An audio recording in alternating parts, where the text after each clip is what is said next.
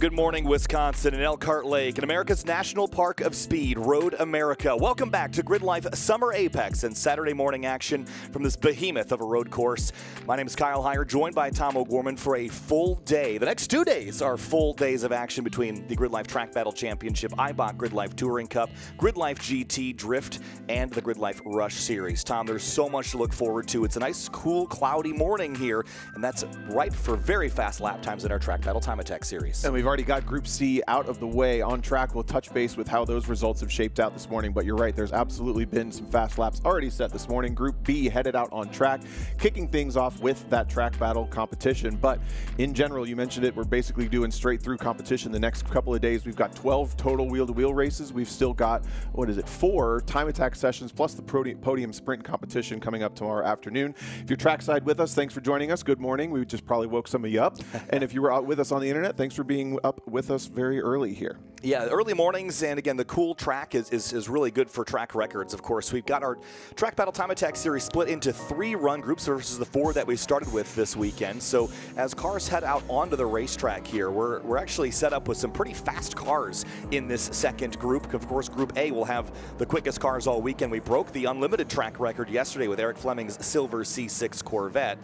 But as cars trickle out there, it's going to be a very busy racetrack, Tom. About 30 cars here in the field, including our Falcon Club TR leaders, which are Mario Moroni and Peter Granberg in the blue and purple Honda Civic and the blue and white Subaru BRZ. But as you'll see here, Tom, GRIDLIFE's Track Battle Championship, this is going to be our heat 4 of 7 before we get to the podium sprint on Sunday afternoon. And essentially all these heats count. Your single fastest lap, whenever you do it, is what gets you into the podium sprint. The top 5 cars from every class will then go into a 3-lap shootout for that podium sprint, winner take all. So it's a little bit of an adjustment on classic time attack action where you can set your single fastest lap at any point. Yes, that's still true, but you have to make it count in that last podium sprint session. Yeah, so just getting yourself qualified in, got to be top 5 in your class. So that's the goal for part of the championship here. That's what will earn you points this year, but we'll get you an additional point and maybe some longevity in a record book is a track record. We've seen them fall in 5 of, actually make that 6 of our 7 classes with records reset just now in the Falcon Club SC class, Tom. Mike Jansen went to the top of the board there. We'll talk more about that in a moment. But the only other class that has yet to break the track record from previous years is our street modified category, and Dewey DeWitt very, very close. We'll see him in Group A, but there still is lots to cover here in Group B with some very fast cars. Yeah, so before we get into Group B, we'll do a quick summary on GRIDLIFE Club SC, the Falcon Club SC time attack category. That is essentially the Sunday Cup category, the slowest cars in time attack. It's a 25-to-1 power to weight ratio. We've had 4 competitors, and all of them set personal bests this morning. Mike Jansen reset the track record for, reset the top time for this event, excuse me, a 2:53.3. Still about a second off the overall track record for that class set by Richard Sawicki last year, but Jim Smith in his Honda Fit was only about 6/10 back. We have 4 competitors, so they'll all go through to the podium sprint. Jack Coughlin setting a new personal best in the 2:55s, and Jason Davidson also setting a personal best from 3 minutes to 2:58. So those are the big stories from the previous run group. This session out, though, we're going to be keeping an eye on the top cars in both Street and Club TR, as well as a majority of our competitors in Street GT, all but the top 3 in that class. Green flag is out. Yeah, green flag is out, and at the very front, Ryan Matthews in that Street GT Chevrolet Corvette. There's Luis Zendejas in the C8 Corvette. That's an unlimited class car by virtue of its tires, but as you pointed out yesterday, fairly simple otherwise. So he's facing a bit of an uphill battle in the unlimited category, but has lots of grip.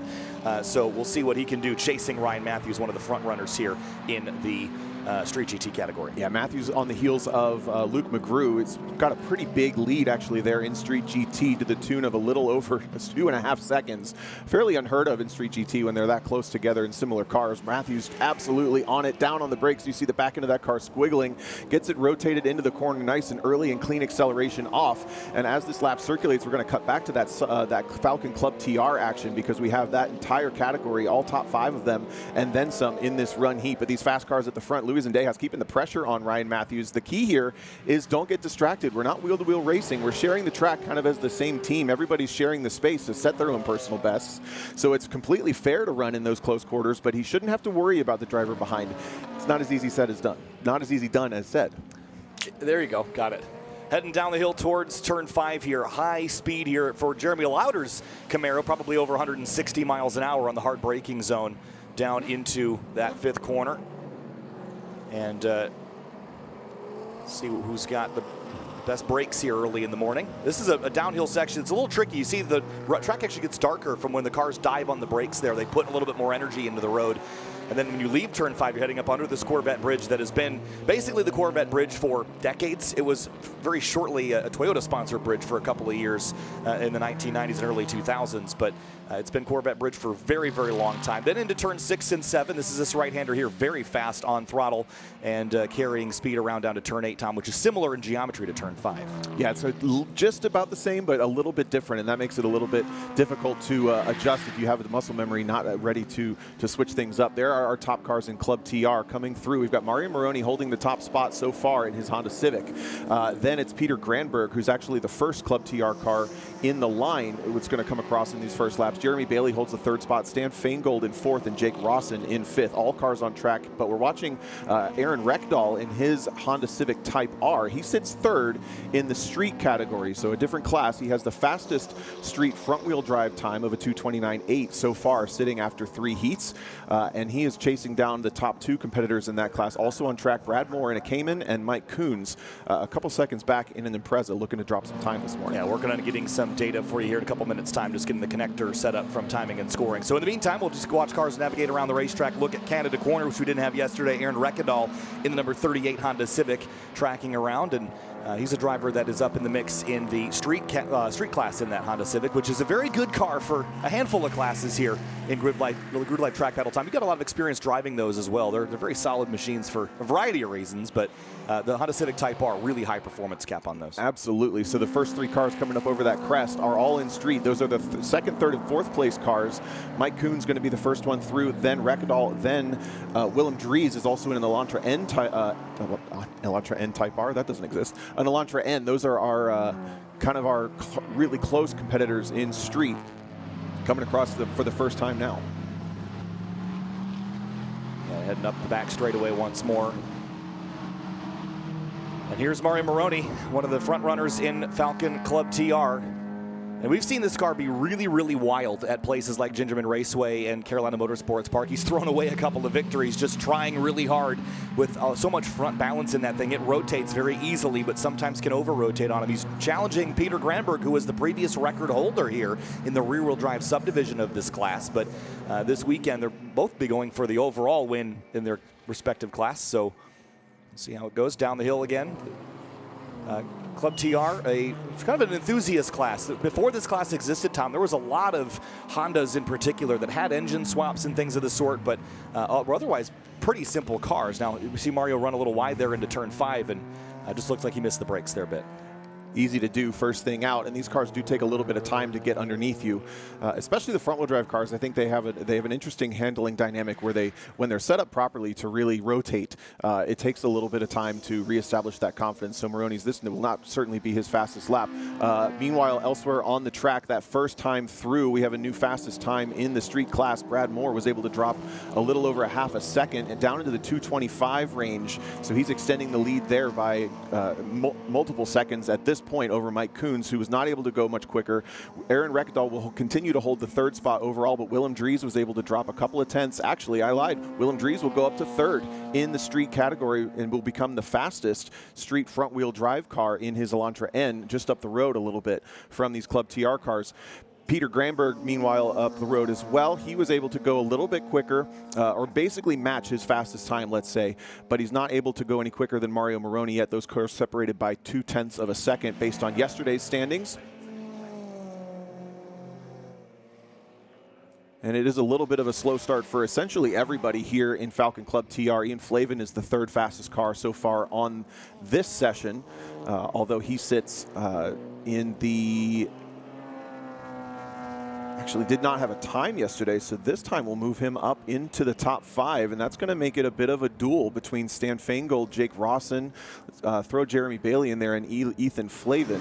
Flavin is actually going to slot into 6th, but he's got some putting some heat on the cars in front. Yeah, Flavin had a radiator issue yesterday. Actually, asked if he could borrow mine, but it didn't end up using it. So glad that he's finally got out on the racetrack. Took a little while to get out there, but chasing now in Club TR. And Mario Moroni across the stripe here. Again, that last lap is a wash because of the off at turn 5. But looking really tidy through turn 1 that time. Pretty critical when you're in a time attack situation like this to recognize that the mistake was made and not put any extra energy into the car. The tire temperatures are fairly important, but also just continuing to make mistakes is building bad muscle memory. It's building bad habits. So reestablishing your marks, not pushing the car too hard, taking some of the energy out of the car and resetting for a fast lap is definitely what you want to do. Mario Moroni coming through about 7 seconds slower than his fastest lap last time through, and that's not all because of that one mistake. So that is a really smart approach. He's really deep into turn 5 once again. Gets it wound up for the Apex, but I would say it was a little bit clunky still. How challenging is this place on brakes, Tom? Because you're going into some really tight corners at the end of very long straightaways. So I would think that it would be hard on brakes, but you also get a lot of opportunity to cool them. So how does that factor in? It's typically not the hardest track on brake temperatures, that's for sure. Yeah, as you mentioned, you get plenty of time to cool them down, but it's there's such fast approaches on these braking zones. We're talking you're trying to hit a brake point that's within less than a couple of feet of each other to be consistent. And when you're traveling at that speed, the bind is just not that great at identifying those fine distances. So establishing the muscle memory is equally as important to establishing your reference points. Moroni looking really on it through the carousel. That little mid-corner rotation was beautiful for the Civic. He's going to get a point by, I think, a little bit early. That's an awkward spot, catching one of the Street GT Porsches into the kink. And I think he will have had to have checked up. Just an awkward moment for those two. Nice point by from the Porsche after the fact. Moroni potentially getting a little frustrated with that. We were following Aaron Rekdal. He just set a new personal best, 228.9. Going to move him 2nd in street category and retake the fastest front wheel drive time. We're continuing to watch Mario Moroni, your current leader in Falcon Club TR, excuse me, in his Civic EG, headlights ablaze. We'll see if that exchange in the kink held him up at all in these sessions with only 3 time attack groups. Again, we have 7 heats of time attack over the weekend, but there's always going to be 3 run groups, which gives us a pretty good amount of run time in each of the sessions. So these will be fairly long for a time attack session. You can be pretty strategic with how you use that time. Yeah, I guess the other question, we talk about Group A cars. Those cars will typically only run 1 or 2 good laps, but a Falcon Club TR car, we've seen them be able to make speed 4, 5, 6 laps into the run on that RT660 tire. Now, there's a new compound this year, the RT660 Plus, which is legal for the Class 2. So, how hard can you push before you start to lose performance on these tires? Because these drivers still seem to be making pretty good times pretty deep into the run. It's kind of about learning where the sweet spot of the heat of the tire is, right? So they don't just get hotter if you're paying attention. But if you just keep driving the car, they will start getting hotter in that way, and they're going to hit a point where they no longer can go faster. So if you're aware of maybe I can do 2 on and 1 down lap and take some of that heat out, or essentially cool the tire slightly, you'll be in a really good position to use the entire time.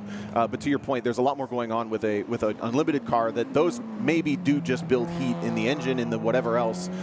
Some of them don't even have fuel for more than a couple of laps. In Club TR, we have a new fastest time. Peter Granberg goes to a 2:30 000, right at the 2:30 mark. Not quite in the sub 2:30s yet, but that is your new fastest car in Falcon Club TR, putting about 0.3 of a second on that car we've been watching now, Mario Moroni. And I think Granberg is actually right behind him, so they're near each other on track. Granberg in that white and blue with pink accents, BRZ.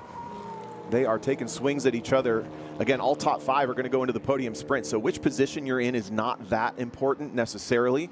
It's certainly bragging rights, and it's certainly the track records that we're chasing here, but they're now within about 2/10 or maybe even 1/10 of our overall track record from Falcon Club TR set by James Houghton in a Civic that's not here currently this year. There's a look at your times here. And again, Club SC, Mike Jansen, a 2:53.331. That is the new track record. Then James Smith with a 2:53.994. Then, of course, you see in Club TR 2:30 flat by Peter Granberg, as you pointed out. And then, again, the records across the top of the screen in Club SC and Club TR. Getting timing up on the screen there. Thanks to the timing crew for sorting that out there. Had a little bit of a bug in the system to work out. So all good now in the morning. And everyone's got our coffee in us now as we work through this Group C session here. Mario Moroni heading up the hill here.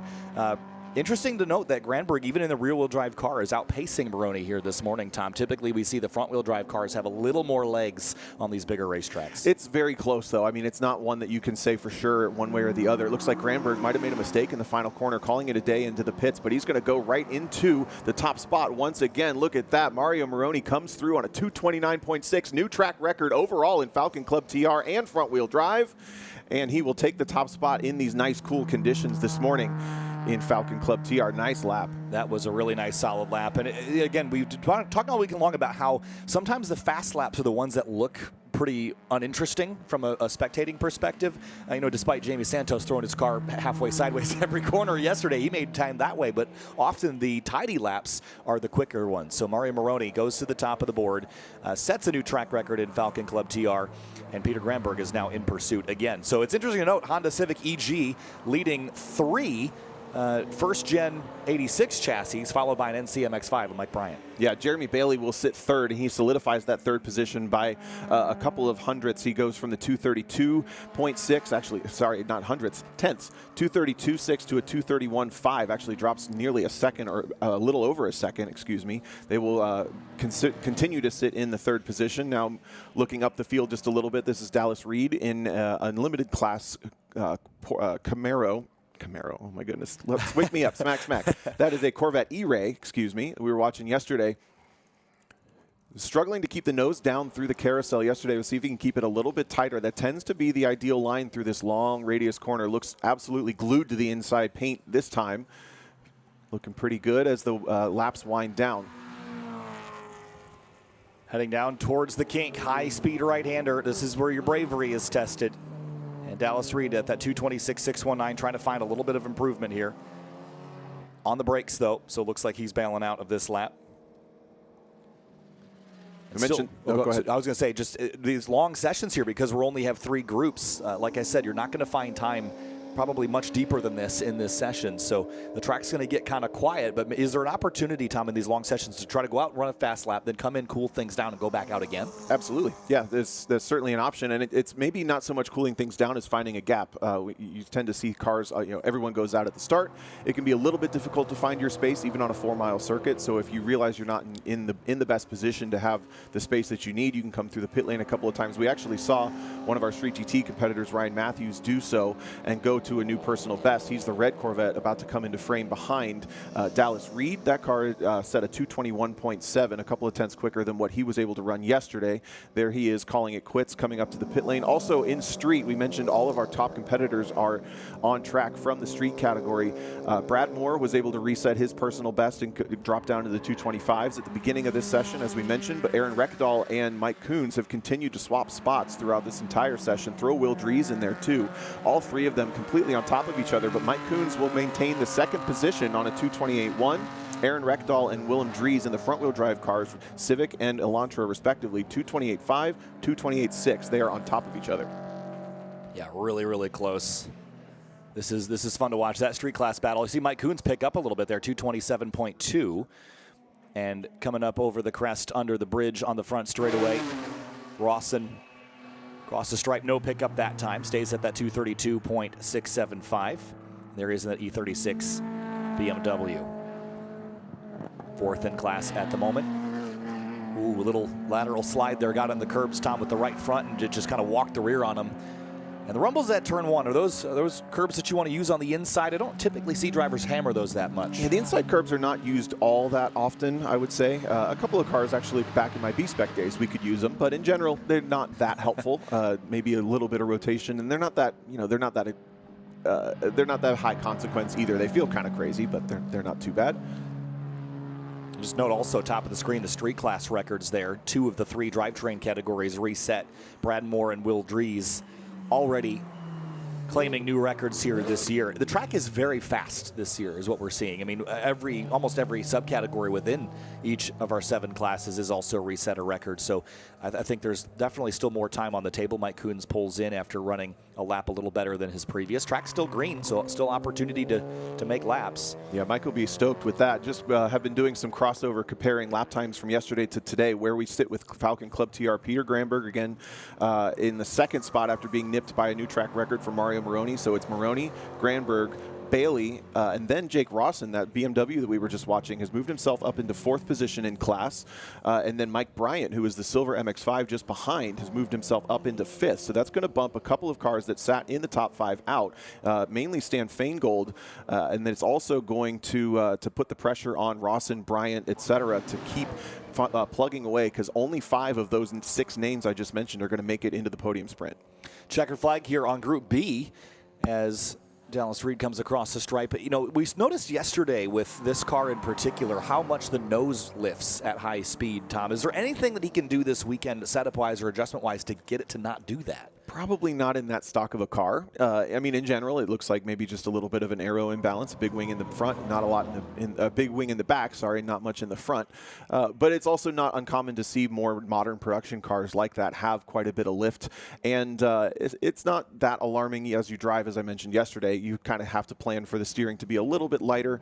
But in general, it's obviously been engineered by a bunch of professionals at GM. So it maybe looks dramatic on camera, but it's probably not that alarming behind the wheel. Yeah, I think it's always interesting to me that when you have these very high-level performance cars from factory, it's like there's so much engineering and design that goes into making the cars like this that, you know, you have to make sure that when you put parts on the car, when you set the car up, that you're intentionally making it better on purpose, because it's probably really easy to make it worse.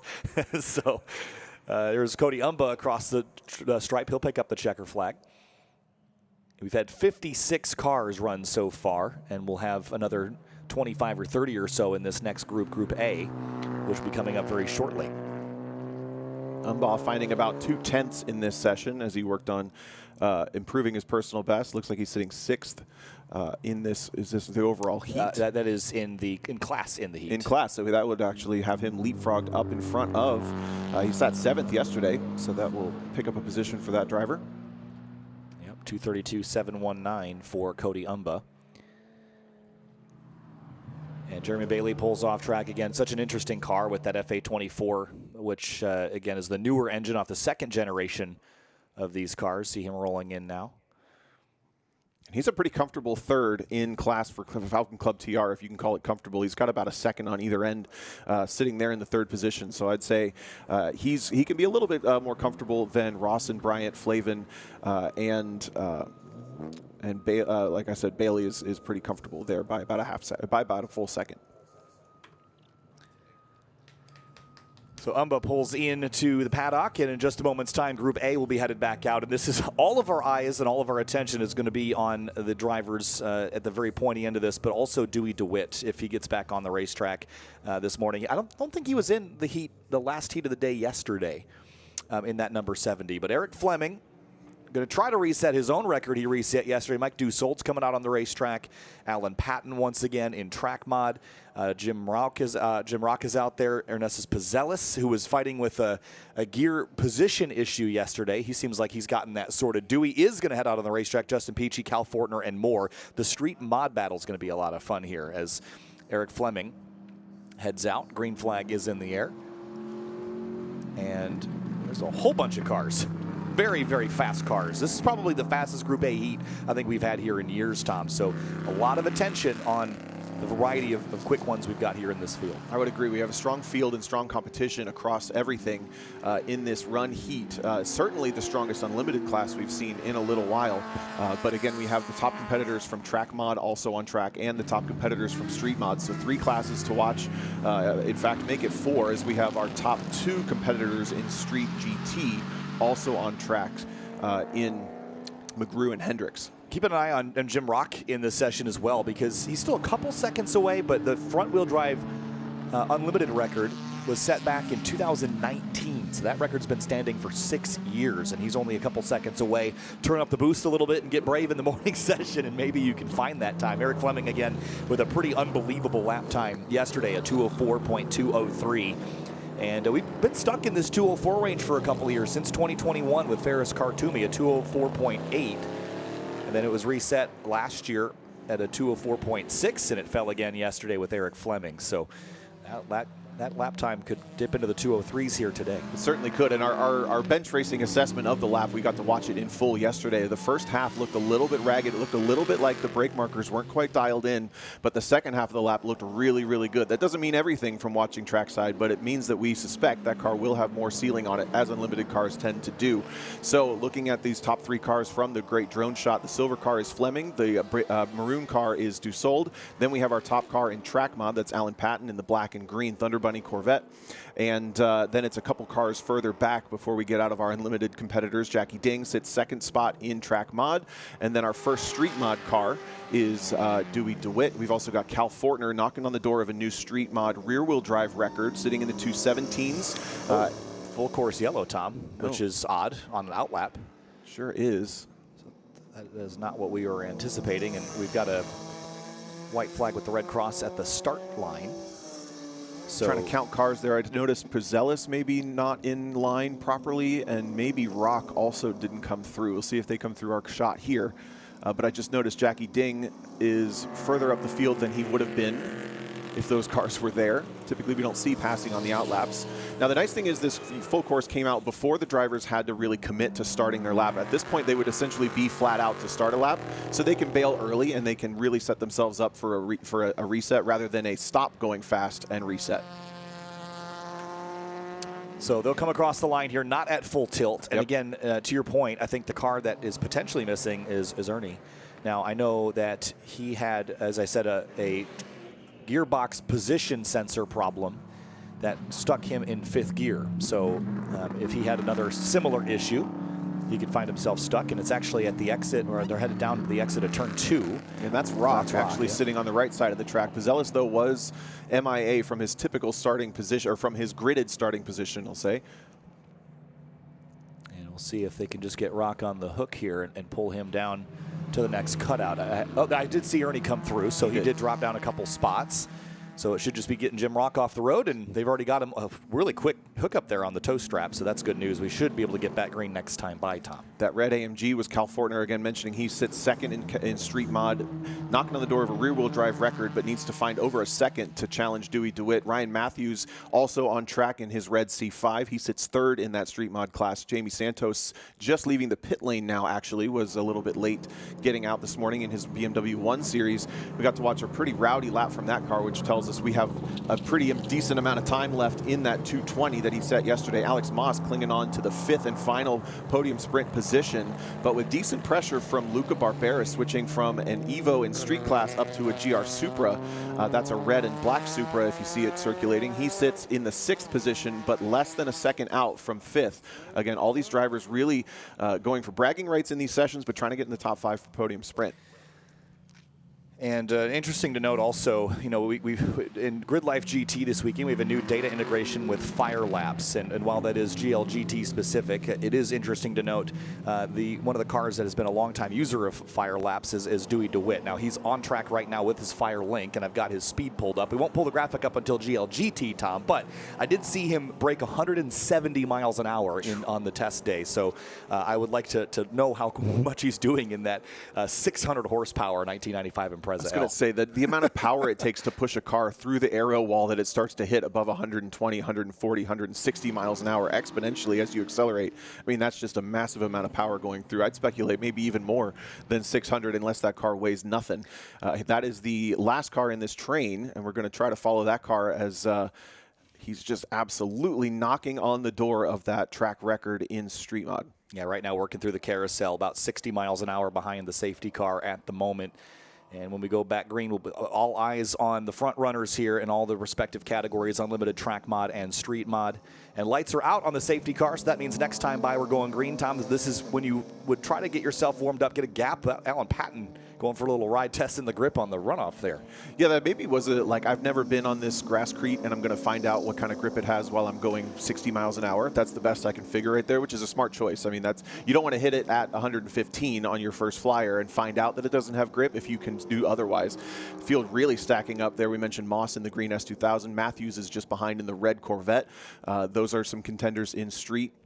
And then don't forget, now we've basically got the two track mod cars that are in contention with each other on each other's bumpers. That is Patton and Ding.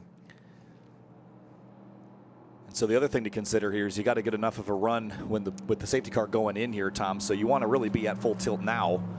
I'm not sure that they're going to get enough of a run. I think they waited a little too long to build the gap. Remember that in the time attack pace car rules, you don't need to stay bunched up together, either behind the safety car or the car in front of you. So I think they waited a little too long to get bunched up, and they're going to kind of waste the end of this lap, I think. Maybe it does become challenging when the pace car's not moving that quick to build a gap. You can only go so much slower. Luckily, these cars have plenty of power. They can kind of roll into 14 without that much momentum and still salvage the lap.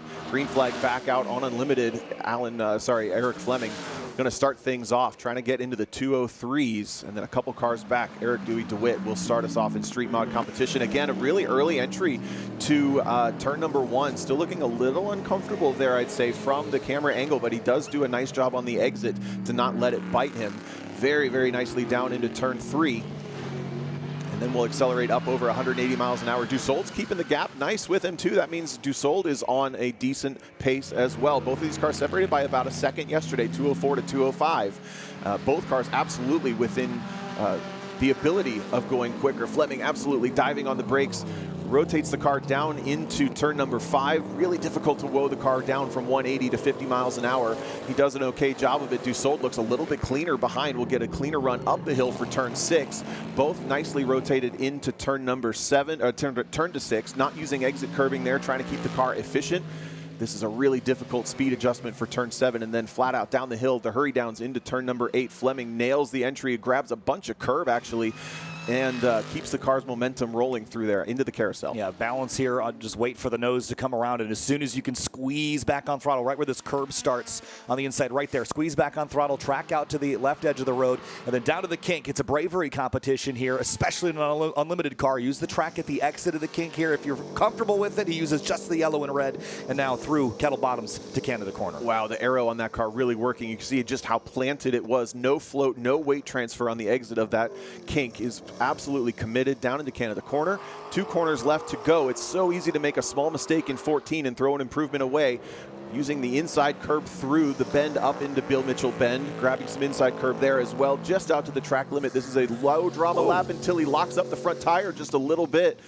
And he's going to lose a little on the exit there, I'd say, but salvages it nicely, does not go off. He's absolutely gapped Dussault by a bit more than the beginning of this lap. What has he got? Needs to beat a 204.203 to break his track record from yesterday. Across the stripe, it was a good lap. Is it going to be enough? 206.107, it is not. Here comes Dussault across the line. We'll see what he can do in the Camaro, 206.974. That's not quite quicker than yesterday, but Fleming's still on. He was able to go quick a couple laps in a row. For Patton, that's an improvement, 209.354. That's quicker than he ran yesterday. Jackie Ding, 212.265. And that is an improvement on his lap from yesterday as well. Dewey DeWitt, 217.319. Not quite the track record, but Fortner almost matches him, 217.4. And that's going to be a new rear-wheel drive record because he only needed to find about a 10 to get that one. So State's big slide, big tire noise there. I think that would have been Fleming, and he's going to spin it off into the gravel. Yeah, Eric Fleming off into the gravel. Just carried a little bit too much speed there. And he might be able to get out. He's not completely dug in. He's going to fire the engine back up and try to roll out. And if he just keeps the momentum going, he should keep us green. Nicely done there by Fleming. And he'll head straight back to the paddock. So went all for everything he could get in turn 5. It didn't quite work out. Still a pretty well salvaged mistake there. We saw Dussault do 3 laps in a row yesterday. He'll probably keep going again. Ding just dropped nearly 3 seconds on this. He posted last night he's going to turn it up. Still not enough to keep up with Alan Patton's Corvette, but it puts him within 3 seconds instead of 5. Ooh, look, McGrew 220.68. Is that a pickup for him? No, he's standing on a 220 flat right now, so that's not quite faster for Luke McGrew. Nick Hendricks, though, did get bumped by Ryan Matthews last time through. He needs to get into the 221s if he wants to pick up his second position again. He's not quite able to do so. You see him sitting at that 223 flat right now in this session. Look at Dussault sailing out of Canada corner. That car's so wicked fast on the acceleration here. And he got quicker over 2 laps yesterday, so this could be a definite possible opportunity to get back towards where he was yesterday, 205s. Comes up over the crest here. We'll see if it's good enough to pick up on his 205.8 from yesterday, and it is quicker, 205.024, so that's an improvement for him and goes to the top in this heat. But again, Dussault's time from yesterday still a hair quicker. Good pickup, though. I think that, no, that's an 8/10 pickup. It is a pickup for him, but behind Fleming still overall. Behind Fleming, correct, Yep. yes. So he's within 8/10 of Fleming. He'll stay second in Unlimited. Rock and Pizelis third and fourth. By the way, as far as speeds on the straightaway, I saw Dewey on the Firelink 163 off into turn 5 a little while ago. Alan Patton, no pickup there. I think that is a cool down turning into a flying lap. Here comes Ryan Matthews in Street Mod. This is a car to watch right now in this heat, about a second behind Dewey DeWitt, but ran a 218.579 yesterday, which was a hair quicker. See, Dewey still on the racetrack, but moving over to the right. Looks like he might be letting some traffic on through. And he is going to be off throttle, giving the point by to Matthews. No pickup there for Matthews. Looks like he might not be on it as well. He looks like he's on a cool down here. So gave it everything he had. But Dewey, Fortner, Matthews, the top 3 as they were yesterday. But Dewey about a second away from his best time from yesterday afternoon. Alex Moss in the S2000 also picking up about a half a second from his personal best yesterday, just starting another flying lap on the front straight, just in front of Luke McGrew in his Corvette. McGrew comes through with no improvement, it appears, on a 220.6, still best this session. Basically going to have to get into the 219s in that C6 in order to improve his personal best. Nicholas Hendricks improved on his best from yesterday, and it looks like Luca Barberis to the top of Street Mod in this heat, 216.707. And that is only 2/10 behind Dewey's time from yesterday. That is a huge dig from Barberis, really well put into this session. We haven't seen that Supra on camera much yet, but he was sitting 6th in the class outside of the podium sprint group, and that's going to move him in front of Cal Fortner and just behind DeWitt's best time from yesterday, 16.5. Really well executed. And here's Kesselov in the Tesla, the track mod Tesla. The 369 car just went 5th in class in this heat at 220.095.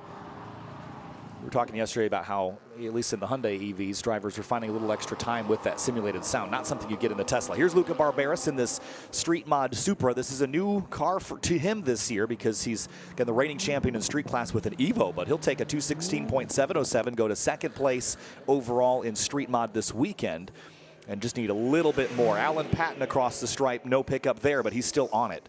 I think last time was a cool down, so this could be the start of another flyer. Could be.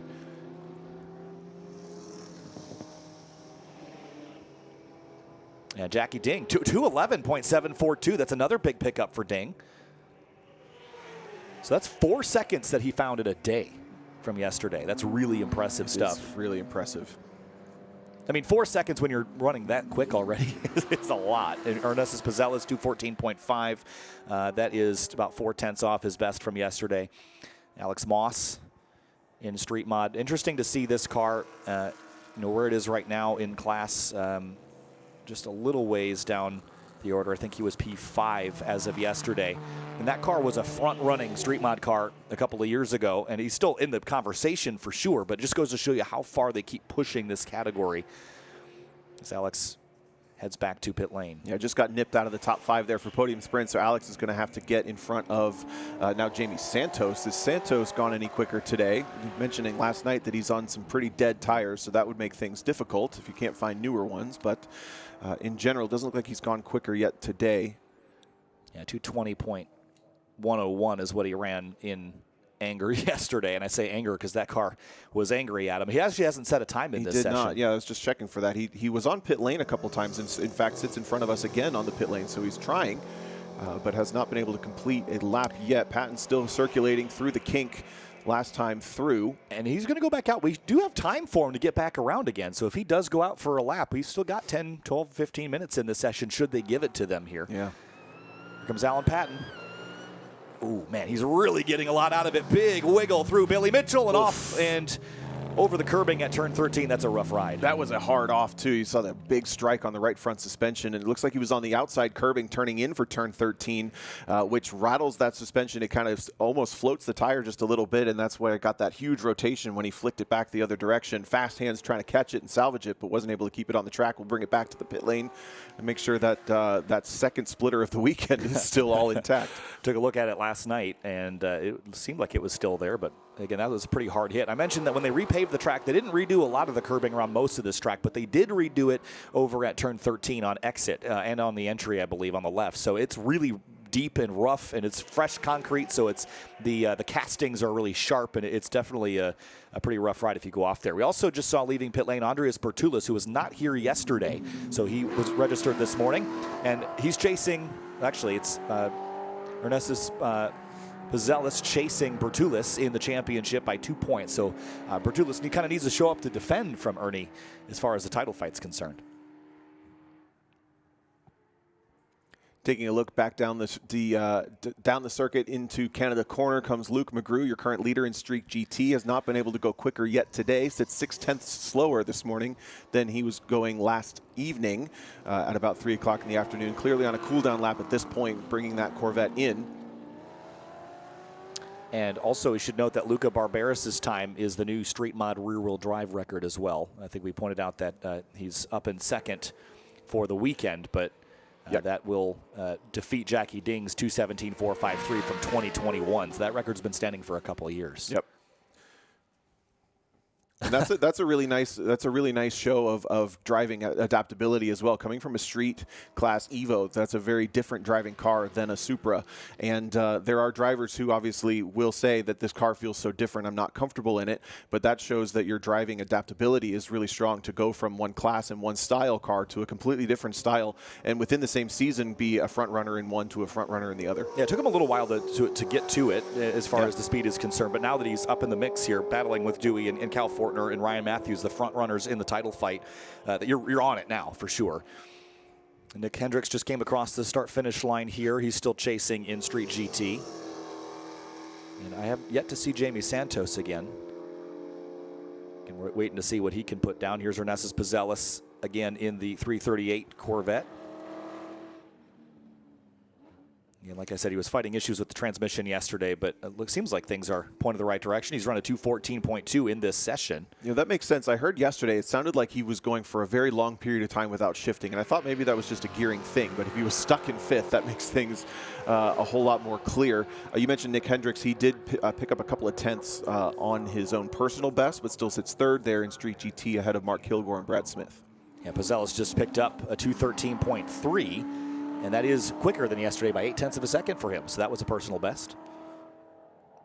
Again, I'm just blown away looking at the top 5 in Unlimited there, and really in track mod too. The times that we're seeing here are so fast, and it's like we're almost getting desensitized to sub 2:15 laps around Road America. But there was not that many cars that could do this in years past, but everyone has just shown up this year to really lay down the gauntlet. Checkered flag is out here on Track Battle Group A. See if Pizzellis is still on. It looks like he is for a moment, but now backing it down perhaps. Yeah, I remember back in 2019, the first time we came here, you see that track record from James Houghton. I believe that was the overall fastest lap of that event at the time, that 2:08.1. And it was so fast that the Road America staff thought that there was a timing issue. That's how much quicker that our time attack field was at that time than they had anticipated our club time attack event. And now it's to the point where there are multiple cars underneath that, and there are multiple cars knocking on the door for that, not even in the unlimited category. I agree with you. The growth is pretty impressive. It's just pushing the sport forward. Again, Track Battle Time Attack. Yes, it's about the driver and it's about what you can get out of the car, but it's also about building the perfect mousetrap for competition and finding all the limits of the rules. Hendricks, big slide through Billy Mitchell Bend. Gathered it up, though. Seen that from a Corvette before, and it's a pretty classic Corvette thing. If you load the rear suspension a little too quickly, they want to over-rotate on you that way, not just because of the power, but also because of the rear suspension. So you saw that pretty confident turn in, and then the back end just wants to keep coming around.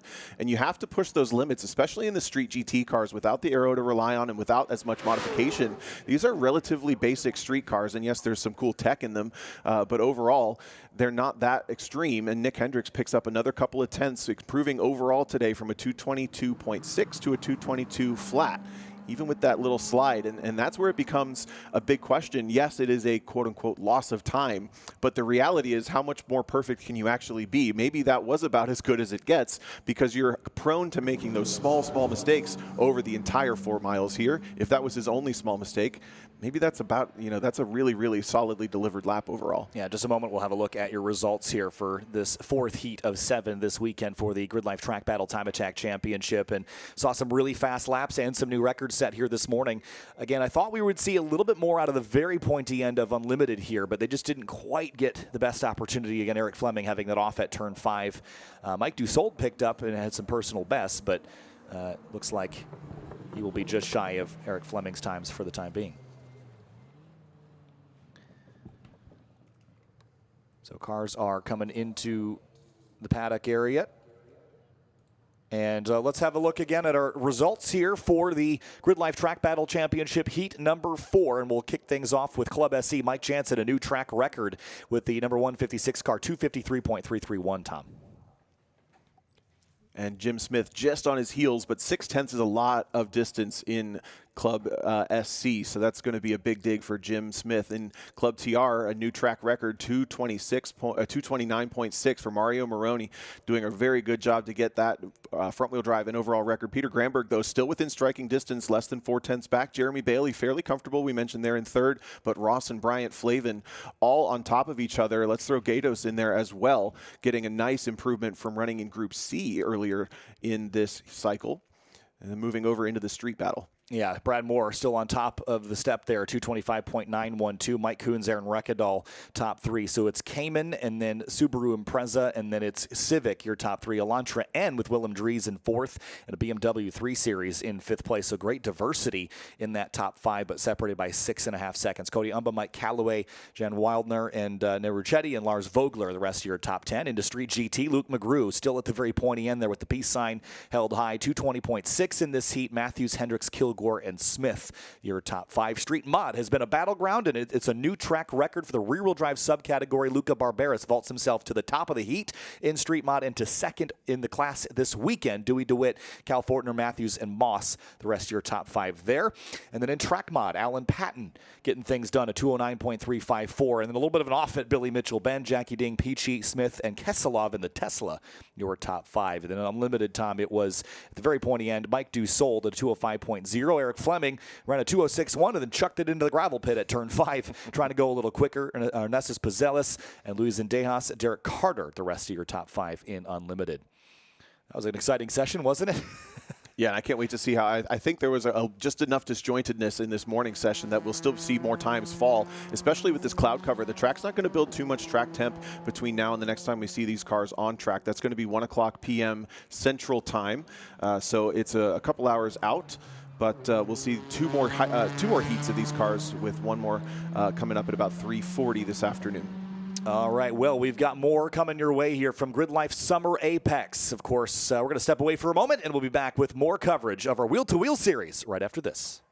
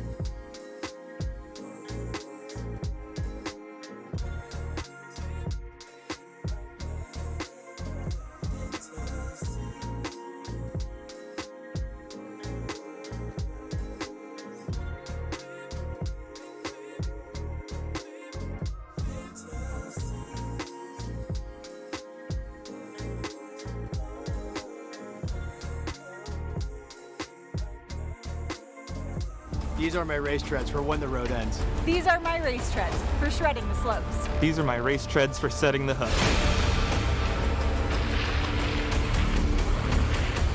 Racetreads.com. Tires for every adventure.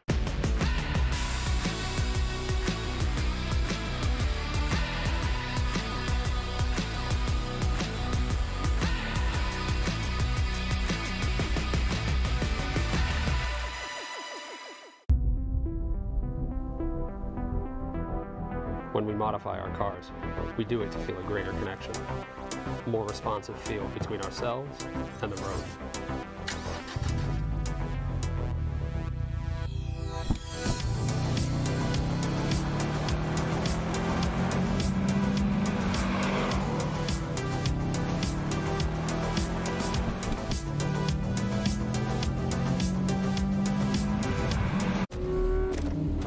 Born on the track, bred on the mountains, raised on the podium, ready for anything and everything. Falken tires, race tested, road ready. Learn more about our entire line at falkentire.com. Every lap, every race, every bit of paint traded for every hard-fought place.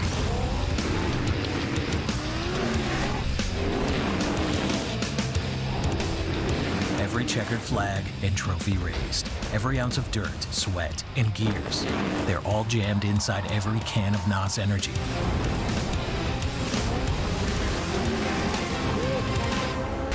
Go ahead, open up a can.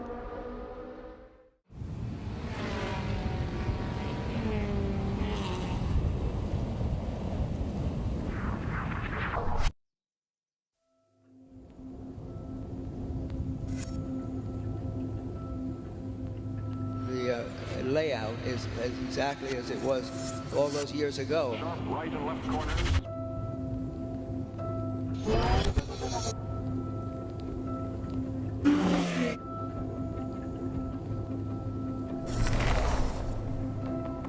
There have been happenings here as long as the track has been here. It's still kept its heart and soul.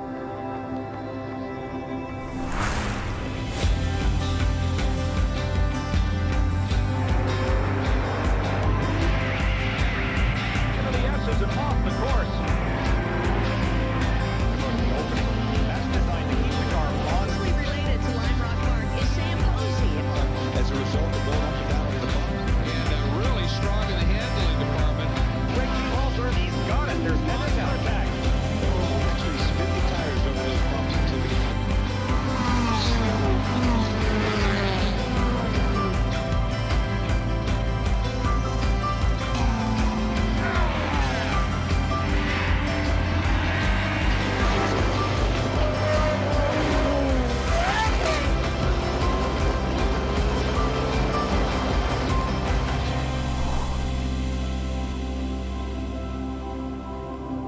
The track is the final arbiter of things, and it makes it very special.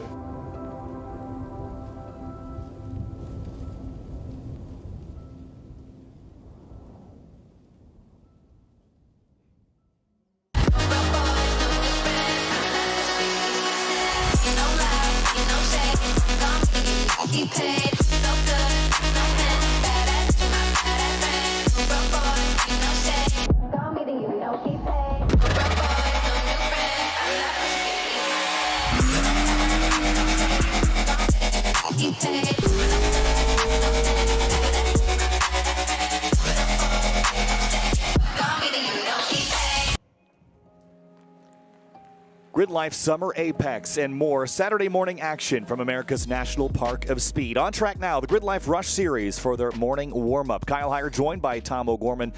Tom, as we get set here, this is just a warm-up here for the morning. So, again, this is not really going to be contextual to much as far as the as far as the weekend is concerned, as far as lap times and whatnot. But just a morning session to kind of get back used to how the car is handling, see what the track conditions are like this morning. Yeah, last opportunity to shake some cobwebs out, maybe test some setup changes. For in specific, we'll get to the driver that just left your frame there, Andy Vogel. We mentioned some mechanical issues with that car yesterday, but the main thing here with this quick 10-minute session is kind of set a goal, go out and deliver it. If you don't have a goal, make sure you don't burn something up, or make sure you don't make any mistakes, because we do race in less than an hour's time, essentially, or just over an hour's time, but less before you have to be in grid at 10:30 a.m. So it's just an opportunity to get a little bit more seat time, maybe a couple more laps. But we mentioned Vogel. We were talking about how he was down on top speed yesterday, and these are spec cars. That shouldn't really happen. They found out it was just over full on oil. They took some oil out, and then all of a sudden he's going faster into every corner. He's like, my qualifying wasn't that great. So that's a driver, for example, in that black and pink car coming down into turn 5. This is a pretty critical session for people like that, but in general, it looks like most people are just going to go out, kind of put some heat in their brains and put some heat in their tires before we go racing. Yeah, heat in the brains is a good one too on a morning. I think we're all getting up to speed on this AM. So cars working their way through turn 7 now, and again, just they've had quite a bit of on track as of yesterday, a couple of practice sessions and this warm-up and the qualifying we had, which was really exciting. There was a lot of shifting and shuffling there. Yeah, one of the most exciting sessions we've seen in non-wheel-to-wheel sessions for sure. It was very, very compelling qualifying session.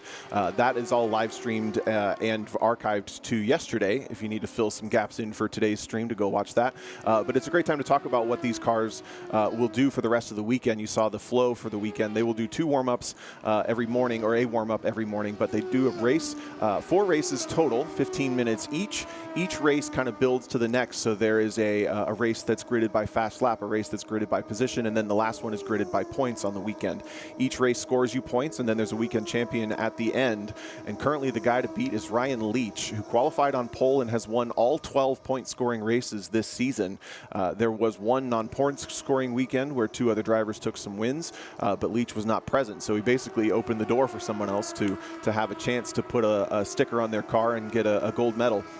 In general, though, he does have quite a bit of competition looking at the rest of this field, including the local driver, James French, who is qualified on the outside of the front row and looking very, very quick at his home track. One of the drivers we'll be watching here in this warm-up session is Ayrton Grimm, and he had an issue with his Eibach GLTC car, so he will be retired for the weekend with a turbo manifold issue. But in the Rush Series, qualified well, Tom, but was underweight by 10 pounds at weigh-in, so he'll be down at the bottom of the order. So just going to see where he's checked in now once he puts a lap time on the board. But he's going to be fun to watch in the race later today, in a field almost 50 cars deep. A talent like that will be moving forward. Yeah, some of the most fun races I've ever had, and you kind of across the board, people agree that some of the most fun you can have is starting at the back and just seeing how many cars you can pass. Racy down into turn 1. That's the kind of mistake I'm talking about. If you're not setting goals for this session and staying aware of what it's for, you can make a weekend ruining mistake like lunging in on somebody who doesn't see you. That's a much more coordinated pass down into turn 3. We mentioned Blair Hosey, have not mentioned Blair Hosey yet, qualified 3rd. Bryce Mersberger 4th, Nico Bratz 5th, then Vogel 6th. But to your point, it's going to be a bigger order as we have over 45 cars qualified for this session. 48 entered, 45 qualified, coming up for race 1 in about an hour. Yeah, when you look at the championship so far, we've raced a few more times than we've had championship points, but the 12 championship races, there is one outlying driver that has an average finish of 1.0, and that's Ryan Leach. So everybody is chasing him. I don't think we've seen an average in grid life competition like that since Jeremy Swenson had an average of 2.0 back in 2022, if you remember, I believe. So yeah, I mean, it's hard to beat an average finish of 2. You have to be an average finish of higher than that and win a whole lot. It was very impressive to come out and just win all the races like that. Leach on pit lane, finishing up his reason to be on track at this point, it looks like. And these cars are really cool little cars. I think single-seater, it kind of bridges the gap between a sports car or a touring car and a full-on prototype or open-wheel car. It's a little bit more approachable from what I understand. And they also sound cool. I like this little bike motor sound, especially when you put 40 of them on track. They definitely, it has like a real kind of sports car prototype soundscape to it, which I think is really neat. And, they're not crazy loud either, which, again, sometimes super loud cars can be, I don't need cars to be loud these days. I feel like an old man. But but they're just the right tone, and they really do put on a good show. And honestly, I think Road America is going to be one of the best shows that we put on this year with the GRIDLIFE Rush Series. It was last year with a highlight that was very popular on the YouTube channel if you go back. Andy Volkel to the top for a moment. Ethan Alexander pips him pretty quickly at a 2:27.774. And we're going to see this be a revolving door with lots of green as drivers improve on their times here in a moment. There's one of the drivers that won some of the races. Leach did not attend 3 of the 4, in fact. Jason Ayler using all the track limits out to the grass and then hustles it back onto the circuit. That's the blue and white car at the back of shot. Alexander is the chrome blue just in front. And they came across just before the checkered came out, but checkered flag already out on that quick 10-minute warm-up, which is barely 2 laps here at 4 Mile Road America. Yeah, it's literally just a warm-up. Get all the oil circulated, get your brain in the right headspace, and honestly, it's like an extended hardship lap. So you just go out there. If you had any issues, this is the time to fix them. But 1 flying lap and a warm-up, that's all you get, and a cool down. So 3 laps, but only 1 flyer. Something that stands out to me here, though, these drivers have done a lot of sessions and a lot of laps at this point, and we haven't seen people really come out of the gate running under the 2:28 mark very often. Both Alexander and Hosey have done so in this quick and cool session, short, I should say, and cool session. So that's actually, I think, a pretty good performance coming out of the gate with tires that have shown they like a little bit of heat, and it's taken 2 or 3 laps for drivers to show those 225s and 226s. Now another 227 out of the gate for James French. So 3 cars into that time window that we didn't see many people able to achieve in yesterday's practicing or even testing the day before. This car is still coming up over the hill here, finishing out the warm-up for the GRIDLIFE Rush Series. In just a moment, we'll take a step away and get set for our first of 4 races for Eibach GRIDLIFE Touring Cup. I'm really excited to see how things pan out there. A lot of storylines to cover, including Austin Hurdle, who broke a 5th gear on test day and was basically forced by all of his friends in the paddock, including our beloved Andy Smedegard, to put a new transmission in, and he's up in the mix now already. So that'll be one of the storylines that we're following there. But in just a moment's time, we're going to bring you Eibach GLTC, and we'll be back right after a very short break because they are about to head onto the racetrack.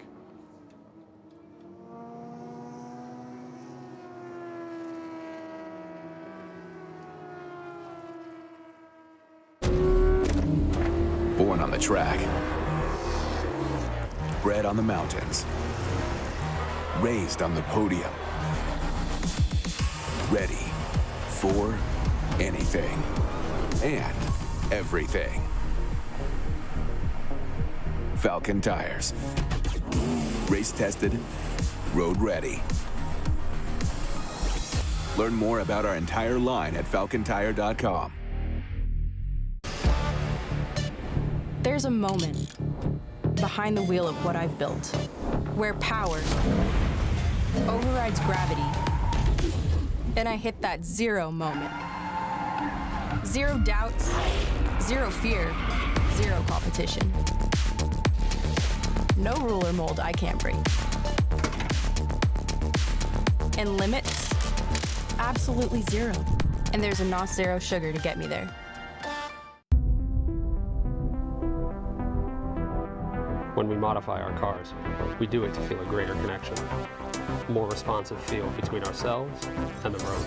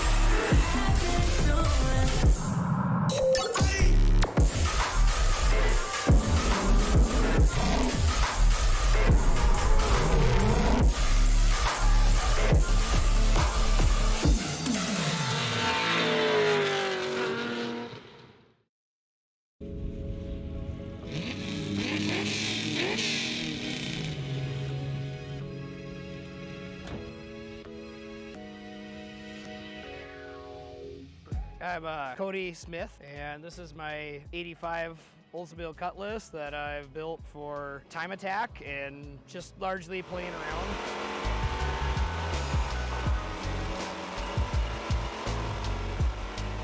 I do a lot more than just Time Attack with it. I also do autocross, and at the end of this month I got a hill climb coming up that I've been doing the last couple of years too. So really it's just about being an all-arounder for me and really having fun with. Last weekend I was at an event where we actually got scored on autocross, drag race passes, and a standing start on the road course. I like to do a little of everything with it.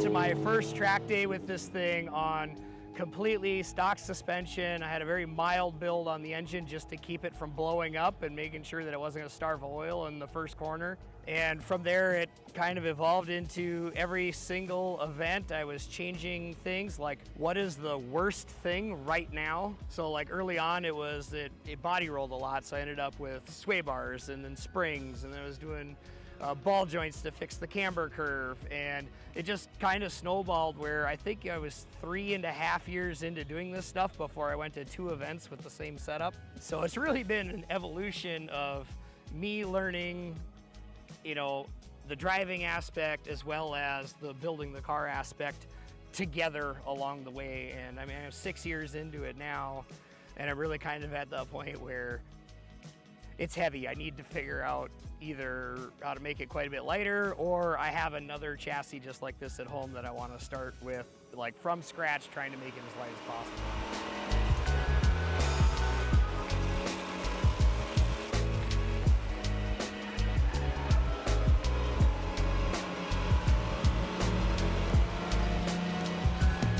The engine is a 350 Oldsmobile diesel block. But all the bolt hole slabs, so you put all the gas stuff on it. So what I did was I bored it out, so it's 384 cubic inch, ported aluminum heads, big intake, full dry sump system. I ended up doing that because turn 2 at Brainerd, I was watching my oil pressure gauge go from 40 down to 20 and then come back up to 40 exiting the corner when I was on the old engine. And then now with the new engine, I'm making another 100 horsepower more, makes around 520 on the engine dyno and around 460 foot-pounds. It might be a little bit more now because I had some teething pains last year where I ended up having to take it back apart because I broke the head off of the intake valve that bounced twice and got stuck in the intake manifold. So instead of kablooing the whole engine all over turn 14 at Road America, I got extremely lucky where I actually drove it all the way back to my pit spot and loaded it in the trailer, unloaded it at home, put it in the garage, and then found out I had no compression in cylinder 7. So now it's got bigger valves, a little bit better valve job on it. You know, I'm going through a couple other things, like now I have a functional cowell induction set up on it. I just built that recently. Added a few more vents to the hood, not necessarily because I need the cooling, but to try to get more front end downforce.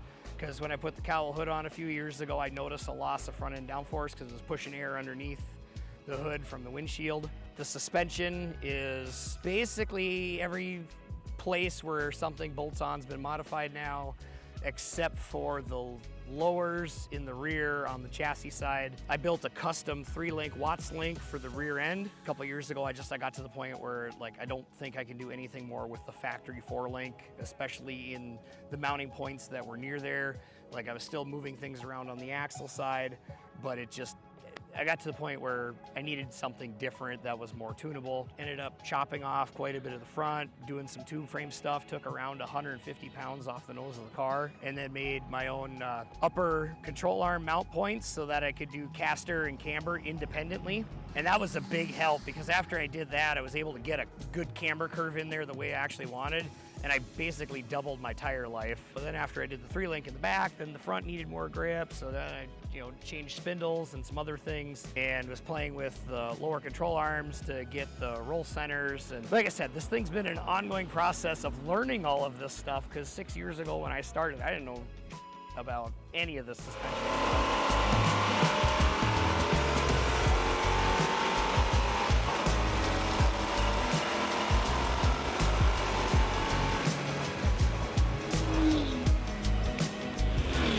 How I got into grid life. In 2016, I had a buddy who had other buddies that were gonna go, And then work ended up coming up for him, so I just bought his ticket and be like, yeah, whatever. I'll just take a week off of work and go to Michigan and, you know, see what the heck it's all about. And like from that first time at GridLife Midwest Fest, it was like, no, I'm doing this every year. I'm gonna come to this. I wanna get on track and do this. Kept telling myself that, and at that point, I'd been wanting to do the road course thing for almost 10 years at that point, and I ended up having a house fire and basically losing everything.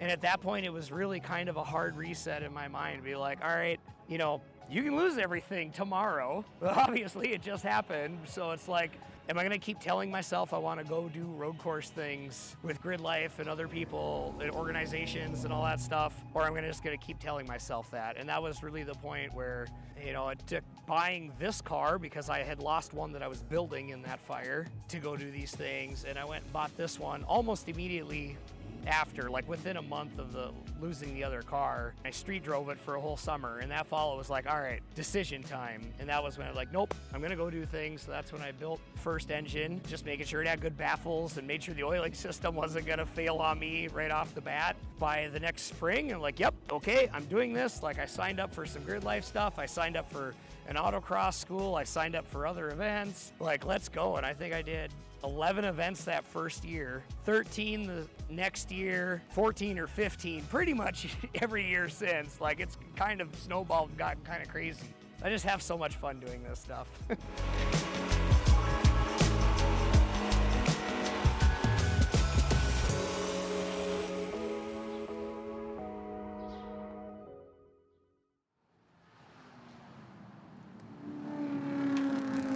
Green flag for Eibach GLTC race 1 off into turn 1, 3 wide. And leaving turn 2 down into turn 3 here, Tom. The field straightening away. It's Matan Rosenberg out in front. And down into turn 3, Magnussen falls in trail. It's a great start for Matt Waldbaum, though. Magnussen was able to get a run up underneath the backside from third position of Matan Rosenberg, and it was a poor jump from the inside on the low-powered Miata of Emil Tab. The field still sorting themselves out, so double and triple wide through turn number 3, but the top 5 were able to go single file through there. They're going to get a little bit of a breakaway as we get down into the braking zone, a little over 130 miles an hour. Tab now coming back on the inside of Waldbaum is going to clear him easily into the braking zone, and another great start for both the next 2 cars in line. It's Aaron Lichty running a highly detuned C8 Corvette for its first weekend, and Kyle Hale was able to follow him through on a great start. It looks like that outside lane in general from first, third, fifth, and on were able to get a good start. Oh, it's a really slow dig up the hill for the Z3, and it's going to be a little bit of a cluster into turn 6. Yeah, this was a trouble spot here last year. See Ryan Power there to the inside of Joel Morris, and then Michael Hilo chasing as well in the Eibach car. But nice, clean, tidy start for the first half of the lap here, Tom, and then down to turn 8. Ooh, tight stuff between Peter Zhang and Matt Beck, but at the front, it's spreading out quickly. Tab was able to complete that thought entirely, and it's the big loser is actually Christian Aranha in the yellow Corvette, all the way down to 8th. Jack Wishmeyer also able to get up around Andy Smedegard. I think all of those cars were on the inside lane at the start, so something delayed that inside lane from getting the jump. Maybe just the lower power Miata starting in the front of that group, but now mostly single file as we come through the kink for the first time. Another car to keep an eye on as Dana Baczynski looks to the inside of Salil Shukla is Baczynski. He had to do qualifying with essentially no brake pressure after an issue. He said, I'm going to get a lap time no matter what, and was able to safely complete a much slower lap than that car has paced for. That's the orange BRZ not able to make the pass on Salil Shukla because they've got Michael Hilo in the way, and now they're going to go side by side up into turn 13. Yeah, Baczynski trying to find his way around Austin Hurley. We mentioned with the transmission issue that he sorted out earlier in the weekend with parts that he found on Facebook Marketplace. So put that car back together up the hill here. Matan Rosenberg quickly pulling away from Eric Magnussen. I'm not sure anyone's going to have the legs to keep up with him if they let him get away in this opening lap. Yeah, and that's what we would expect. He was on pole by nearly 1.5 seconds, so just on raw pace, that Eibach Corvette should just kind of take off and leave everybody else, but Magnussen did what he needed to do to get a start up over Emil Tab. Tab has got straight line legs when he's got the draft, though. Look at that. Easily clears Magnussen down into turn number 1. That car is flying. Whoa, big slide for Tab through turn 1, and he gathers it up. But almost wiped out. Magnussen will take advantage of that drop back to the inside. And Aaron Lichty in the C8 Corvette quickly pulling up on these drivers. That was a big moment. Yeah, it was a big moment. And then there's got a really cool race happening behind them. It's Wishmeyer kind of holding up a little bit of the cork in the bottle for Smedegard, Chat Troop, and one other car back there. I think it might have been Kyle Hale having dropped back slightly. We'll confirm that in the next shot. And then things have spread out very much so in the back. Continuing to pull out the gap, though, is Matan. Now let's see if Tab can hold the position on the brakes. No, he's going to give it up this time as Magnussen really buries that BMW down in there. Yeah, he's really trying to keep Emil Tab behind him. Emil is definitely the little mighty car that could. And Matt Waldbaum had some braking issues yesterday here, Tom, trying to take advantage of the repair and move himself forward. There's Jack Wishmeyer to the inside of Lewis Chatroop into turn 6. But 4 cars fighting for second and leaving Matan Rosenberg to drive clear.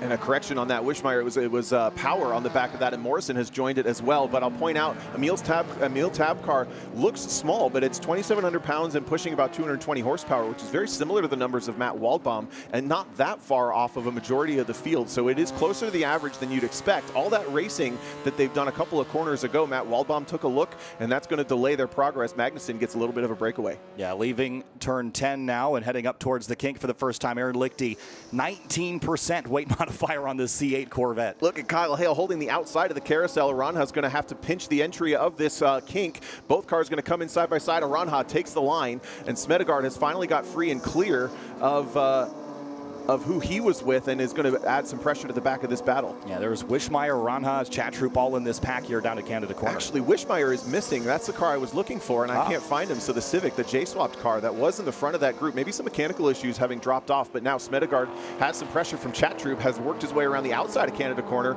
Meanwhile, this group has stagnated just slightly. Waldbaum not able to keep the pressure on the back of Emil Tab. I think Tab has got a really, really quick car, but he's in a position where it's going to be tough to race. Look at the rotation on the back of the C8, and Aranha off into the dirt. Yeah, pushing really wide, and we've seen Christian be pretty wild with that car, just trying to extract all the speed he can out of it. Matan Rosenberg comes across the line, still the quickest car on the racetrack for the time being. We'll see if Magnussen can improve.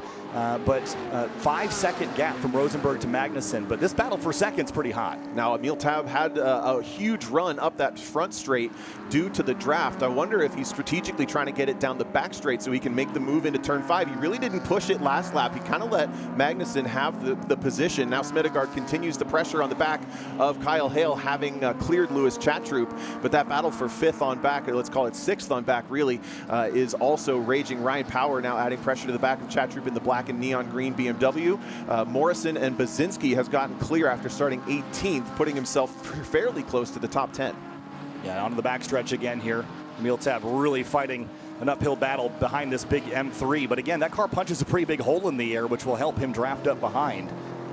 Magnussen just looking really good on the brakes down into 5 and getting a good run off as well. Waldbaum being smart to avoid the curbs. Those S2000s a little bit notorious for suspension failures.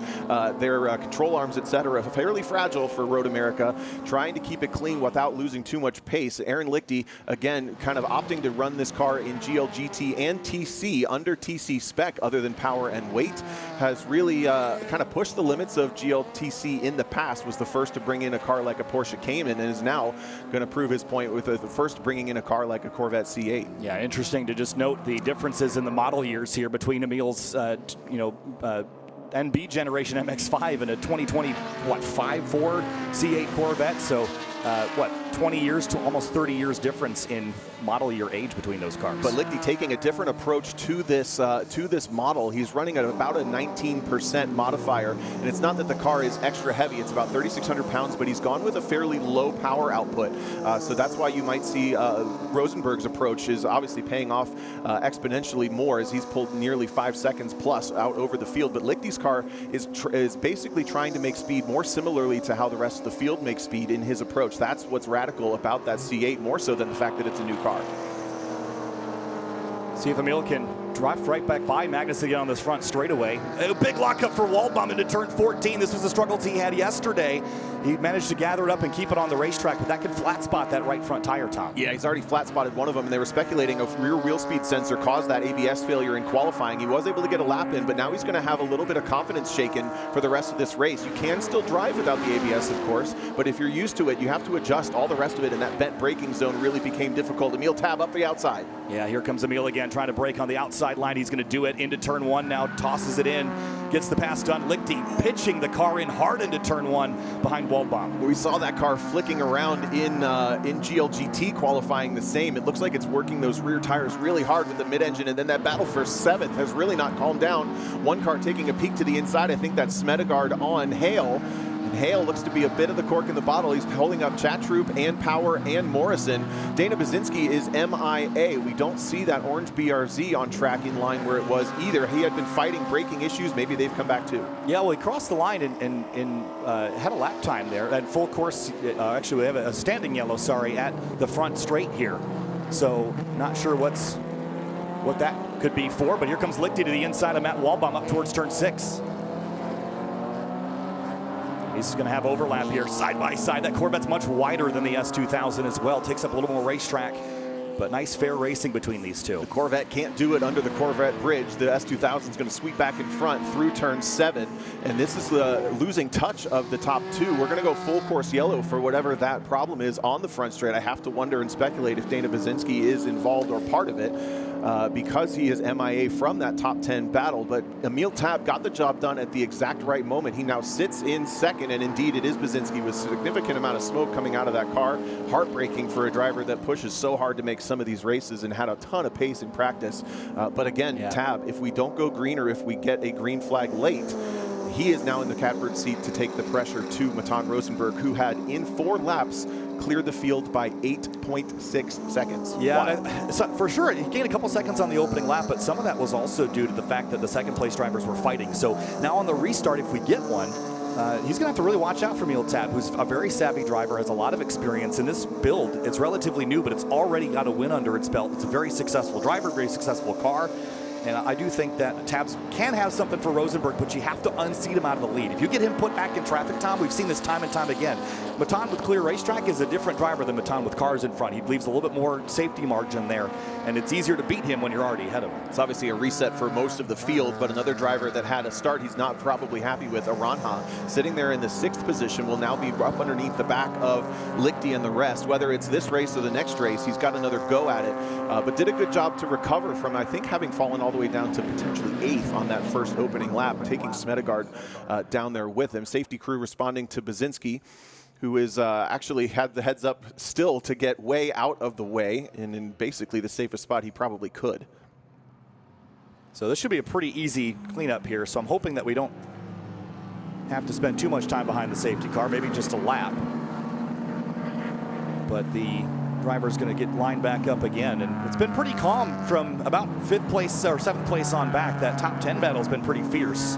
Yeah, another big mover, Austin Hurley. You mentioned him after the transmission replacement, up from 16th to 13th, having picked up a couple of positions off of I think Blake Korth might have dropped back. Wishmeyer with a potential retirement. I think Hilo also has dropped back a little bit behind them. Cyril Shukla picked up a couple of positions. These are all drivers in the 11th to 15th position or so. Again, 35 cars on track, and sure enough, we see Hilo and Wishmeyer both shown way down the order in the last positions with a couple laps lost. Yeah, we haven't seen them trundle down the pit lane yet either, so some issues here for a couple of drivers. And this is a racetrack that's very hard on equipment, very hard on cars, Tom, so it's not surprising to see some mechanicals, but for Dana Baczynski, that's going to be a heartbreaking one. Definitely looks driveline related, engine related on the front straightaway, but did a nice job pulling off. See Matt Waldbaum there seems to be testing the braking after that shock to his confidence and that surprise of no ABS. You saw that big right front lockup, and he mentioned yesterday driving down the pit lane trying to get the brakes to lock up. It felt like the ABS was working, and he's just testing it here again. Looking back in the field, we have some of the most unique cars in club racing in this class. I love seeing that BMW 1 Series, cars that I recognize from Gran Turismo 2, 3, 4, and now we've got them in this Touring Cup field. Yeah, and the diversity of this field has always been why it's so fun to watch, right? You know, not every mousetrap is going to be the perfect one to win a race, but you can certainly run top 15, top 10 with the car that you've always wanted to build. And again, there's a lot of really unique vehicles in this field.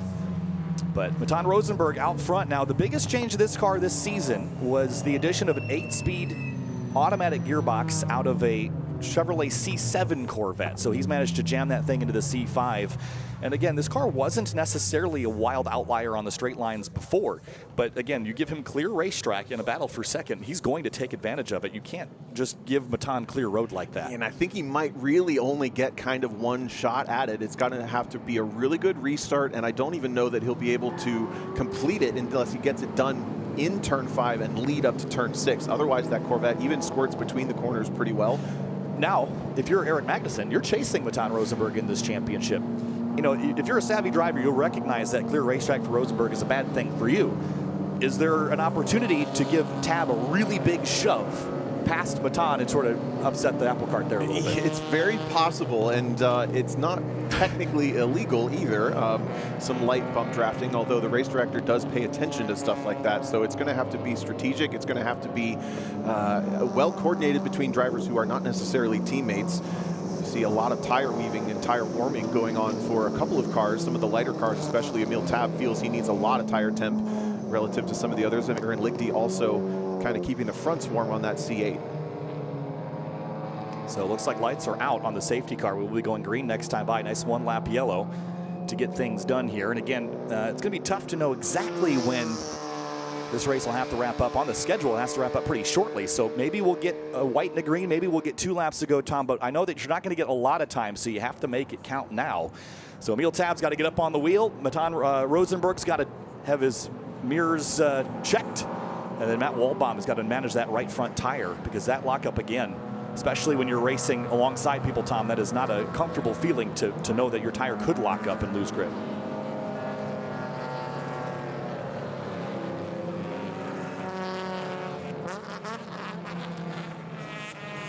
So coming out of turn 14, let's head up the hill here towards the restart zone. Points on the line here, 25 points to the winner for the championship battle as well. So we'll keep an eye on that throughout the weekend. Here they come up under the bridge, waiting for the green flag. Green flag drops, and we're back underway in Eibach GLTC here at GRIDLIFE Summer Apex. Matan Rosenberg off to a pretty good launch, but all nice and orderly here amongst the top runners. Now a little side-by-side. Chad Trooper Ronha, Joel Morrison on the attack, and the white flag here. So 1 lap to go, 4 miles left at Road America. It's another poor start for Ronha. I have to wonder if he's missing a gear that's causing him to lose time in these low-speed restarts, but everybody freight trains him. Look, he's down outside of the top 10, back towards the front. They're pretty single file. The best start was Matt Waldbaum, but he wasn't able to do anything with it. Down into turn 1, 3 wide for Peter Zhang up on the inside of the BMWs there. Down into turn 3, thinks better of it, but they're still side by side for at least 2 of those positions. I think Asbad Mohammed's trying to sweep the outside in the MR2 Spider. Yeah, trying to go around the outside of Michael Pagano, but it was a pretty good run through turn 1 for Emil Tab. He was only a couple car lengths behind, but now leaving turn 3, he's lost a lot of ground. Now Magnussen's all over him. V8 intake bellowing behind him, but it looks like he's going to have the position down into the braking zone. Magnussen's been a little bit better, and now Lichty's going to take a look up the inside on Waldbaum as Waldbaum feels the confidence lost in the ABS of that car. Andy Smedegaard's taking a look up the inside of Kyle Hale. Does not have overlap. Maybe he can create it at the last minute. He does. Hale's going to leave him some room. Side by side through 7, 6. It was a pretty tight fight there. Andy just tried to get up the inside at the last second. He did get overlap, and Kyle Hale left him space, but he's still all over the back of that multicolor 222. Emil Tab did exactly what he needed to do to keep the pressure off, and now he's coming into a section where his car should theoretically be a little bit better, although he hasn't looked particularly special through the carousel here. Maybe that low drag setup on the BMW will offset that, but can he close up just a bit? Look at a Tab running just a bit wider line than you would expect from one of those cars with big tire squeal too. Andy tried to tuck underneath Kyle Hale at the exit of the carousel. Joel Morrison's right behind him, Lewis Chatroop as well. One more run through the kink here. Who's braver on the brakes or the lack of them here? It's maybe just a confidence lift, but Matan Rosenberg leads. Everyone else filtering on through, running out a little wide as Aranha using all the road, and Cyril Shukla closing in on him. Aranha's going to take a look to the right of Ryan Power. Power in that new GR86 for his season this year. Running higher up than he has in his ND in the past. They're going to be side by side in the braking zone. Power leaves him some room, and I think he's going to be able to ramp the outside. Andy Smedegaard still not able to get past Kyle Hale in that kind of camo pink BMW. He's actually going to lose a position to Joel Morrison, who gets a run around the outside of 13 somehow and takes up 1 spot. Morrison was absolutely on it for this restart, picking up at least 3 positions. Yeah, great run there for Joel Morrison, but for Matan Rosenberg, defends. Chatroop off track at 14, gets back on course. 6th win of the season for Matan Rosenberg. The championship leader is going to extend his lead. Emil Tab, 2nd place in the little Miata that could. Then Eric Magnussen, and then it was Aaron Lichty, P4, Waldbaum, P5, and you see the GLTC championship points as they run. Another 25 points for Rosenberg added to the title. Morrison was able to get by Hale as well. He went from 10th to 6th on that very last lap, and some of that was probably due to Aranha's poor start. I'm gonna chalk that up to the car. There's no way that a driver missed the start that way twice, but that was a fantastic charge on that last lap. Yeah, note that Eric Catil is not here. 290 points is what he has. Magnussen is now at 283. Wow. So that's going to bring Magnussen past Catil here this weekend. Again, he's going to start dropping races, though, so the math is going to get a little tougher. But interesting to note there that Rosenberg lead is extending with Catil gone and Magnussen down the order a little ways. Yeah, James Cathers, you saw sitting in 4th, also not present this weekend in his white BMW E36. So that's going to let Matt Waldbaum, if he can get, especially just finish these races, if he can just finish these races, but especially fix that car, he will potentially even pull himself within striking distance of Catil. Looking forward to Lime Rock and the rest. We still race at Lime Rock Park. We race at Autobahn Country Club up in Chicago. We have some races left at Laguna Seca out on the West Coast, and then finally wrapping the season up at Pittsburgh International Race Complex. So we're literally halfway through the season right now, and there is your finishing standings. Baton Rosenberg taking a commanding win, gapping the field by a little bit less on the restart, but was able to just drive away due to all that racing behind. Emil Tab fights for second. That was a great performance, and this NB Miata, this new build, takes everything he learned from his NA and makes it a little bit better. It's showing massive promise after a couple years down for Miata drivers in general. Eric Magnussen takes the 3rd spot. Those drivers all spread out. Aaron Lichty able to get the position over Matt Waldbaum in the last closing laps here, and all of that shuffling was very important because race 2 is gridded on the finishing position from this race. So drivers like Lichty moving up, Morrison moving up, and more. That's going to be a big change to their weekend because we've speculated that overall gaining positions at this track is relatively difficult. Yeah, again, just overtaking in general, you got to be really brave with it, and Kyle Hale did a nice job there. Ryan Power rounds out your top 10. Looking down the rest of the order here, Christian Aranja looking very wild out there, but still managing a top 15. Austin Hurdle, 13th place. Carlos Mendez is up in the mix in the points, so he'd like a good weekend, and teammate Thomas Lathrop in the 84 sits 17th. Michael Pagano and Peter Zhang, Asmith Muhammad, they split the difference there, Zhang between Muhammad at the very end. And look, the last couple pages here, Tom, Dai Win, Tyson Schweisov in his first event here. That is, I believe, the Z3. Brian Santiago, Jake Jornstad, 26th, 27th. Yeah, some issues for Jornstad there is usually a little further up the field, and then a handful of mechanicals, nearly 8 cars about not making this full race distance. A little more attrition than we'd actually expect, but maybe not too surprising at this track. The nice part is we do have many hours before our next race, which is happening this evening. So Eibach GLTC race number 1 complete here from GRIDLIFE Summer Apex in Elkhart Lake, Wisconsin. Again, Baton Rosenberg adding to the win column, 6 wins on the season and extending his championship lead. We'll be back with more GRIDLIFE Summer Apex full course drift right after this short ad roll.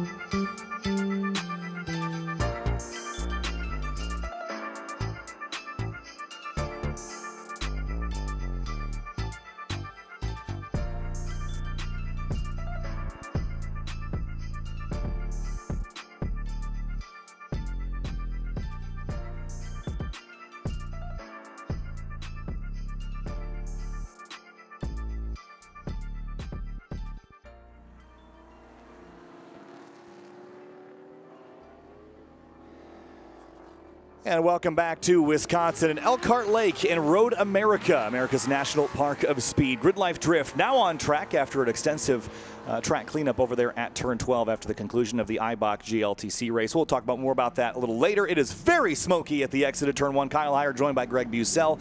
This session was originally slated to be 35 minutes, but I don't know that we need all of that, Greg, because we're going to roast tires in about half a corner like that. You're absolutely right. The drivers just came right out of the pit road, saw the blending line, clutch kicked, and started lighting them off. So these cars are not going to last 35 minutes on fair tires at all. So it's kind of a little blessing in disguise.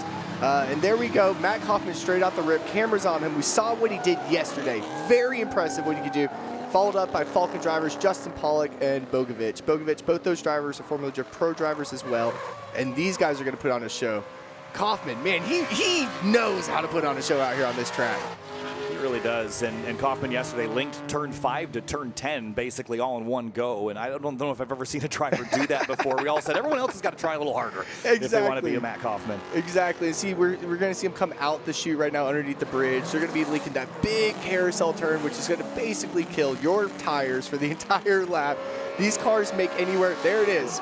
You can see the tire particulates coming off, all just going through the air. That car makes close to 1,000 horsepower. So again, he's only going to be able to get a few turns in before those tires are nothing left. Yeah, you basically need 1,000 to go through that corner with any sort of angle. I mean, it's such a wide, fast, long corner, easily triple-digit speeds in a grip car with a little arrow. So, you know, you get it sideways, you're probably doing 80, 90 miles an hour through there, just like this. Yeah. Whoop, on the grass just Ross a little bit. Butt is soft. There he is. What a great car. Great build, fresh build out of that car.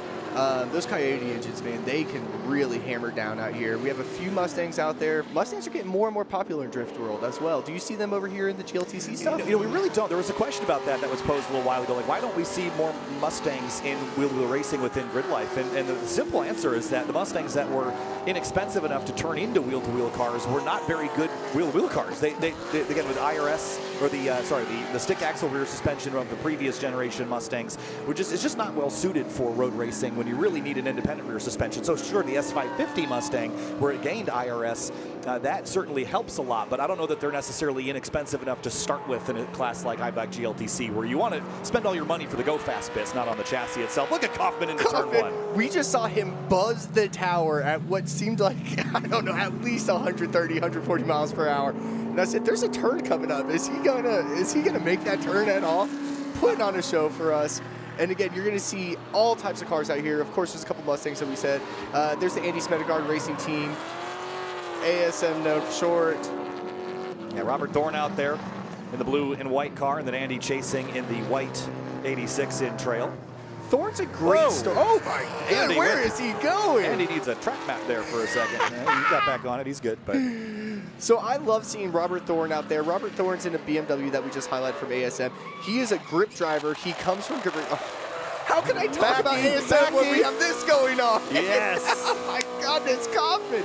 Every time the black S13 with the checkerboard roof comes up on the screen, he's doing something amazing. Every time the camera cuts to him. Now we have 50 cars out there right now, but all I want to see is this black S13 ripping the track apart. You want camera time? You just do what Kaufman does. You just do what Kaufman does. You just big commitment, you know, painting outer zones at turn 5 at Road America like it's his job. We got to talk a little bit last night, and he said, I'm putting my 165 mile per hour gear in there yesterday. Why? I don't know. I don't. Again, there's a hidden side bet, I would say, not for money or anything, but for bragging rights between 3 drivers that we have out here. It's Matt Kaufman in this Blast S13, which is obviously winning right now.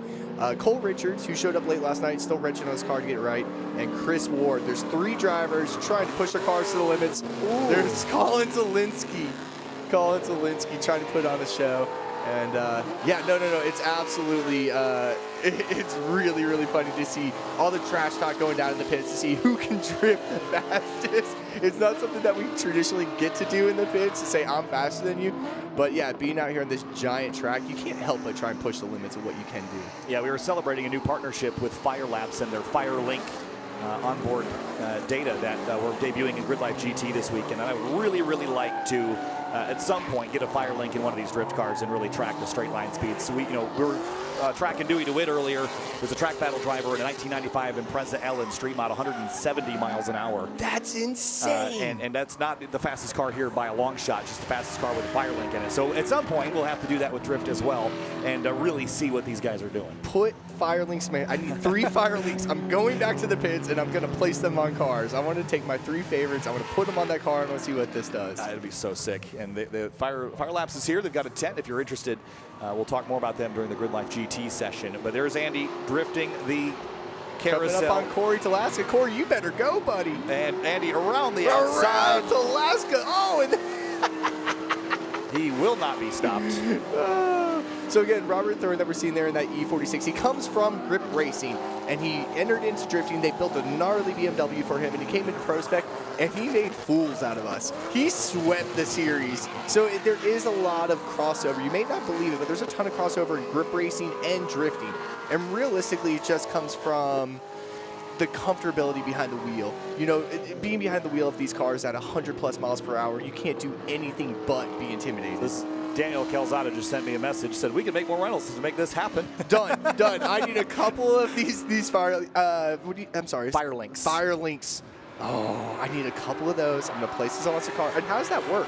So basically, and we'll talk more about this in the GRIDLIFE GT sessions later, but Fire Labs and FireLink, it's effectively, it's not necessarily just a data capture tool, it's a way to analyze data. So it has an AI coach to help you find speed on the racetrack, but one of the cool things that it does is it transmits live data to a server that we can pick up, and we're actually going to show some live data later on the broadcast for GRIDLIFE GT. Min speeds at the kink, minimum and maximum speeds, G-forces, things like that, all in real time. So cool. Things that I've been wanting to know about my own personal car for and I could just buy this, put it in my car? Yeah, you could go overstop at the Fire Labs tent and get it done. So I'm gonna have to leave here a little bit earlier. I'm stepping up the session a little early for that. Yeah, but for now, just GRIDLIFE GT on the broadcast. But again, we'll be integrating it more and more and more, and it's just a really cool tool that we've got. So just bring in context, because these big tracks, this is a fast place for drift cars. We're talking about 165-mile-an-hour gears in drift cars. I mean, I would not put it past Matt Kaufman to use every bit of that down the front straight before committing to a big sideways slide initiation. But I would agree, and we have to keep in mind,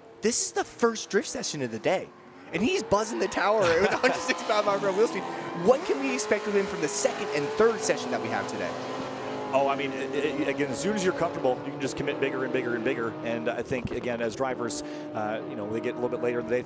Morning sessions are always a little hard, right, after the partying last night. So a lot of glossy eyes after the drivers meeting this morning. So later today, we're going to see probably some more cars, bigger initiations, and whoops. A little bit of that, too. Yeah, Pete Collins off in the dirt, leaving the carousel. Pete knows how to put on a show. I'll tell you that much in his car build and his driving. His car build has air jacks just over the rear suspension so he can change his tires quickly. That's awesome. And I don't know if that's awesome or lazy. That's awesome. Air jacks are great. No, I rode with Pete in that car, and you just come on down, you fire up the air jack cylinders and change the rear tires out. Pretty nifty little trick there. It's so fun. I feel like every race car should have air jacks. It's the same. In a lot of the forms of motorsports, air jacks are illegal. And what it is, it's an air piston lift system. Just picture jacks that are hidden underneath your car. By the push of the button, it'll jack your car up a few feet off the ground. It is so cool.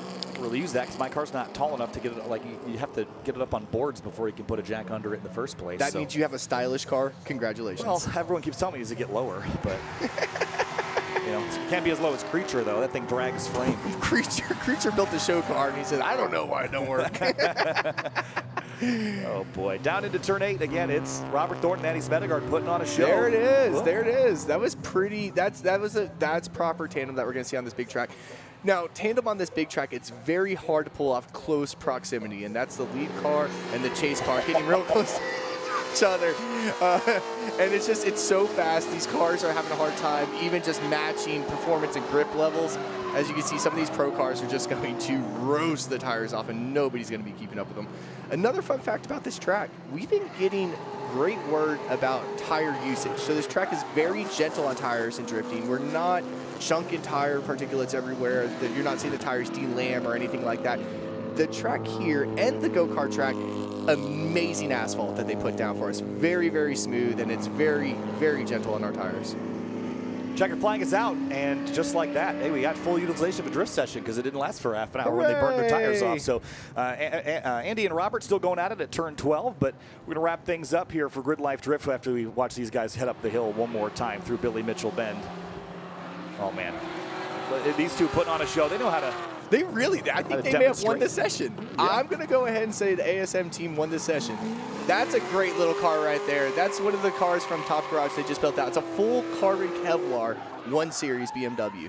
It's got a built LS3 in it, makes just shy of 650 horsepower. And Vince is going to be driving this car right now, and he knows how to drive. Another Top Garage driver from Atlanta, Georgia, and he is going to put on a show as well on this last and final lap. Down the hill and back up the hill. This is down towards pit lane here. But big send into 8. Oop, lost it a little bit. Got it back. Come on, man. I'm talking good about you. Don't make a fool of me. Let's see if he can link this whole turn. You know he wants to. He told me he did this turn yesterday and didn't realize that his wheels were not fully seated properly. Oh, good. And he said he felt something weird, but he still laid in the throttle. Well, here he is again. There he goes. He says, I want a fire link on my car. I'll show you how fast I'm going. That's so cool. Yeah, one of the other data points we'll be debuting is a speed at a certain area of the racetrack. So just imagine a world in the future, Greg, where we can put a GPS point at the carousel here, maybe next year, right? And we can track who's got the most sideways speed. You're making my dreams come true. I know. You're making my dreams come true. That is what I've been asking for and would love to see in the world of drifting, is data. Well, that is my job to make your dreams come true, Greg. All right, well, that's the end of Grid Life Drift here for the Saturday morning session. Thank you, Greg. And in just a moment, we're going to be heading over to Grid Life Rush Series Racing, the first race of the weekend for the Grid Life Rush Series. We'll be back in just a brief moment for the start of the first race of the weekend for the Grid Life Rush Series.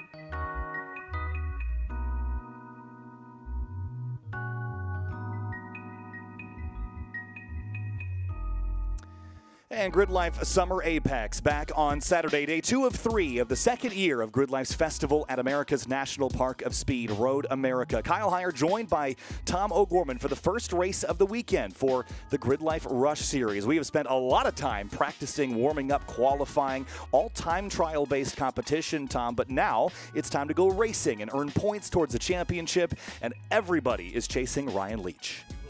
And you won't see a pit lane more full than this. Even though the cars are little, there are nearly 50 of them at 45 attempted qualifying, sorting out the back of the grid still here as we work our way towards the first of 4 races. And what we're looking at here is wheel-to-wheel competition. These are spec cars. We will race 15 minutes 4 times over the next 2 days. They'll earn points for every single race, and at the end of the weekend, they will be scored a first, second, and third place champion of the weekend. But there's only been 1 champion so far this year, even though we've had 3 races, 3 race weekends so far, and that man is the pole sitter for this race. Coming in, Ryan Leach is the guy to beat. He's got a massive target on his back, but he's got a lot of pressure this weekend. Yeah, let's have a look here at the starting grid in just a moment for GRIDLIFE Rush Series race number 1 as we get set for this 45-car field. Blair Hosey, Ryan Leach on the front row. Then it's Andy Vogel and Nico Bratz, Tom, in row number 2. In row number 3, starting on the inside, Brett DiGiacomo, actually not seeing that name on my list. Oh, maybe, sorry, this might be a mistake on my side. That's okay. We'll just start to read them off from here. Blair Hosey will start 3rd. Bryce Mersberger will start 4th. Nico Bratz will start on the inside of the 3rd row alongside Andy Vogel, getting a late lap in qualifying to start 6th. In the 7th position, Ethan Alexander will start the number 33 car inside Jason Ayler, one of the race winners from Mid-Ohio.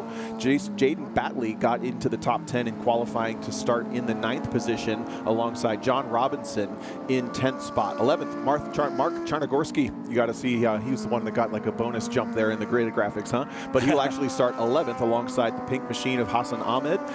Those drivers nearly tied in qualifying, along with Nate Hamilton and TJ Hunt, the teammates there, starting 13th and 14th. Then it's Gage Hughes and Andor Tobellum that will start in row number 8, 15th, and 16th. Travis Pendleton and Matt Wilson, 17th and 18th. Nicholas Billingsley, Vilas Saldana in 19th and 20th, with Ethan Hardesty and Darius Garcia, 21st and 22nd. Michael Neff, Kelsey Billingsley in row number 12, with Brandon Schwartz and Tim Burkhart in row number 13. Sam Reed and Jared Anderson are in row 14, 27th, and 28th. And then in 29th and 30th, Tom, it's Adam Spence and Tom Kirsten. Bill Dorrance is going to start in the 31st spot, just outside of that top 30, alongside Jeremy Boysen, entering the Rush SR Series this year. Larry Brady and Kevin Kirkwood will start side by side in positions 33 and 34. Last couple of rows here, Jake Sanders in 35th alongside Jeff Hardesty in 36th. 37th and 38th will be AJ Campo in the 227 and the 17 of John Howell. JD Kroll starting the 39th spot alongside Robert Andrews in the 40th position. That's the 20th row. And then a couple of cars rounding out the field that had issues in qualifying. The team and Alzheimer's Motorsports car starting the 41st. It's a shared entry there. And then 4 DQs from qualifying. Ellis Spiza, Ayrton Grimm, Leah Bauer, and Luke Krepsky, all with technical violations in impound. They will start all at the back. Specifically, Spiza and Grimm, I think, are going to be parts of the conversation charging through the field. Absolutely. Grimm in particular with that underweight penalty. But again, 10 pounds isn't insignificant, but I don't know if it was a difference between 40th and 6th. So I'm sure we'll see him climb forward. Yeah, very much so. So taking a look at Leach there in that split livery car, white on one side, gray on the other. He's won all the points races this year. But local driver James French in the black and blue will start just alongside. They were less than 3 thousandths apart. Yes, that's way different than tenths apart in qualifying. Both the only drivers in 225 range. Blair Hosey, Bryce Mersberger, Nico Bratz, and Andy Vogel.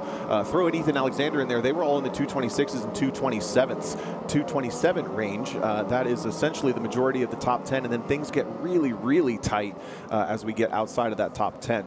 So keep an eye on those top number of cars. We have a couple of teammates situations happening as well. Nico Bratz in the chrome red, Ethan Alexander in the chrome blue. Those cars start nose to tail, 1 row apart.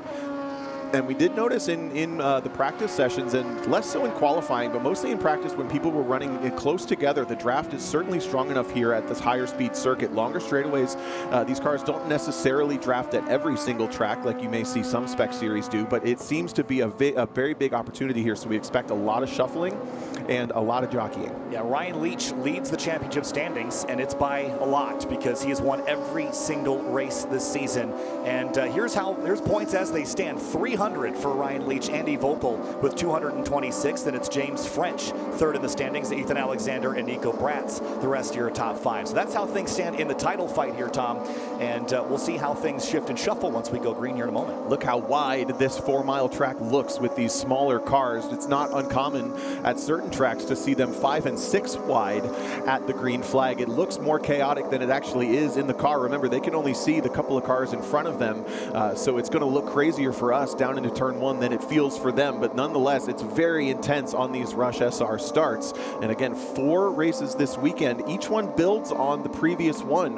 One gridded by position and finishing of the previous race, one finishing on lap time, gridding on lap time, excuse me, and one gridding on overall weekend points for that 4th and final race. So you can't really afford to make a mistake. The opportunity to make a mistake there in qualifying is already gone and passed. So drivers like Ayrton Grimm and the others at the back really have to make up a lot of ground quick. Here we go. Doubled up here for the start of GRIDLIFE Rush Series, race number 1, a 45-car field. GSX 1000cc motorcycle engines in the back of these chain-driven sports racers. About 150 horsepower in these cars, but they make a whole bunch of speed given that they're super, super lightweight. So cars gearing up for the start here, Tom, and it's about to get very loud on the front straightaway here as the safety car peels off to driver's right. And about 15 minutes, 12 to 15 minutes worth of racing about to kick off. Very slow grid crawling up the hill here. And a 6-speed pneumatically operated gearbox that's very similar to the motorcycle gearbox that the engine comes from, up the hill. Very, very slow, waiting for the green. Remember that we go on green here in GRIDLIFE. And we've got to stay in line. Here we go. Green flag in GRIDLIFE Rush Series. Race number 1 is underway. And a good launch for Ryan Leach on the inside, but James French dead even with him across the front straightaway. Yeah, keeps him perfectly honest. They're going to be headlight to headlight as they get down into the braking zone for turn number 1. There it is. It looks like French may be getting a little bit of help from Mersberger behind, but Leach goes for the apex quickly. He's going to take the advantage very much so coming into turn 1, and then they're all over the place. Many cars going for the runoff pavement just to make sure they don't make contact. Are we through? No, there's one car sideways. Everyone else makes it. Yeah, down to turn 3 now. It's Leach and French that are battling for the top spot in the race. In the championship fight, French is a long ways back. 165 points to Leach's 300, so he's got to start eating into Ryan Leach's advantage somewhere if he wants to have a shot at a title later this year. Down to turn 5 on the opening lap here. Leach leads the way. French, and now French is under fire from Hosey, and behind him, Mersberger on attack of Andy Vogel. Wow, look at that wiggle from Hosey as he gets down the inside. I think it's going to be a drag race up the hill. Big lockup from a car down further in the field. There's going to be some slight contact and another spin. These short wheelbase cars are very easy to lose, but all the drivers so far are able to avoid that car, slightly trying to pull out of the way. As long as he doesn't get high-centered there, we're in good shape, and Hosey was not able to complete the pass. It was a drag race up the hill. French maintains the 2nd position. All the meanwhile, Ryan Leach is getting away. He's, well, call it 5 car lengths of these cars anyway, ahead. Now Mersberger is through on Hosey after that attack did not work. Hosey is on the back foot. Yeah, that was Villa Saldana that was spun at turn 5, got side-to-side contact there and looped around, but through the carousel for the first time. You see the kind of candy apple red and blue cars. That's Nico Bratz and Ethan Alexander. Bratz was a front-running car here last year. Just goes to show you how much more competitive this field has gotten in a year's time in the GRIDLIFE Rush Series. Off to the kink for the first time. Been a huge start for, I think, Nate Hamilton, up a number of positions into about the 8th position running. He's left his teammate in the dust a couple cars back. I think it's Hamilton up in front of Hunt with a couple cars between them. Down into the braking zone for the first time. Mersberger is feeling defensive on Hosey. Andy Vogel adding the pressure there. The top 5 starting to break away just a little bit. Those 2 teammates drag racing up the hill. One car running wide after a big lunge at Canada Corner. Loses a bit of position. I think that was TJ Hunt maybe that went a little wide there. He and teammate Nate Hamilton in very similar looking cars as they head through turn 14, back up the hill now. And Leach immediately goes defensive. The dragon move on the front straightaway here to sort of break that slipstream. And heading up under the bridge to complete the first lap of probably 6 or 7. A little smoke from one of the cars there midfield. Top 2 breakaway. It's a drag race up the straight for 4th position, though. Andy Vogel has a run on the back of Blair Hosey. Hosey was on the attack for 2nd, now finds himself scrambling for 5th. Vogel down the inside. They're both going to dive for the apex, follow each other through the corner, and Vogel completes it. Although Hosey's going to be able to stay around the outside. No, not able to. Side by side through one, a couple cars wide on the rumble strips. Down to 3, pretty single file here at this stage, but it's a 2-car breakaway at the front of the field, that with French being a hometown driver effectively from nearby Sheboygan. 4/10 back from Ryan Leach. He's the only driver that really stands a chance. Spin at the exit of 3, Tom. Yeah, big brake lock up through the rear, on the rear tire of that car through the entry of turn number 3, goes around another car. Ooh, here we go. For the lead, here comes French around the outside into turn 5. Late on the brakes. Leach is later. Crossover from French. What a move there. Textbook over under. stuff. That was beautiful. Oh, bit of contact for Andy Vogel and Hosey. Vogel still trying to pick up that 4th position, and now we're still side by side all over the back half of the top 20. French has absolutely checked out after that over-under. Leach struggling a bit. Yeah, Leach was wide on the rumble strips there. That leaves Mersberger to close in on him. So Leach hasn't been passed for the lead a whole lot this year. It has happened back to Michelin Raceway Road Atlanta, round 2 of the championship, but he got it back in the rain, ended up winning as he has every other race this season. So can he run down the Wisconsin native out front? And French baited him hook, line, and sinker. That couldn't have played out any more perfect, and that has brought 4 more cars back into the conversation, starting with Mersberger, Hosey, Vogel, and now Bratz has closed the gap just a bit, trying to bring his teammate Alexander with. Also, Charnogorski with a pretty good start from, I think, 11th up to 8th. Through the carousel now. It's definitely shuffled the deck in the front of the order just a little bit now, with French in the top spot. Can he run away? That's the other thing with the draft on these cars being strong enough on these long straights. A little bit deeper in the field there. There's the 115 car of Ethan Hardesty, who's relatively new to the championship. Oh, big crash at the exit of the kink, and that might be TJ Hunt there. I believe it is. And that is a pretty big hit there on driver's right. Front clamshell on these cars is all one piece, so that's essentially the body damage you're seeing the front end of that car having come off. It looks like we're going to go pretty quickly to a full course yellow here. 15-minute race, and that should be 2 cars involved, it looks like. The number 20 also with some damage, potentially not necessarily the same incident, but that's Bill Dorrance with some suspension damage on that left rear. Yeah, he was trying to get it around, but he's going to find an orange cutout instead. That's another driver new to the championship this round, and he'll find his way off track. Talk about good timing. James French was able to take the lead right before this full course caution came out, maybe 4 or 5 corners before, and that's going to put him in the position, if we don't go back to green, he will both win this race and start on pole for the next. That's exactly what he wanted to start this weekend with. Only 1 car left stranded there back in the kink area, and the problem with this big concrete tunnel in the woods is there's no quick way to get safety crews there. There's close, but they really have to kind of drive down that tunnel to get there, so still on their way there, and that tends to delay the cleanups in that section just a little bit longer than other areas. This could certainly work out in French's favor, because a restart would not be good with Ryan Leach on his tailpipes. So if this race ends under yellow, Leach was not going to be stoked about that, but it'd be the first time this year that someone's uprooted Leach, and it was by a very fair pass down at 5. Job well done by James French on the attack on the outside, and just the beautiful over-under. He just chucked it to the inside, throttled up, and managed to sneak by French. And again, the very experienced driver across many different platforms, including open wheel and closed wheel prototypes, has professional racing experience and works as a driver coach across the country. So this is not an inexperienced driver, and it's not a surprise to see him be able to pull off a move like that.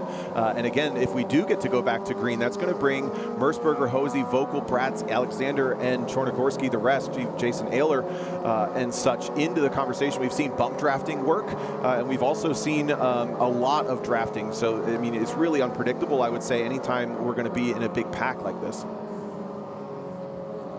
Yeah, so I don't know that we'll get the green this time, and we could end up with a white flag and a yellow, which would be unfortunate here, because we were just getting started there at the front after we reshuffled the deck. So we'll see how things pan out when we come back around to turn 12, which is about the latest opportunity that they'll use to shut the lights off. Also note that Jason Ayler, Tom, did you pick this up, that he has the best lap of the race? I did. That came across as they were finishing this lap under full course yellow, so that may be a bit misrepresented, but it would mean if that were to come out next race, which grids race 3 based on fast lap, it would bring a driver like Jason Ayler into the pole position. So that's just how quickly things can get turned on their head when we do these 4 races in sequence over the next 2 days. Yeah, Bill Dorrance by the orange cutout, and I think the corner workers trying to decide if they want to pull that car back a little further behind the wall or if it's okay there. But TJ Hunt's car, we believe that is TJ Hunt. Have we confirmed that, Tom? As he's going to look down the order for me, because there's a couple cars that look very similar, and timing and scoring says yes, it is TJ Hunt in the 28, unfortunately. So I was saying earlier in the weekend, he had a really great debut season in this championship. Again, 7th in the standings coming to this event, and he had a big off at Midwest Festival through turns 9 and 10.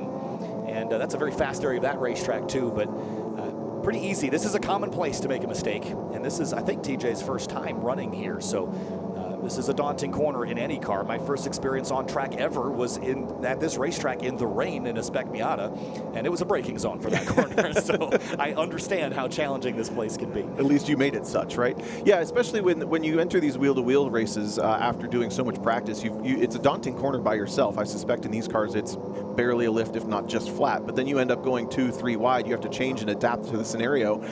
The short wheelbase, as I mentioned, we've saw a number of drivers just have self-spins and be able to continue. We can speculate till we're blue in the face what might have happened. It's probably something related to that if it's a single car incident. Typically, if you have contact in this section of the track, more than one car is involved. Yeah, and unfortunately you see the tow truck coming, and these cars are sometimes not necessarily the easiest things to tow. You got to pick them up like you're scruffing a cat a little bit with a harness. I was going to go with the shopping basket. Oh, well. Little shopping basket. Last year we had Owen Horst commentating with me, and he reminded me of the claw. And they're going to do that there with Bill Dorans' car at the exit of turn 13. So. Working minute 9 of approximately 15, and with a track this long, they're going to have to give or take. Just based on scheduling, we have a cram-packed schedule. Next up on track, by the way, the USF Juniors race coming up on the USF Pro Championship YouTube channel. Won't be shown on our live stream, but we'll use our camera shots with some other commentators joining us here in just a moment. So the racing action doesn't stop, even though you're going to see this stream go down for just a moment. Just able also to catch the number 190 of John Robinson. That was the car that got shuffled wide. It's the bright orange car, and sitting in 10th, shuffled wide off at Canada corner, lost a couple of positions for a moment, but was able to hold on to that top 10 position. A little difficult to get the numbers on the small panels with the small bodywork here, but we're learning. Good look at Bill there. John there. John Robinson in that number 190. Bright orange car, easy to spot this one from a mile away, which is always helpful. For a long time when the series began, there was a lot of body in white out there. It was pretty hard to pick up the car numbers. And this year we redesigned the decals and things. It made things a little easier to read than they were. For sure. Yeah, when I was in pro racing, all the cars were black with a colored accent. So I made mine bright blue. It's like, you can't miss me. Yeah. And I'm going to turn my headlights on. Why not? Yeah. Do we have a white flag out at the... I didn't see one yet. I didn't catch it either. The guy's got it in his hand. Nope, he doesn't have it in his hand. Yeah. So that it very well could be. So we have seen tire temperatures be a bit of a slow burn here in these cars. They are a small, I think they're actually a 13-inch tire. It's a 100 treadwear essentially tire that you could actually go and get for your car too if it fits. In different sizes, of course. They make it in more than one, but it's not necessarily a bespoke tire to this car. It's got a little bit of tread on it, and the cars tend to be fastest on laps 2 and 3. That could also play into maybe why Ryan Leach a bit more up on the wheel on that first green flag. French able to get back to him. A little bit of ebb and flow, and it's kind of a superpower. If you're comfortable with the car on colder tires, or if you're able to switch the tires on in conditions like this where you're driving slowly, you absolutely have a leg up on the drivers around you. Not a lot of weaving though. That tends to be what you see people think will warm the tires. Accelerating and braking also tends to be much more efficient at putting some force down through the tread. Again, if we get a restart, it's going to be a lap, so we'll be keeping an eye out for a white flag and a green. It's possible also that they'll just get a checker when they come back around, depending on where the tow trucks are. They'll slow the pace lap down as much as they can so we don't get trapped doing another full 4-mile pace lap here at Road America. 3 more races on the weekend for the GRIDLIFE Rush Series after this one. And the way this championship format works, again, Tom, is each race flows into the next. As you pointed out, finishing position, pretty important because it'll basically qualify you for the next race and so on and so forth. Now, the major difference between our formats between this series and Eibach GLTC and GRIDLIFE GT is that the 4th race is set by your points earned from the first 3 races, where in GLGT and Eibach GLTC, it's by your finishing order from race 3 with a random invert of the top quarter, well, roughly top quarter of the field. It's a dice roll by the race 3 winner. 25 points for the winner, 21 for second, 18 for third, then 16 for fourth, and on down. getting the what we call it, a grocery basket carrying off the track for TJ Hunt. So this is your championship points as they run here. Ryan Leach leads still by 321 points over Andy Vogel at 241. But note that this is 21 points because he's running second. To be 325 if he was the leader. So this is how things are going to shift and shuffle. And look how close French and Alexander are. So if French drops out of that position, he's going to lose a handful of points to Ethan and Nico Brat. So that's working. I'm very excited that graphic works. And we'll get hopefully restarted for a one-lap shootout. I do also see a checker in the hands of the starter. I don't want to have bad juju on that there, Tom. Yeah, don't get your hopes up. Joining us trackside and at home, we're working minute number 13 of a 15-minute race. So we wouldn't be surprised to see the checkered, but again, we have a slightly fluid schedule with how much is crammed into this Summer Apex race weekend for GridLife and Road America. A couple of cars warming tires. That could just be out of precaution, but a number of these drivers are going to have a team radio and they're going to know what to expect. Safety cars lights still on as we come through Canada. I agree, it's not looking promising. Yeah, so again, they didn't really speed things back up. There's still a white and red cross flag at turn 12, so maybe still working on Bill Dorrance's car, in which case I would almost be certain that we're going to be ending under yellow flag here for the GRIDLIFE Rush Series race number 1. Cars working their way up through Billy Mitchell Bend here. James French in command. This is his home track. You see the white flag displayed at turn 13. That means slow moving or safety vehicle, not last lap, but I think that we're already on it.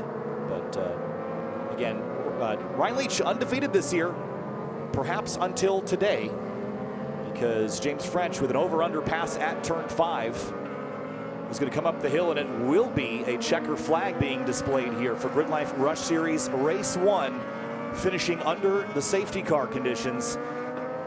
And this year, there's only been one driver in the win column. Let's make it 2. James French wins his first ever GRIDLIFE Rush Series race in the first race of the weekend here at Road America and GRIDLIFE Summer Apex. Then second place, Ryan Leach, Bryce Mersberger, Blair Hosey. And looking down the rest of the order here in just a moment for the rest of the runners. Tom, we're going to be ending under yellow here and passing things off to the USF Juniors folks here in just a moment's time. Blair Hosey, Volkel, Bratz, Alexander, Charganorski, Jason Ehlert, John Robinson, your top 10. And the rest of the order flashing on your screen. Jalen Batley, P11. Hassan Ahmed, Matt Wilson in the top 15. Nate Hamilton, teammate to TJ Hunt, 17th place. Ellis Spezia in his first race, P20. Down the rest of the order there, Kelsey Billingsley, Jake Sanders, 27th, Tim Burkhardt in 30th. And at the very bottom of the order, you'll see the cars that were involved in the collision there. One more page. We had 45 cars in this race. AJ Campo, 35th. Vila Saldana, we saw him spin at turn 5. And then on this last page, TJ Hunt and Bill Dorrance out with collisions. So that's going to do it for the GRIDLIFE Rush Series race number 1. Again, if you're watching here on YouTube, we'll be back in a little bit after the USF Juniors race. We'll be back shortly.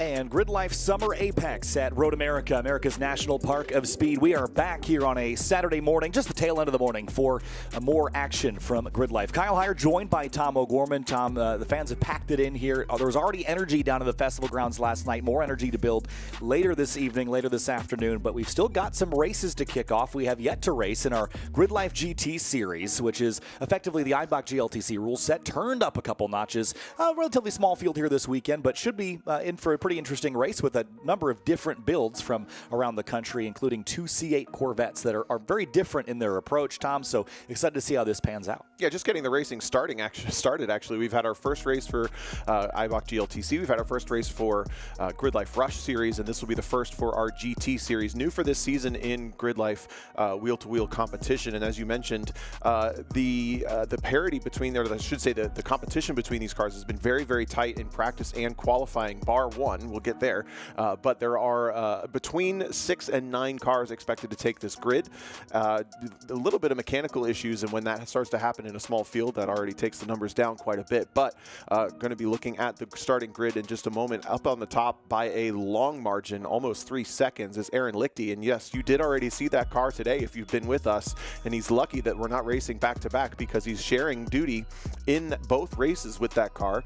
They're going to turn the power back up, and they're going to run it properly for that white C8 Paragon Performance car, but it's going to be running in its Touring Cup Aero trim. So it's a little bit hindered, but clearly not slowing it down that much. He qualified on pole by 3 seconds, give or take, over Colin King. And then we've got a majority of Corvettes in this field entered, including a M4 GT4, a Hyundai. It's listed as an Ioniq 5, but it's actually a Veloster. And yes, still a Miata thrown in here for good measure. Yeah, why not? The answer is always Miata. Well, at least it's sometimes Miata, 1 out of 6, I suppose. We also have a new data integration here with Firelapse. Of course, GLGT is powered by Firelapse, the world's only driver development platform. Each car in this category is running a Firelink device to give drivers and teams real-time coaching. And we're going to get to see some live race data here as well, which we're hoping it all works as planned. I was trying to get it all factored and patched in here, but we should have a couple of data points to look at, Tom. And I think the interesting one for me is there's a minimum and maximum speeds on a driver's best lap. There's also corner speeds at the kink, and the track is relatively cool today, and we'll see who's really gunning through that high-speed section of the racetrack. So it should be kind of fun. It's really the first time we've ever had like live data not at the start-finish line, so it should be an interesting integration. Yeah, it's really cool, and it's becoming pretty standard in the Pro Series. If you're a fan of Formula One, IMSA, IndyCar, you get a lot of information about what the driver's actually doing in the car, and I think that makes it more relatable, but those are completely unrelatable cars. Now we're having a conversation about cars that a lot of enthusiasts can go out and drive or build, Corvettes, Miatas, BMWs, etc., as we mentioned, and getting information about G-force cornering G-forces, braking G-forces, minimum speeds at certain corners. That's all kind of contributing to the hive mind of community coaching, which I'm a big believer of. If you surround yourself with other good drivers, you're going to pick up good information, and the more data that's available to do that will make you a better driver yourself. I think one of the interesting things for me when I was looking at the data, and we're going to continue to delve more into this as the season goes on, and there's plenty of data points for us to pick up and display on the broadcast via the Firelink system, which basically live streams the data so that we can grab some of it. And what I'm interested in primarily here this weekend is just the speed data. You talked about relatability, right? We look at lap times all day long, and we can certainly calculate an average speed, but average speed, while that is a good moniker of how fast a car is relative to the others, I think it's always fun to see max speed and min speed, because your maximum speed's like, okay, how fast is this car? What's it doing at the end of the straightaway? And then what's your min speed? How fast are they able to carry speed through the corner? And sometimes you can have a really good max speed, but if your min speed is slower than everyone else at the slower turns, then maybe you're actually losing time and not gaining it back on the straight. So that's what will give us kind of an insight onto what we see on the racetrack here. Of course, and it's obvious to say we're road course racing here, so the power and the straight line speed is part of it, and that's the part that everybody can do. But it's the cornering and the G-forces that you can use in the car from the engineering perspective, even the actual grip that you're putting to the ground. That's the time where even if you don't have the power, you can actually make things up. Especially here at Road America, there's kind of a secret handling section to this track that doesn't get talked about nearly enough. You see these long straightaways between turns 1 and 2, between turns 3 and 4, 14 and 1, and then again from like 10 to 12, call it, through the kink. But the section from turn 5 all the way back to Canada Corner is actually a much more downforce friendly and handling section to this track. So getting some of that cornering information, getting some of that speed information is pretty cool. And again, making it available to spectators and making it in real time.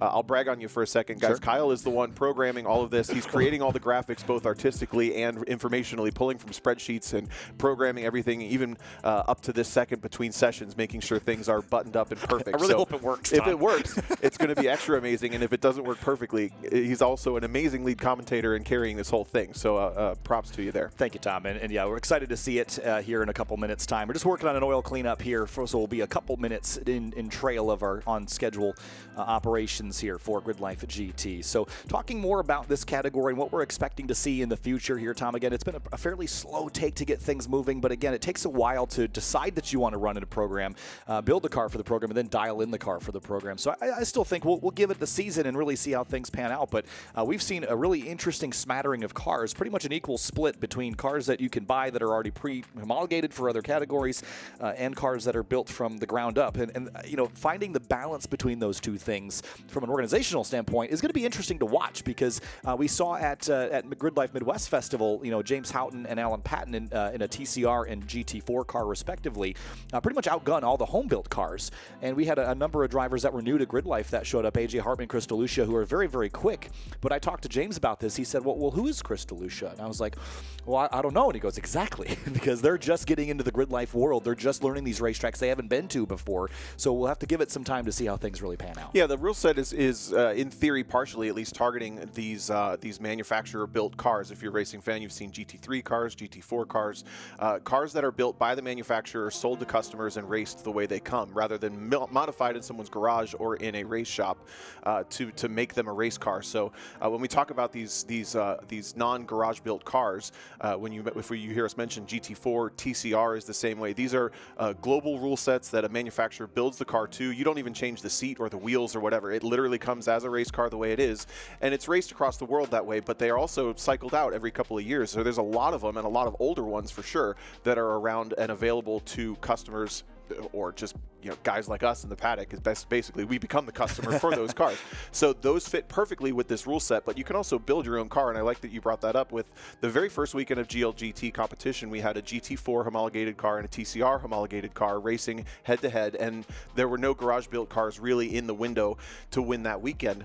Cut to the next weekend, we have Aaron Lichty in a home-built garage-built, pro shop-built, essentially.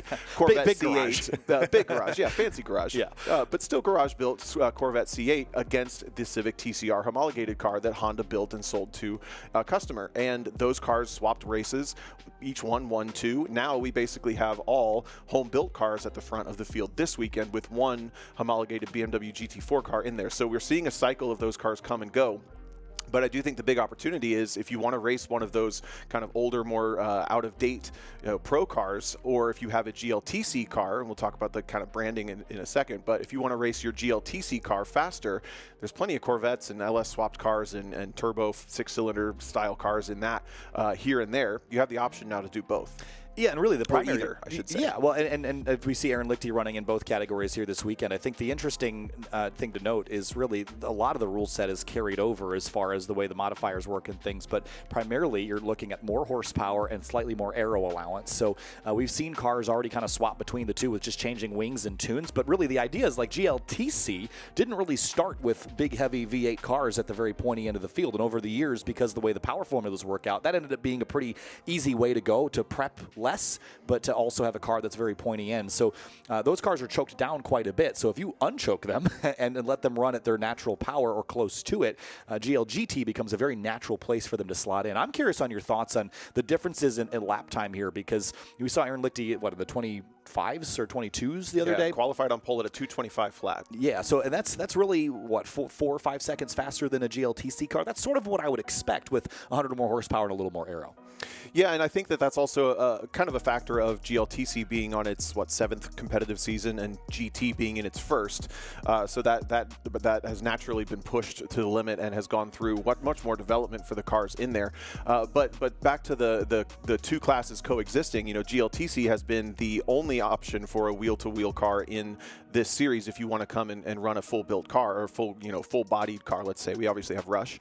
But now that both are there, you may see a little bit more of a divergence in the idea between them. They're not saying this will happen, but obviously as there's now a reason to have a faster, more powerful, more horsepower class, you may see a little bit less of that in GLTC in the future. I would imagine it's it's pretty attractive to come and run in the faster class. It's always kind of perceived as the more prestigious class everywhere you go in motorsports. That I don't believe that to be true. Correct. But it's certainly a possibility now, as you can see cars entering the course. Yeah, and great diversity here again are represented. I know that a lot of cars here are Corvettes, but across just the Corvettes, there's a C5, a C6, and a C8 represented just here in this relatively small field. So again, while those have proven to be pretty good mousetraps, there's a lot of different ways to go fast here. We've got a Hyundai Veloster N out there with Jordan Wisely behind the wheel, who has some touring car experience. Charles-Andre Bilodeau in that BMW M4 GT4.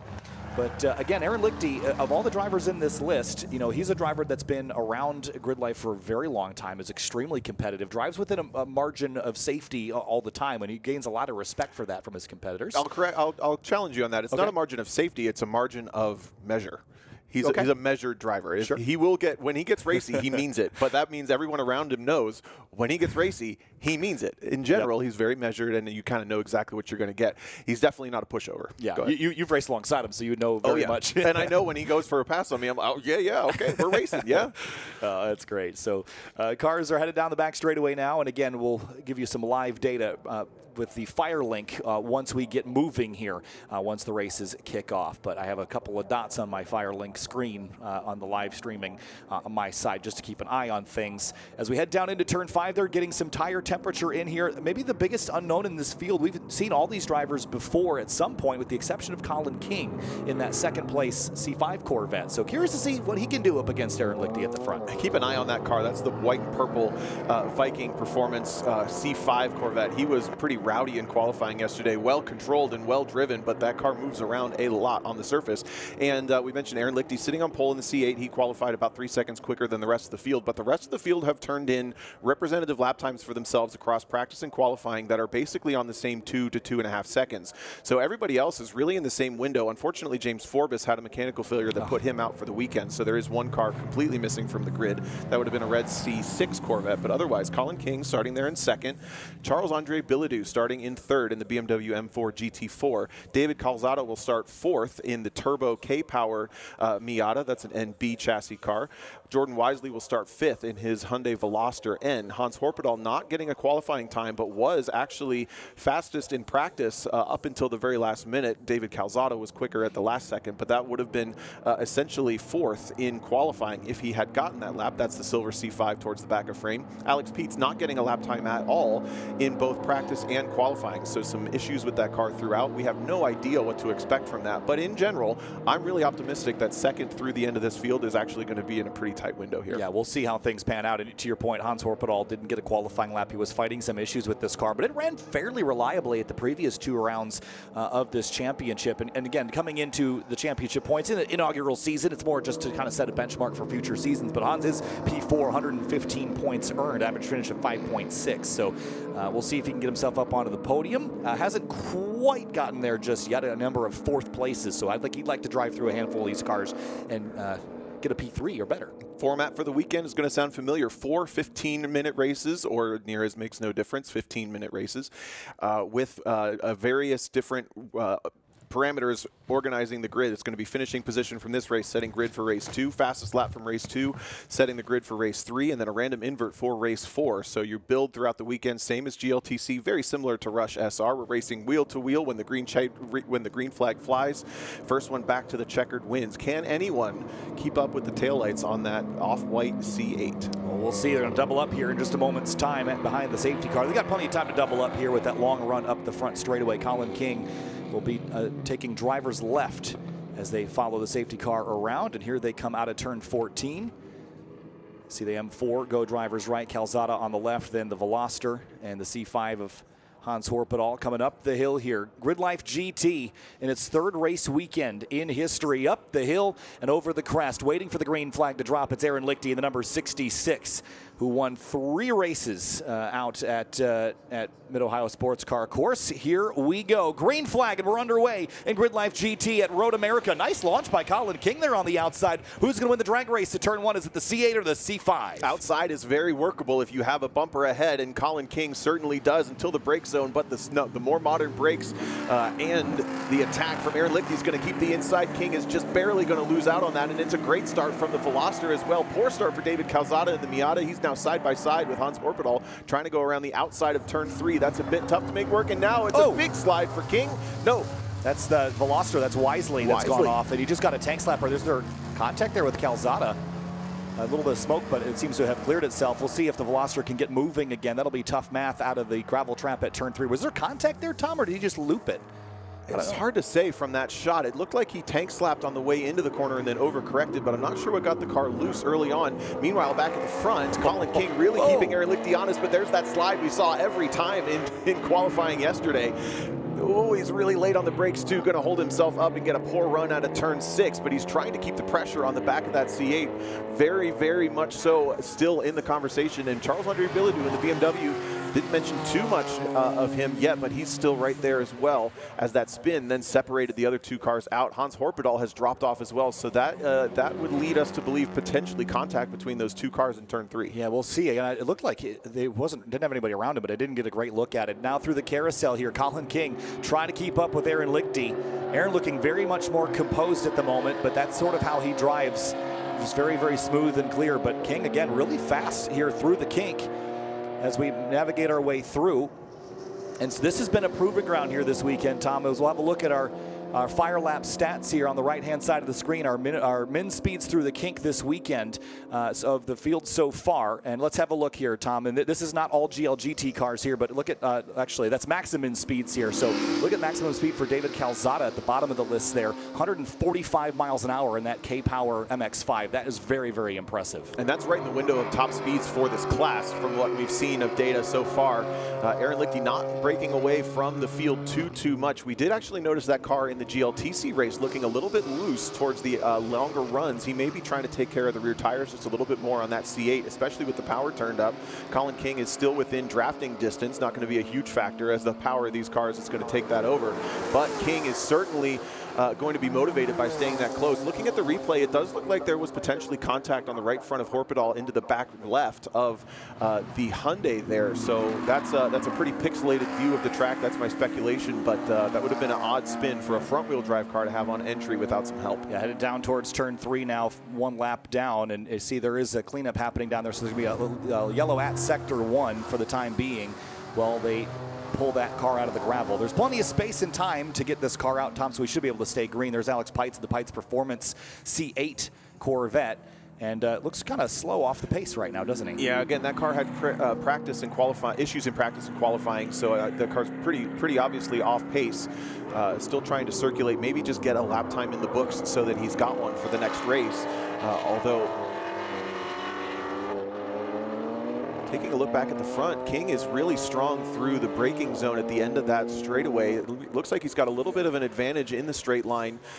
It almost makes me wonder if they were able to get the right tune on the C8. We're all speculating, of course, but he's really keeping Lichty honest. Yep, down into turn 8 now, and it was half a second between them at the stripe last time around, and under the bridge into the carousel. Here they come through 9 and 10, and Aaron Lichty, much better run leaving turn 8 there, starting to gap Colin King. That car looks a little wild on power, even though it's got a large rear ring. I notice how far forward it's tilted there, Tom, and this is something I've been following this year, is with a slightly better understanding than I used to have in the past about how aero works. You can also stall out wings if you have them too far forward, where they're not really doing anything. You're losing separation of the airstream over the wing, and it is tilted very, very steeply for a track like Road America. Yeah, and it's also going to create a lot of drag at that angle, but to your point, it's not working very much at 50 miles an hour or so coming out of turn 8, and I agree that car looks really rowdy on power. Clearly no race traction control helping him out, just all right foot welly. And watching Lichty's car again, it looks a little bit less than confidence inspiring through some of the steady state. To see how this rotation on the exit of the corner looks just there. Very much more composed this lap than previous. Oh, King still getting it wiggly off turn 14. Yeah, David Calzada had an issue with the right front, so he's in the pit lane, and actually Alex Pites is also off track, so he had some kind of mechanical problem. Here comes Lichty across the line there, and no, this is Colin King. Big mechanical issue, engine expired, or maybe the rear end. He's big smoke up over the crest at turn 14. Well, and now he's back under power. What on earth? That makes me nervous, Tom, when a car is smoking and then it's not smoking anymore. Usually the cause of the smoke doesn't solve itself unless the car runs itself out of gear or engine oil, whatever that was. Yeah, what a strange thing. Maybe a money shift, grabbing gears up the hill. But either way, that's going to promote Charles-Andre Bilodeau in the BMW up into second position and extend the lead gap to 6.6 seconds after it had been a relatively close battle up to that point. Yeah, and again, it sounds okay, doesn't it? As it pulls So away from far, turn 3. yeah, That's I very agree. strange.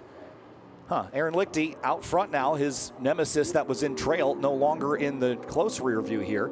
Charles-Andre Bilodeau is going to pick up second place in that BMW M4 GT4. And Tom, you were talking yesterday about the advantages of a car like this. And actually this morning, it's very well sorted from factory. But to your point, when things do go wrong, it can be sometimes tricky and costly to sort it out. But they are a good choice for a series like this, where you can get these on the used market for probably less than you can build a car to this category. Yeah, it's a very good point. And they also come with a lot of the fancy stuff that you wouldn't necessarily want to spend your own money on if you were throwing them at a production car. Aaron Lichty certainly relying just on the factory systems within that C8 Corvette, probably all disabled other than the anti-lock braking system. You see pushing it just a little bit wide to open up the exit, get on throttle. That mid-engine car is going to want to push just a little bit on the exit of this carousel, but very much keeping it under control, as he will now see behind that he has no more challenge. I will say there's potential that was just oil dry up the inside of the front straight, but the fact that the car was going so slowly tells me that he did still have something mechanically wrong for just a moment. Yeah, certainly. It could have been a number of things. Let's have a look at the min speeds through the kink here this weekend of the cars that are running the Firelink system. And this is a really interesting data point. David Calzada, quickest of the cars, 109.3 miles an hour min speed there, Tom. It looks like a couple other cars. Look at Charles-Andre Bilodeau, 6 miles an hour slower there at the bottom of the list. Yeah, that's a much heavier car, but still it's just a daunting corner. You have to get your speed adjustment before the corner done and get back on throttle to stabilize things for the most part, but that 109 miles per hour for Calzada is probably not a big break or even a big lift, just enough to give yourself some confidence. And this is the kind of corner where you can go through the entire weekend knowing that you can probably go flat and never actually doing it, because it's just that daunting. I've been there twice with different cars in the past, and it's just kind of how it works here. Lichty completing lap number 4. We're working on about coming up on halfway distance in this first of 4 GLGT races. And now the question becomes, will Colin King have the pace to run down Charles-Andre Bilodeau to get back into that second position? I'm sure he's frustrated he lost. Here he comes. Yeah, and again, whatever issue he had seems to have ailed itself as we come down the hill here. Maybe we can take a look at previous lap on the timing and scoring and give us a better indication of how off he was here, Tom. So we'll give that a second to see if we can look at previous lap on the timing and scoring. But Aaron Lichty, there we go, previous lap. Bilodeau, a 230.1 for Colin King, recovered to a 229.5. So that's interesting to note that even with that little slip up, he was still quicker than Bilodeau. Fast lap of the race right now at 2:25.7, just a couple of tenths off of his qualifying time. That's obviously Aaron Lichty at the front. Big flat slide at the apex for turn 5 as Colin King tries to get the C5 woed up for that corner. Brakes getting hot at this point, tires getting hot as well. There's no better tire allowed in this series than there is in GLTC, so there's not much more potential to get the platform working differently. The same suspension, same tire allowances. It's all down to power and weight changes, plus the aero we've mentioned. Yeah. Lichty looking very consistent. Would you expect with, sorry Tom, with a slightly wider tire allowance, the same tire choices, that you would really, even with the wider tire, the heavier weights kind of bringing the min speeds down compared to an Eibach GLTC car, but your straight line speeds are up about 10-15 miles an hour. Yeah, which makes the corners by nature just feel slower, but the big part of the conversation is the wheel widths are not limited in either class. So while you can run a slightly wider tire, you can kind of cram the tire on the wider wheels in TC as well. And that's going to be a much bigger factor than maybe a 275 versus a 295 series with tire. So that's why I think the ultimate performance in the cornering of this class is not going to be all that different when the tire compounds and the wheel widths are essentially going to be unlimited in the same way. Yeah, battle for second still on here between Bilodeau and Colin King. Aaron Lichty out front, again running with a slightly smaller wing than allowed, but that was sort of to balance the straight line needs of a place like Road America. Colin King, I think, is quicker than Bilodeau still. So here's a look, best lap delta here. Bilodeau's slower by 0.8 of a second. to Colin King's best lap. King is throwing more at the wall. We've seen that car really moving around on the surface much more. He's been taking some bigger risks than Bilodeau, and it's paying off more often than not. He's just got to make sure he doesn't sling it over the line anymore. If he maybe had a mechanical issue that he can avoid through driver inputs, or just in general avoid those big slides. You see Colin King went even faster, that put a 1.8 second delta between their best laps right at the start finish there. So I think the battle for second is going to be back on before too long here, Tom. And Bilodeau's going to have to start checking that rearview mirror for a purple and white C5 Corvette. You might know a thing or two about that. I have seen plenty of that in both my front and rear windows. Yes. But 10 minutes down, 5-ish to go, and it's going to be almost inevitable that we get this battle coming back to us for second position. King has the rabbit to chase now, and that can be one of the biggest motivators in all of motorsport. When you're sitting in that car, you see who you can catch, and you see yourself catch that they get just that little bit bigger. That is absolutely motivating. Lichty continued to control this race at the front by about 14 seconds last time across the line, and he will certainly know that he can sort of dial it back. This becomes a test session actually for a driver who also builds cars and sets them up. That car is definitely a development program for the Paragon Performance team, not only just in the aero, but just the overall chassis production of that car. Aaron has kind of said that that is a chassis and a platform that's starting to replace his customers' interests in getting cars like Caymans and 911s, because they're more affordable and the performance potential is absolutely there. Yeah, certainly. And Aaron working his way through the carousel now, just keeping an eye on the fire link in the background for Colin King and Charles-Andre Bilodeau. It was 145 miles an hour for both of them down into turn 5 last time by. So definitely carrying some good speed there. Via the fire link, giving us live updates of speeds of the car around the racetrack. Now into the kink for these two, and here's cornering force here. Again, have a look at Calzada, 1.23 Gs there, maximum cornering force in the GLGT. Came out of it. No one's done better than that so far this weekend. No brake lights on either car from Bilodeau or King into the kink, so they're pretty committed in there, maybe lifting off pretty early to keep things stable on the chassis, but King is absolutely challenging. He's within outbraking distance of Bilodeau. If he can stay there, maybe down into turn 1 or certainly down into 3 or 5. He's got to pick his spot carefully. We've seen Bilodeau is obviously running the more modern car with the BMW-built technology in there. We've heard a little bit of traction control. It will have a little bit better ABS system, so Bilodeau might make himself very difficult to pass. White flag, last lap here for Road America. GRIDLIFE Summer Apex for GRIDLIFE GT, race number 1. 4 miles left for Aaron Lichty. And again, this is a car that debuted at Mid-Ohio Sports Car Course and immediately found success with it. Again, we talked about how he was up against James Houghton. I misspoke earlier, I said he had 3 wins. He had 2. They traded back and forth there at Mid-Ohio.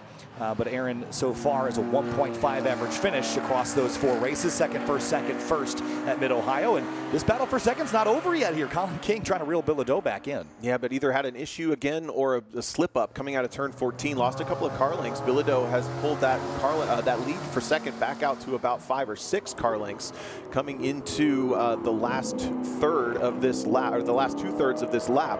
For Aaron Lichty, this is the final lap, and Colin King was only 0.8 quicker last time through than Bilodeau due to that last corner deficit. Yeah, I see again, Bilodeau picked up a little bit on his best lap and cut that delta to their best lap of the race by about 0.6 of a second. Colin King, all sorts of sideways leaving turn 5. That's what I'm talking about. If you're just trying to get to the back bumper and not paying attention to your own driving, whoa, another big entry rotation carrying the drift all the way through turn 6. It looks cool, but you're not making any progress.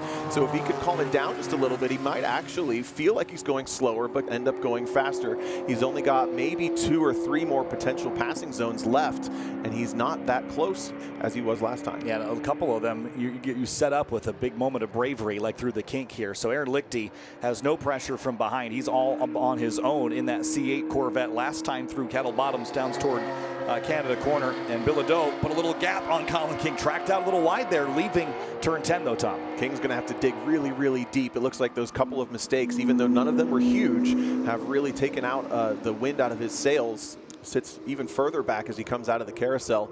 Meanwhile, coming to his what will inevitably be the third GLGT victory for this car and driver combo. Here's that battle for second, though. Yeah, closing in about 5 car lengths between them as they come through Canada corner, and checkered flag is being displayed for Aaron Lichty, and it'll be his 3rd win in GRIDLIFE GT as he comes up over the crest across the start-finish line.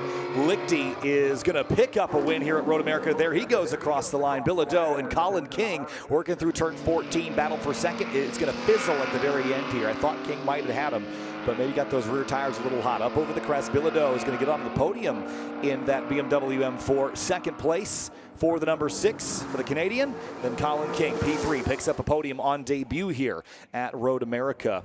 And Pites, Calzada, Wisely, and Horpedal all had issues in this race here, Tom, but a little nice fun battle there for P2 that I think we're going to get to see more spice in the second race later this afternoon and give those other drivers some opportunities to fix up some broken things. Certainly the more conservative driver that came out ahead in that situation. Curious to hear what happened with Colin King out of that final corner, if there's a mechanical issue that was consistently limiting him there, or if it was just a simple one-off mistake. There's your final results. Only 3 finishers, significant mechanical issues still plaguing a majority of this field, but yet Aaron Lichty will take the win over Charles-Andre Bilodeau's BMW. Colin King comes up with a probably disappointing 3rd, but he has 3 more chances to prove his point in races 2, 3, and 4. Yeah, I think that car might be capable of winning if he could just get around Aaron Lichty and make that car real wide. We'll watch him later again today. Pites 4th, then Calzada, Wisely, Horpedal rounding out your GRIDLIFE GT field here for race number 1.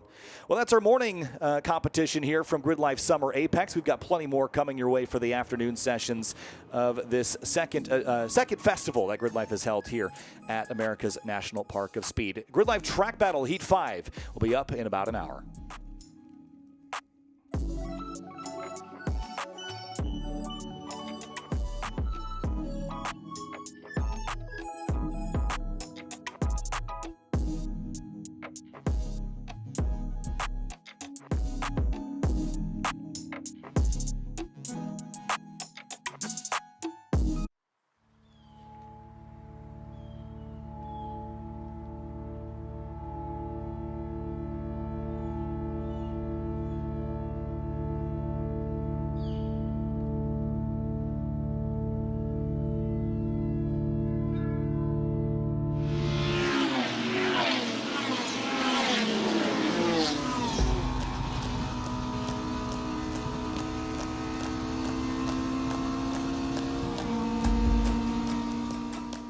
Have to be in a rhythm. Really, you have to try to breathe a few times on the front straight, because if you're in a battle, you might be holding your breath 3/4 of that lap, not realizing it. Welcome to Lime Rock Park. Kyle Heyer joined by Greg Kramer. It's like flying fighter jets in a cereal bowl around here. It really is magic here. Some of the best door-to-door racing on the planet, in my opinion, with the GRIDLIFE Touring Cup. I've been in a lot of series where I've been podium, no problem. The field is much more stacked in GRIDLIFE than pretty much anywhere else I've raced. This is where I want to be. This is where some of the best racers are. A lot of drivers who've come from other categories where they're absolute front runners have shown up here and said, wow, is this field tough? I mean, that's why I moved to GRIDLIFE.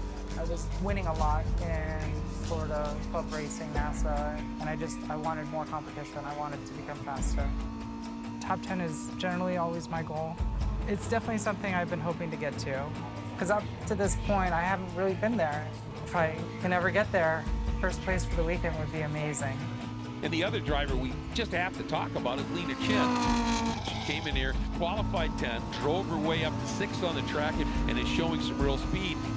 Every time I get out on the track, I feel like I can improve a little bit more, and just working toward that goal, climbing the mountain.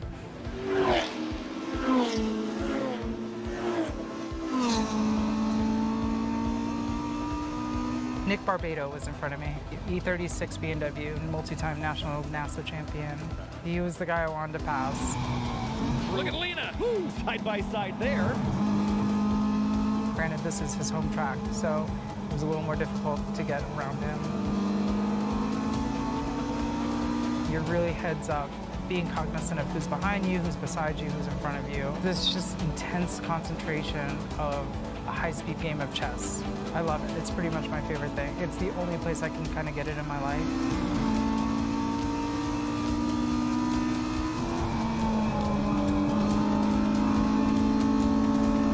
I'm always checking to see who's coming from behind. If I have a bigger gap from behind, I know I can take a little more battle to the person in front of me.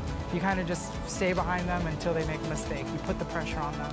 No, I don't want them to make a mistake, but I want them to know, hey, I'm right here, and if you do make a mistake, I'm probably going to take advantage. Big cloud of dust out of turn 7. But you're right about Lena closing in on Barbado there. This is a fantastic run for her. Last year was up in the front in the B races, but to race at the front of GLTC, it is so hard, Greg, and this is going to be a huge boost to confidence for her. And look at this, the pace that Lena was attacking so hard at Barbado, he went, I got to get by Zoo here and give me some breathing room here. White flag, last lap around Lime Rock Park in GRIDLIFE Touring Cup Race 1.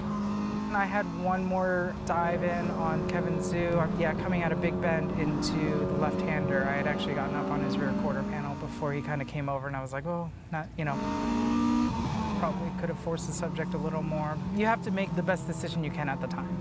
I didn't feel like I had enough overlap on him, and I didn't want to pit maneuver one of my friends, one of my competitors. We all want to have a good, clean race. That's really important in GLTC. Checkered flag, James Houghton for the first time since Midwest Festival in June, wins at Lime Rock Park. Lena, 6th place, is that her best finish, I think? That is her best finish. It was previously 10th, it is now 6th place. To do better than you've ever done, this pure excitement and just joy that you've worked so hard for this. If we had like 2 more laps, you probably would have gotten me. I was fading.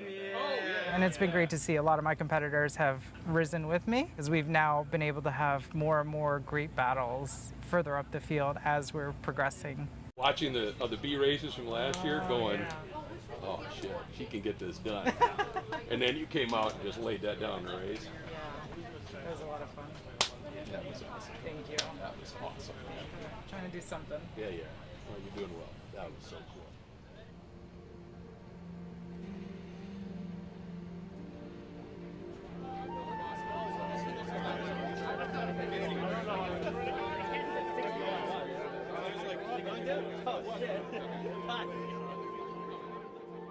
This is the special flag. This is not a yellow flag, even though it is the color yellow. This is for bears. I don't want you to put the car where it might not work. I want you to put it where you know it will work. If you go 2, 3 wide into a turn, I want you to hold your relative position towards the inside or outside of that racetrack. You do not interrupt. I think there is a high level of respect needed to race this hard, this close. It does happen. We've all had incidents. We're all trying to improve. It's important to race your friends hard, but we don't want to put anyone, including ourselves, in danger while trying to do it right. Hi everybody and good morning. A beautiful Saturday, August 17th, as we get ready to go racing for the second time this weekend for the A group. James Houghton, Matan Rosenberg start in the front row. It's Marchev and Lena Chin in row 2. This is I think, a career weekend for Lena with the way she's going. Best finish, best qualifying, and now highest start. She starts 4th. Having only 2 cars in front of me was an amazing feeling. I had no idea how I would be able to hold on to 4th. It's trusting that they will give you the same level of respect back that you want to put out there. I wanted to prove to them that I did belong at the front of the field. Your 27-car field for GLTC Race 2A. Pace car, the Nissan GTR, is going to peel off and head down the pit lane. Green flag flies and we're racing again at LRP. 5 abreast heading in to Big Bend, and from the outside, beautiful move, Matan Rosenberg in that big Corvette. Look at Lena Chin up to 3rd place. She took out an opportunity from the outside of row 2. It's intense. A lot to think about while you're racing, trying to do, really perfect the laps, but I kind of love it. In certain parts of the track, when you get a second, I might look in the rearview mirror to see if Tony had gained or fallen back from me, to see where I might be stronger, where he might be stronger. And Houghton just setting fast lap. Lena Chin, though, right on his 6th, and bringing Marchev right along with her here. Tony had a couple good runs on me on the downhill, so as soon as we got on the straight, I took a defensive position on the inside of 1. If he wanted to get me, he would have to do the move that I do, which is take him on the outside. Marchev taking a look here. Lena Chin right down the middle of the track saying, if you're going to do it, go around the outside. And Marchev just could not quite make that work. Because it was super intense, having to defend almost every lap. Lena Chin is just having a career day here. Tony Marchev wants something to say about that, but then overshoots into Big Ben just a little bit and loses about 4 car lengths. It's this super fine line of being at the edge of grip and actually sliding. So slip angle is fastest. When the car is absolutely neutral through the corner, you almost free your hands a little bit in the turn versus having to do a correction. Once you start doing a correction, you're slower. It's almost like a ballet where you're just like right there. They have to be very smooth, but very, you know, specific about the moves that you're doing in the car. You know, here's the thing, comfort builds confidence, and confidence builds speed. When you're confident, you're gonna go fast. So right now, Lena is sticking right with 2 of the top points people and 2 of the fastest drivers in this series. Talk about, as we said, a career event. I saw the white and I was like, oh, thank goodness. I had enough gap to Tony, so I wasn't gonna push too hard on the last lap because I didn't want to make a mistake. Here they come, checkered flag. Baton Rosenberg wins at Lime Rock Park. I banged on my steering wheel, I was like, yeah! It felt really special because it's like, you know, I was there. For Lena Chin, her first podium ever in GRIDLIFE Touring Cup. Man, is she showing everybody that she is for real in GLTC at the sharp end.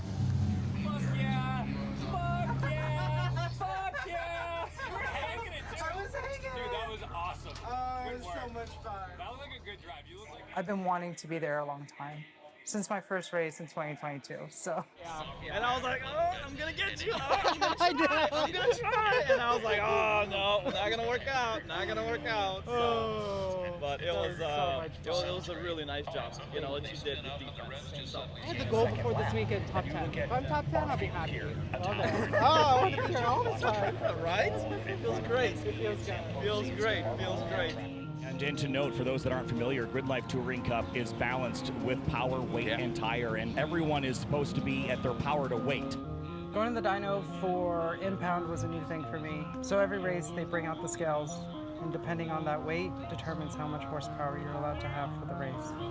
We have a dynamometer down in the paddock that after the race, a couple of select cars, usually the podium, and then a couple other random cars are gone up and they're measured to see how much power they're making. If your engine makes too much horsepower, that car is going to get penalized. Dynamometer is a device used to measure the amount of horsepower in a car. It uses some math, a very large metal drum. You put the drive wheels on the drum, and as it spins, it calculates the amount of horsepower your car makes. And went in a little nervous, but last time I dynoed it, which was earlier this year, nothing in the car has really changed, that I'd be okay. And yeah, I kind of blew the dyno. A little upsetting. It wasn't by much. 2 of the runs were 3 horsepower over, and then 1 was 6 horsepower over. 6 horsepower is enough to DQ you. I don't think 6 horsepower is enough to really feel. Worked with dynos for years. I was a dyno operator for years. It can change from day to day. After that race, I talked to Andy and we decided to pull out some more power from the car just to make sure that I'm legal. I don't ever want to be illegal. I didn't think I was, so it's just sometimes the dyno gets you.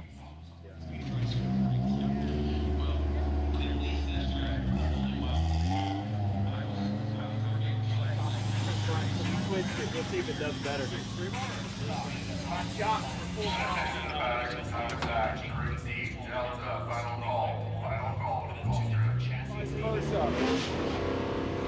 Predictability, okay?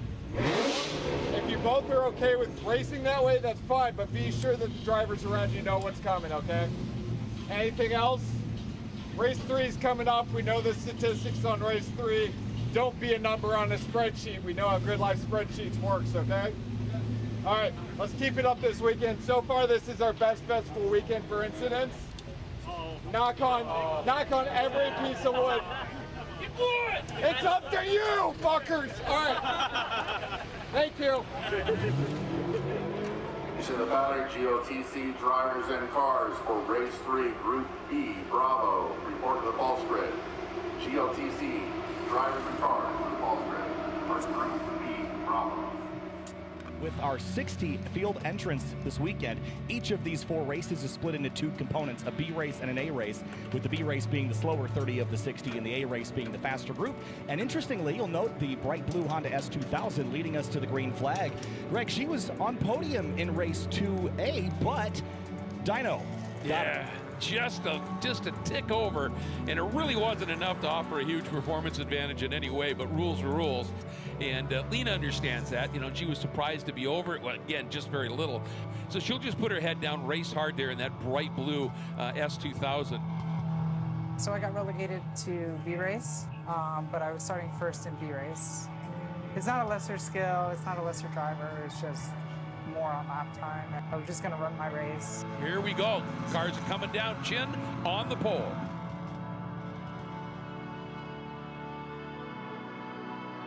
Green flag, and we're underway at Lime Rock Park.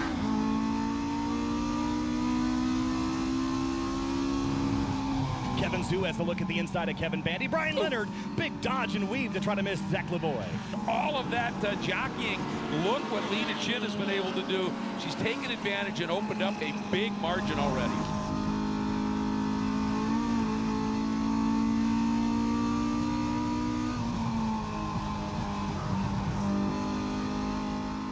Lena has just dropped everybody at this stage. You can see catching almost a little air up and over that uphill turn. Thankfully, there were some battles happening behind me and checked out from the field a little bit. The course is very fast. It's less than a minute lap time. With it being so quick, it's easier for me to get into the flow of the track. You just kind of get into this mental headspace. Yeah, front stretch, you're on driver's left. Brake at the 2. Start turning in toward the middle of track to try to hit the first apex into Big Bend. Not too heavy on the brakes, but not too light either. Let the car drift out about a car length and a half for the left-hander. Brake until you can see the exit. Bring it onto the curb. Turn it back the other way for the next corner. Don't go over the curb because it is rough. Carry your speed out down the no-name straight. Get ready for the uphill. Expect a little bit of understeer, let the uphill grab you. Over the hill, enjoy the ride. Go down to West Bend, hit the apex, go down the hill, breathe off the gas. Once you feel the compression, back on the gas, and then you're back on the front straight. Should only take 58 and some change seconds. I noticed my body's a lot more sore at this race than most races. Just the constant G-forces. You know, your body doesn't have a chance to kind of relax and chill. Like the amount of times we're under a G and a half, maybe up to 1.75 Gs of cornering force is substantial here. Well, Lena Chin, after getting bumped to the B group after failing post-race tech last time out, she is going to go back to victory lane. GRIDLIFE Touring Cup Race 3B. Lena Chin wins it here at Lime Rock Park.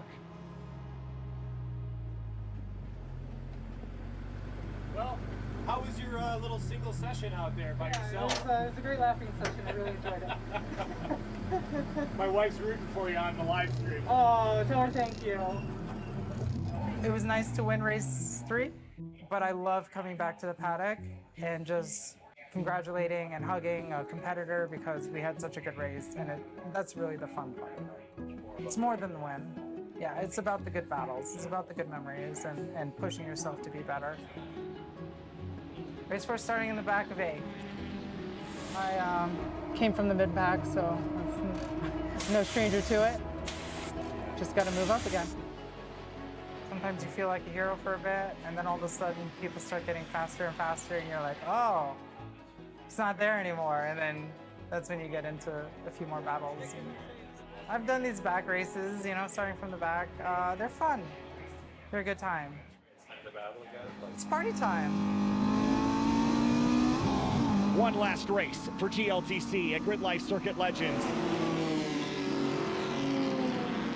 this weekend, you know, called Circuit Legends, and it's about as apropos as it gets because Sam Posey, a legend here, Paul Newman, a legend here, Skip Barber, and then, of course, the new legends that are getting formed in grid life. And here comes Lena Chin as working through on Robertson. And the one thing to watch here is Lena Chin, folks. She is an absolute master of the outside pass.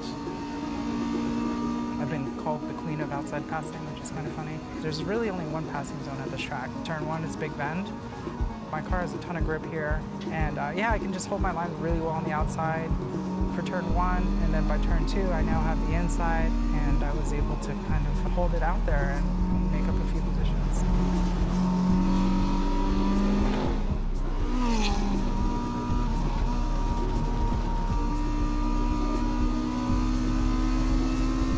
It's hard here at a track like Lime Rock to make progress when you get buried for a start. You know, that's part of the game here, is if you're under attack, put your car where you think you would want to make the pass.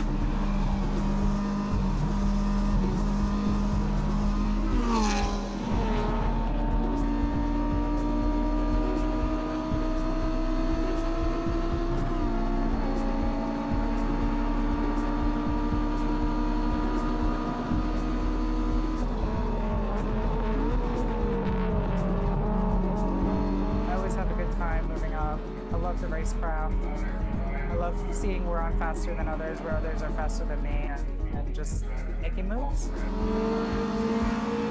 This track is just all about the flow. It has this sense of danger because of how close some of the guardrails are. The quick elevation changes of Lime Rock are really exciting. It's like a roller coaster you don't want to get off of.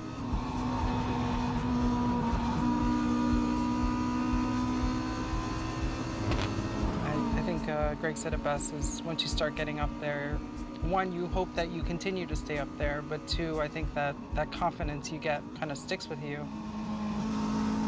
We have a new fast lap set the race. Lena Chin really just put the fast lap up on the board, a 59.12. Fast lap in this group, that says something. I finished 16th, got the Hard Charger Award and the fastest lap of the race. I think it's cool that I know it's possible. The art of possible is nice. You know, I started questioning how good I was.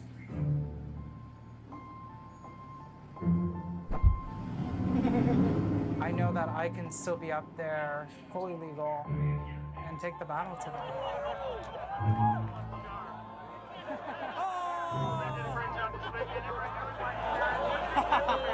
Some people get frustrated, they're like, oh, I should be up there, but I'm like, listen, like, the weekend happens, right? Like, I want to go out and have a good time. I want to play with my friends. You know, it's not the only time I'm going to be up there, and it wasn't a fluke. No, it sure as hell was. No, it's coming up. Seriously, seeing you. great racing. Thank Good weekend. you. I love this track. I love this race. I want to get a podium in a race. That's the next step. I did my top 5 win. If I can ever get there, first place for the weekend would be amazing. Just keep on improving, you know?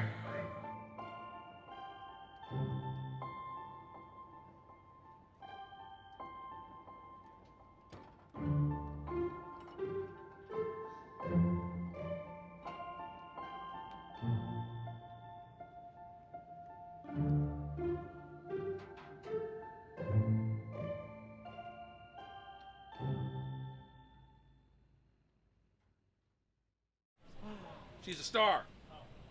It's true. She is a star, bona fide.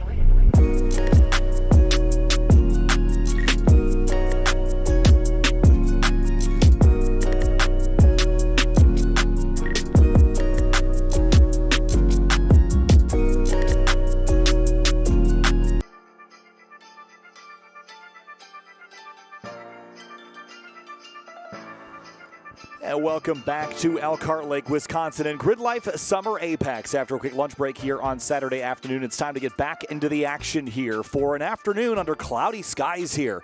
Kyle Heyer joined by Tom O'Gorman. Tom, it is track battle time attack time, and it's always a good moment on the racetrack when it's cool and cloudy, but a little bit of rain threatening. It might just pass us to the south, but this is probably a ripe time to go fast with cool track temps. Yeah, welcome back from lunch, everyone trackside and on YouTube. And you're right, this is absolutely either best case scenario or becomes worst case scenario if you're looking for fast laps, because we're either going to get wet or it's going to stay dry and cool. Coming up on Heat 5, Group C for track battle action, and as things have shuffled out over these 3 time attack groups, we have some of our top contenders for the top 5, looking at podium sprint, which we'll go over in a second, from Falcon Club TR, as well as all of our competitors from Falcon Club SC. So we're going to have a couple of storylines to cover in this field, sweeping through on their warm-up lap down at the kink already. We're hot and heavy into it. Yeah, so the cars that you were talking about, Tom, in the Falcon Club TR class are Stan Feingold, who's in the white Toyota 86 that's right behind the Subaru here. There he is with the red wheels, the number 326. Then it's Mike Bryant in the number 94, and Ian Flavin in the 199 Subaru BRZ. So they're climbing up the hill here. All these cars are in direct competition in that Falcon Club TR class, chasing a podium sprint opportunity. Mike Bryant, I think, is P5 coming into this session, so he's trying to hold that spot. Yeah, Feingold in the white FRS is 5th, Bryant is 6th, and Flavin is 7th. Now, looking at podium sprint competition, basically we have 7 qualifying sessions to turn in your best, fastest lap that you possibly can. Anytime you do it, it counts. The top 5 from each of our classes will then move on to a 3-lap shootout. It's the one session that counts winner take all in that session tomorrow, that last session tomorrow. So right now, all the drivers that we just mentioned are essentially trying to knock themselves into the top 5. Only one of them is there, and they are running in close quarters down into turn 1 already. Stan Feingold going in for the early apex. Bryant setting up for the exit, and Bryant must really trust that Feingold's going to take him with him, because there's barely any gap between there. We're racing for lap time, not position, but you wouldn't know it. Yeah, Feingold's best lap of the weekend is only a 10th quicker than Bryant's. They're very, very close on pace. This is probably a little too close for my comfort if I wanted to go fast, Tom, but maybe the slipstream's worth a little bit, so give it a try. Good thing you're not driving, right? Exactly. So if you look at Mike Bryant's car coming down into turn 5 heavy on the brakes, that's the silver MX-5 with the cool graphics, just following a couple of the other cars. That red MX-5 on a warm-up, hopefully not a factor here, but Bryant, look at all the tape on the front of that car. He sealed up every single seam, trying to maximize the body panels, minimize the body panel gap, maximize the airflow over that car. Unfortunately, it looks like the red car here is not paying attention and not able to let these cars through without impeding their opening lap. That's in poor form. Yeah, that was got offline there, but maybe a little too late, so it could have held up Feingold there a little bit. Sometimes the drivers that are on a hot lap will really push the issue and try to get it to the very last opportunity for that car to jump out of the way. But again, you got to keep your speed up here on this out lap to make sure that you're not impeding cars on a quick one. But these 3 cars in such close proximity, it just has to mean that they're going to be close on the timing and scoring pylon here, Tom. But that's all Mike Bryant needs is a 10th or 2 of a second. Yeah, they're all spread out by about 6/10 on their previous best lap. And that's not to say they couldn't have kept their pace up, that it just looked a little clunky on camera. But in general, these 3 cars, again, trying to get into the top 5, running in very close quarters with high trust. We're looking at the white BRZ, the silver MX-5, and the blue BRZ FRS twin chassis. Through the kink, they are flying.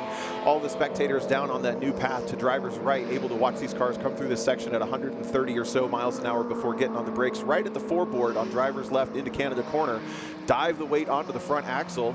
And luckily, these cars also tend to do pretty well over a session. They can run into the later laps of the session and still find some time. We're currently running 3 groups in time attack, and with nearly an hour or so of time to work with, that means that these cars can get up to 20 minutes of time, which is a pretty long time attack session. They can use that time strategically. Yeah, it looked like Feingold beginning to put a little gap on Bryant here at the tail end of this lap, but that might be Bryant also setting up for a quicker lap next time around, maybe on the tail end of the draft effect there. Probably not going to be an enormous effect in these cars, but it's not going to hurt. You just don't want to give up time in the corners necessarily. So Feingold's first lap around a 2:34.314. That's a pretty good ways off of where they were running, about a second slower, I believe, than what he had run earlier in the weekend. Anything with a 2:32 is going to look really good for these guys, getting them into the top 5. Sorry to cut you off. No, you're good.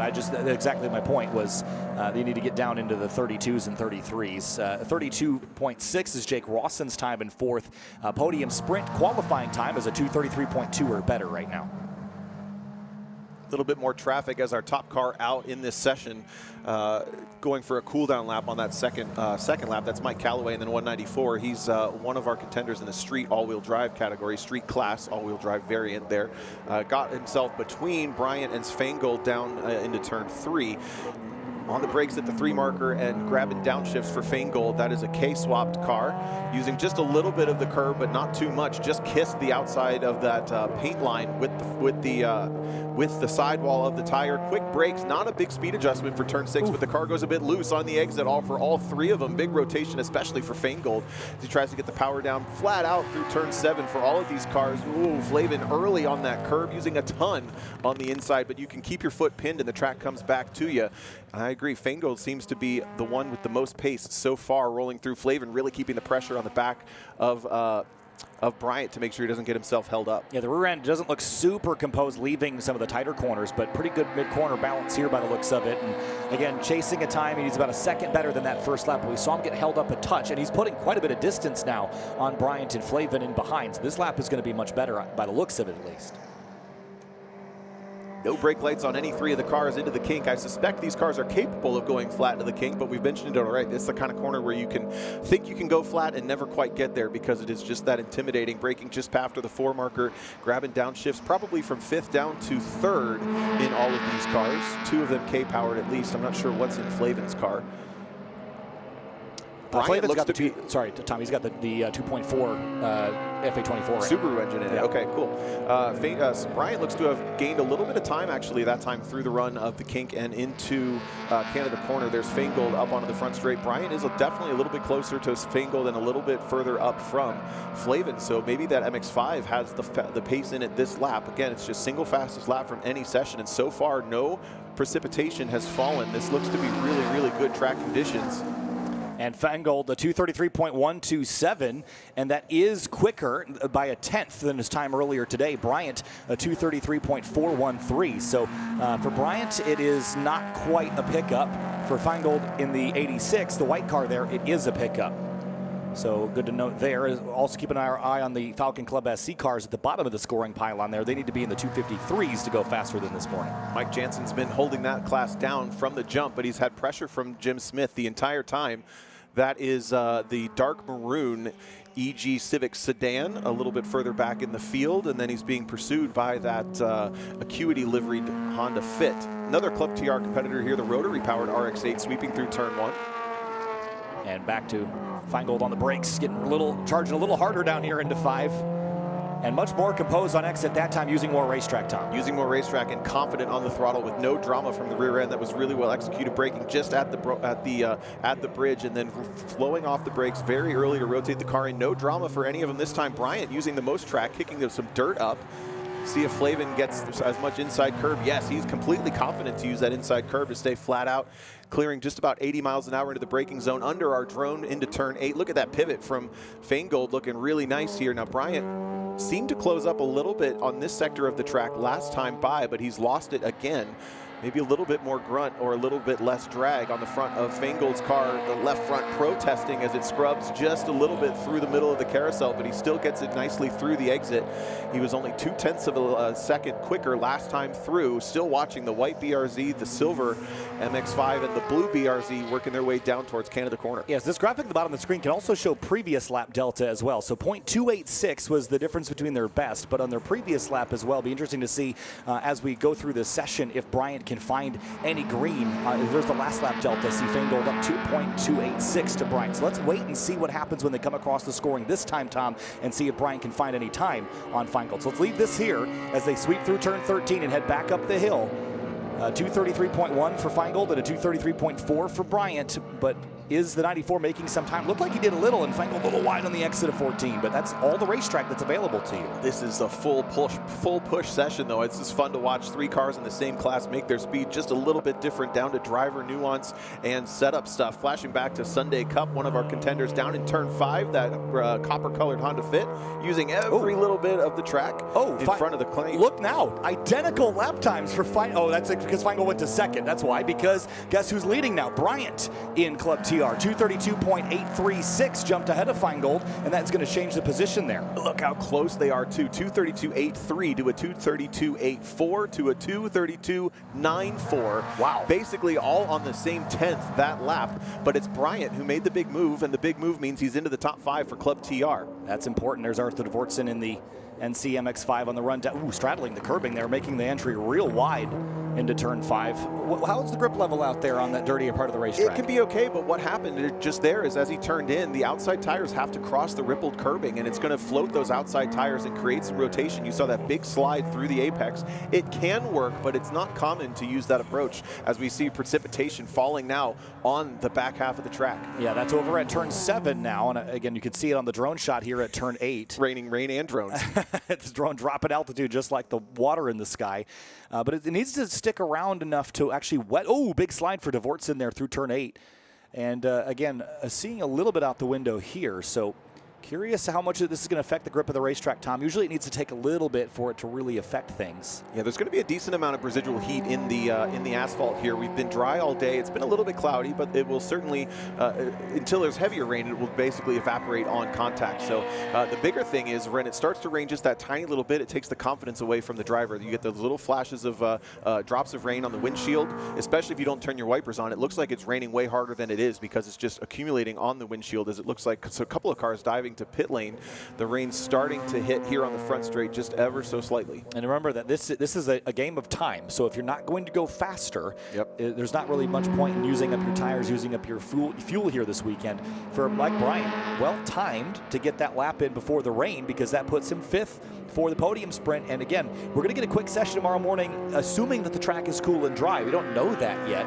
And, you know, he did what he needed to do when he needed to do it. So well done there by Bryant. Savvy driving at the right moment. Question is, Feingold stayed on it. He's still coming up onto the front straight now, just out over the curbs pretty perfectly there as far as placement goes. He did do some of this lap in that precipitation, but we don't know if the track is actually wet. Looks like Bryant is calling it quits. He's missing from that train of cars. Oil dry flying as one car gets out of the way. Feingold, does he have any more? Doesn't look like it that time. Stays at the 2:32.8. And it's so amazing to me that the podium sprint qualifying time is less than a 10th between 3 cars. So very, very tight. And Feingold's still on it. And again, seems perfectly dry and clear over here at turn 1. That's a very high commitment corner, much faster turn than you look. I mean, on a track map, it looks just as tight as 5 and 8, but it's not. It's a much quicker corner. Wider radius. It's flat down there, but it's a really quick turn. Bryant is cooling things down. Jared Garcia is on it. He's going to give a nice hazard point by there to Garcia in the 515 S2000.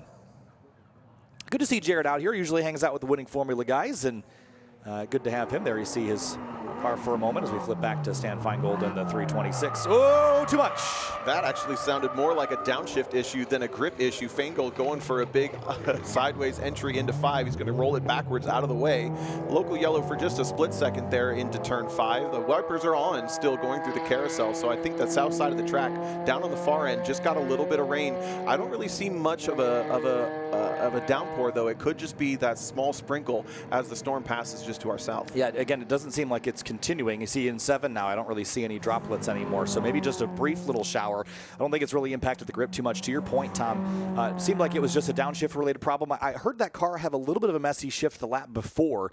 Talk to me about the heel toe downshifting in these cars and how you can kind of get that a little wrong. It's more to do with these long braking zones, right? Because you have to delay. You're coming in probably the top of 5th, bottom of 6th, which it presents its own challenge. Going from 6th to 3rd for that corner is a very strange ergonomic shift.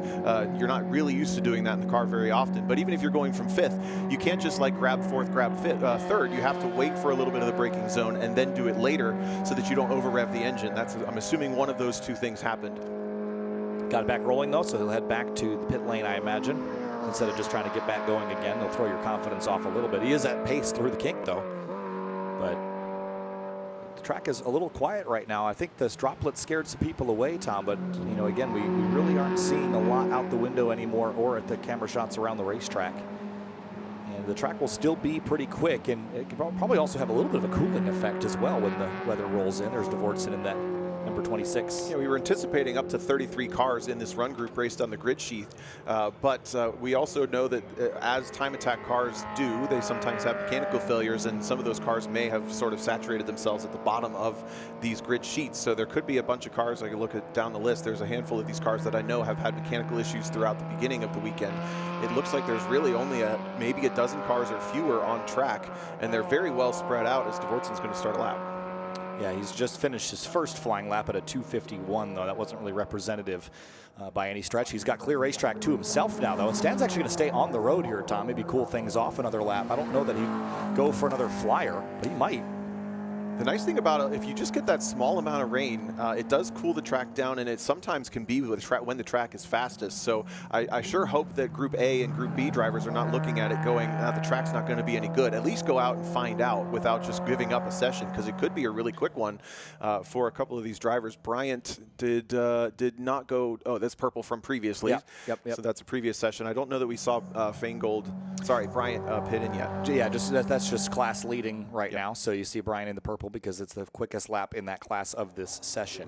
So Dvortson heading down the hill has the whole 4 miles to himself at the moment and using all the road. I give him props for trying it. And you know what, one of the things that they changed down there, Tom, have you raced here since they repaved the track? The curbing on the entry to 5 used to be sort of plus the track surface. The curbing came up. Now it's sort of sunken into the road, so it's more level with the racetrack, but it's still tricky to brake on those curbs. It throws the grip off a little. It is. Dvortson doing a nice job to predict that rotation that's happening, and if not be at least hindered by it, he's sort of trying to use it to his advantage. But you can also just see the dirt pouring out of the right side of the car as he brakes offline there, and now this is getting into the maybe slick section, big drift through the apex and out onto the curbing coming through turn 8. He's going to keep pushing though.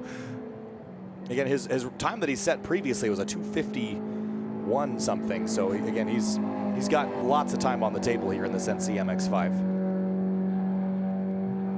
And this car, we haven't really seen it at the very pointy end of the class, but I think it'll do better than a 2:51 around here. We'll see what he can do through the kink this time. Didn't hear much of a lift, no brake lights or anything either. NC generation MX-5, when you look at the smattering of choices you have with Miata, it's not usually everyone's favorite, but I think there's still a lot of performance potential in these cars. They're really nice cars to drive, and Dvortson is proud to say this is the first K-swapped NC, even though he took longer to finish it. He started it before everybody else, he claims. So this is, let's call it officially the first NC MX-5. So that's that with the K-swap K24 Honda engine in there. One of the things I learned about this car, which this was while Mazda was sort of owned by the Ford Motor Company, and so there's actually a lot of efficiencies that Ford tried to have between this car and the Mazda RX-8 at the time. So there's actually parts that are swappable between the two, where they're a little bit beefier on the RX-8. So often in race cars with the NC Miata, you'll see part numbers off of the RX-8 that are very similar in design, just thicker, beefier, and better suited for motorsports. 2:49.059 that time, so a little 2-second pickup. Dvortson really pushing the brake zones. I've noticed he's later on the brakes than a lot of the other cars, and I don't know if that's a top speed deficit thing or just an attack mode that he has. Looks like he's cooling it down now, very much under the limit through turn 1, cooling things for at least a lap. Off in the distance, you can see just to the right side of your screen, that's the clouds we're looking at, and that's kind of the south side, towards the south side of the circuit. It's been running just at the bottom of where we are here at the National Park of Speed, Road America.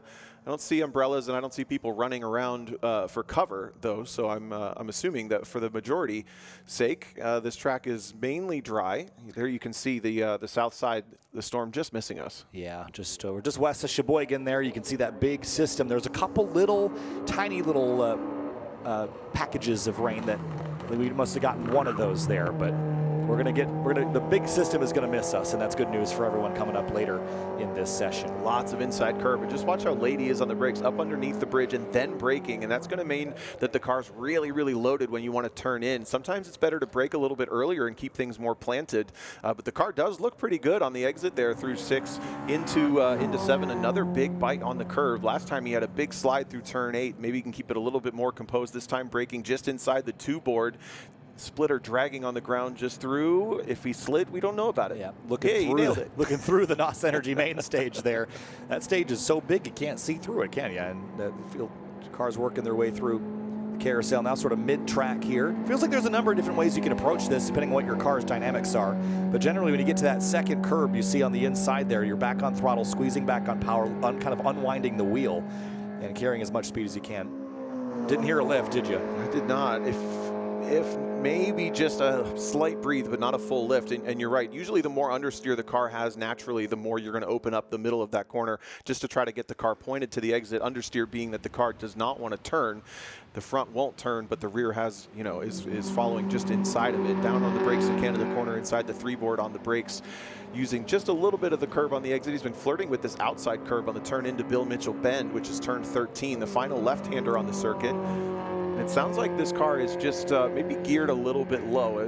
We've heard some of the other K-powered cars really screaming through that section, and he was pretty chill. But that's probably because he's pitting in. Yep. Hey, look at that. Heading back to the pit lanes like you predicted it, Tom. Checker flag is out here for our Group C drivers, and Group B will be up next. And again, to your point, I would be looking at this as a real potential to go fast. If not only, just it's another opportunity to go out and gather data, right? We've got podium sprint tomorrow. That's where the trophies are assigned. A lot of drivers have already broken records. So, you know, maybe you're not going to go the fastest, but it certainly is an opportunity to learn more than your competitors if they choose to stay in because there's a perception that the track isn't fast. I'm not sure that that's necessarily reality. The air temp is as cool as it was this morning, effectively. So I don't see any rain anymore. It should be clear, clean racetrack, and the track battle guys will be lined up here in a moment for Group B to head out. Mike Bryant, though, top of the board, quickest of all the cars out there that session. That's impressive. A K-Swap Miata out of 20 cars. So we're going to get our top 4 in Falcon Club TR coming out in the next group, which is just rolling off a hot grid. That's Jake Rawson sitting in 4th, Jeremy Bailey sitting in 3rd. Top 2, Mario Moroni leads the way, setting a new overall and front-wheel drive track record within that class. Peter Granberg has reset the rear-wheel drive track record already, and they sit only 0.6, call it actually 0.3, excuse me, apart. They're going to be in the bottom half of this grid. We'll find them eventually on camera. We also have our top cars in street class. The top car there is the Porsche Cayman, bright yellow of Brad Moore. He's got a couple of seconds of gap up before we get to our next car, Mike Coons, the black Subaru Impreza. They'll have a couple of out-of-class cars between them. Then we'll get to our 2 fastest front-wheel drive cars in that class, 3rd and 4th respectively, less than 2/100ths of a second apart for Aaron Reckdahl and Willem Dries. Yeah, really, really tight. Been fun to watch the street class battle. Brad Moore in that yellow Cayman at a big moment in the braking zone at turn 5 yesterday, but it hasn't slowed him down. He's still been the driver to beat in street class so far this weekend. And again, Tom pointed out Mike Coons, Aaron Reckdahl 2nd and 3rd. Will Dries and Charles Miller top 5 in street class. Again, Spaz yesterday getting a podium sprint qualifying time, but he's only 0.2 clear of Wildner in the 311 240 SX. So if I'm Spaz Miller, again, if he's going to be in that Group A group? No, he's actually parked in paddock. I walked past him while I was getting lunch, and I said, why aren't you on the fan walk? And he said, the fans are going to have to come to me. And I have to wonder if that's because we saw that massive plume of smoke come out of the car a little bit earlier this weekend, and it was right before, it was right after he had set a good lap time to get himself into this Group B, but maybe not the most, maybe not a fixable issue, I should say. Yeah, that's unfortunate. We'll hope he can get in it. Get the car back out there. He's got, again, a whole day to get it sorted, provided that no one bumps him down the list. And he's still got tomorrow as well. So that's another opportunity, Tom. Like, you got so many sessions here, including tomorrow morning. Is there a strategy of just, hey, I'm broken. I'm going to give up this day because I've still got a chance tomorrow morning. I would rather fix the car right than go back out with it half fixed and break it again. Yeah, I mean, it's mostly going to come down to can you get it fixed or not necessarily strategically when can you have it fixed by. It'd be nice to know, right? Push. I mean, he had the hood up, he was working on it, he was diagnosing things, but it's not like they were on jack stands pulling parts off of it, so it seemed like it was maybe still in the diagnosing phase. Go ahead. That's never fun. I was, Dewey was talking about Subarus, and then Subarus versus BMWs, and his conversation was, sometimes with BMWs, when they break, you just take a while to figure them out. And, trying to figure out what exactly went wrong. And he goes, with a Subaru, it's easy. Just find the hole in the block. Not a lot of diagnosing to do. No, There's all the oil true. on the ground, there's a hole. This class will also have, or this run group, I should say, will also have a couple of our contenders in Street GT right up towards the front. The first car out was Ryan Matthews. He's currently sitting second in Street GT. Needs to find a little bit more time. He's starting a first flying lap just right now. We also have Mark Kilgore out there in his Street GT BMW. Will be among the first cars in the line. Murray Maroney on pit lane and trundling down it, maybe just getting some spacing. There's a lot of space on this racetrack, a lot of time, and if you don't feel like you're going to go fast with the cars that are around you on different strategies, maybe it's an opportunity to just trundle on in, get some spacing, and go back out. Graham Gaylord is out there in Street Mod as well. Again, the 2017 championship winning car.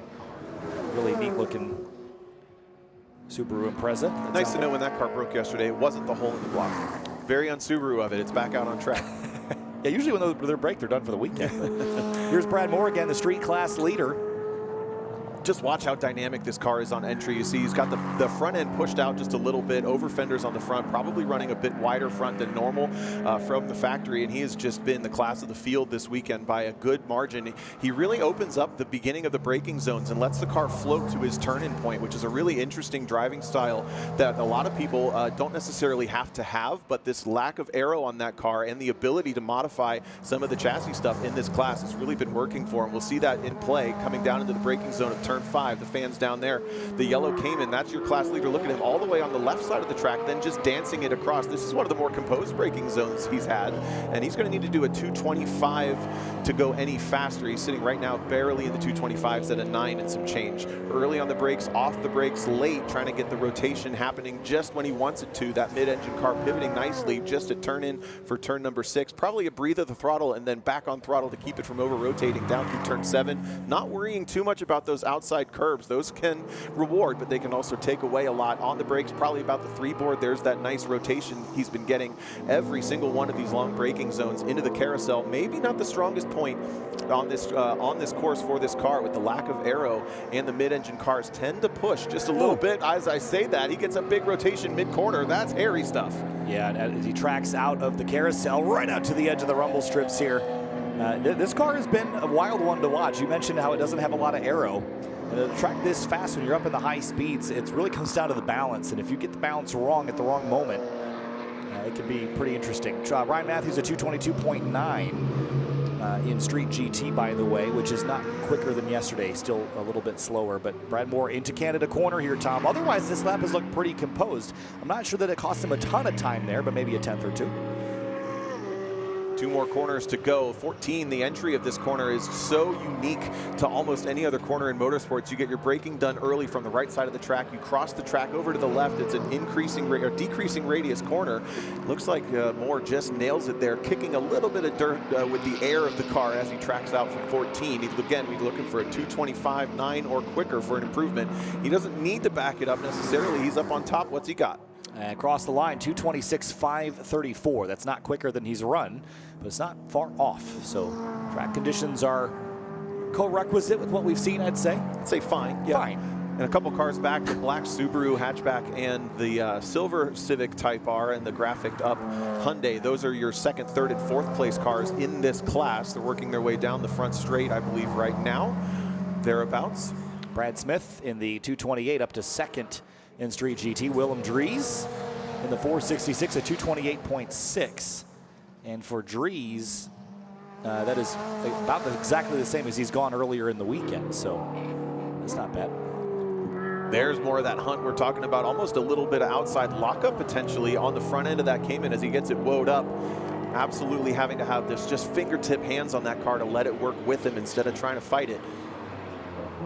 Yeah, that was when you were talking on Lizard Brains podcast with DJ Alessandrini about this a couple weeks ago. You talked about this a lot, actually. Just having light hands on the steering wheel. This was an epiphany for you in the simulator as well, that you have to basically not even touch the wheel so you get as much communication through it as possible.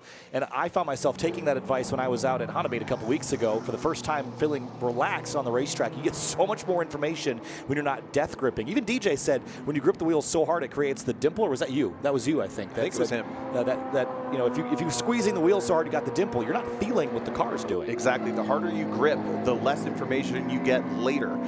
You're basically fighting the car through the point where it has to really tell you that it needs something, or that it needs you to open up the wheel, it needs you to stop steering it as much, it's going to slide. All those little pieces of information, if you're just ever so slightly grasping it with, let's say, your thumb, your pointer finger, and maybe the ball of your hand, those 3 contact points are really important. If you've got all the contact point and you're not getting the grip on the wheel light enough, you're going to learn about the information much later. One more lap here for Brad Smith, and maybe we can cut back to Club TR competition. They're just getting themselves up to speed as well. No new fast laps there. The back end of that came in protesting just a little bit as he finishes off through turn 13. Fun to watch the dynamic of this car. Not every Time Attack car moves around as much as these more basic street and street GT cars. Especially when you've got aero, really sticks the car to the road at the high-speed stuff. So when you get to watch a car walk around like this and the driver kind of hang on to it, there's a black flag being displayed to it might be for everybody. It is to everybody. And the full course yellow is out. So as much as we were hoping for, and that's Joel Phillips, I believe, in the Porsche at the exit of the kink, and he has had an off. There's a 2 second cars car involved for sure. It's on the driver's left side with some smoke. I can't tell. Ooh, that's a big one over there. I can't quite get a look at it, but it has backed into the wall very hard, and there is body work over there at the exit of the kink. So the full course yellow is out. And cars will return to pit lane here with an incident over at the kink. Now you have to wonder if they were separate incidents, Tom, because that Porsche was well behind.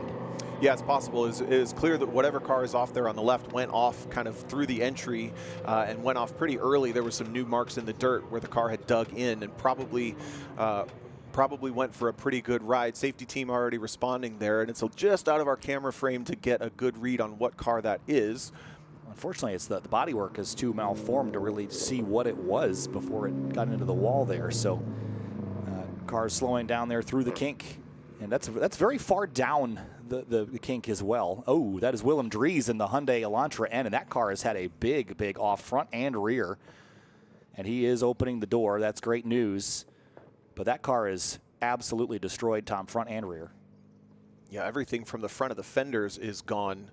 Leaning up against the wall, taking a breath. Good to see the driver get out under his own power. And again, speculating that the car went off kind of mid through the corner, dug in, and it looks like it may have had contact with both sides of the track on the right and the left. Ends up on driver's left with some pretty significant damage, including a shattered rear window. Yep. So that's how bad the kink can bite you. Again, really happy to see Willem Dries, who was holding down and continues to hold down, I should say, 4th position in street class.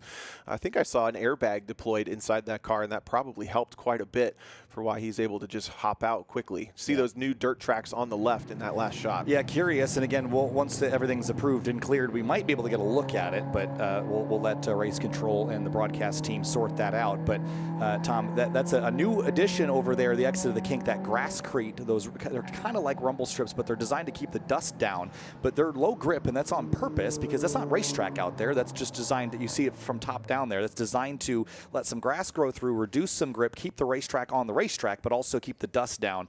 But again, this is a high-speed area of the racetrack. This is a risky part of the track, and it hasn't really changed a lot in decades here since the track was constructed back in 1955, and you can't really push the wall back there anymore. There's train tracks not too far back. Yeah, the property ends just there. One of the changes you could catch in the last shot was the safer barrier that they installed to create a much safer impact zone if you were to have that. Unfortunately, that car didn't make it all the way to the wall, and that's where you tend to have the bigger accidents, is when it takes the grip away and you go for a big slide. Those front-wheel drive cars, especially when you pivot the weight forward if you have to lift, they're definitely going to want to rotate. This will be a pretty decent cleanup. Again, only 3 run heats and an hour or so to play with. This will not necessarily affect everybody's ability to get some time here.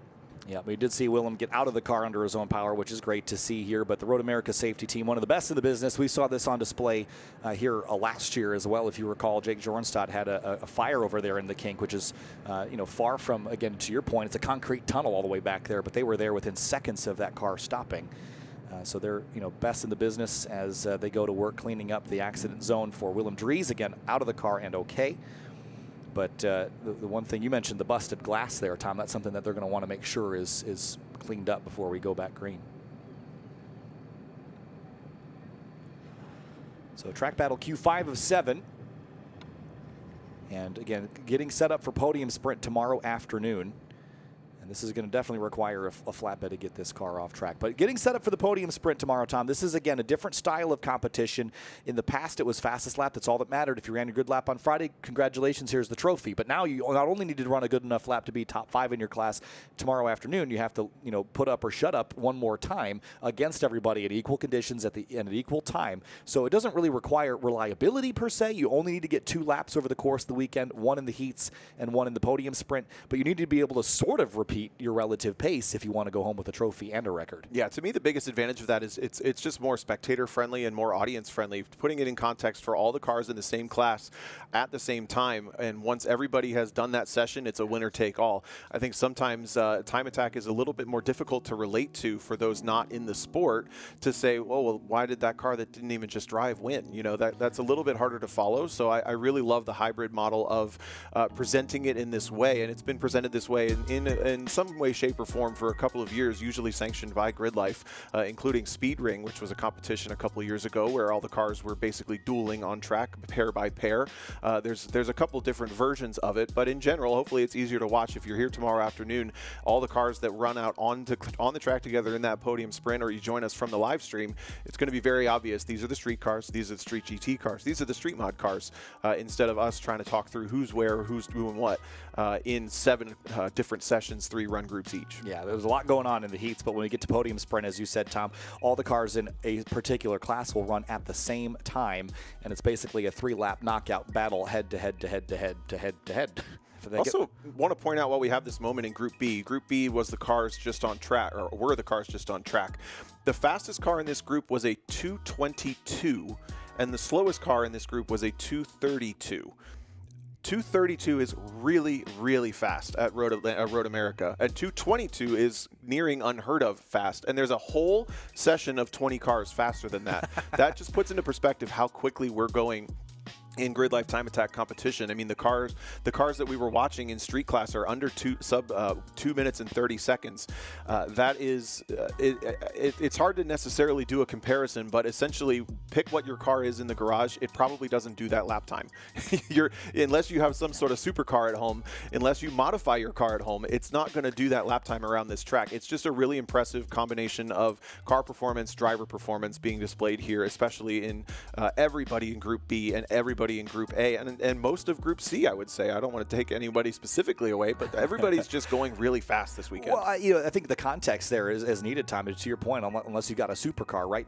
A 230 lap time is really, really fast around a place like Road America. This is 4 miles worth of racetrack. Your average speeds are deep in triple digits here. And just to keep it in perspective, like how fast the guys at the very pointy end of Group A are going, they're basically running IMSA GT3 times in cars that they built with a shopper in their garage. That is crazy fast when you consider that those cars, yes, they're not necessarily as fast as they could be if they weren't built to a specific rule set, but factory race cars are running not much slower or not much faster than we're running at the very pointy end of A. And there's a whole pack of cars that are sub 220. I think for reference, when NASCAR was here, stock cars were running 212 to 215, I recall. Yeah, they were right about 214, so that's the Xfinity Series stock cars. Mazda MX-5 Cup car, for example, proper race car, not that powerful, 232 is about the track record there. So basically everything on track right now is faster than a full race prepped Pro Series car on race slicks. And yeah, of course, they have more power, but I mean, this is trying to put into context for you. Everybody's going. It's a stout run group. Well, overall, to your point, you said not that much power, but like as I've learned a lot in recent years, especially when we go to a place like Autobahn Country Club, power is actually really the smallest factor when it comes to speed around a place like that. Now, obviously, this is a couple of drag strips with some handling sections built in, but when it comes to, you don't need, and this is another conversation that I've heard on some podcasts as of late about time attack competition, we are desensitized to 700, 800, 900 horsepower cars, even things like from factory like the Dodge Demon, 900-something horsepower. We're so desensitized to what that means, but that car from factory you know, 4,000, 5,000 pounds, right? You've got cars in Falcon Club TR, they're making 215, 220, but they only weigh 2,600 pounds. So the power to weight is still very, very high. And then you've got the aero to boot, and just really good driving as well. So the speeds that we're doing, I think it's great, Tom, you brought that point up, that there's really good driving happening out here and really well-prepped cars that are going very, very fast around America's National Park of Speed. On the flip side, just some fun facts. There's a sheet put up in the media room where we're at. It has some cool history facts about the track. The first time anybody went sub 2 minutes, yet to happen in Grid Life competition, but it was in 1973. Oh my gosh. That's like 50 some years ago, right? Yeah. They went 157 in a Porsche Can-Am car, and then Michael Andretti continues to have the fast lap set in, get this, 1998. Running sub 140, which is like a cool Gingerman fact, but not here. 1 minute 39.9 in an Indy car with an average speed of 145 miles an hour. So I'm calling out Group A. This is your chance. You got a target to chase now. Well, it's like you're at Road America. Let's go with sub 140. When we'd go to Lime Rock, right? Like the track record was set in like 1993 or 92, and it's the days of professional racing when there basically was no rules. It was just build the craziest mousetrap you could, even without the understanding of aerodynamics that we have these days. It just makes you wonder if those rule sets were in play now. The only thing I can think of is the Porsche 919 Evo, when that was an LMP1 series car, or LMP1 series class car that was basically uncorked, and the speeds that thing could do were very impressive, but we never really got to see it run at a lot of the tracks that we're familiar with here in North America. So 140 at Road America is pretty crazy. I can't wrap my head around that. That's a different level of fast, especially that's 30, how old am I? 30 years ago, give or take. Very impressive stuff. And another cool thing about Road America is the layout essentially has not changed since 1955 when this track was first designed and laid out. It's obviously been repaved, tweaked, and made more safe.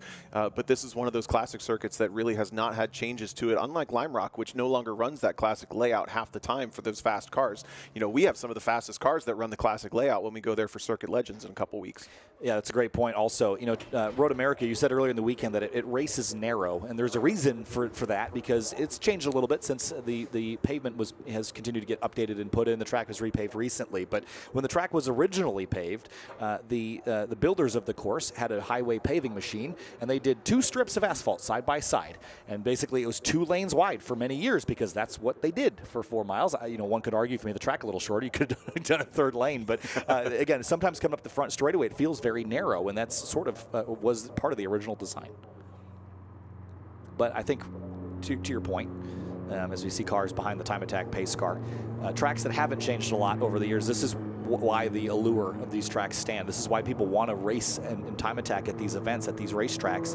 We love all the circuits that we go to for all their own individual reasons, but it's you look at the calendar and you see places like WeatherTech Raceway, Laguna Seca, Lime Rock Park, Road America, Mid-Ohio Sports Car Course, all these racetracks that we go to, everyone circles those because those are the tracks that they grew up watching racing on. So certainly we can build events with great partners like Gingerman Raceway and Carolina Motorsports Park and Audubon Country Club and Pittsburgh International Race Complex, which is an amazing facility. But there's definitely an allure to these classic, historic North American road courses. Couldn't agree more, and they're both worth driving. I mean, if you're here watching and you're thinking this looks cool, it's something that's become very recreational over the last 10 years, 15 years, to be able to take your car to a racetrack. If you look up track days, if you look up motorsportsreg.com, if you look up how do I drive my car on a racetrack, you're going to find a lot of resources for doing that. There's not necessarily the opportunity to just jump straight into Time Attack at GridLife. You got to go get some experience and cut your teeth a little bit. But if you have a car that's not wider than it is or taller than it is wide, and it has some decent brakes and some decent tires, you can also just get into recreational motorsports, which has kind of blown the top off of our industry. And that's how you lead to a bunch of Time Attack drivers like this. Yeah, very slow lap here behind the Time Attack pace car, giving the cleanup crews as much opportunity as possible to clear the road of any debris and to get the Hyundai Elantra N that was at the exit of the kink off the road.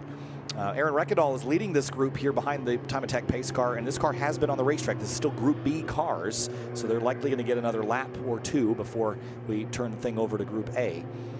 Again, it's still dark clouds out there, but no precipitation at the moment. So again, I think the track is going to be pretty prime. Now you have to wonder how much the cleanup over there at the exit the kink has affected grip there, if they've had to put down any kind of oil dry or anything, but that car primarily seemed like it was in the grass. I agree, and it's just going to be some dirt, I think, as the car looks like it either spun back left and touched the wall a couple times on the left, or maybe bounced right and then back left. So it did put some dirt down on and some grass, but it's looking like they were really hoping to get the safety trucks off at this point. In fact, the blowers out there making sure the track is as clean as it can be. We may see fast laps start this time by, but they're starting to run out of distance. Very few cars left on track, maybe 10. We do still have our leader, sorry.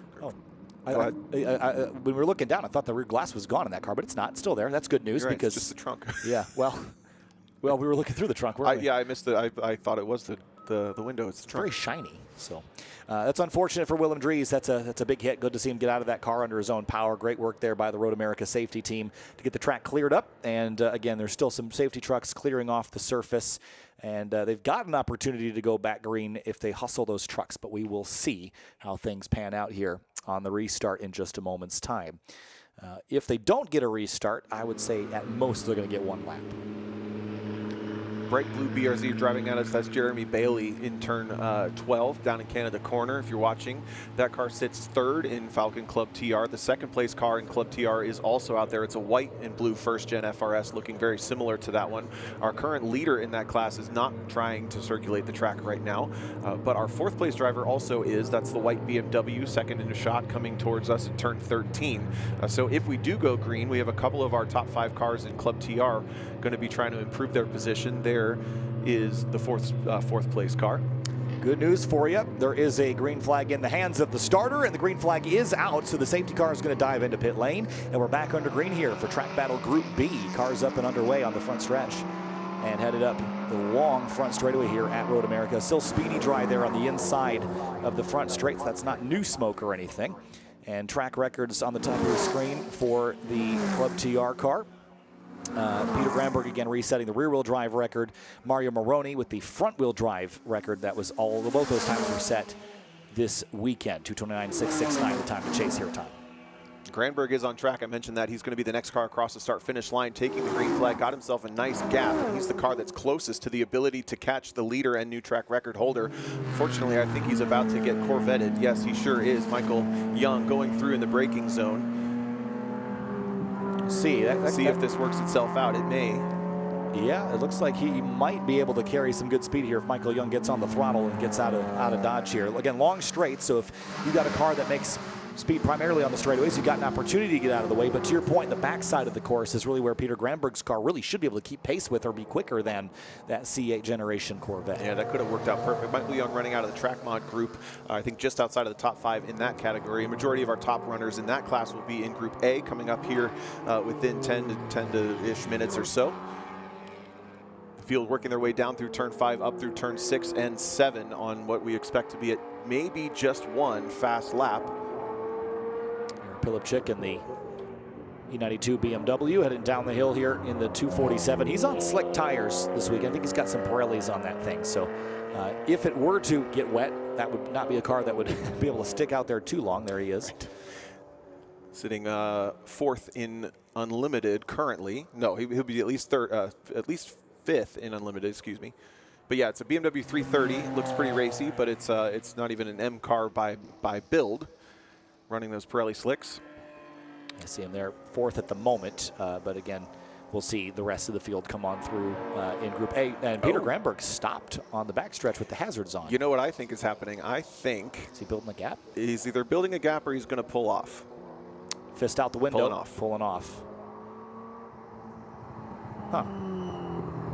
That was a little odd, wasn't it? That was a little strange. So I thought that he might have just been trying to gain some time. Well, either way, it wouldn't have mattered because checker flag is out. If that wasn't going to be a fast lap, it wasn't going to be a lap. So, yeah, I don't think anyone's really going to improve here, but let's keep an eye on the timing and scoring, see if anybody goes in the green. I don't see any green yet. First car to come through, I think, was Dallas Reed in the Corvette E-Ray. And no shifts there. Brad Smith might have gone a little quicker, 229.567. No, he's gone quicker than that, hasn't he? Yeah. Yeah. quickest of the session for him, though.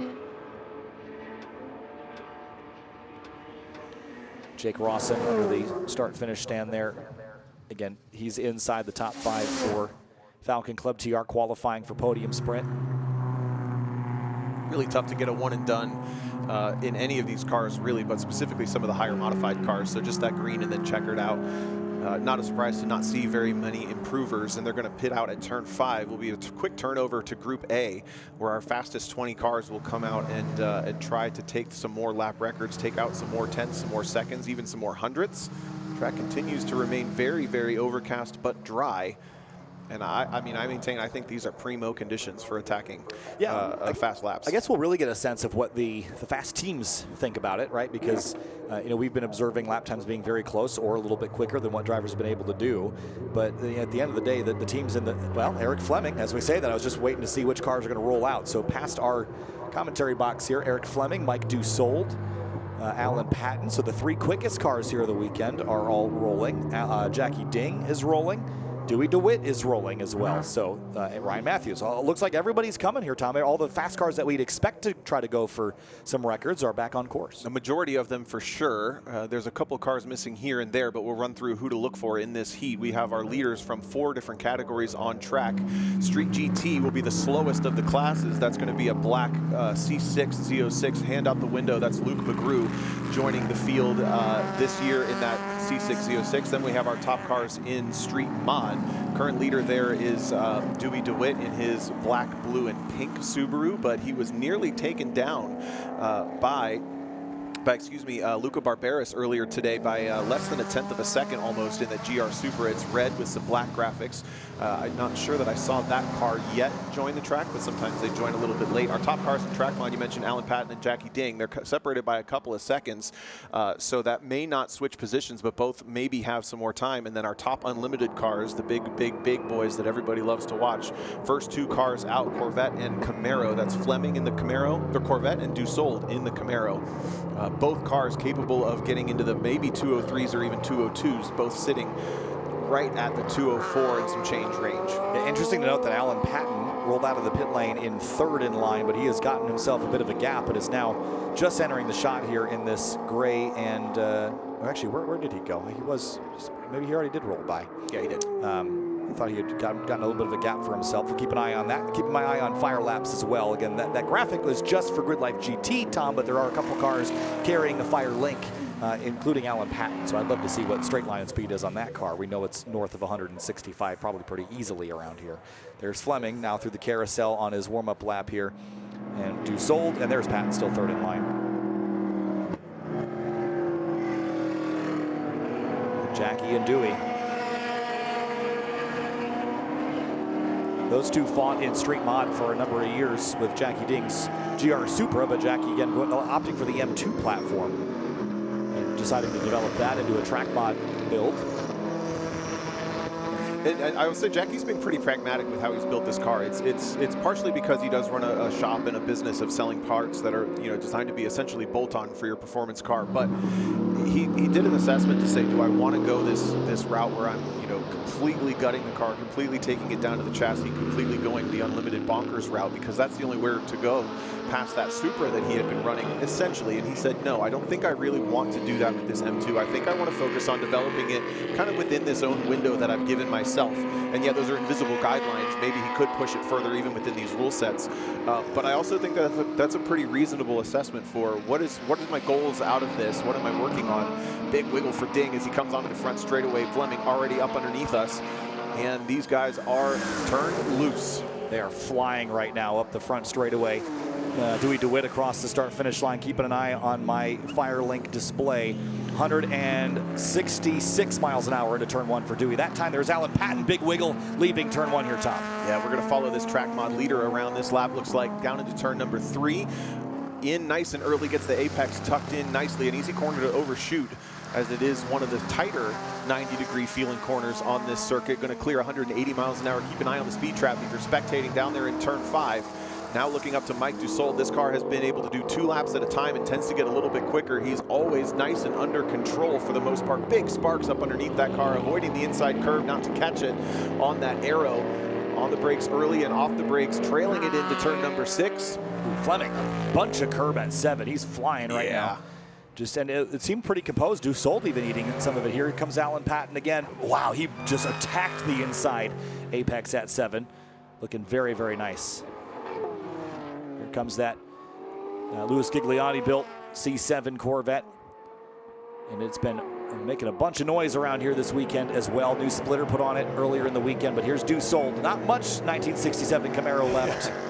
And we haven't seen many sparks out of the front of this car. I wonder if there's maybe a bit of setup change, either lowering the front end to get some more rake or even just lowering the car overall to try to get the center of gravity just ever so slightly lower. These are the first bit of sparks we've seen. Alan Patton, huge slide through the kink there, Tom. Wow, and that's another huge moment for that car. He had an off in the previous session and was completely sideways coming into our camera views there at the kink. That's a big scare. You go change the suit after that one, but he does stay just far enough ahead of Jackie Ding that Ding will be able to complete this lap. Looking for a 2:10 out of that BMW M2. This will not be Patton's quickest. No, it will not be. And he went into the kink, Tom, at 120 miles an hour. Noticing there's a bunch of little corrections coming into that corner, trying to ask the front end, when are you going to turn, when are you going to turn? It looks like it's almost more responsive than he's expecting at this point. So maybe a bit uncomfortable behind the wheel of that Corvette. Jackie going for the draft, going, I need every little bit I can get. Dodges him at the last second. Here's our instant replay of that. Absolutely sideways, 20 degrees of yaw. It's not that much for a drift car, but it's everything in a time attack car like that. That was unbelievable. Great work there by the crew to get us another look at it. Wow, that's at full speed. That's a big scare for Alan Patton, but he stays on the racetrack. He'll probably take another cool down before really going for it, unless he carries good speed up the straightaway. Looks like he's on it here. See Jackie Ding, 211.8, leads track mod this session, but it's still Patton on top so far this weekend. Luis Zendejas across the line, 223.3. And you notice that Fleming and Dussault in the 206s, they've both gone a little faster so far this weekend. And again, both those cars have run multiple laps in succession, so I think we could see even quicker still. Yeah, certainly Dussault. I don't know that we've seen Fleming commit twice. We'll try to catch them a little bit later. Patton on a reset. It almost sounds like he's short shifting a bit to maybe get another lap. Ding on a cooldown as well as swapped positions back there. I'm trying to see if we lost Dewey DeWitt at some point. I'm not sure that we saw a time pop in for him. Ryan Matthews is the red Corvette down towards turn 5 right now. That car sits 4th in Street Mod. Just saw Chris Smith in the neon orange BMW turn in a 220 and some change. And as I said, that looks like maybe Ryan Matthews also calling it down off of turn 5. Yeah, so unlimited and track mod were battlegrounds here, but street mod as well. Questions on what Dewey's lap time was in the street mod category. Again, we saw him come through, but I don't know that it was a lap that would have put him into position here, but we'll see if, again, Ding, Patton on cooldowns, trying to reset and go. And let's see. So they work their way through the carousel now. So, and Dussault, 204.522. That's a very solid lap. It's not quite the track record, but that is the quickest he's gone this weekend, I think, by a little bit, huh? Dussault did a 205.0, so yeah, that's a half a second faster. Yeah. That is fantastic, and that puts him within 0.3 of Fleming. So even though Fleming has the fastest lap, he hasn't matched it since, and now he's got a lot more pressure, even though they're both definitely going to make that podium sprint. Overall bragging rights is basically everything to these guys, especially in the unlimited class. Well, I see Jamie Santos leaving pit lane as well. That'll be an interesting car to watch. Here comes Patton across the line, and he'll be setting up for a fast lap now. Zendejas in the yellow and black Corvette. Again, looks like he's off pace at the moment, but Alan Patton's on a flyer down at turn 1 at the moment. And again, with the bravery he showed through the kink, this could be a pretty quick one for Patton.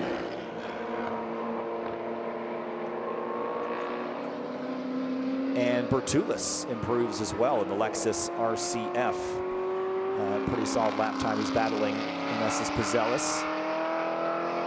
And here comes Patton into 5. He's really on it here, Tom. Let's watch this car. On the brakes, just at the 5 board. That's the very first marker. You see the brakes glowing. Very, very composed. This looks great through turn 5, out to the track limits just beautifully. Late on the brakes for turn 6. Going to have to trail it in pretty late. Uses all the curb on the exit looks like, and just hustles it back to the inside for turn 7. That's where you hit all the curb.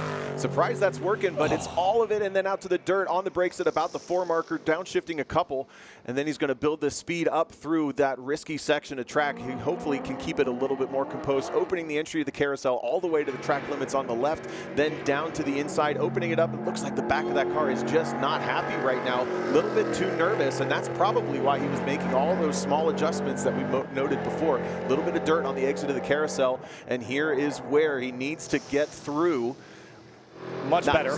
Much better that time. Kept all 4 tires pointed in the same direction. This is going to be a good lap here. I know it looks a little nervous, Tom, but he ran not a bad lap, all things considered, sideways last time. Yeah. Corner workers warning him to stay track right under local yellow through this section, so it's going to be tough to realize a lap time under those conditions, but really flirting with that inside curb again, much more composed at pace through turn 13 than we've seen in the past, so he's adapting nicely to the condition. Car wiggling under braking for 14, trying to trail off the brakes early, get off the brakes early so the car will actually corner. Eric Fleming pitting into his right, but what does Alan Patton have? He's looking to go faster than a 209, but had some local yellow on this lap. Boom, thunders through. And that lap time, 2:08.779, so that is another improvement for Alan Patton. It's going to reset the rear-wheel drive track mod record again. So he did it yesterday, and it does it again just now after a huge moment a couple of laps prior. Regains the composure and again resets his own record with that Louis Gigliotti 304 Thunder Bunny Corvette. Wow. That's how quick laps happen, Tom. Pretty composed relative to the lap where he really tried to go for it. And these track mod cars not allowed to run a full slick, so that's part of the reason you see it moving around so much more than the top 2 unlimited cars. Here's a look at Luke McGrew coming up through the final corner of the black C6 Corvette. He has not improved on his own personal best in this session, has yet to actually really give it a go. He's just coming up to start a fast lap just behind a couple of our other BMW competitors. Alan Patton sounds like he's on another cool down based on the shift points there. Yeah, Nick Hendricks improved on his session here. Luke McGrew, 2:20.904, so not quite as fast as he's gone, but that was a flying lap. Here's the 364 of Hendricks. A lot of dirt there through turn 1, a ton of dirt through turn 1, actually, for Hendricks. And then McGrew back of the shot there in the 717. Now he's bailed off. And so, again, these two C6 Z06s going for it. Now, for Nicholas Hendricks, interestingly enough, that car was a C6 Grand Sport. So this is a different car, the same color. It's now a Z06. Here's Jamie Santos, and Jamie really gave us a heart attack yesterday, Tom, but he did go fast. He did a really good job of putting in a strong lap, and this is looking way more composed than before. He's been joining the sessions pretty late and getting the track to himself, but look how much that BMW wants to rotate. It just looks so quick to respond to his inputs on corner entries here. Flicks it through turn 7. That's a massive slide. Is he going to hold on to it? Yes, just. Yikes. But that is the amount of drama we saw out of him yesterday when he turned in his personal best. So I'm not going to say he won't go faster. It is just definitely not the traditional way that you would make speed here at Road America. He is brave more than anything, and it looks like it's mainly down to his tire age. He said they're just kind of old, and the car has always been a little bit nervous through these higher speed sections. That's where it really starts to hold him back. As he's going to bail out, maybe have to take a little bit of a breather after that big slide. Yeah, Tom, have you had experience driving these 1 Series cars? Now, they're slightly shorter wheelbase. Yeah, I've actually driven that one, and I'm surprised to see it rotating so much on entry because they are not necessarily the most lively cars in my experience, especially when I drove Jamie's a little bit ago. Now, he certainly may have changed it, including I may have driven on newer tires, but they tended to be, if anything, a little bit rowdy on throttle, obviously making some big boost. But I did not experience it to be nearly that extreme on corner entry when I drove it. He's dealing with some extra stuff there. I believe this car, the 426, this is going to be Alex Roy in the Track Mod M2 class car. He's also got another Track Mod competitor behind him. And that's Chris Smith in the orange 1 Series. Here's Eric Fleming. It looks like another fast lap potentially here, Tom. Took a lap to cool down and back on it again. Looks like he was taking his time to reset. This is a definite attempt at a flyer. Second in the session, first overall, looking to get into the 203s. Turn 1 looked pretty much textbook to me. He had been looking a little nervous, a little early on entries, but not this time through. He's really quick through turn 3, going to be in turn 5 in no time. Watch this unlimited class silver Corvette come down into the braking zone. On the brakes, past the 5, maybe into the 4 board, getting it woed up, grabbing the downshifts. Listen for the traction control, helping him. right there out to the curb, but it's nice and efficient. That is the race traction control working with him, not against him. Into turn 6. Again, looked a little pushy maybe as he disappeared from sight there, but nowhere near as much drama as Patton or Santos had. Nice and on throttle through turn 7, had a quick speed adjustment, and then on the brakes, probably at the 3 board from a little over 100 miles an hour, grabbing inside curb and into this carousel. This is the high risk, high reward section. Yeah, and Eric Fleming has been just resetting the bar week in and week out. Reset a record in Mid-Ohio a couple of weeks ago. Is doing the same here at one of America's fastest racetracks. Tracking out, looks like he's bailed out, Tom. Yeah, he absolutely did bail out. So he may have seen that the predictive timer just wasn't giving him what he wanted. And yes, believe it or not, there is a timer probably in front of his eyes. And if he says, I'm not up on my best lap at this point, I'm just going to save everything else, that's a pretty smart call. But I'm still just so blown away with how composed that car looked when he's pushing it in those aero sections. There's just no extra rock on the suspension. If you watch the difference in Patton's car in the lesser prepped and Fleming's car in the higher prepped class, that's just what that difference is even visually on camera. Yeah, again, it's amazing. There is so much done to this car, and it doesn't necessarily look like it on the surface. You can see the aero bits, you can see the side pipes and things of the sort, but at their core, C6s end up looking fairly simple at first glance, but they are just so high performance when you load them up with the diffuser, rear wing, front splitter, and all the tunnels and things. Well, also, cars with engines that stick out of their hood are faster than cars that don't. This is true. My engine sits really low, and there's like so much room left in the engine bay that I would know nothing about. The only time the engine sticks out is when it shoots a rod through the hood, Tom. Oh, no. Oh, no. So Eric Fleming is headed back to pit lane, and it looks like the rest of the field, for the most part, is winding things down here in Group A. And we'll expect a checker here probably pretty soon. Compelling stuff from some of our drivers. It may not have been the session where everybody went fast and faster and fastest, but someone in chat really said, exciting things here in Group A. Go ahead. Someone in chat said that's an aero package with a C6 added. I would like some more Corvette with my aero, please. Would you like some Corvette with your wings? Yes. Oh, man, that's funny. So, anyway, Group A looks like they've wound it down. Some really fast times here. Track mod record reset once more. Ryan Matthews at a 2:18.4. Did we pick that up? That's a really quick lap for Street GT. That's actually a Street Mod car, but it's still really fast. Where is he at there? 2:18.4 in Street Mod. That is quicker than he went. So that's still going to be P4 in class. But it is an improvement on his best time of the weekend by about 1/10 of a second. Yeah, puts him within a second of Cal Fortner. We didn't see our second or third place cars in Street Mod go out, but both Luca Barberis in his Supra and the Mercedes AMG of Cal Fortner not attempting a session this time, either looking at the clouds saying, I'm not even going to try, or working on the cars for tomorrow. Ultimately, looks like it kind of paid off, as no one for the most part, except for Mike Dussault and maybe a couple others, setting new personal bests in that session. So in just a moment's time here, we're going to take a look at our results here for Track Battle Q5 for the GRIDLIFE Track Battle Championship. And I got to see a pretty good smattering of the field here. A little bit slow in Group B with that big incident here, but here's a look. Track Battle Club SC, Mike Jansen, not quite getting up on top where they were earlier. This is a class that really didn't get to their potential in this session here, Tom. Mike Jansen, Smith, Coughlin, and Davidson, 1 through 4, but no real pickups in that session. And moving on to Club TR, Mike Bryant was actually the quickest car we saw in the entire cycle this time through for Heat 5. He will maintain what became 5th position in class. Dan Fagel was 2nd this time through. Those cars all right on top of each other. Ian Flavin following him. All 3 of those cars on top of each other in the run order. Jake Rawson doing a nice job in his BMW to be 4th in the class. He will maintain 4th overall going into tomorrow's competition, or this afternoon's competition. Jason Gatos was 5th quickest in front of Jeremy Bailey. Not quite able to get back to the pace that he was running in the 231s earlier. Yeah, and then of course looking down into street class, Brad Moore up on top there. Willem Dries was 2nd quick. Of course, we saw the big incident at the kink with that car. He is out in OK, but the car is destroyed and will not continue to run this weekend. Aaron Reckedahl, P3, Jan Wilder in 4th, and Mike Calloway, P5, Cody Umba, Coons, Hensley, Chetty, and Ligabell, the rest of your street class running here, Tom. Street GT, still a battle between McGrew and Matthews. Yeah, but none of them going quite quicker this time through. McGrew standing on a 20.0, just did a 20.9 this time through. Matthews standing on a 21.7. He did a 22.9 this time, so both of them about a second slower. Nick Hendricks also about a second slower than his best, 3rd quickest this time through. Brad Smith in the Camaro not the sportiest Chevrolet in this class, but doing a nice job in the 229.5 range. Joel Phillips will round out the top 5 there this Heat 5 competition. Yeah, and then up into Street Mod, Ryan Matthews, Graham Gaylord, really the leaders there. Not a lot of shifting and shuffling in this class this time around, so I'm sure they'll be looking to go a little bit quicker next time out. In Track Mod, though, record reset, and it was Alan Patton, a 208.779. Jackie Ding getting closer, but not quite close enough to take down Patton. Igor Keselov in the Tesla P3 in that session. Chris Smith, Alex Roy round out your top 5.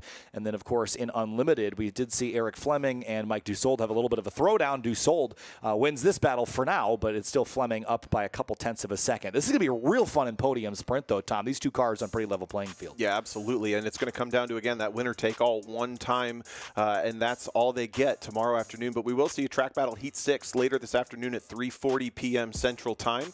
A couple of sessions between now and then, all races, before we get some drifting out of the way. After we get some drifting out of the way, though, first, those cars headed out for some full course drift jam. Headed out right after this. Yeah, we'll be back in just a moment's time with Grid Life Drift from Road America.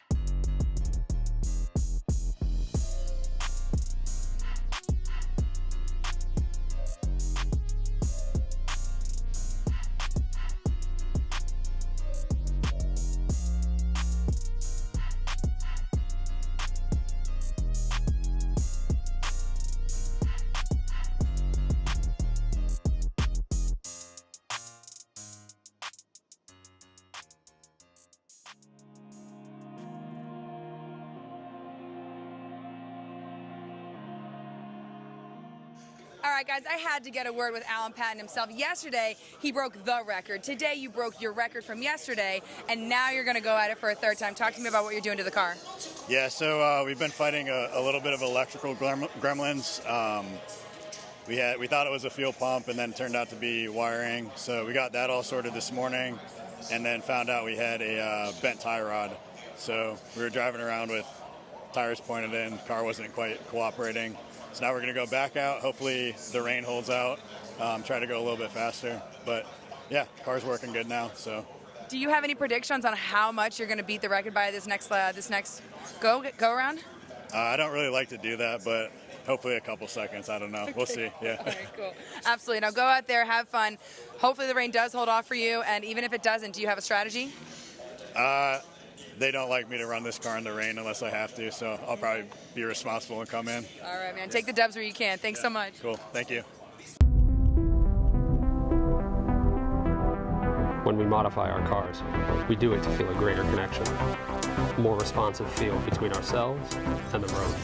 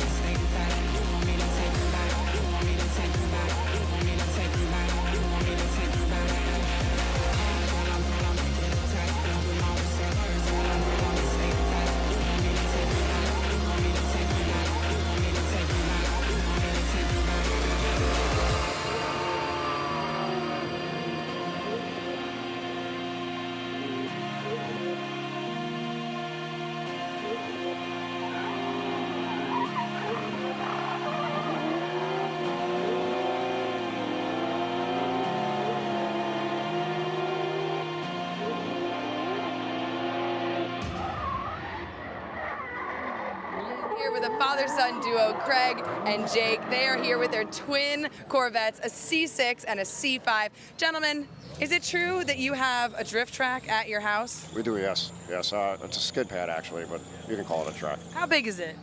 It's, I don't know, half acre. Wow, okay, so that's a good amount of size. Yeah. Now, how do your neighbors feel about this? They don't really like it, so we don't do it too much. I mean, we're trying to be respectful, but we still, it's awesome to test our cars and do all that and mess around whenever we want. So. Now, one thing about these guys' cars, Bevs, I'm going to ask if you can get a shot of the roofs. They're absolutely incredible. Guys, is this a wrap? No, I airbrushed them.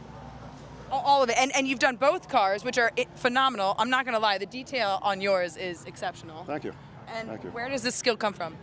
I've been painting for maybe 30 years and just taught myself how to airbrush, and I love art, so awesome. One thing leads to another. I would say actually that drifting is one of the more artistic displays of motorsports. Yes, I agree. But everybody, I'm not a livery guy. Yeah. You know, I feel like everybody should paint. If you're going to commit, paint it. I like that. I like that. Now, what has it been like drifting the full course here at GridLife? At first it was intimidating and super grippy, but you know, once you get past a few corners, you get used to it, start to feel it out, and it gets better. We know what to do for the next session, so hopefully our next ones will be good. A little bit, yeah. Not intimidating? That's BS. So the first lap that we went on yesterday, so we didn't know that you're supposed to do a sight lap, and he ripped the first corner immediately. We were on the track for like 15 seconds, and he's sideways in the very first corner. Hell yeah! And we love that. We didn't know we were supposed to do a sight lap, so I thought, okay, well, I'm going to throw it on. You're out there, you're having fun. All right, so tell the people at home, what is one thing that they need to know about drifting? Do it for the love of the sport, and the popularity, like you said, will come eventually. But like, enjoy driving and enjoy everybody else. This is the greatest community possible in motorsports, in my opinion. So just hang out, have fun, and do it for the love of the sport. Thank you guys so much for being here. Your story is wonderful. Thank you.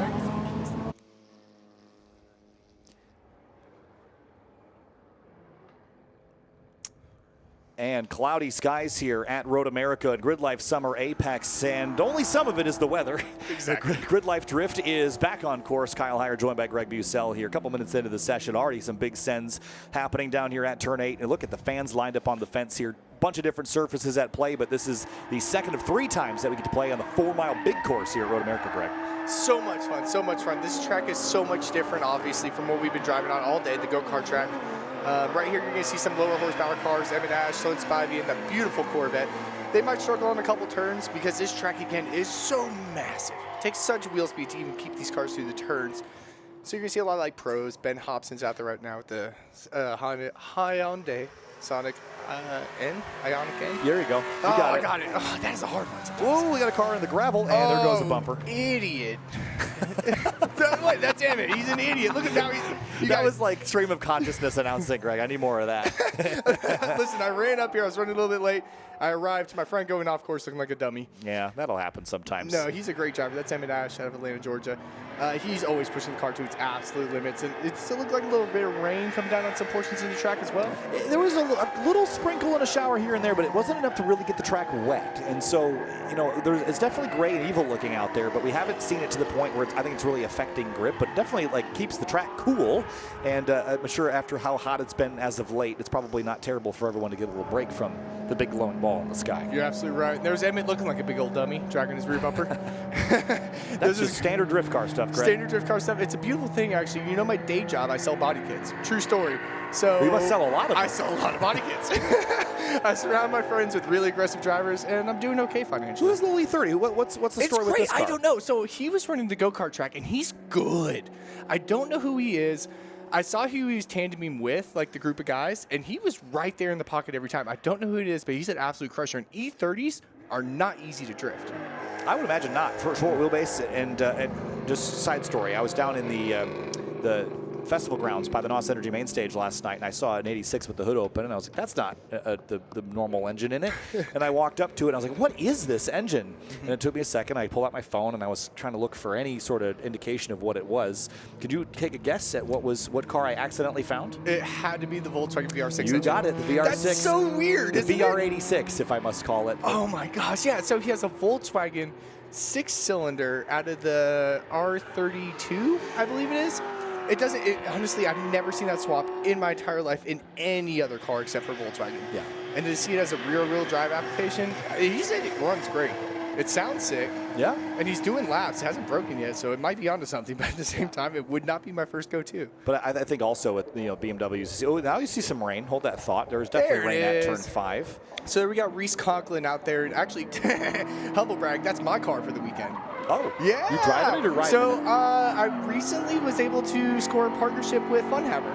Nice. Me and the CoreWorks guys, and they said, hey, we're going to bring the Fox body and you can drive it. And Reese Conklin broke his car, so he's driving it. So I'm a little bit jealous. I want him to keep the seat warm, but I'm coming back for my car. There you go. I'm coming back for my car. It's a little Fox body built by the RTR guys. Makes a good amount of power, but it is so easy to drive. Those dudes over there actually know what they're doing. Believe it or not, because Fox bodies are not, we were talking about it earlier, Fox bodies are not drift cars. They're not great at it. They put a lot of R&D to that car to make it perform as good as it does now. Yeah, there's other cars that we've seen in grid life that are not drift cars. How about a Porsche Cayman?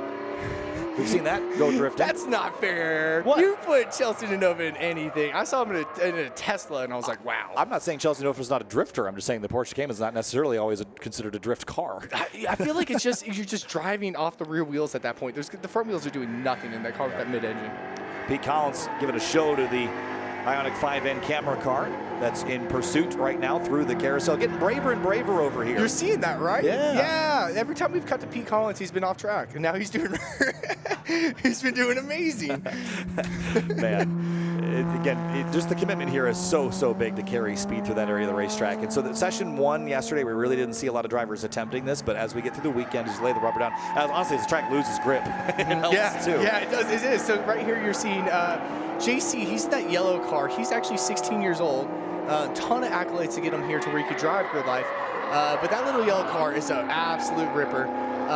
But yeah, he said he was having trouble the first session with 600 horsepower linking the turn. With a little bit of rain, I think he's going to get around there easily. Couple BMWs, the cheat code of drifting E36s. I feel like E36 is the cheat code of anything for rear grip, honestly. Is it the same way with like GLTC and stuff? Like an E36 is just like the superior car. We see a handful of E36s, and they do very well, so depending on how they're configured. But there is one up inside the top 5 in points right now, James Cathers behind the wheel of that car. I don't think he's here this weekend. But let's check in with Cerise, who's over by the Briggs & Stratton Motorplex. She's got an update for us. All right, guys, I am here with Sunny Townsend. You are the only female drifting. Yeah, you are the only chick out there. Like, you're killing it. We got with S13, S14. S14. S14, baby. And you're here. Tell me about what the experience has been like for you. Well, this is my first grid life as a driver. This is my third as an attendee. This event has been so sick. Swan does such a good job giving us seat time. I love that he treats me the same. He doesn't give me any special treatment. He does a little bit, but for the most part, he treats me the same. All the guys have been cool driving with. I did not know I was the only girl, so that's pretty awesome. But yeah, it's a great event. I'm having so much fun, tons of seat time. We changed it up for day 2. We trained up the layout. It's perfect. It's so much fun. It's just a killer event, to be honest. It's amazing. We always love the community and the people. Sonny, you have been such a pleasure to have in the pits. We have your man coming up here. Should we get, hey, come here. How's your girl doing this weekend? She's doing good. Did you know I'm the only She's girl? having fun. You're the only girl? Yeah. Nice. Yeah, of course she is. She's got the right team. She's got the right car. She got the right man. Yeah. Woo. What do you think is her strongest skill on the track? Her strongest skill? She really doesn't care. So that's her strongest skill of her not caring. You know what I mean? Yeah. She doesn't know what can break and what will break, so she just drives hard, which is good. Fun. Yep. I love that. Yep. I don't build the car. I just drive it. Look, it's still in one piece. Well, you guys are wonderful. Thank you for being here. We really appreciate it. And keep ripping, dude. Thanks. Thank you. Wait, that's really cool. And thanks, Cerise. And headed back to the big track down here with drifting going on through the carousel. Let's go, Pete Collins. Let's go. Look at him. Oh, man. He's super comfy. He's got the whole sending family it. here. He's showing off. He's showing off for the family. Yeah, he's absolutely showing off right now. And again, that Ioniq 5N camera car, keep it up with all the 600+ horsepower available in a CUV style body. That's Scat Pack numbers right there. I'll tell you, I ain't seen many Scat Packs out here drifting, but I'd love to see it. If anybody could drift a Scat Pack, I'd love to see it. There's a lot of people that think they can drift with a Scat Pack. They think they can, but they can't. Yeah. It's called donuts. Yeah, just a drift that goes nowhere. Arguably, donuts are like my favorite thing to do in the world. Well, you know, I'd like to do a donut someday, but my car doesn't make enough power to spin dinner plates. So. Anyway, self-deprecating humor. Anyway, up the hill over turn 13, Billy Mitchell Bend, Pete Collins. Did a lot of camera time out the nose of the Ioniq. And lighten up those rear tires. There he is. There's Emmett. Hopefully he's got some new rears on there trying to impress the boys. The R32, the thing's got a built 2JZ, makes a ton of power. He just had it freshly rebuilt with a fat turbo. And his driving's gotten insane this weekend. I've got a few laps with him. He's been hit. He's hit me. He's a great guy. Sometimes you got to be the bat. Sometimes you got to be the ball. Drifting is so weird, man. It's like you get out the car after you just had an accident, and you're like, ah, high fives. And like if you don't do that, you're kind of a jerk. Well, yeah, I mean, if you get mad. Then yeah, you're like, you signed up for it, that's bro. no fun. That's not the GRIDLIFE vibe. Also, the GRIDLIFE vibe is try not to hit your buddies when you can, but we don't try. Well, no one yeah, tries. we don't try, but like we're also, you put us in front of hundreds and thousands of people, we got to look good, and that's when we start hitting each other. Yeah, that's what happens out here. Dangle the carrot.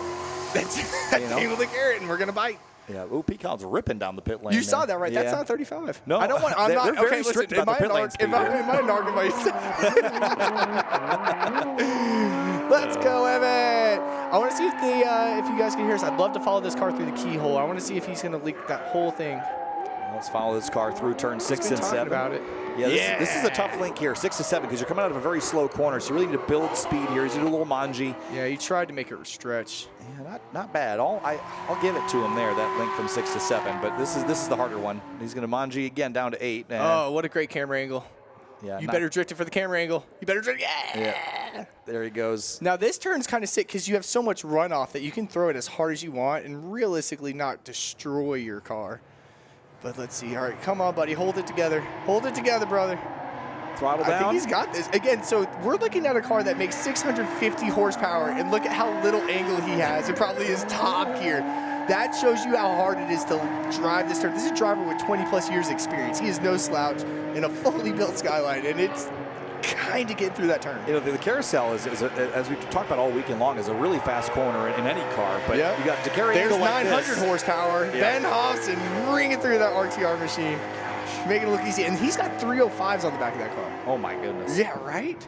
You know, I always talk with Gray about, you know, you really do actually want grip in a drift car. You want actually the control over it. So there's a, you know, it seems like at times you'd want to not have grip to be able to get the wheel speed, but you need to have the control over it to really be effective with it. And again, watching that carousel there through there, it's such a long, sustained corner. I'd venture to say that maybe short. I mean, it's definitely longer in duration than Big Bend at Lime Rock Park, where we'll be next month. But as far as direction change, about 180 degrees. It's a long, long corner, and you can really sustain. You have to sustain wheel speed for an incredibly long time. I even got to talk to you recently about it. I said, is there a special way to get through that turn in like grip racing and stuff? And you're like, man, you just got to stay full throttle and just almost lock your steering wheel at the same angle, right? Look for the exit and then hammer down. That's insane that you have to think about all that in one turn. Usually with me, I'm like, where's my entry, where's my exit? But that turn, you're just like looking for an exit for what, 10 seconds? Yeah, we got an update from Tom passed along that Pete Collins told us that his ground speed through there, meaning the vehicle traveling along the earth 80 miles an hour, wheel speed 135. Let's go, Pete Collins, let's go. 50 mile an hour delta between how fast the wheels are spinning, how so fast the car's So what you're telling me is he has one more gear in that car. I feel like he can grab, what, 5th, 6th? Text him back and tell him, that's cool, guy. Not cool enough. Oh, he's back out there. Look at here. He's back there. Look at me go, guys. Paying off the limiter, too. That thing's like full carbon fiber. It's a beautiful car. Yeah, it's a gorgeous, insane build. Yeah, new livery on it as well. Looks the part. And Pete he's a wild man. You know, the first thing that I see every time I get to a GRIDLIFE, like I'm here on like a Wednesday or a Thursday before everyone else is here. All the other drivers are here. There's Pete Collins ripping around in a Gator or some side-by-side. I'm like, where did you come from? He's got so many toys. No, he is one of those people where I am so glad I met them at GRIDLIFE. Because every time I see him, the last round, he came up and he's like, hey, you look hungry. And I said, no, I'm all right. He's like, no, you look hungry. And he came back with donuts. Whoa. Speaking of. Jesus. Here's the Speaking of donuts. And again, this will be Michael Hergen behind the wheel. Look at Hergen doing a fake drift. Heck yeah, dude. It's really funny seeing, like, you know, an SUV or crossover drifting period, let alone a fully stock one. And then this one's electric, and he's making it look easy. Yeah, we had a little bit of a ride in this at Gingerman Raceway after the event was over at Midwest Fest in the back seat because it was full of people with helmets on and everything. But we went very sideways for a very long time, and it made things smell very smoky and very hot very quickly. I love that you can change the engine sound. There's like 3 different sounds. There's like a spaceship and then a race car noise. Yeah, but you can make it sound like an F1 car. TCR car, of which we have one, several of them here with the Brian Herta Autosport guys that are bringing things out for Hyundai N. But you can make it sound like the TCR car, and the TCR car might be the best sounding car I've ever heard. It's really cool, and honestly, all the N vehicles have that option to pump some sound into the cabin. We had an Elantra N, courtesy of Hyundai for 2023, and I had that thing set to the Hyundai Elantra N TCR sound, and it crackles and pops off throttle. It does that so normally, cool. Like the wastegate sound. Oh, yeah, it's so cool. It's wicked. Mm-hmm. So that's one of my favorite things about especially GRIDLIFE. You know, I've been to a lot of races in my life, but when you send out GLTC, the different sounds every car is making. When any class, the Time Attack class especially, you know when there's a supercharged Corvette coming around the corner. Yeah, you hear the whine. Yeah, you're like, oh, this is so sick. So like, I think the only other series where I know that does that stuff is like 24 Hours and stuff like that, where you have like a Corvettes, we have the Pinots teams and stuff, and you can just hear the Audis coming around the corner. Yeah, I was telling a story yesterday that one of my first experiences here was with GT World Challenge America, walking through the forest up there at the top of the hill to the backstretch, and all you hear is just turbo whistle, and then you just hear air moving, and then boom, through the clearing in the woods. So it is really like, it's called America's National Park of Speed, but I call this place the Jurassic Park of motorsports. It's like you come through the clearing, and it's just like race cars ripping through the woods. It's such a beautiful place, and there's a handful of like kind of secret passageways and paths and things. If you poke around, you can really find a couple different paths. They put a golf cart path on the backside of the racetrack here. That's one of the easier ones to find, but there's a couple other little paths you can find. I've been here for 3 days, and I found a full-blown restaurant. I found a restaurant that I didn't know was here. Oh, well. They said it's got a 1 Michelin star. Yeah, yes, correct. I found it. I didn't know it was here. Yeah, you got to be here to see it all. That's why, by the way, this is the last drift session that we're broadcasting for the day. If you want to see the evening sessions, which I think are always the spicy ones, you've got to come to GRIDLIFE in person and experience that yourself. It's not something that I think you can't take that experience in only through the video. You got to come check it out yourself here at the event. So we'll dangle that carrot for you to get tickets to Circuit Legends next month and beyond. You don't need to have FOMO. Just come here. Plan for it. You got a year now. If you want to be here, you need to be here, because I'm telling you right now, there's something special about this racetrack. There's something special about GRIDLIFE and the drivers. the cars out here are so unique, so beautiful, and they each do their own specific thing. Yeah, if you're going to be here for a handful of days for any event, one with so much diversity in what you can see and what you can do and all the sights and the sounds, this is a pretty good event to come to, I have to say. And I got the logo on my shirt, I get that. But, like, seriously, there's you go to a lot of racetracks for a lot of events, and this is and Circuit Legends in particular, which is our next event in Lakeville, Connecticut next month. These are events that you have to check out. Circuit Legends in particular focuses on the modern tuning era from the 1980s to now. Every year it focuses on a different chassis. And while the concourse features many cars, there's usually one focus. One year, I think it was the Supra. The next, I think it was the NSX. We've had a couple of different focuses over the years, and it's a really cool event that feels like it has a little bit of the Goodwood feel, but not quite to the that event is of a scale that is. Chris Stewart from GridLife was there. He was at Goodwood, and I was so jealous because again, it's a different scale, a completely different thing, but there's a little bit of the car culture influence paired with the motorsports thing at Circuit Legends, and I think that at Lime Rock Park when you're stuck in the bowl of the trees around there, it's like Lime Rock Park is if you took Road America and like it was compressed by the universe into a singularity. It's like it has the same kind of vibe, just smashed into a 1.5 mile length. And it's hilarious. It's just I've never wanted to be wealthy and powerful before until I'm like I want to have a racetrack on my driveway. I want thousands, tens of thousands of people to come race my driveway, and that's exactly what Goodwood is. I guess all you had to do is like live in the 50s and then become a duke, and then everything's good. Well, you just buy some land and then just like pave stuff. I love it, and it's like such a gnarly runoff. That's a great little series as well. But I think you're right. I think I would say Lime Rock's the closest thing that we have to that here in the States, where it just shows like lineage and different types of cars. Yeah, there was a period after World War II where there was a lot of racetracks. What?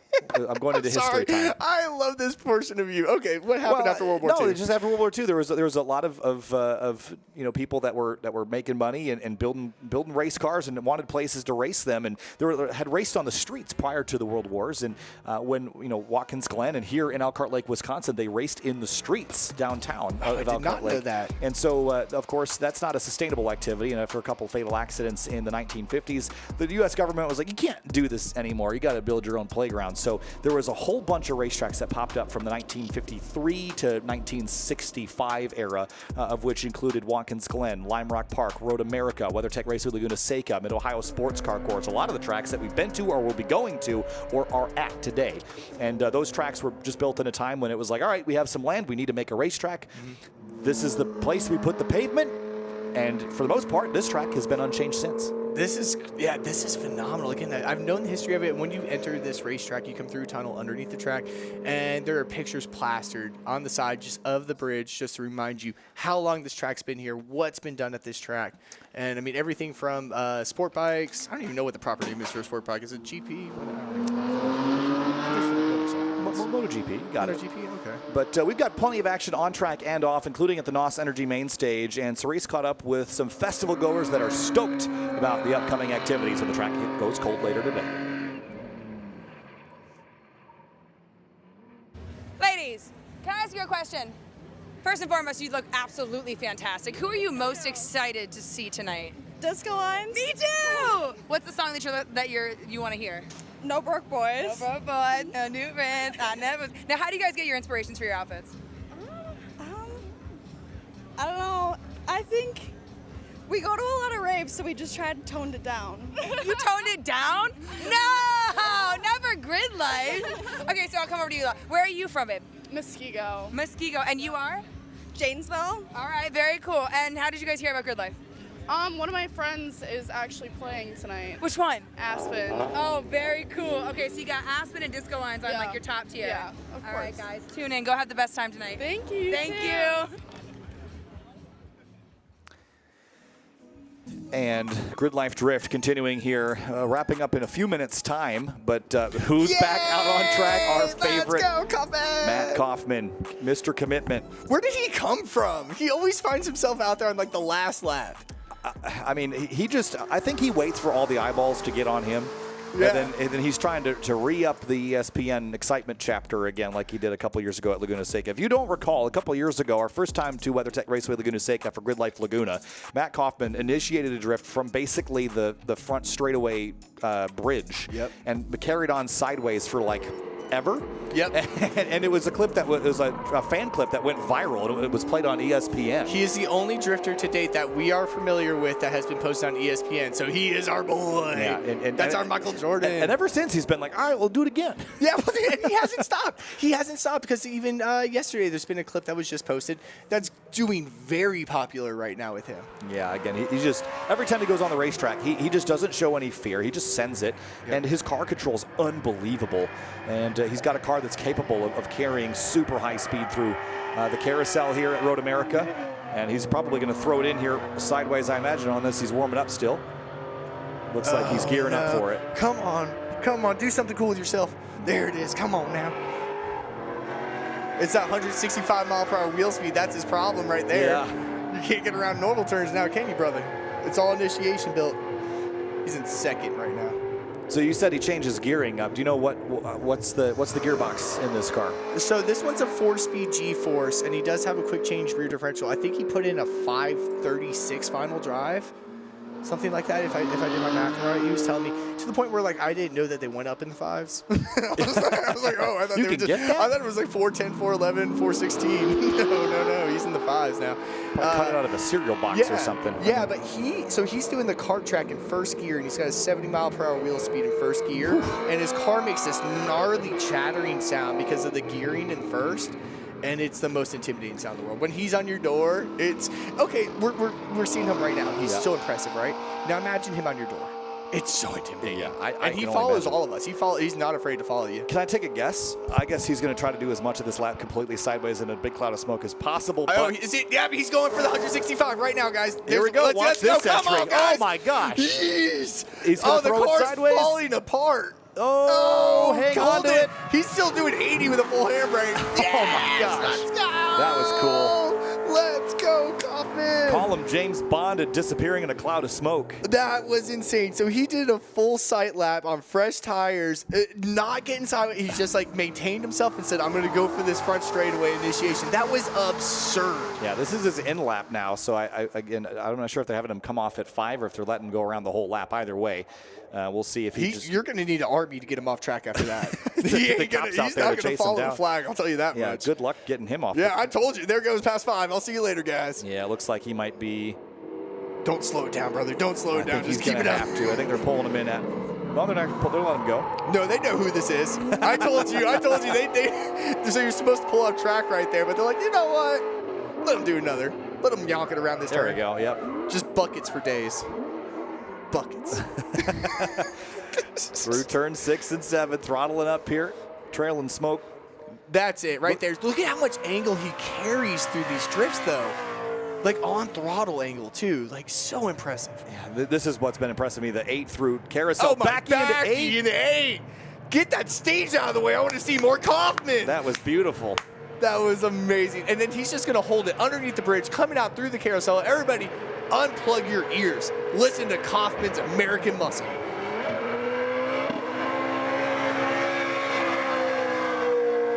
Oh my gosh, that was awesome. That was so cool. Look, Pete and Andy are out there trying to show off the tandems, but Kaufman on his own still putting on a show. He's putting on a solo lap that has us speechless. There's nobody even back there watching him, is there? I know, he's just doing that. It's just leaving tire marks. Again, look at the tire marks. Nobody's drifting this area. Well, Alan Patton drifted it earlier, if you missed that, in his C7 time attack car, but it was not on purpose. Not a good time. Not a good time. Oh, man. Everyone holding up the 10 boards in the chat right now. Is that it? Yeah. That's it, Kaufman. You have won this session for sure. So he's 2 for 2 now. Yes. Again, Pete and Andy, the tandems were pretty good that session. Yes, I would say Pete and Andy, yes. I am very surprised at Seahawks' aggression and how he's progressed his drifting as well, because he's pretty new to drifting. He's not new to driving, but he's pretty new to drifting, and he's progressing really well. Well, that'll wrap up GRIDLIFE Drift for the day on the broadcast. There's still one more session for you fans at here at the course. 5:30 is when that will kick off to bring us to the end of the day here at Road America. Greg, thanks for joining me again. What a blast. Absolute blast. I'll see you tomorrow, brother. We'll see you. And GRIDLIFE Rush Series Race 2 coming up in just a moment.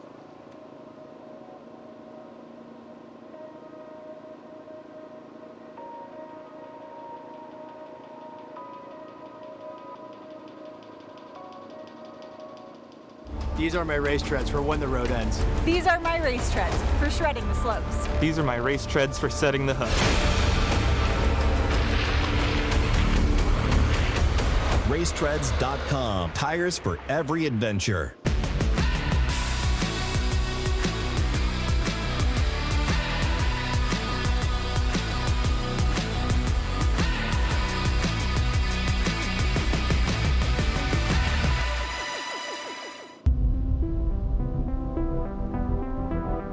When we modify our cars, we do it to feel a greater connection, a more responsive feel between ourselves and the road.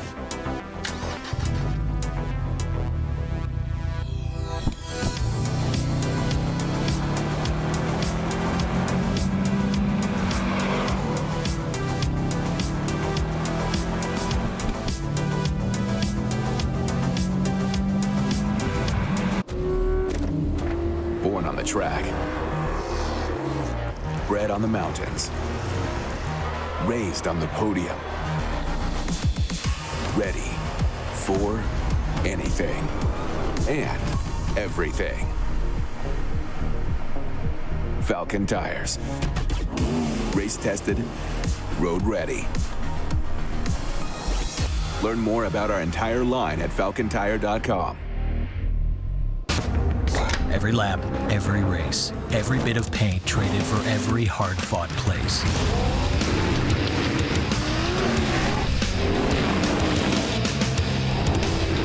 Every checkered flag and trophy raised. Every ounce of dirt, sweat, and gears. They're all jammed inside every can of NOS Energy.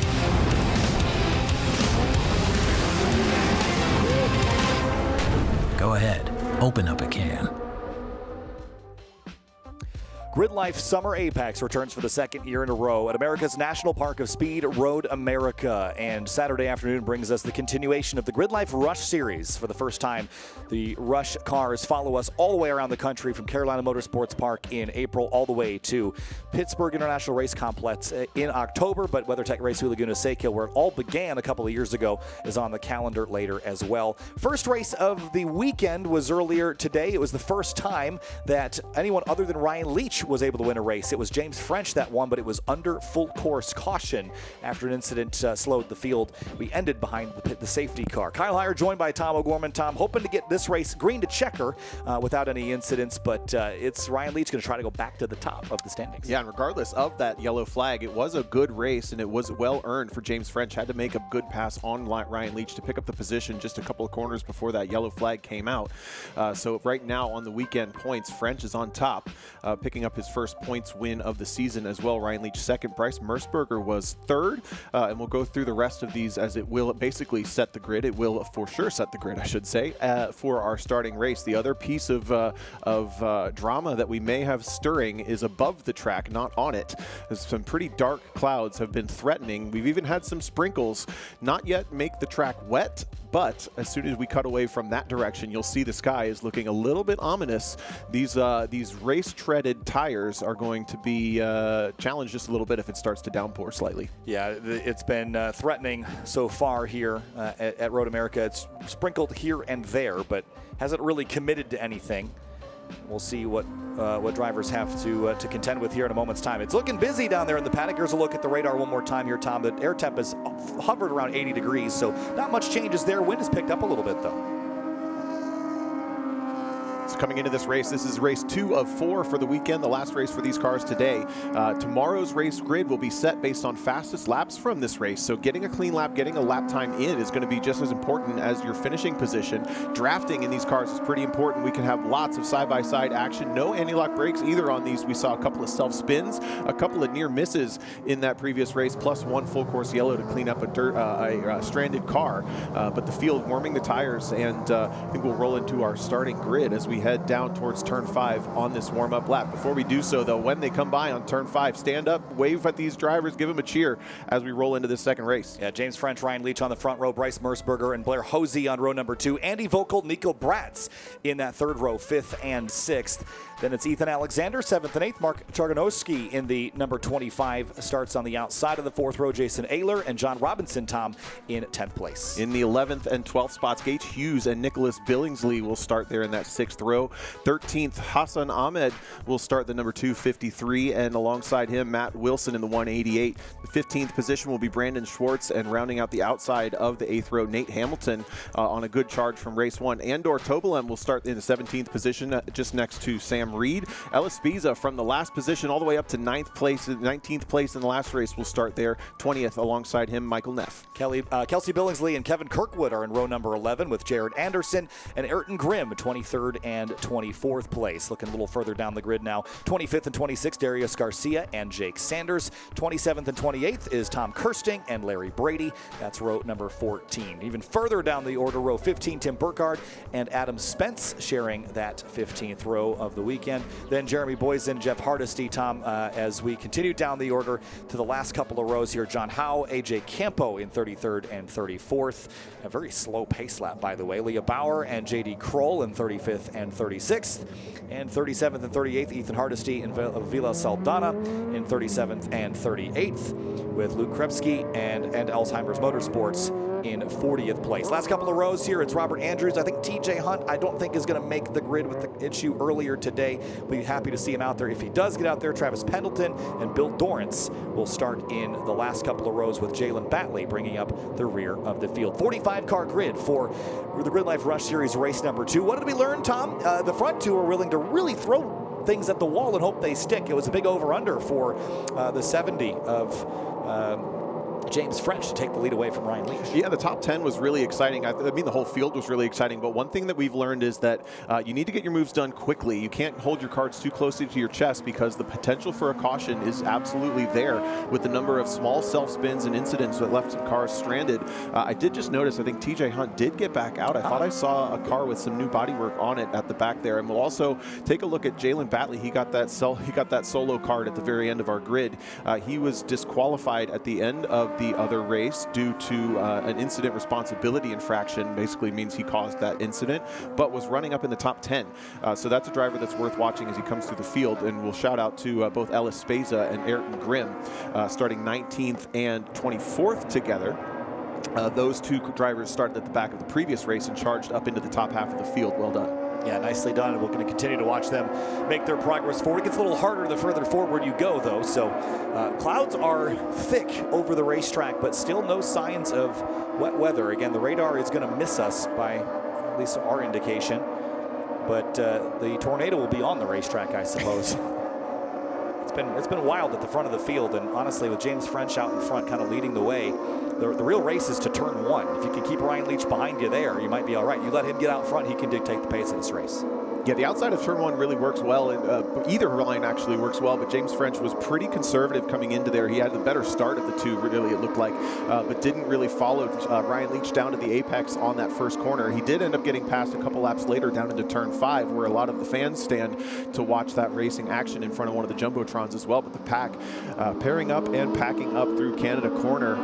James French in the black and blue, Ryan Leach in the white and black, and then a whole bunch of more competitive drivers behind. From what we saw, anything can happen when they're packed up like this. Yeah, lots of fans over there down at the Canada corner as well, sitting on the rocks. Kind of cool to see here, Tom, as grassroots and club racing really turning into a spectacle at these GRIDLIFE festivals. Second year here for Summer Apex with Road America as the venue. And field doubles up here, heading to turn 14. Final thoughts, Tom? Keys to win this race, at least for the front runners. Make your moves and make them fast. I think that's the most important thing. If it starts to rain, if it goes to full course yellow, get the moves out of the way. Here we go. Safety car is going to make the hard right onto pit lane, and it's up the hill. They can see the flag stand now. It disappears out of view for a moment when you start climbing this several-story incline up under the main straightaway bridge. Ryan Leach, championship leader, right alongside James French, past Rolex 24 Daytona winner, so he's going to try to get his second Rush Series victory here. And here we go, waiting for the green flag at America's National Park of Speed. Green flag in the air, and we're underway in the GRIDLIFE Rush Series, race number 2. Nice, tidy start from the front 2 rows, 2 by 2, pushing each other down towards turn 1, Tom. Yeah, one car of a mechanical issue. Everyone clears him, though. That's just oil dry. Both front rows cars being bump drafted from the cars behind.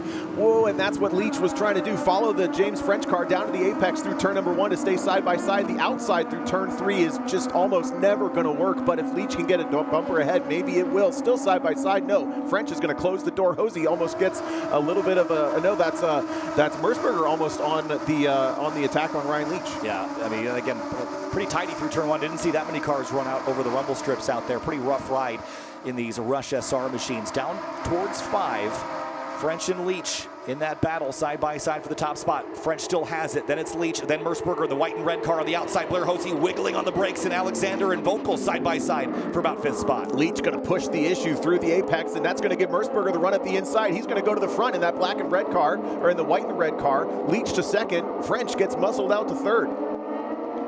Side-by-side action for TJ Hunt. More contact in the back as he tries to force some cars back in the lane. That's not how wheel-to-wheel works, but he's going to try to force it anyway. Single file through the top 10. Side-by-side through turn 7 gets hairy for about 11th, 13th. Right there into the 2nd sector of the track. Yeah, weekend points. Again, this is going to be, or at least from this race, at least French with 25 points as the leader. Again, the last time across the line. So this is going to shift and shuffle as we make our way through the weekend. So keep our eyes on this later in this race, later in the weekend. But Mersberger takes the lead away. He won a race at Mid-Ohio Sports Car Course, but against a field that was not nearly as deep.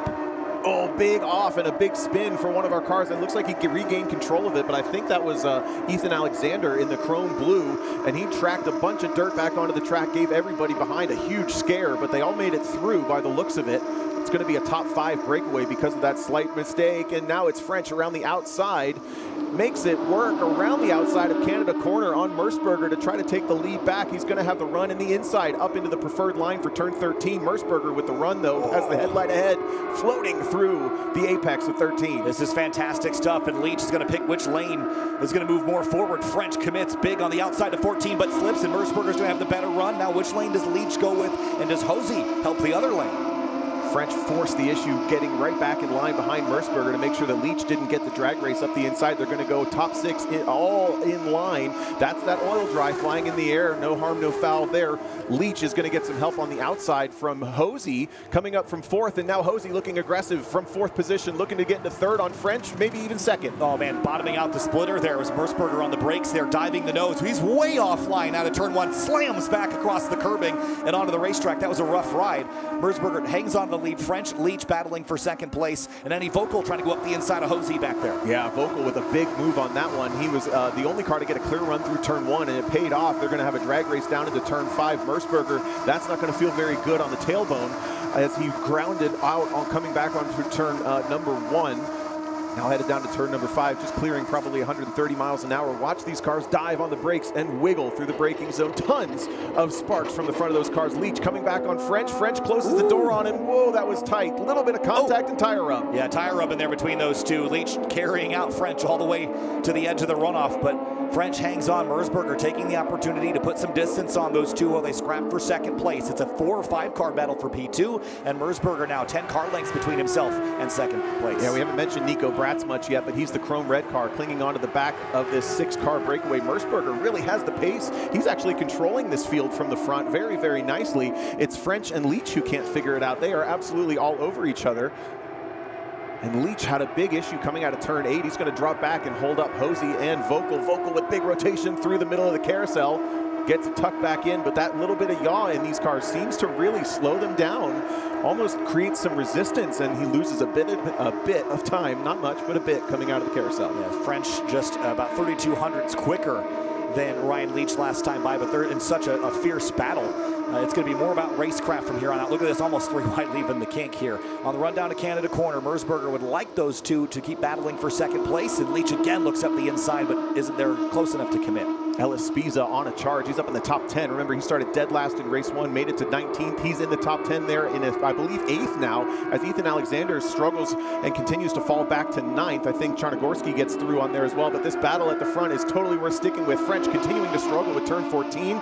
Leach absolutely sends it through there and closes up to the back bumper. Now, what I suspect is Leach is going to push him back to Mersberger, because if they start battling, it's free and clear for Mersberger at the front. Yeah, up across the start-finish line here, a little scrapping deeper in the field. Mersberger across the line, this time through. Or not. Yep, side by side. It looks like Leach is going to go the long way around. French went defensive, and Leach just went driver's left. And Hosey's going to try to push him through fully. He's going to clear him entirely, as French now has to slot into 3rd. Hosey nowhere to go with that one, neither for Vocal, and they're actually all going to gap away from Nico Bratz just a little bit. Mersberger Mersberger still controlling this field at the front, but Leach is really quick through these first couple of corners. Ooh, a little bit of a look on Hosey for French.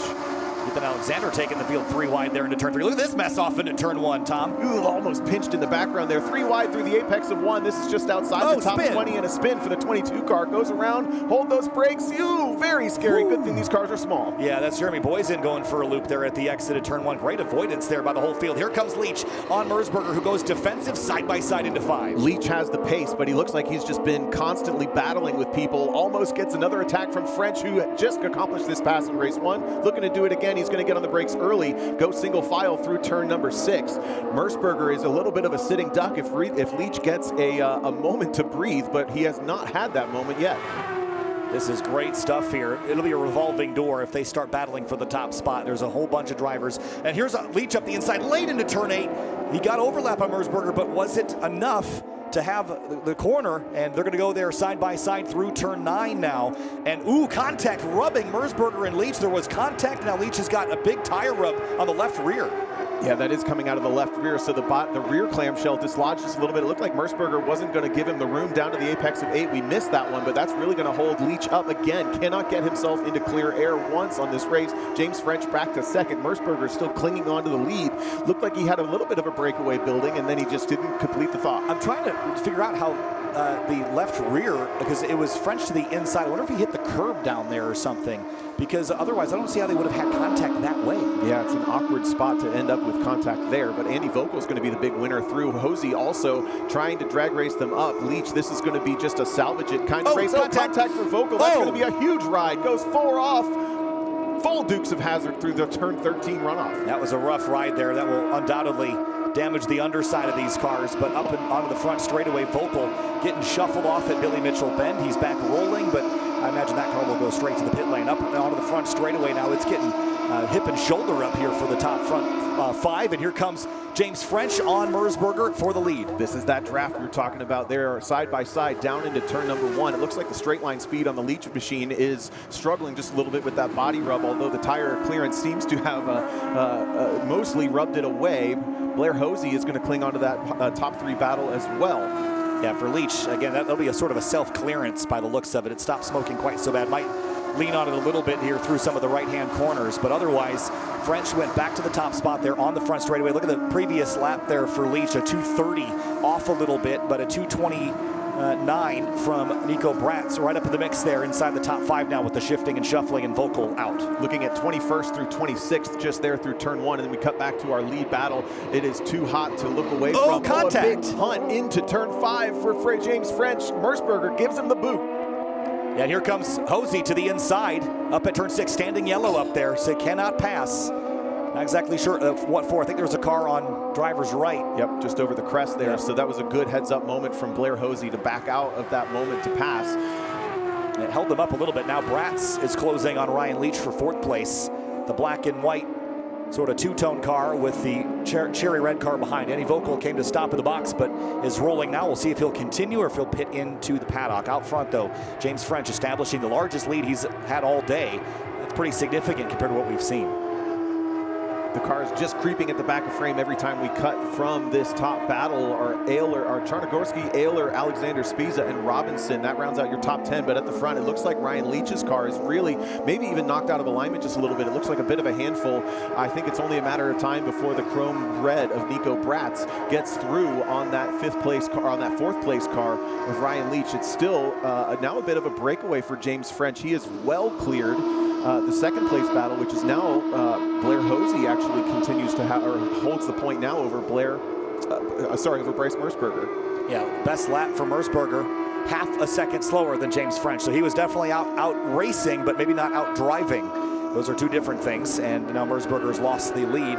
Can he run him back down here? This is going to be interesting. Let's have a look at the previous lap delta as they come over the start-finish line here. I think that'll be the interesting thing to see if Mersberger can close in on French now that they've swapped positions again. Here we go. Last lap delta, French for a moment, and looks like, where'd Mersberger end up? P3 now, sorry.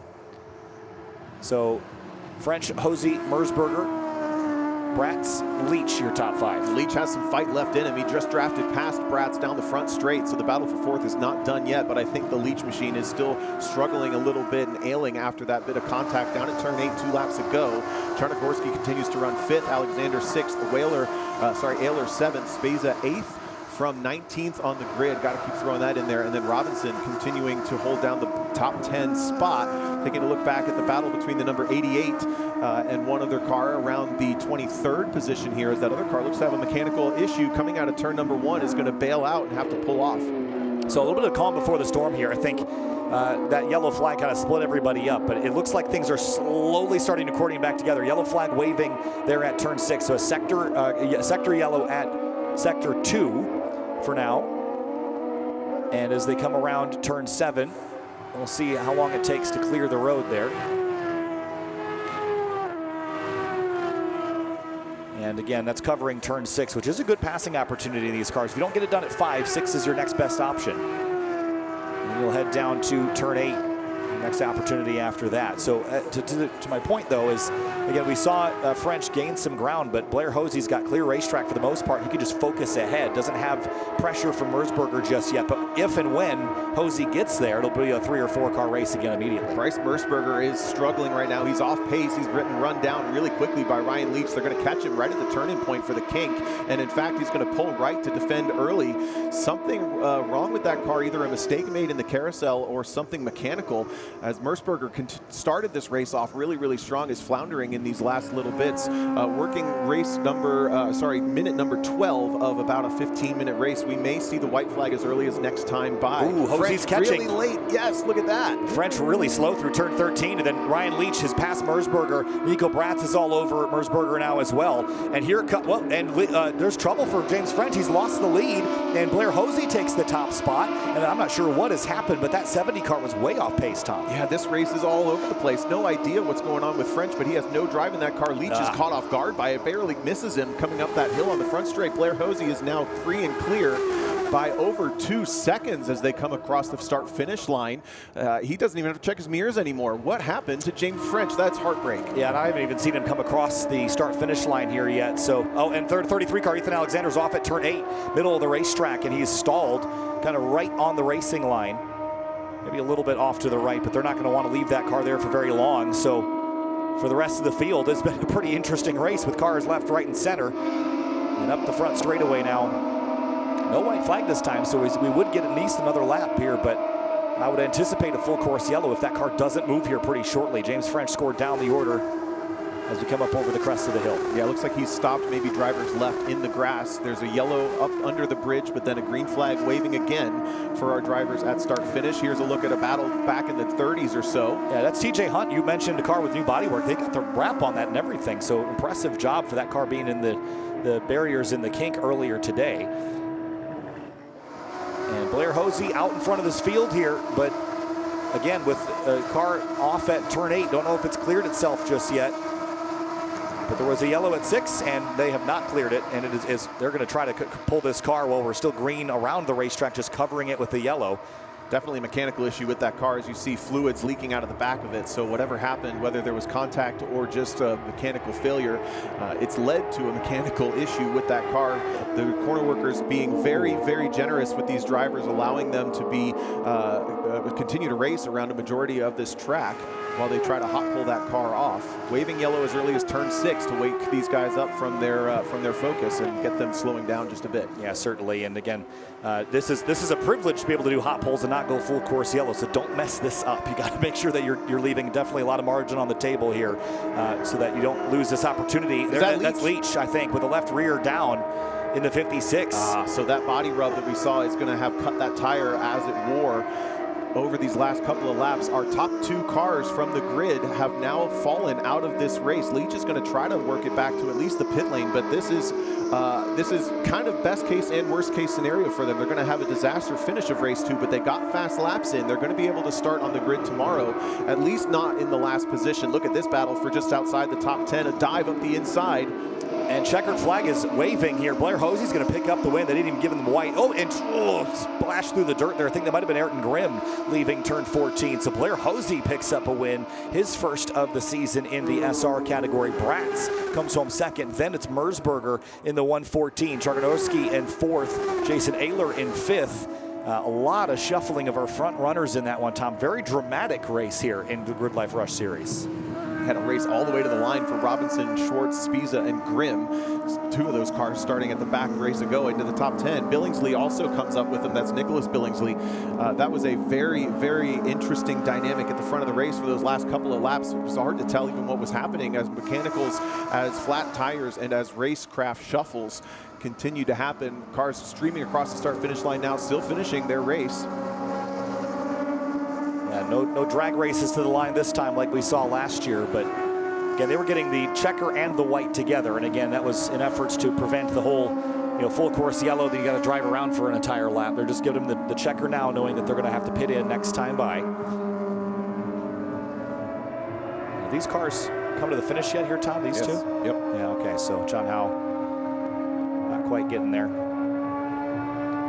And for Hosey, just surviving that was the key. I think Bratz was fourth or fifth. Mersberger again dropped out of it. But that was a pretty interesting race, and it all came down to the damage for the 56 to Leach that really spiced that up. But I don't think that was from car contact, because he got that left rear damage when he was alongside to the inside of Mersberger at 8. So the only thing I can think of is he got up on the curb to the inside and maybe jacked up the left rear suspension. But either way, that was a tricky one there. Yeah, so what I wonder is maybe if he got some push from James French behind, or maybe something like that, because we saw them come back into frame three wide into the carousel. That's a good point. Those two cars, Mersberger and Leach, going side by side through 8. But you're right, that contact was on the wrong side of the car for it to be from Mersberger. And let's have a look at our race results here for the GRIDLIFE Rush Series race number 2. And again, unofficial results here. Blair Hosey, Nico Bratz, Bryce Mersberger, Mark Charganowski, Jason Ayler, your top 5. John Robinson, Brandon Schwartz, Ellis Spezia. Ayrton Grimm gets a top 10 there through the dirt in turn 14. And Nicholas Billingsley, your top 10, Tom. And these guys all had great battles outside there too. Matt Wilson, Nate Hamilton, Gage Hughes, and Jalen Batley. Remember, Jalen started in the last position. He got up to 14th in that race, going green all the way through, by the way. Pretty fantastic stuff. Ryan Leach managed to hang on to what seems to be a 15th place position as he worked his way back on that flat tire all the way to the start finish line. Hey, if you're going to finish, you might as well, or if you can finish, you might as well try. Samuel Reed in 16th, Kelsey Billingsley 17th, Hassan Ahmad in 18th, Ethan Hardesty and Michael Neff rounding out that top 20. Yeah, TJ Hunt, after being in the wall in the kink in race 1, 21st place, not bad at all. Jeff Hardesty in 26th place. Adam Spence, Tim Burkhardt 28th and 30th. And looking down the rest of the order, Jeremy Boysen rebounded for 31st place in that 22 after having that scary spin at the exit at turn 1. Bill Dorrance up from the tail of the field to 32nd. We see James French 39th, Ethan Alexander 40th. And then, of course, Andy Vogel down in 42nd with that big off at turn 13. Pretty dramatic race with a lot of the front runners affected here, Tom. This is going to mix up the weekend points quite a bit. Yeah, but a couple of surprises, and congratulations to Blair Hosey for joining the winner's circle of the season. We came in with only one person in that club. We now have 3. So if this race weekend continues as it's going, things are going to be very, very interesting in Rush for the second half of the season. A reminder, tomorrow's grid is set by fastest lap, so the finishing order today is not necessarily the end-all be-all. There are certainly some cars further down in the field that will jump back up or will be shuffled back as the grid is reset with fastest laps. Well, more GRIDLIFE Rush Series racing coming tomorrow, but next up is Eibach GRIDLIFE Touring Cup, and Cerise Taylor caught up with race 1 winner Matan Rosenberg a little earlier. All right, folks, I am here with Matan. You are in P1 for this weekend. The first race was a wild success for you, even under full course caution. Yep. Talk to me about that first race and what you're going to be doing going into this next one. So last year I had a rough weekend here with blowing up the engine in practice, so I felt like I had to get redemption here. This track takes a lot of commitment, and so I really wanted to focus on trying to just drive and put my head down and drive my line, find my markers and stuff here. And with Emil and Eric battling, it kind of gave me some room to think and put together a good lap. The new automatic transmission we put in the car is working super great. It's super helpful to be in my perfect power band at all times, so it really helped on the start to kind of clear a meal for turn 1, and like I said, kind of get in my own space, and I was able to just focus on the driving. So it was very nice, and I was happy with it so far, and hopefully I can keep it consistent the rest of the weekend. We hope so too. I'm very envious of your sunglasses right now. The sun is coming back out, which is great for you drivers out here. I'll go get my sunglasses. You keep up the excellent driving. Oh yeah, heat wave's got me covered all weekend with sunglasses. Heat wave, hook me up, dude. Seriously. Yeah, Shameless plug. I got you. Okay, I'm gonna hit my boy up. All right, y'all. Back to you guys. Good luck out there. Thank you.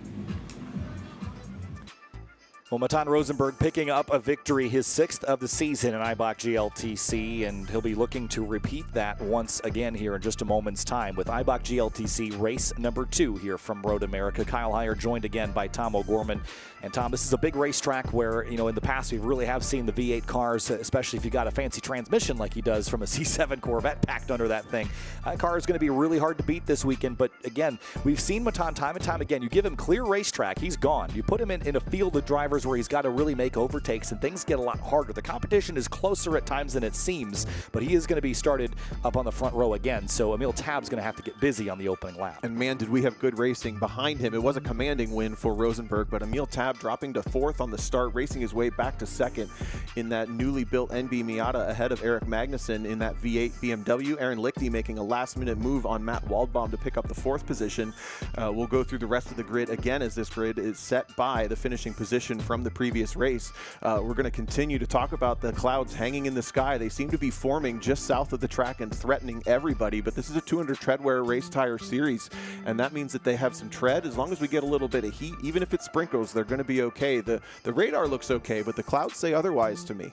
Yeah, again, that's showing the real precipitation. They certainly look a little evil, but it doesn't look like we're going to get any rain, although it is sort of generating more as we speak. Now, the wind has picked up a little bit here, Tom. Is that something that you ever really have to worry about too much in a GLTC car? Not in a GLTC car, no. In other cars, absolutely, especially maybe the closest thing you'd have here is unlimited cars or those Rush cars that we just watched.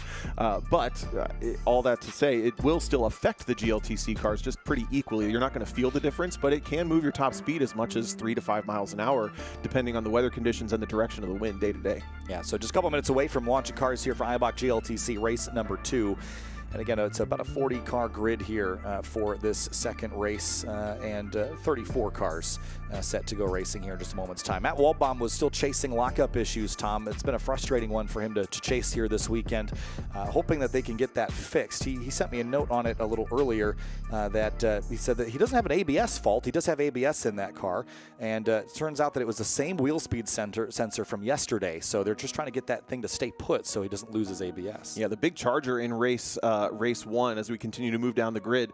Joel Morrison, he finished 6th in that race, having come outside of the top 10 when the green flag waved. And that was mostly done on the very last lap. It was actually basically kicked off by a poor restart from Christian Aranja, who ended up finishing 11th. That's a yellow C5 Corvette.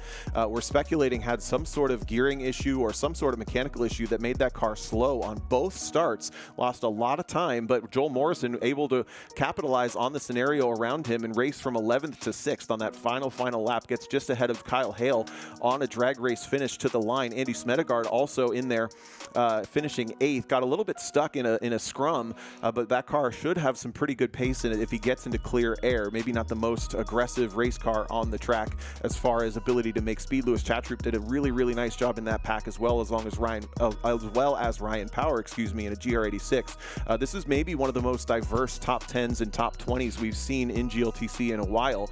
There's not nearly the saturation of Corvette style cars as you mentioned that we've seen in the past at this track. We go Corvette, Miata, M3, Corvette, S2000, M3, GR86 and BMW to round out a majority of that top 10. So a pretty good mixture, and all of those cars I just listed, the engine doesn't match in half of them anyway. So there's right. there's a big mix of approaches this particular weekend, even within that top 10. And to your point, we go back to qualifying and how important that is, right? And I mentioned this even just a minute ago that Matan Rosenberg won that race by a lot. But again, if you put him in 6th, he's not going to just drive to the lead. We see how even things are when you actually have to drive around cars. Now, when you give people clear racetrack and they're free to just run a qualifying effort with all the battles behind him, it changes the math a little bit. But to your point, it is pretty diverse up here in this mix. So cars are rolling down the pit lane here to the splitter. That's Carson Crystal on pit lane, picking left and right for the drivers, and it looks like Matan driver's left choice for the start of this race. What's your thoughts on that? It's an interesting choice. It just shows the confidence he has that he's going to clear Emil Tab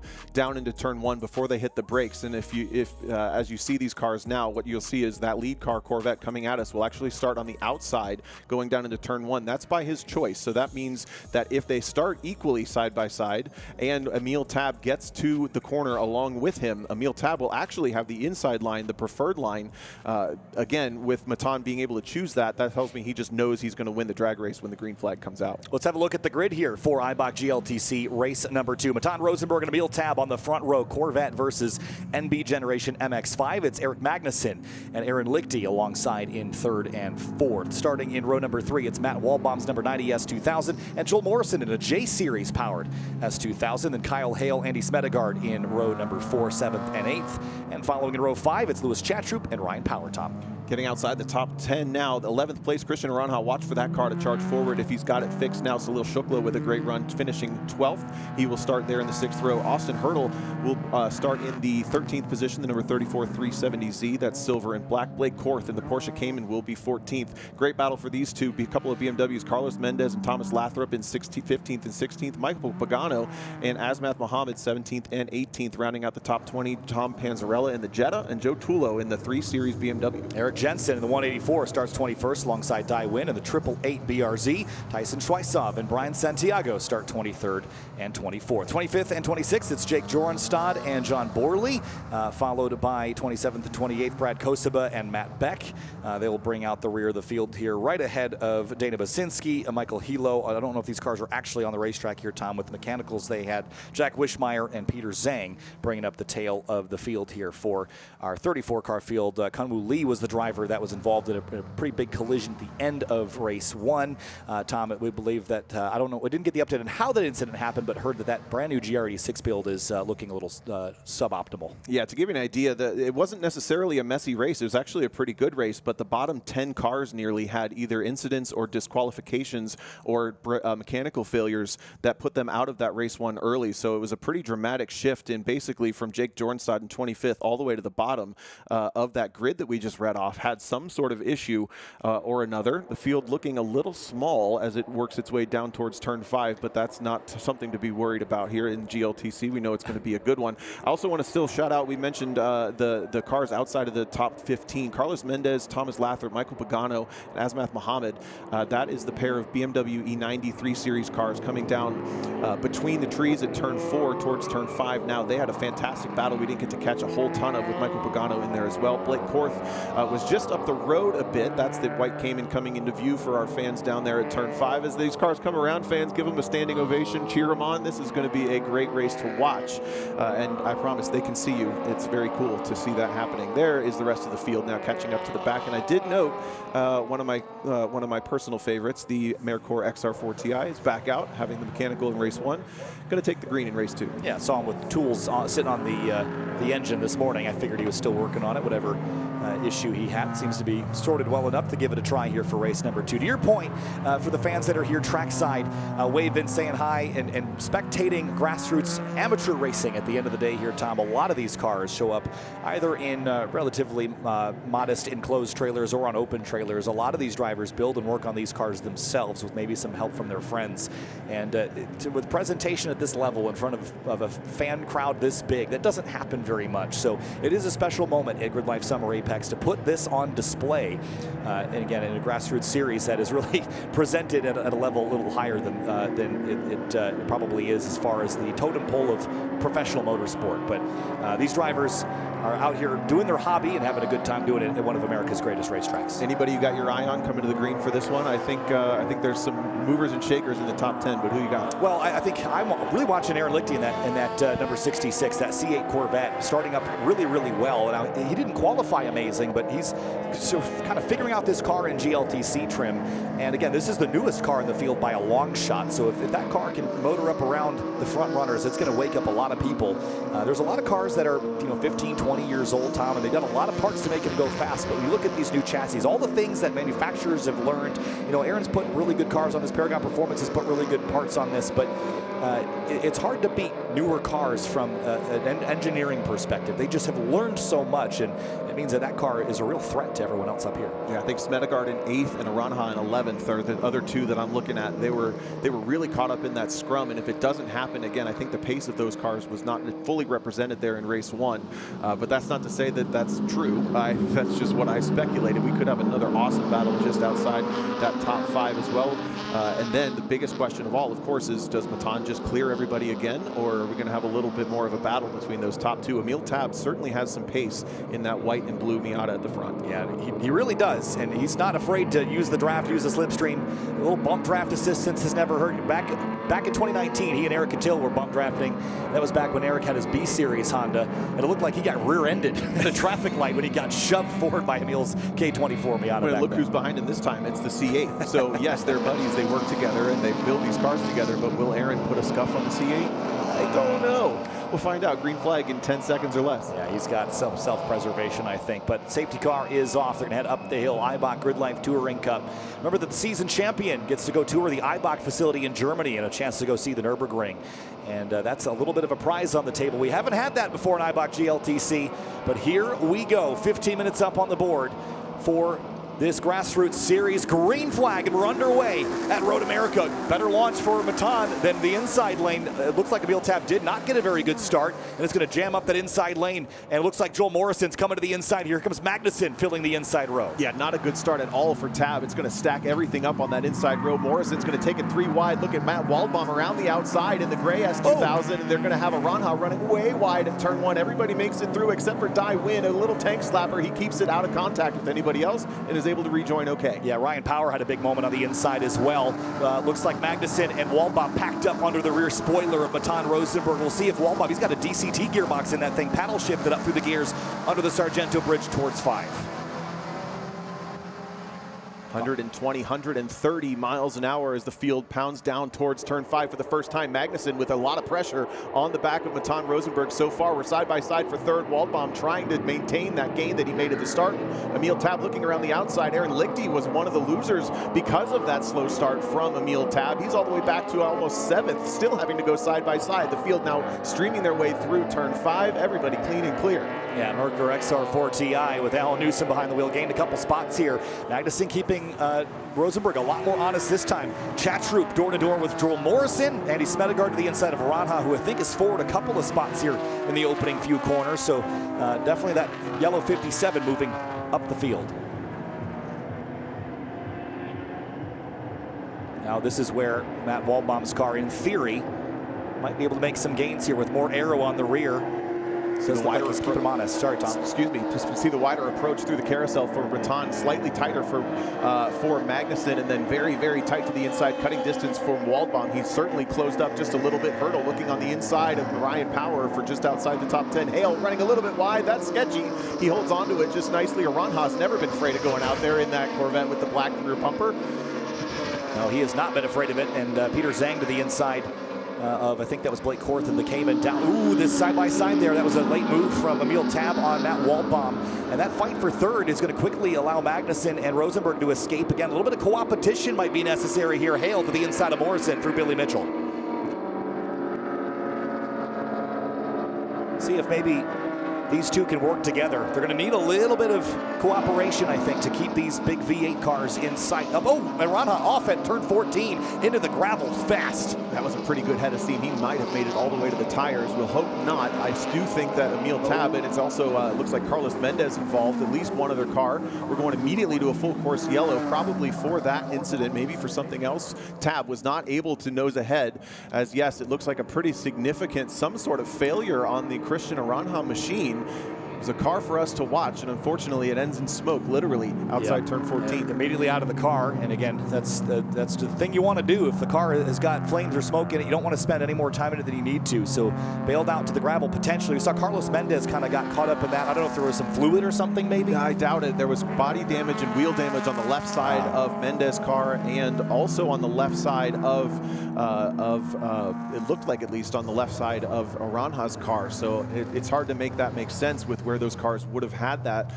Maybe there's even more cars involved. We'll find out a little bit later.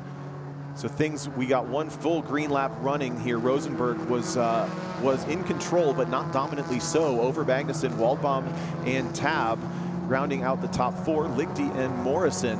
So it sounds like we have a little bit of this incident on replay. Maybe just what we saw, we can put it together just a little bit more. Trying to see if we can catch it again any way that we can, but let's have a look at it here, Tom. Tell me what we can pick apart here in just a moment. This is the shot that we got. So again, we just see Aranja go in the frame, and then he goes by. And he was far left very, very early. So that tells me that car was out of control coming out of turn 13. And then a little bit later, we saw Mendez come back into shot. Again, it looked like Mendez had a little bit of either wheel or body damage on that car as it came back into shot, but it's tough to piece that together based on that. Yeah, so unfortunately under full, oh, there's another car. Let's start piecing this together. Michael Hilo, and that could be just mechanical. He's stopped on driver's right. Doesn't look like there's anything wrong with it. He's struggled with this car. Recently LS swapped this, Tom. It was on the VQ Nissan engine and decided to go with an LS V8. But he struggled to get that car as reliable as he needs to really bring it to the pointy end. Yeah, he dropped out of race 1 for a mechanical issue as well, so that seems to be a bit of a pattern establishing there. Hopefully he can get that fixed for tomorrow. Another bit of maybe long night of work. I just watched the replay one more time on the YouTube stream. Hello, YouTube viewers, by the way. And I might have misidentified the wheel damage on that BMW. It might just have silver lips on it, making it look a little bit funny to me in that quick moment. So we'll scratch that speculation. But this full course yellow certainly for the stranded Corvette far left on drivers outside at turn number 14. Should be a relatively quick extraction as that's right at pit in. Maybe we'll get back to green flag racing with more than one to go this time on race number 2. Yeah, looking again, I don't see anything there on the 83, Tom. Yep. So again, it's just interesting. We had at least a mechanical and then potentially some contact, and again, hard to tell. So it was just a very dramatic sector 3 on lap 1, unfortunately. So hopefully we get these cars pulled off track. We get some racing in here for the tail end of this race, and opportunity for Waldbaum and Tab once again. They've been battling each other pretty hard. You know, it's hard not to just focus on your own race and just try to take down those V8 behemoths on your own. But again, working together in this instance sometimes, Tom, just means not working against each other. Yeah, I agree, but Emil Tab doesn't necessarily have a reason to not work with Matt Waldbaum, let's say, because I think that Miata does have a little bit more pace in it. He qualified out maybe about a second quicker than Waldbaum, and he was certainly racy on the back end. It also looked to be a really, really nice drafting car when you put a car in front of it, that Miata, with this lower profile. And honestly, they're not the best coefficient of drag. They're not the most aerodynamic thing. So when you take that air that they have to punch through away, they tend to build a lot more speed. Taking a quick look on the cameras there at Ayrton Grimm, who's been working through some engine issues, I think related to mostly the throttle body, trying to get that car running properly again. They were not hopeful that car would see the racetrack again this weekend, so even them out there taking the grid is impressive just to get that going. Looks like his Hilo's car is still there, but they've got a truck over there ready to pull it away. So we're not going to get a green this time, but maybe one more revolution around before we turn them back loose. And looking at the schedule, you know, we've got still opportunity for at least 2 or 3 more laps once we go back green. Provided if this pace lap is real fast, maybe we will. Maybe they're going to go back green. I'm just watching the pace car lights again. They're pretty good about turning them off late and giving us the chance to go, but I still see yellow lights. And they're actually still working over there at turn 14. They got a flatbed to 57 there, Tom. Does that give us any indication of what else may have happened? No, I mean, there was obviously the smoke, so that could potentially just be anything up to and including an engine failure. So we're not totally sure, as they've dragged it to the end of the end of the gravel trap, but then are putting it on a flatbed, which tells me it won't roll. So I know that the rear end transmission, the rear end differentials, the transmissions, the engines, whatever else, it's not unheard of for those to expire on the Corvette. Now, what is interesting is this race will set the grid based on fast lap for tomorrow morning's race 3. The only time that they don't do that is if we don't get any green flag running, meaning no one gets a good representative lap time. So we're currently in that situation. No one has a good lap right now, but if we go back to green, you almost have to wonder, do you give yourself a little bit more space and keep the position that you have just to make sure you get a really quick lap in, or do you risk not getting a good lap in, getting a decent finishing position, and then all of a sudden starting 5, 6, 7 positions back before? We have seen that happen, and it can really, really change the dynamic of your weekend, and it's not for the better. Well, and Eric Jensen pitting in, by the way, in the 184, so it looks like he might be having an issue that he's going to try to sort out as well. But, you know, that's an interesting point, Tom. How much of that is running through your head? You were a champion of the series back in 2022, and it wasn't by accident. You were really, really fast, but also understanding your situation on the racetrack. How much crew chiefing are you doing to yourself? You know, these races are so short, it's really hard to think about that stuff. The only way that you can think about it is if you have one of these full course yellow moments. But in general, I mean, this is a go, go, go kind of race series. You just have to push for every single thing and hope that that doesn't happen. It's a pretty high-level play to try to manipulate that situation that we just talked about, but it's not undoable. Field still lined up behind the safety car. We did see Michael Hilo's car get successfully pulled off the racetrack, so the Eibach 350Z headed back to the paddock to repairs. Now Christian Ronhaus's car was about to go on the flatbed, so I'm hoping next time by we'll get a green. And again, Ayrton Grimm real slow on the front straightaway. And Tom, I wonder if he's doing exactly what you talked about. Well, maybe. That's very possible. I was going to guess that he's just using this as a hardship situation. But, yeah, I mean, this car has been in the top 3 in practice and then had issues in qualifying and ever since. So there's no reason that he couldn't just hang back and just start going. That's very possible, and I'm guessing they have team radios too, so they could have just come up with this strategy with a little bit of help from pit lane. Yeah, he's done this before, actually. Oh, okay. So when he just kind of laid way back and just kind of ran his own thing, because to your point, the fastest lap sets race 3. If they feel like they've got this car fixed adequately, I don't see any reason not to do this. I mean, I'd swing for that, especially once your weekend's off the rails like that. That would be a really compelling thing to have happen. All of a sudden, that turbo MX-5, fans trackside are going to see it come by about 30 or 40 seconds later than the rest of the field. That very well may be what that car is doing. And I think for Grimm, he's leaving a lot of gap, because what you don't want to do, again, he's going to be much quicker than the tail of the field, just based on the spread across the order here this weekend. You don't want to get into the back of any drama that happens in the next lap or two. So you really need, I mean, you'd like to back yourself up to basically have half the track between the leaders and half the track up to the drivers at the tail of the lead lap. So give yourself as much space as possible. And he can afford this luxury because he just dropped to the tail, right? You can't, everyone else would have to give up all their spots that they would otherwise get points for. Ayrton wasn't going to get points in this race. You might as well. So love the strategy. I love the savvy call there.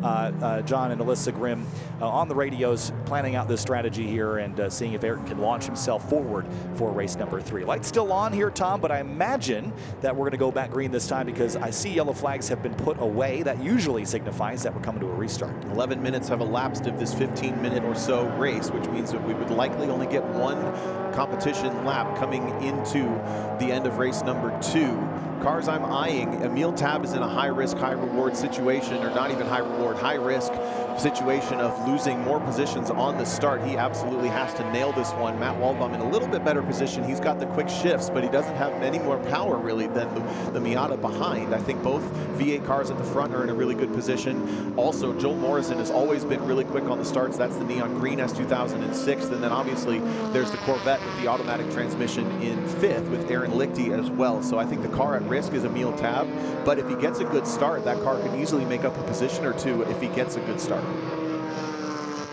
Let me say if he gets a good start one more time, for good measure. Yeah, there you go, if he gets a good start. All right, lights are out on the safety car. We will be going green. For how long, it's unsure, but 1 or 2 laps will be the likely call here from race control. And Matan Rosenberg going to try to hold back Eric Magnussen. Eric Magnussen would really like to get by Matan Rosenberg. He has to start beating him if he wants a shot at the title. You can't let Matan get away with this too many more times or he'll lock things down. He's drop races off left and right. and quickly filling up the 14 race bucket you need with firsts and seconds. Championship format here is 14 races, your best 14 plus the 4 rounds at Pittsburgh International Race Complex. That's how we decide our champion here this year. Rosenberg came in as the championship leader only by 9 points over Eric Cattell.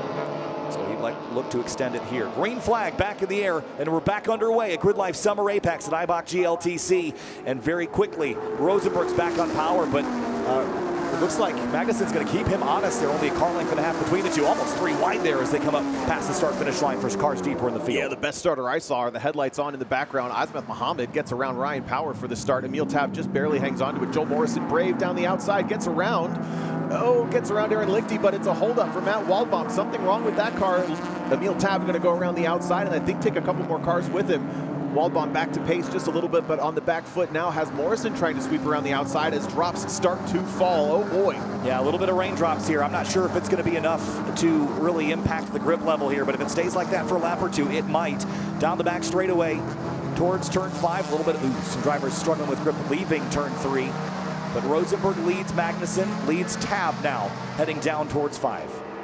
Oh, Tab is racy. He's not necessarily the best car on the brakes. Magnussen has been absolutely killing it there. Joel Morrison lunges up the inside on Waldbaum, and Hale's going to try to go around the outside with him. 2 by 2 by 2. Muhammad in the orange MR2 Spider flicks it back up the inside as a poor run for Chat Troop is going to give him another opportunity. This car's going to charge into the top 10 on this restart. Azmat looking really racy right now, absolutely pouncing on anyone that was sleeping on the restart and charging his way up in towards the top 10. I think that is a top 10 spot he's fighting for right now with Ryan Power, and then Andy Smedegard is next on the chopping block in that FA24 86. Yeah, that aggressive move from Muhammad actually lost him a couple spots there exiting turn number 6. He's still side by side with Ryan Power now for about 10th position as I think Smedegard was able to get back around. And Morrison, cork in the bottle, absolutely holding up the field through the entry of the carousel. It's going to give Aaron Lichty an opportunity to look to the outside. You can't do that. I'm going to quote you. He takes the outside rim around the outside of the carousel, and they're going to go side by side into the kink. Waldbaum, is he going to be brave? No, backs out of it. Yeah, the size difference between the Corvette and the S2000. That Corvette's a much bigger car. Here comes Tab on Magnussen, though, side by side towards Canada corner. That was a big tank slapper moment for Azmat Mohammed in the orange MR2. Into Canada corner now. Second place under fire from a much smaller car. Tab side by side with the gold M3. Aaron Lichty has the wick turned up on the C8 as well. He charges up the inside on Joel Morrison for Canada corner. He's going to drag race him, but a little bit of bodywork dislodged, potentially some contact with Morrison as he loses a rear tire. He's got to tire down, a big moment for all these cars. They all get through without contact. Smedegard goes for a big ride. Wow, that was really that lucky. Looked like a cracked rim almost as a piece of the lip missing on that thing. I think you're exactly right, Tom. That was a great avoidance by everybody there. Kyle Hale's got trouble as well. White flag is waving, and you're right, the rim is cracked on that S2000. Unfortunate for Joel Morrison. Scary moment, but everybody got through there okay. And up at the front here, Tom, battles on. Heavy rain into turn 1. Tab's going to look to the inside. This is completely unknown conditions. Look how much water is on the track. All these cars have ABS. Matan Rosenberg is the guinea pig. Emil Tab has the opportunity to repeat race 1 at Mid-Ohio where he won in mixed conditions. This ain't mixed. This is wet. This is absolutely pouring. An absolute downpour here. And Matan's going to be the first driver to get to it. So that gives Emil Tab an advantage. The Nissan 370, Austin Hurdle going for a ride over the grass at the exit. Carlos Mendez is sideways over the crest of the hill. Matt Beck, Die Win. Everybody struggling for grip there. You see the yellow and red flags out for slippery surface conditions. And it's going to be a battle of who can make it back here at Road America. And I think it's only wet in turns 1 through 3. It might be dry as we head back towards. It sure is. Look at this. It's completely dry down into turn 5. Changing conditions for these drivers as they navigate 4 miles for the last time of Road America. It's going to be standing yellow in the last 2 corners because of Joel Morrison. So if Emil Tab wants to get anything done, he's really got to get it done by Canada corner. I was saying Emil Tab really could use another lap like that. That would have really helped his MX-5 with the amount of experience he has, but I'm not sure he's going to get it all the way around the racetrack here. Through turn 7 now, chasing a much bigger, much heavier car. Almost 1,000 pounds difference between these 2 cars, with the Falcon Corvette leading the way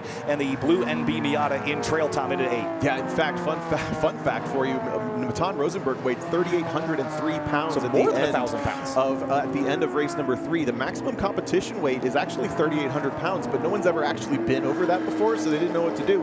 And he's just here. Look at the run that Emil Tab has around the carousel. If he can stay brave and get a draft through the kink, he's got maybe that last braking zone. It depends on how many corners they're covering Joel Morrison with. Yeah, here we go into the kink into Canada corner now. It looks like Emil Tab with one big send could get there. He's all over the back of Matan Rosenberg into Canada corner. If he's going to get it done, it's going to have to be into Canada corner. Here they come.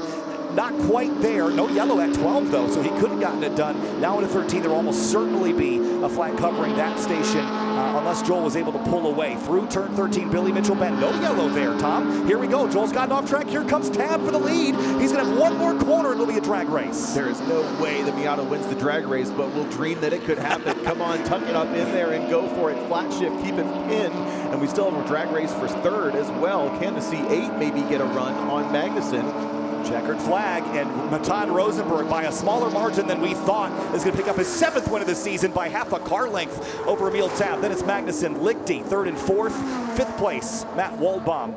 That was a battle to the end, way closer than I thought it was going to be. Louis Chatroop makes it up the order. Yeah, and in the background, Brian Power has a great run up the inside on Austin Hurdle. They were drag racing to the finish. A couple of cars that went on a big ride just coming across the line now as they're going to all shuffle. It looks like Hurdle did beat Power to the line. Now, what happened with Aaron Grimm? Was he able to get a dry lap in? I don't know.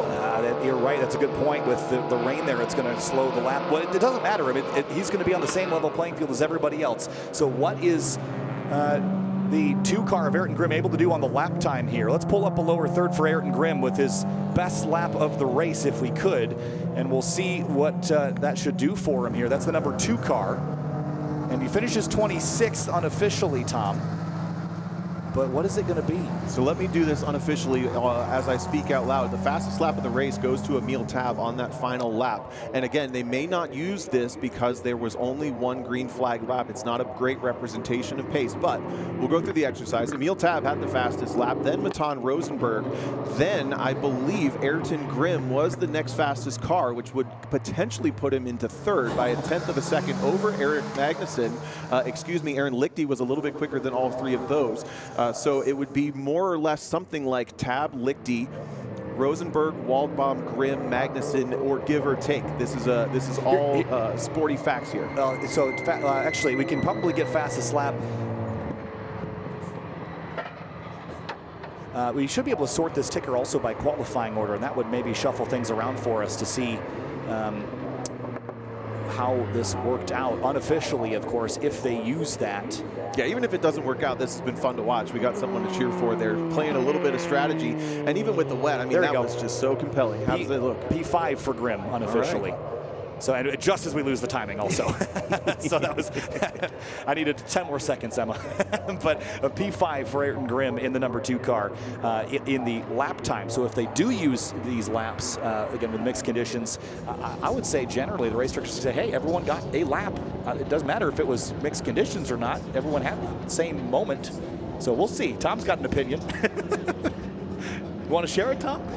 No? Okay, never mind. Anyway, what a battle up front with the drivers up at the pointy end of the field, and just like that, we're getting right into Time Attack Group D or Group C here, Tom. So make no delay. We're going to try to make up some time. Yeah, before we jump into this track battle final heat of the day, this is heat 6 of 7. I do want to give props to the GLTC field, especially with this surprise wet condition for the first 2 corners. There were some slips, there were some slides, but we avoided contact for all of those cars. The quick mechanical failure caution still kept us a little bit broken up in that race, but ultimately a great performance, and another congratulations to Matan Rosenberg for picking up another win on the season. But now we move towards the end of the day, and these track battle drivers, they may not even have known that it rained over there in turn 1. They come out to a wet turn 1 going, how am I supposed to go faster in this? But we'll give them a shot anyway. Yeah, and the NOS Energy main stage already firing up, and fans are just beginning to trickle over there because in a little while we're going to have more action there. Blaze Orange on stage now. AB Baby, am I looking at Saturday? I sure am. Blaze Orange, AB Baby, Aspen, Abel Gray, Of the Trees, and Disco Lions playing all the way through about 9:30 tonight. And then, of course, we've got the Laser Woods. That'll be Nikita the Wicked and Sippy up from 10:30 until about 1 in the morning. And, of course, the Paddock Podium DJ already wrapped up there. It was Cody Krause, Cadence, and Michael Fisher playing earlier this afternoon. So that's what's happening on the NOS Energy main stage, and the music excitement here at GRIDLIFE Summer Apex. And, Tom, to your point, all the mixed conditions, all the trials and tribulations of the Eibach GLTC race, the clouds over on this side of the racetrack have cleared, and it's sunshine over here. So I don't know that we're going to see faster laps, but we'll be covering it either way and seeing what drivers are pushing the limits. I think that's going to go away pretty quickly. We saw even on that cool down of GLTC maybe 5 minutes ago or less, there was not nearly as much water on the track as when the field came through when it was raining. There's going to be plenty of track temp left in the circuit, especially on the driving line this late in the day. So it may very well be a situation where if you stay out, you're going to be rewarded for it. All of the cars in this group, I think, nearly all are going to be on a 200 treadwear treaded street tire. So that is less sketchy than a race slick. And one of the first cars we're going to see out is Stan Feingold, who is absolutely on a mission to get himself back into the top 5, or keep himself into the top 5, I should say, in Club TR. Note from Alan Patton, who's in the chat, said that Christian Aranja's motor expired. And it said that it windowed the block. So that explains all the smoke and why it just went straight. When those big engines blow like that, Tom, it probably makes a heck of a racket. So cars on track as we head around to fire things up here for Track Battle Q6. And yeah, that's unfortunate for Christian Aranja in that Eibach GLTC race. But to your point, the little blip we saw on the radar, the little red blip, that was what we got in the middle of the Eibach GLTC race. It's gone now. So it's just going to be cloudy for the rest of the day. Stan Feingold leads the way off into turn 1, and we were following him earlier in the day as one of the Falcon Club TR competitors that's battling for a podium sprint spot. See him, he's got Devin Hoffman right behind him, and it's still pretty wet over there. There's still a little bit of a rooster tail. Yeah, certainly very wet. This is a little more significant than that cool down lap made it look for my read on it prior. You see that Civic trying to pull itself off the track, getting stuck in the paint for a moment. Feingold was going to let Devin Hoffman through. Looks like Hoffman not really interested in taking that until after turn 3, as it looks like almost just turn 1 down through what they call turn 2. Because there's a flagger there, is wet. I don't see even any spray in turn 3 here. No, and this place is so big that you can basically have different weather on one side versus the other. We're seeing that at this moment. Devin Hoffman on down into turn 5. Mike Callaway Moore in the 128. Dan Moore in the Civic, chasing Callaway here. This kind of changes the dynamic a little bit. You've talked about the driver conduct and just trying for everyone to cooperate in time attack. When the conditions are such that the track's different on one side of the track versus the other, and everyone has different levels of experience with mixed conditions, this kind of changes how you attack this, no? Yeah, it does. I think in general, everyone's going to be in the same mindset that this is obviously not going to be their fastest session. The cars that stay out are going to be the ones that are interested in either trying to get through those conditions, learn something, or let the track come to them. This is a driver that's a great example. I talked to Devin Hoffman a little bit earlier this weekend, and she was saying, I'm not feeling the confidence that I felt I used to have, and I'm not sure what's rattled me other than I've been practicing on the simulator a lot more, and maybe it's just not been as productive as I expected. Maybe I'm not using it correctly, whatever it may be. She's probably going to stay out and say, I have a goal of working on my confidence. I have a goal of working on, keeping my feet quick on the pedal, jumping to the brake pedal quicker, pushing the limits on the entry in some of the sections of the track. Even though you're not going to go faster, you can still accomplish things. I wouldn't be surprised to see a handful of these cars pull into the pit lane or just drive around kind of creeping through that one section and push on the speed in some others. So, devil's advocate here. Oh, that looks like something hot. That's something hot just fell out of Dan Wolf's car. It's hot and L-shaped. Yeah. Do you know any parts that are hot and L-shaped? There's lots of them under my hood. I don't know what any of them do. The car's still moving. Actually, that's the quickest car on course for sure, and that's what a front-wheel drive car with massive front tires and no rear tire looks like. It just wants to hunt every single direction, even as the weight just bounces. Well, whatever part that was, didn't seem to need it, at least for now. And Hoffman across the line, 240.0 lap time here with the conditions as such. Dan Moore, 237.7. So I was going to say, devil's advocate here. Weather looks pretty good tomorrow, but podium sprint runs rain or shine, Tom. Yeah, true. I mean, that's what I'm saying is if you have or understand to change your goal from I'm going to go as fast as I can to I'm going to learn something, I'm going to adapt to these conditions. I mean, I say stay out, but you make a very good point that this is essentially going to be a throwaway session, at least for this heat we expect, and that's going to be a difficult thing to push through if all you wanted to do was go a little bit quicker. Yeah, again, for tomorrow's weather, I don't even see an inkling of a chance of rain, but It's even information you could use later in the year. Look at the size difference between those two cars. That WRX is enormous. Yeah, kind of an awkward exchange there between those two, side by side down into turn number 5. The Civic grabs a little bit of dirt on entry, floats it, trying to get some rotation done. Probably not on purpose, and almost loses it on exit. And Daniel Moore in that EF. Yeah, thank you. That's what I was looking for. Daniel Moore had jumped up into the running order of track mod pretty well, but as other drivers have gotten quicker, that car has dropped down in class to, as I switch my timing screen here, in track mod, just the bottom 5 or so. Look at that shot through the woods there. That's beautiful. That's the cart path that's up there on the outside of the carousel. Great little walking path over to the beach that you were talking about yesterday. These big, you can hear the music in the background. These big power front-wheel drive cars, Tom, have you driven a bunch of cars like this where they kind of walk around on you? Yeah, and so the goal is to set them up to corner with the rear end kind of swinging behind you. Stan Finkel pushing that big time, but the way those cars drive, because you have to do everything with the front end, you set them up to rotate from the rear, and it kind of swings back there. But it doesn't just swing off sliding, it's still gripping, it's just helping you rotate the car using toe and using the way the suspension loads up. But the main thing is you have to drive it in a way that pulls the car through the corner. So you're going to actually back things up just a little bit, get on throttle early without breaking traction, trying to build the power through the corner and let the front end pull you where you want to go. That's the best way to do it. It's really difficult in some of the stock style cars, but with a car like that, you see how huge the front end of it is. It's completely designed around maximizing that front axle. It's a very strange feeling. It's a very unsettling feeling. I remember when Ben Thorne from Gears and Gasoline got his Civic, he K-swapped it and, hopped it up for the first time after driving very different cars than that. He was so uncomfortable until he had someone else drive the car who had known front-wheel drive say, yes, this is what it's supposed to feel like. His confidence was back and he was immediately quick in that car. Yeah, just building confidence, I think, is half the battle sometimes. Daniel Moore, 2:37.771. His quickest time was still the first one that he ran. And Stan Finkel, the 2:34.586. So that's not bad, given how wet turn 1 is. That tells me that there's still grip in that dry line. Well, and we thought about the dry line would have more heat in it than normal. There's where the issue comes, is if you float just a little bit offline, partially because the more you push the limits, the fewer people are driving there, I should say. You saw Jared Garcia there drop his left sides out towards the more natural line. No one else is flirting with that nearly as often, and it's not drying as quickly. So Denmore going to give a point by here to Feingold, who's still chasing speed by the looks of it. Have a look down. Is that Vaughn Gittin Jr. down there? There, yeah, he's on his phone texting us probably.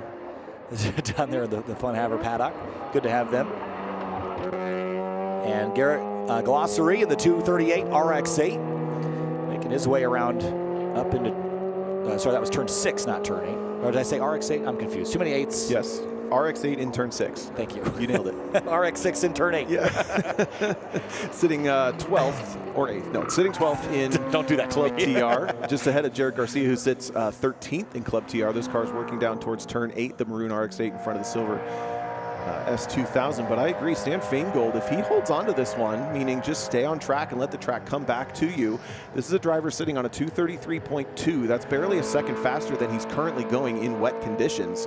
And that driver is also only sitting in 5th position in Club TR. If he can get into the 32s by picking up another couple of, maybe a second and a half or so, he could jump in front of Jake Rawson, who we'll see in the next group, and maybe build himself a little bit of padding going towards the podium sprint. Look at your class running order right now. You see Stan Feingold leading in Club TR for the moment in this heat. We're going to see those times get shuffled down the deck here as we go through our different groups. But Garrett Glossary is 241.953, not quite representative. Jared Garcia in the S2000 as well. Really nice, clean S2. Very simple car relative to some of the others in the class. Tevin Hoffman improves to a 235. Garrett again. Feingold 233.653. Tom starting to threaten times that we've seen him run already this weekend. His best so far, a 232.849. So he's only about 0.8 off of that.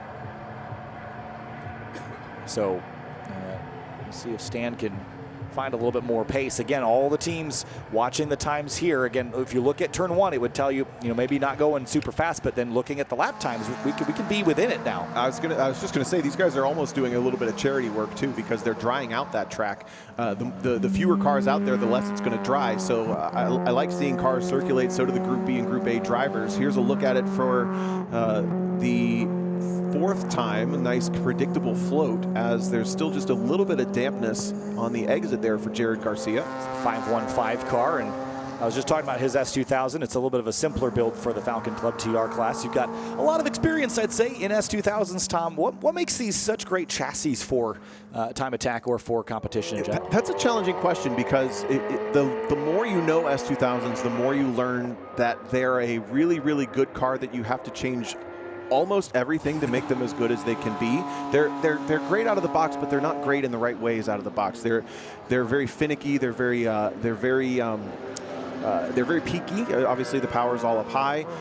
They're soft, so the suspension components are all very light. It's just a bunch of the stuff that when you realize you need power, you need torque, you need hardcore suspension, like all of that stuff is like, well, an S2000 is great when I change all those parts. So yes, they're great cars, but the more you learn, the more you realize it's not quite like maybe even a Corvette that we're watching here. BRZs are a little bit simpler. There's a lot of other cars that are similarly aged or maybe just slightly newer that are in that realm of performance that are actually a little bit simpler to approach. But what that means is when you approach an S2000 and you start to push on that setup, you start to push on that ability to drive the car, specifically controlling the front end grip. It's actually a fairly pushy car. Controlling the front end grip with trail brake, that's when an S2000 really starts to come alive. So it's kind of a unique car. It's almost got this mystery and this false narrative that it's a fantastic car out of the gate. It is in a way, but it's not necessarily in the way that a lot of people think, I think. Does that make sense? Yeah, no, it does. You guys were talking, as the Beth Conaway, they're on a cool down in the Street GT Corvette. You and DJ were talking on the Lizard Brains podcast about how you see the world of cars differently than the rest of the world, right? Where, we're talking about specifically about NA Miatas, and you had a real hot take that people need to stop buying those cars, stop paying so much for them. That's what I think, yes. Yeah, which I thought was an interesting point, because people paying $9-10 grand for an NA Miata, it's like, for $9 is a lot of car money. You could get a pretty good FRS or BRZ. Yeah, I understand why it's that way, but I also think as enthusiasts, it's time for us to pass along the torch and say, like, it's okay that I don't get my money back out of my NA Miata. It's not a $10,000 experience anymore. Right. That's just not the case. Yeah. So, but that was the next point I was going to bring up was, S2000, FRS, BRZ. You're seeing more of those. The latter start to pop up in things like Eibach GLTC, especially here in Club TR, whether it be with a K swap or the FA24 swap that's getting more popular. Is the FRS BRZ a better starting platform because it's simpler? In a way, yes. I mean, I'm not a mechanic or a car guy, so I'm probably the worst to be asking this, but I have driven them all. I think an FRS and a BRZ, both first and second gen chassis, are a much more approachable car to drive on track. They're a much more approachable car in the sense of the way they feel. An S2000 is actually, like I said, it drives very high strung and it drives a little finicky. It's kind of a wild car to learn, especially when you start to really push the limits and certain things like the aero balance of them. If you don't have a wing on an S2000, it's way scarier than if you don't have a wing on a BRZ. So there's little nuances like that.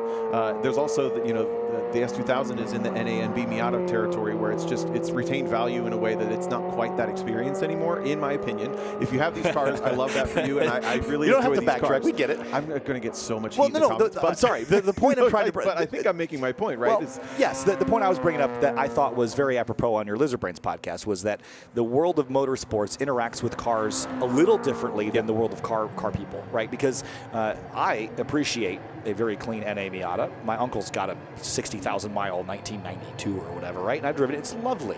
But as a race car, it's not. That's not where I would start. Yeah, I mean, I would actually argue, and bear with me on this. I would argue that a Crown Vic is an equal experience to a Miata. If you're going to start with a basic track car, and they actually are worth what they're worth, you get the $3,000, $2,000 experience out of an old cop car. I could put my hand on my heart and say that I've driven those both on track in their stock forms, and the cop car is just more fun. A Crown Vic is just more fun. It teaches you the same thing. It's just as soft. It's just as momentum driven. yes, it looks completely different and it's not as cool. But I hope that drives home my point of the experience that you get on track. As we look at a Honda Fit's, another great example. You wouldn't think of that as a quote-unquote great track car. But when you look at it as an on-track experience, it's very similar to some of these other cars that have this clout in the car community as a great, quote-unquote, great track car. A Fit doesn't have a great car reputation, but it does have a great track car reputation.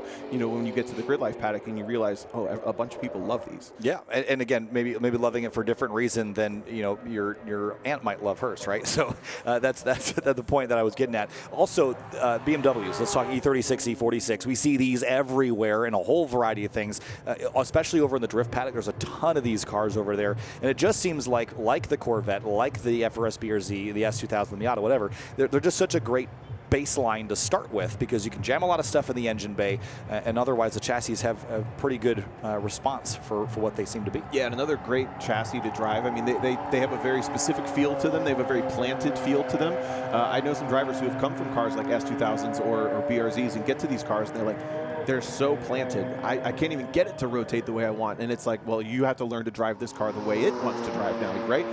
So the E46s, especially the E36s to an extent, I think they have a much longer lifespan than the NA and V Miatas in this motorsport stuff because they are a little bit more versatile on the ceiling. You can get them a little bit faster, a little bit easier because they start off faster, of course. But they seem to have just this wide window of modifications. They have a massive engine bay that you seem to be able to put any sort of engine into that you fancy, including the own BMW line engines. You put the M54, the S54 in, all of a sudden you've got a 300 horsepower car that's nice and adaptable, even if you started with a 318. So there's a lot of options along those lines, and they're also just a little bit sturdier.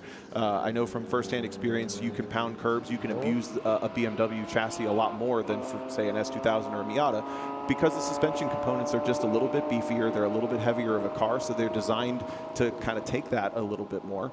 And you have to be a little bit more careful with a smaller, more fragile car, like I've just mentioned. Yeah, absolutely. Now, Ruccetti in the BMW. The great question posed in the chat here, I think, is worth answering. We've got just a couple cars circulating here in TrackBattle Q6. Is it about Crown Vics? No. I understand what you mean by that. I think it's going to be really interesting. Trust me, if you're just talking about fun, like the hooligan sort of fun, no, I see the your experience, point. The learning experience of driving a car that you drive with the weight, you drive with the momentum, you drive by turning in 4 days before you actually want the weight to settle and transfer into the corner. If you really approach it from that driving mentality, I think a Crown Vic and a stock Miata are a very similar motorsports driving experience. Okay, go with your question. I'm done defending myself. No, it's okay. I totally understand what you're saying. You know, the tens of thousands of people that are watching it, well, it'll be a different story. Like, who is this guy? What you have to do is you have to go listen to Lizard Brain's podcast. We're going to talk about this next week is what they're going to have to do. There you go. Tom, plug in your podcast for you.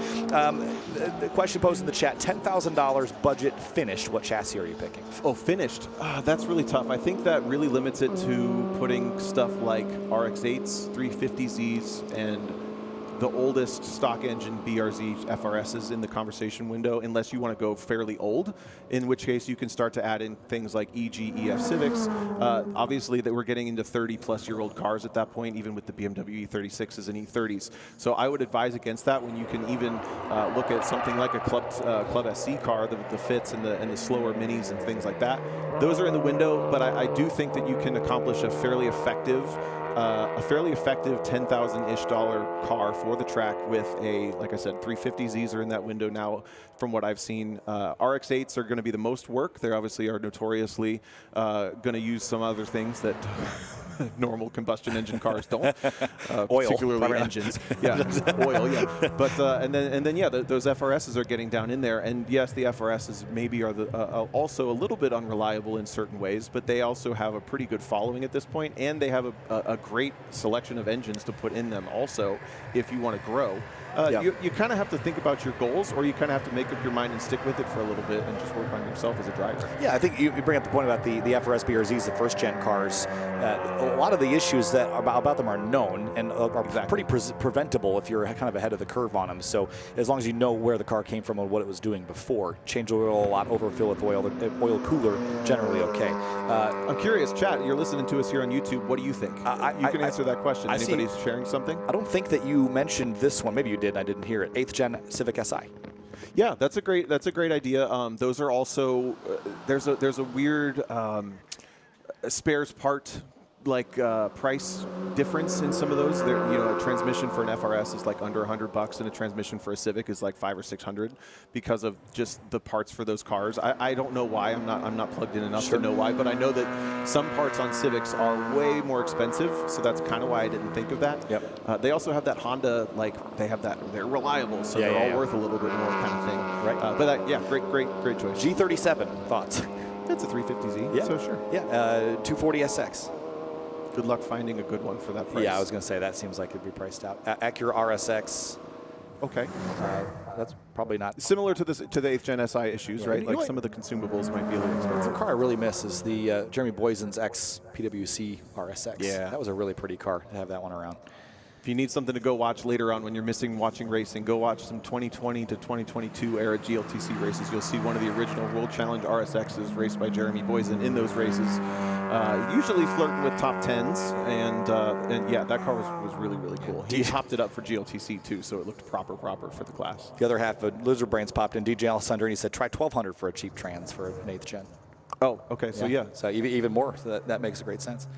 Anyway, checker flag here on Group C for GRIDLIFE Track Battle Time Attack. Now, we saw the participation really tail off at the end of that session, but the lap times were good at the peak of it. So curious what B and A are going to be capable of doing here when we get back green with those groups.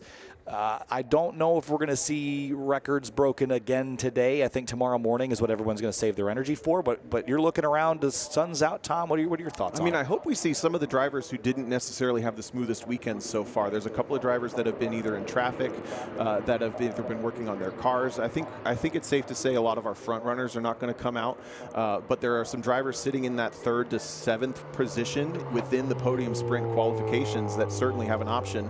We're watching Group B now roll onto the pit lane slowly but surely, and one of the cars that may be in that window, excuse me, Mark Kilgore is in his BMW M4, and also just ahead of him by a couple of positions is Nicholas Hendricks, also out of Street GT for both of those drivers.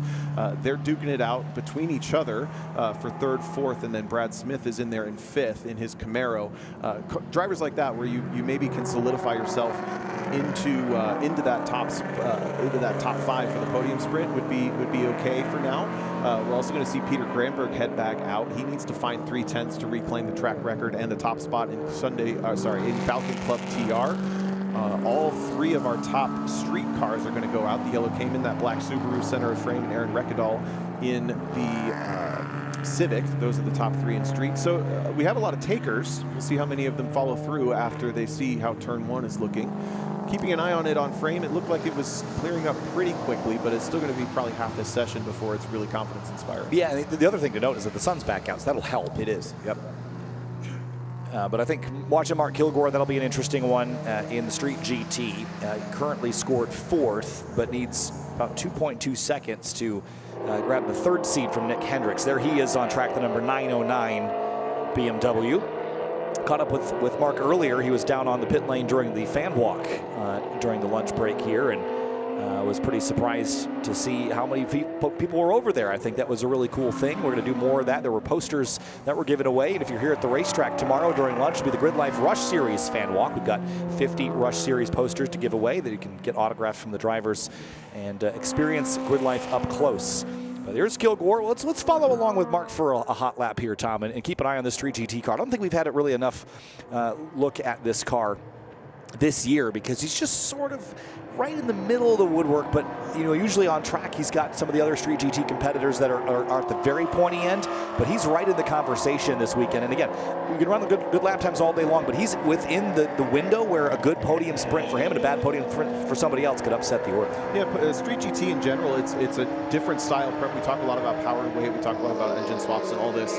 There's a lot of bow ties there in Street GT, and those, specifically the Corvettes, tend to be a fairly light car, especially relative to these new BMWs that are going to be pushing something like 3,800 pounds, I believe, on track with a driver in them.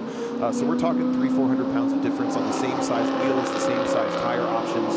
It makes the BMW a little bit of an uphill climb for a driver like Mark, or any driver really. But again, you also have the option to tune the boost on this car. You have a couple other options that are not available to a Street GT Corvette or something like it. So yeah, I think he's been pushing that limit a little bit. He mentioned he was running 225s on his low boost tune on the test day. He's worked his way down to the 224s. He may be in the mentality of, I'm just going to slowly turn it up every single time, or he may have already gone for broke. I'm not really sure. We'll find out later. But yeah, as you mentioned, a driver that's always in the conversation, always just outside the top of the window. Gets a nice clean start to the lap with no one in front of him there. Yeah, a little bit of a windshield wipe going down into turn 1 to probably just clearing things off. Here he comes into turn 1. Oh, things drying out fast. This looks nice. All right. Yeah, we're at least online. Still a little wet offline there, but that's not going to be a fast line regardless. So we'll chase him down into turn 3. And remind me, was Alex Ortega's car an M3 or an M4 that he used to run in Street GT? He was running an M3, so okay. the 4-door version of this car. I just remember that car being a conversation in Street GT anytime he showed up. But again, the class has evolved a little bit. But once again, we talk about Street GT as a category, Tom. Yes, there's an MSRP limit. I think it's $125,000 when the car was originally, I think it's actually inflation adjusted $125,000. But the prep level was actually quite low compared to the other categories. You can't do internal engine modifications. Your tire width is limited. Your aero is limited. So really, you kind of buy the mousetrap that you want to compete with. Yeah, and it kind of came out of essentially muscle cars started to get so fast over the last 5 to 6, maybe 7 years. The Camaros, the Mustangs, the Corvettes started to get into the conversation too. It was essentially a way to give them a place to play at that prep level without upsetting the street category, which tends to be more the 4-cylinder turbos and 6-cylinder cars. A lot of 370Zs, a lot of obviously boost buggies, Subarus, and things like that. And now the Porsche Cayman 6-cylinder. Ooh, big moment for Mark. Runs really, really wide. It gets it into a yaw. He's going to be okay, I think, but goes for a ride off into the overage there off the carousel. That was an odd thing. He just started to lose the back end and couldn't quite get it. It walked itself straight off the track. There he is. Yeah, coming back on the road after having a big slip up in the carousel. We've seen that a couple times here this weekend. He's actually he just had to go over a pretty big bump there. Yeah, super heads up there, paying attention to the top street class car coming through, and that was, sorry, Mark, commentator's curse there on you. Yeah, so okay, watch let's this. watch him. Yeah. So watch the back end starts to rotate after just there. He had an understeer moment, and then the back end comes back, connects, loses it, connects, loses it, and then he just has to follow it off the track. That was really well saved to go off the track straight. Yeah, and I wonder also, he was so close to the edge of the line that when he had to correct back straight, I wonder if there was some marbles. I saw little bits of rubber and things. The drift cars will make a mess of that over there. As soon as you get off into the marble stop, it gets hard to pull it back on. Yeah, very much so. And we've talked about how the profile of that corner changes towards the last third of it. It kind of catches you, pulls you downhill, and puts you on camber. If the car is in an understeer like that and you think you're just going to make it, you kind of ride out the understeer, it's going to be okay. He just pushed that limit just a little bit too far through the middle, and it didn't catch him. Yeah. Graham Gaylord up onto the board now in that number 11 car. Aaron Reckedahl in the 38 on screen as well. And drivers coming across the scoring, tripping, timing, and scoring. Bucky Lasik, a 228.917 in that Subaru WRX. And that car's been in a couple different classes so far this year, including street mod, and now track mods. They keep kind of bumping up the order every event with it. Big rotation moment for this BMW with the V8 under the hood. You hear it kind of burbling along through. We watched that car go for an almost opposite lock entry in that corner a couple days ago. Much more composed this time. Looks like Aaron Reckedahl has gotten past a couple of the other cars that he came out behind. Eric Pilipchek coming through behind there. Also top of the screen, street track records here. Aaron Reckedahl holding it from yesterday. Yep. 228.590. Here comes that BMW down the hill into the braking zone. Very interesting short tail on this car. Yeah, that's the 318 compact, not a common track car you see. Proportions a little bit funny. There's actually a spec racing series for these cars in Europe. Really? Even up to this day, yeah, it's kind of their version of maybe a spec Miata kind of thing. Huh. They all look kind of cool. They run them on tiny little 15-inch wheels. And Mark Kilgore reporting back to the pit lane there. Check the under tray for gravel and things of the sort. But to your point about this car kind of being a funny shape, I don't think the aero properties of this car are probably very good with that short, stubby tail. Yeah, I'm not sure. This is kind of the generation where they just threw every type of idea at the BMW 3 Series and just yeah, different engine sizes, bigger engine sizes, shorter back end, longer back end, whatever. Shooting brake. Yeah. Let's do it. More shooting brakes, please. And sounds good. It does sound good. Watching the white BMW come through the kink now down towards Canada Corner. The fans are watching down there. Big point by from the Unlimited Camaro coming through. He's using nice, kicks up some dust on the right for good measure. off into Canada corner. This is, again, you see three high-speed zones here. This is the third of the three. Rotation on entry again, they're looking pretty good. TJ Ball's lap time around was a 230.763 there, fourth in track mod in the session. Michael Young comes across the line in the C8 Corvette, no pickup that time with the yellow flash on the screen. Brad Moore, 227.483. Brad Moore, so not too far off of what he was running earlier again in that yellow Porsche Cayman. No, but we've been following that car. The yellow Cayman headed down towards turn, probably about turn 3 now. He's standing on a 225.9. The overall track record for street is a 225.7, set by Luca Barberis in a previous year. So that Cayman is actually within 2/10. If he can find a little bit more, it maybe not be in this session, but he's got one more chance tomorrow, plus the podium sprint to claim the overall track record. He's already got the rear wheel drive, but overall sounds better. There's the records on your screen there. Here's the car that we were just talking about, that yellow Porsche heading down the hill. Just talking about how dynamic it was to watch earlier. Seems like he's still on it here, Tom, looking very composed or on a cool down at the moment. I was going to say, it looks almost too composed if he's just kind of, it's somewhere in the, I can't tell. Yeah, somewhere in the middle. Anyway. Yeah. Somewhere in the middle. Normally we'd see that car down in the braking zone of 5, wagging its hips, kind of tank slapping until he wants it to rotate into the corner. Yeah, I don't think it's fully on the button, so to speak. But it does look good with the bright yellow paint. It definitely stands out, makes it easy to spot. Yeah, the Moores coming from, they've been here for quite a while, off and on. Had, I think the brother Zach had a C4 Corvette track mod car for a little bit. Brad had a Volkswagen that he ran in street for a bit before getting this car. Been contenders and competitors for a while here in Grid Life. It's cool to see him pretty dominant this weekend. We talked about platforms, on the lower end of the spectrum. Let's talk Porsche Cayman, Porsche 911, things of the sort. How are the, I mean, obviously you're talking a little bit more in the cost column, but how are these cars as baselines for a track battle car? Well, I mean, obviously you pay the Porsche tax, but and again, I'm not an expert on the car market stuff, but my experience with them is the main thing you have to keep an eye out is for the transmission and the generation that you pick. Specifically, some of the PDK models, they're not necessarily the most intelligent PDKs or the best tuned. So if you're looking for the Caymans and the Boxsters, I don't know the body code specifically to tell you on here, but when you're going to look at these up, you're going to want to do some research on making sure that you get a car with the preferred version of those transmissions, both for cooling and for efficiency of the way they drive, because some of them are not as great as others. I know there's different options with the 987 and the before that something else, and then obviously the current version with the 718.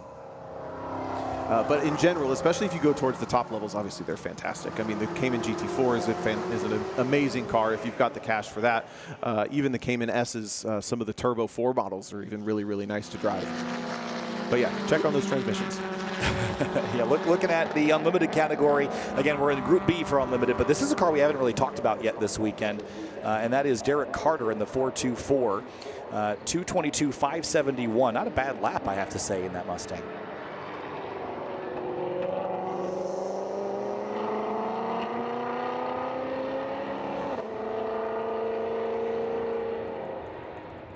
More cars on track right now than we had in the previous session. A little bit of camera cleaning over in turn 7. Thank you, production team. I don't actually know if that's, I think it's not manned. I think it's something blowing around underneath it. Oh, you sure? Maybe not. I don't know. Yeah, you're right. I think you might be right. It's a bag.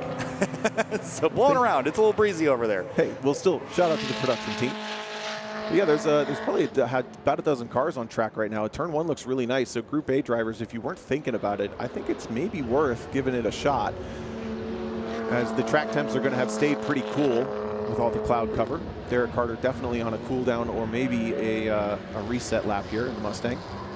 Yeah, 221 is just so fast. The field has gotten so quick this year. I'm actually really genuinely impressed with that. That's closing in on stock C7 ZR1 lap times and things like that in the big old Mustang. Mark Kilgore picked up some time in this session. Still not quite where he needs to be, but back on course at least after the big off at the carousel.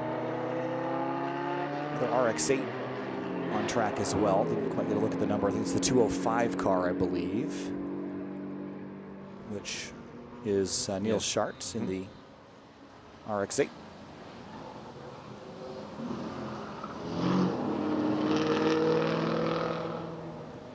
Quiet for the moment, but we did see a lot of cars go out, and it looks like Brad Moore and the Mustang here, a little bit of a discombobulation through Canada corner.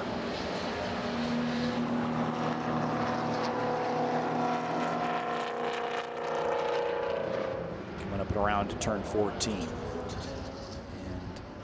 a couple minutes left here in this session still before we will move on to the Group A cars. I'm really curious to see who comes out for that session.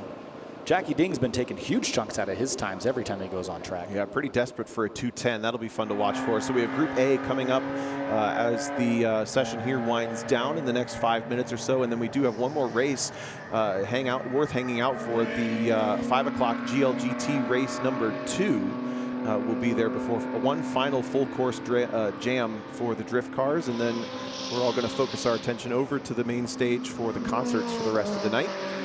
Yeah, it was pretty fun down there last night. A lot of energy bumping around. Again, it ends a little earlier than our shows in at Gingerman Raceway at GridLife Midwest Festival, but Road America is such a great place to camp, and a lot of the campgrounds were opened up this year, Tom. We kind of concentrated things last year, but there's a lot more spread this year, and it's kind of perfect because there's people here, for sure, but like you get your own space, and it's kind of fun. A lot of Frisbees thrown around and RC cars and all sorts of cool stuff, so it really is a vibe, and there's definitely times, Tom, I'll be honest, when I'm working here and I'm kind of wishing that I got a chance to just act like a spectator for a weekend and take in the experience a little different. The main thing I wonder is the fans of the local track. So I grew up as a fan of Mid-Ohio. I mean, a fan that went to the spectator races at Mid-Ohio.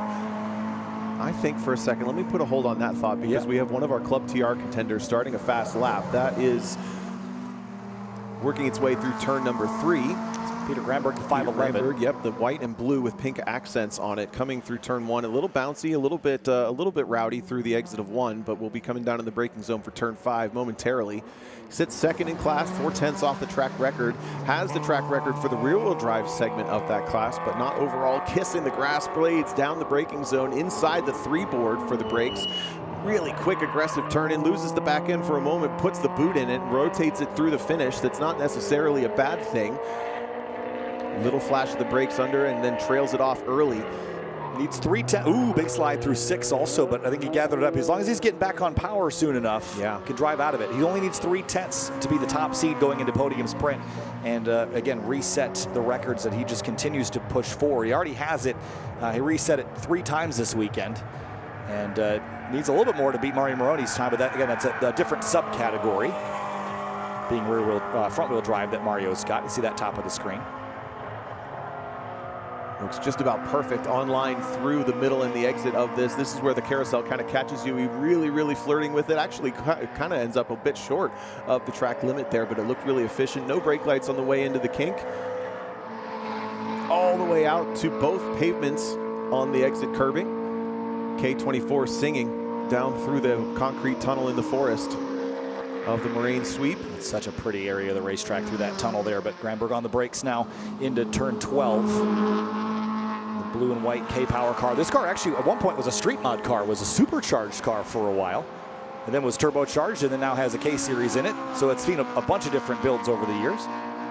Looks a little nervous on the bumps with the rear end of that car, taking a couple hops through turn number 1 on the exit, and also there on turn 13. Runs real wide on the exit, using all the track up onto the front straight. We're looking for a 229 to go quicker. We're looking for a 229.6 something to take the record back from Mario Moroni, who's not on track. He is here in the paddock in that Acuity Civic. And here comes Granberg. It's a 230.5. That is a quick lap for this session, but not going to be his fastest. He's standing on a 230.000 from before. He's going to keep it moving. Maybe a bit cleaner on turn 1 here. Yes, certainly. So way more conservative on the exit curbing this time. Yeah, and again, we saw him lose a little bit of time through a few corners, and about that maybe was worth a half a second here with the long straightaways. Although all the little micro mistakes we saw were under some pretty short stretches. So maybe if he can stitch this one together a little better, I think there's a couple tenths in it. Maybe at least matching his best of the weekend. Tom, when you're getting close to a lap time that you've just run over and over and over again, do you recognize that as a driver and say, I don't know that there's much left on the table here? Yes. Yeah, I mean, you can certainly feel when you're towards the limit, and if you start to push too hard, that's just where mistakes come in. He's really really much cleaner this time through that apex of turn number 5. You saw not nearly as much salvaging needed as last lap. He saved it with the throttle. This lap he drove it with the throttle. It's looking better up into turn 6 as well. Not nearly the pitch that he had last lap into that corner. The car just rolling a little bit more stable through there. This is going to be a flat out corner. You see the back end trying to kick around just a bit, but it is flat out grabbing 4th and then braking at about the 2 board here in this kind of car. Lowering it down to 3rd gear from 4th, rolling the speed through the apex. Not too much exit curve, but just enough to keep the momentum up. And then he's got that nice sweep through the carousel. If he can replicate last lap with pushing just a little bit harder on that exit, it's going to look good. A little bit tighter line this time. You hear the front tire just protesting, starts to wash wide just a little bit. Does he use more of the track? No, that looks a little bit conservative or uncomfortable there through the exit of the corner, but that doesn't necessarily mean it's slower. Uses the exit curbing at the kink. He's actually running down Jeremy Bailey, who's matched his best lap time of the weekend almost. 2:31.6 to 2:31.59. So Bailey is right up on it. Checkered flag is out, so they'll be coming back to a checker. And this is a much better looking lap for Granberg, so this will be a good indicator of how our eyeballs are doing here, Tom. If the cleaner looking lap is the faster one. See if the rear is a little more planted this time through. I would say so. There's a little bit of that kick, but things are nice and composed inside that car, not needing much runoff that you have available in turn 14. This is kind of a make or break entry. Are you on throttle early? I'd say that looked a little bit better than last time as well. It's looking positive from our eyeballs here in the booth. But this is that endless run in a 215 horsepower car up the hill. You're watching that timer. You're watching that timer. What does he have under the checkered flag for Peter Granberg? And Jeremy Bailey was just up the road from him here, and as they came across the line for Peter Granberg, it was a 2:30.207, and it was quicker, but not quicker than his best on the weekend. Drops 0.3, but it maybe just wasn't available on this session. He'll have another opportunity to go sleep on it and think about it coming into what will ideally be a morning cool session tomorrow. So good work from both of these 2nd and 3rd place drivers in Club TR. They're really consistent so far. Just haven't been able to break out of that consistency for those extra couple of tenths. Yeah, and for Granberg also just running lap after lap in the low 230s tells me that he's going to get more comfortable knowing what that lap feels like. And when tomorrow rolls around at the tail end of the day, if you know that you just run that low 230, you're going to be in if you can. I mean, the track conditions won't be probably ideal, but a little hotter, a little greasier tomorrow. We'll see. But if you can get in that low 230 range, you're going to be going for a podium here this weekend. Yep. Jeremy Bailey rolls in as well. The other part of that conversation, just to add this in, we've seen those cars on track a lot more than we've seen Mario Moroni. Yeah. So that kind of it maybe plays to their advantage coming into the podium sprint. They've gone out every single session. They've run a pretty similar lap time. Moroni's been a little bit more strategic with his track time, but that it may throw a wrench into things when you have to do it in that final session. Yeah. It all is up to the driver's ability. Yeah, Moroni is a driver that we see find a lot of pace in his car, but we've also seen him kind of toss away a couple podium sprints just from looping the car around. Like, he drives it so hard, and that's how he extracts speed out of that, is just with brute force sometimes. But again, this racetrack, I think, will be a good challenge for him and for Peter Granberg to go head-to-head here. All the fast cars are on the racetrack here, Tom. Eric Fleming, Alan Patton, Mike Dussault, Jackie Ding, all the pointy-end vehicles are back on the road. Which one are we looking at this time, you think? I would love to watch a lap from Jackie Ding. I'd love to watch a lap from Dewey if he's ready to go. That's the 6th car in line, the black and blue with pink accents Subaru. Right behind him is our 3rd place driver from Street Modified. So we have a couple of classes here to keep an eye on, but that's Cal Fortner. We didn't see him earlier today. He's back out in the Mercedes AMG. We have the Tesla Time Attack car. I don't know if it's a Plaid, I assume it is, right behind there. We also have our top runners in Street GT in this session with Luke McGrew out there. And then just a bunch of really fast cars. A couple of unlimited cars running slicks and high performance Z06s, things like that. Some interesting builds like the Lexus RCF of Andreas Catullus.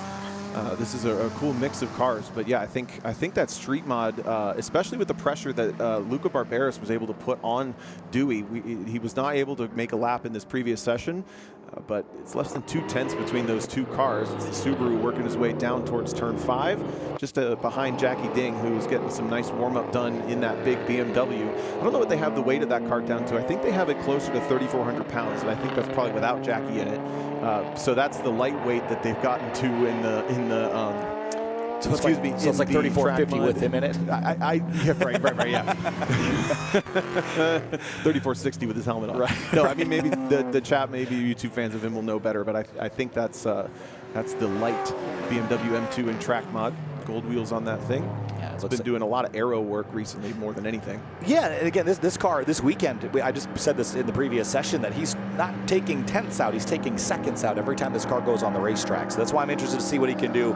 Again, the track conditions are kind of co-requisite with what we've seen all weekend long, and every time he goes out, he's learning something. And you can watch his YouTube channel and the way that they approach it. You know, they try things every single session. I don't think he ever really does 2 sessions the same. No, and that's kind of the reason. I mean, these BMWs and by proxy the BMW motors and the Supras, they've been very, very reliable to make a lot of power. So when Jackie drops 5 seconds, that's because they're able to turn the wick up so much as the event progresses, and that's kind of a time attack mentality. I'm going to start here on my low tune, and I'm going to push the power little by little. When I do time attack, I like to just give me what I got out the gate. I'm going to make it work, and if it doesn't last, I got, you know, it is what it is. But that's just me. I'm an outlier in the time attack world. Here he comes up through turn number 13, basically at full tilt. 3 cars ahead of him actually, as we get the green flag at the start-finish line. Yeah, we followed each of the front 3 a couple of times so far this weekend. So Jackie Ding is going to get the cameras on him this time around. We'll see if he can match his 2:11.742 that he ran earlier in the weekend. Currently second in track mod behind Alan Patton up the front straightaway. Here comes Jackie, cross the start-finish line to begin the 4-mile trek here at Road America. Going to see the brakes right around that access road just before it, hard on the binders down to 4th gear in that automatic, and he's going to lose the back end around the exit, keeps his boot in it, and a big 11s through the exit. It's not going to be quick, but it is stylish. Although maybe that's just a BMW thing. First Jamie Santos, now Jackie Ding through turn 3, and you can trust that he's going to keep things smooth even when they go sideways. That's the ding fling, Tom. The ding fling, there it is. Maybe that's just how Jackie Alex drives down, Alex down on the pit lane said, hey, you're the camera car this session. Put it. There you go. Jackie Ding dropping here into turn 5. Yep, right at the 5 board. That's a huge amount of speed to scrub off the car. Looking very, very much more composed through the apex. That was a great exit as well. You hear just how much power it has to spin things up under the Corvette bridge. Nice and composed through the exit. Not going to use both stages of curve, just kisses the first set of painted ripples there, flings it in. That's the ding fling. Flings it into turn number 7 beautifully. That was epic stuff. Down into probably the 4 board. 1, 2, 3, 4. Just set on the nose beautifully into 8. Just good weight transition, load up the front end. And this is where Jackie will just balance this car on the edge here, on that left rear tire as he comes around here.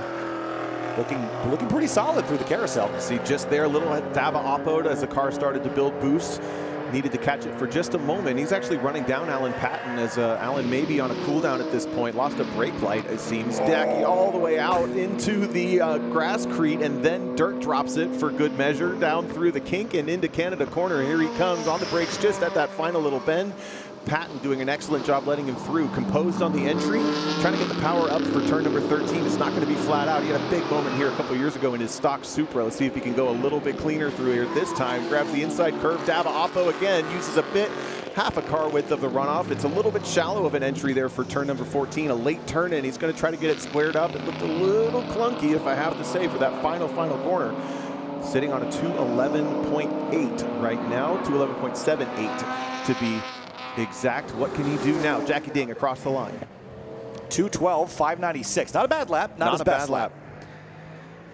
And Patton, again, knocked off there that lap and let Jackie go by. You'll note Dussault and Fleming at the top. And Dewey DeWitt coming into turn 1 right now. Let's follow the street mod number 70. Going to come into the shot here, bottom of the frame in just a moment. That's Patton. And then right after this, we should see Dewey come into frame. Street mod leader? Oh, yeah, 2:15.7. I think that's a full second quicker than what he had been standing on, and indeed, it nearly is. A 2:15.7 is an 8/10 pickup. New lead time in street modified all-wheel drive and street mod overall, and that's going to reset his record from last year as well. So just behind Jackie Ding, some history being made there in that Subaru, and he may be on it for another one.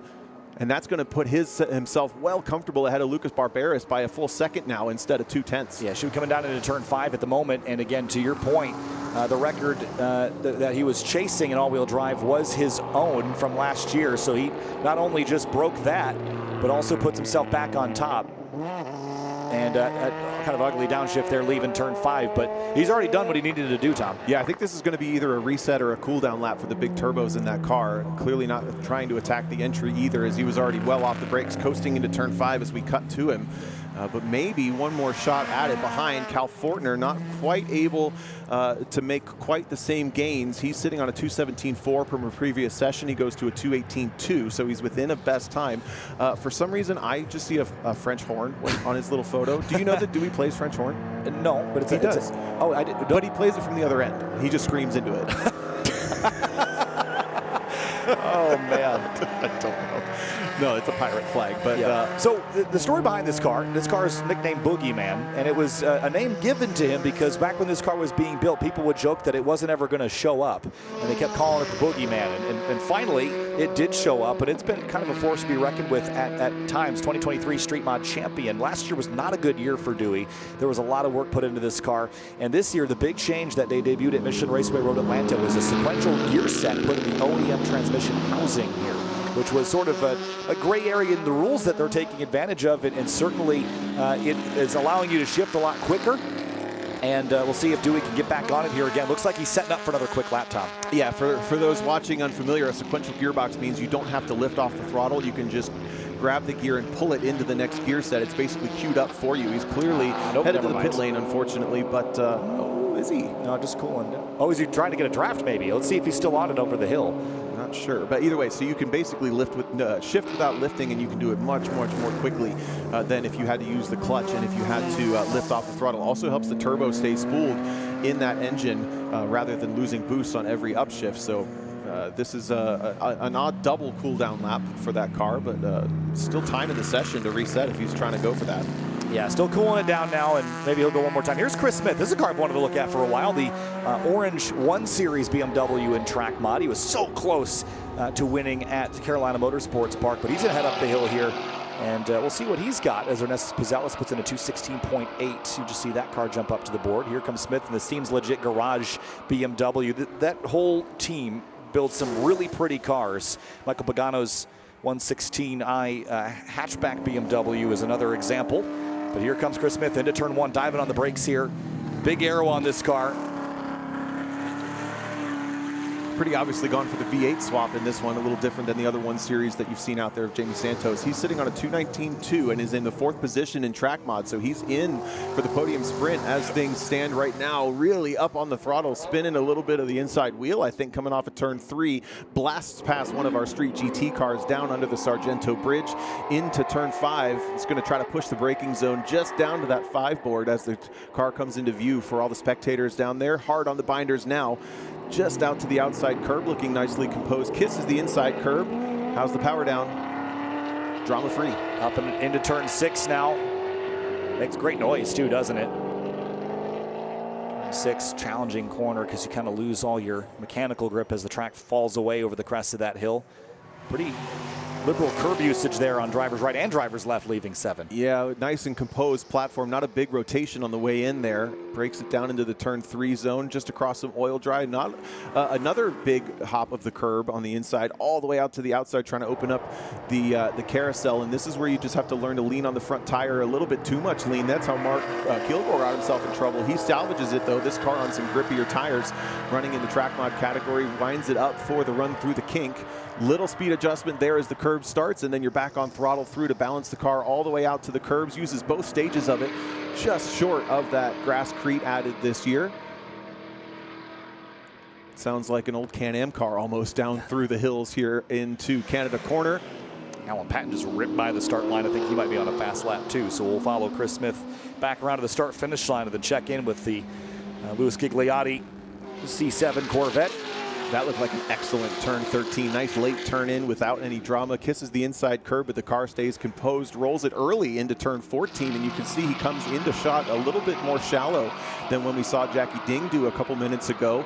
I think that looks a little better on camera, at least in the car. We'll see what it gets him. Again, 4th in the class, looking for something faster than a 2:19 for Chris Smith in the orange BMW. 2:19.1. That's an improvement. So he'll pick up a little bit.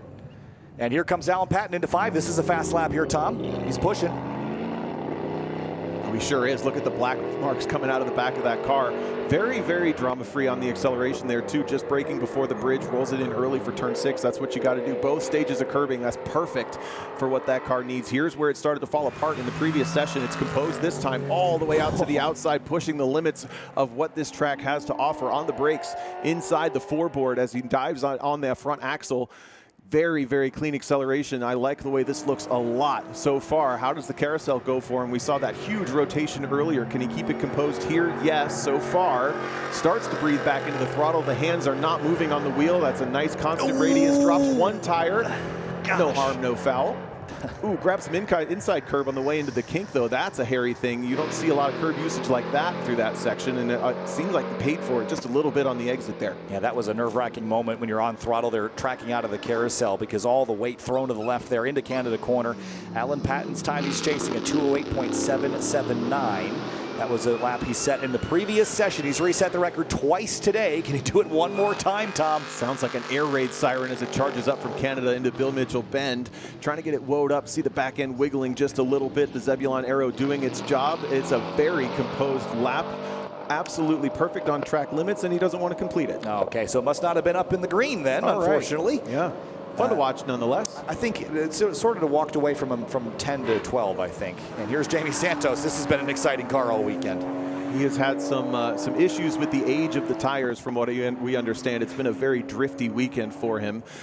Sometimes very, very, very sideways, especially through some of the faster corners.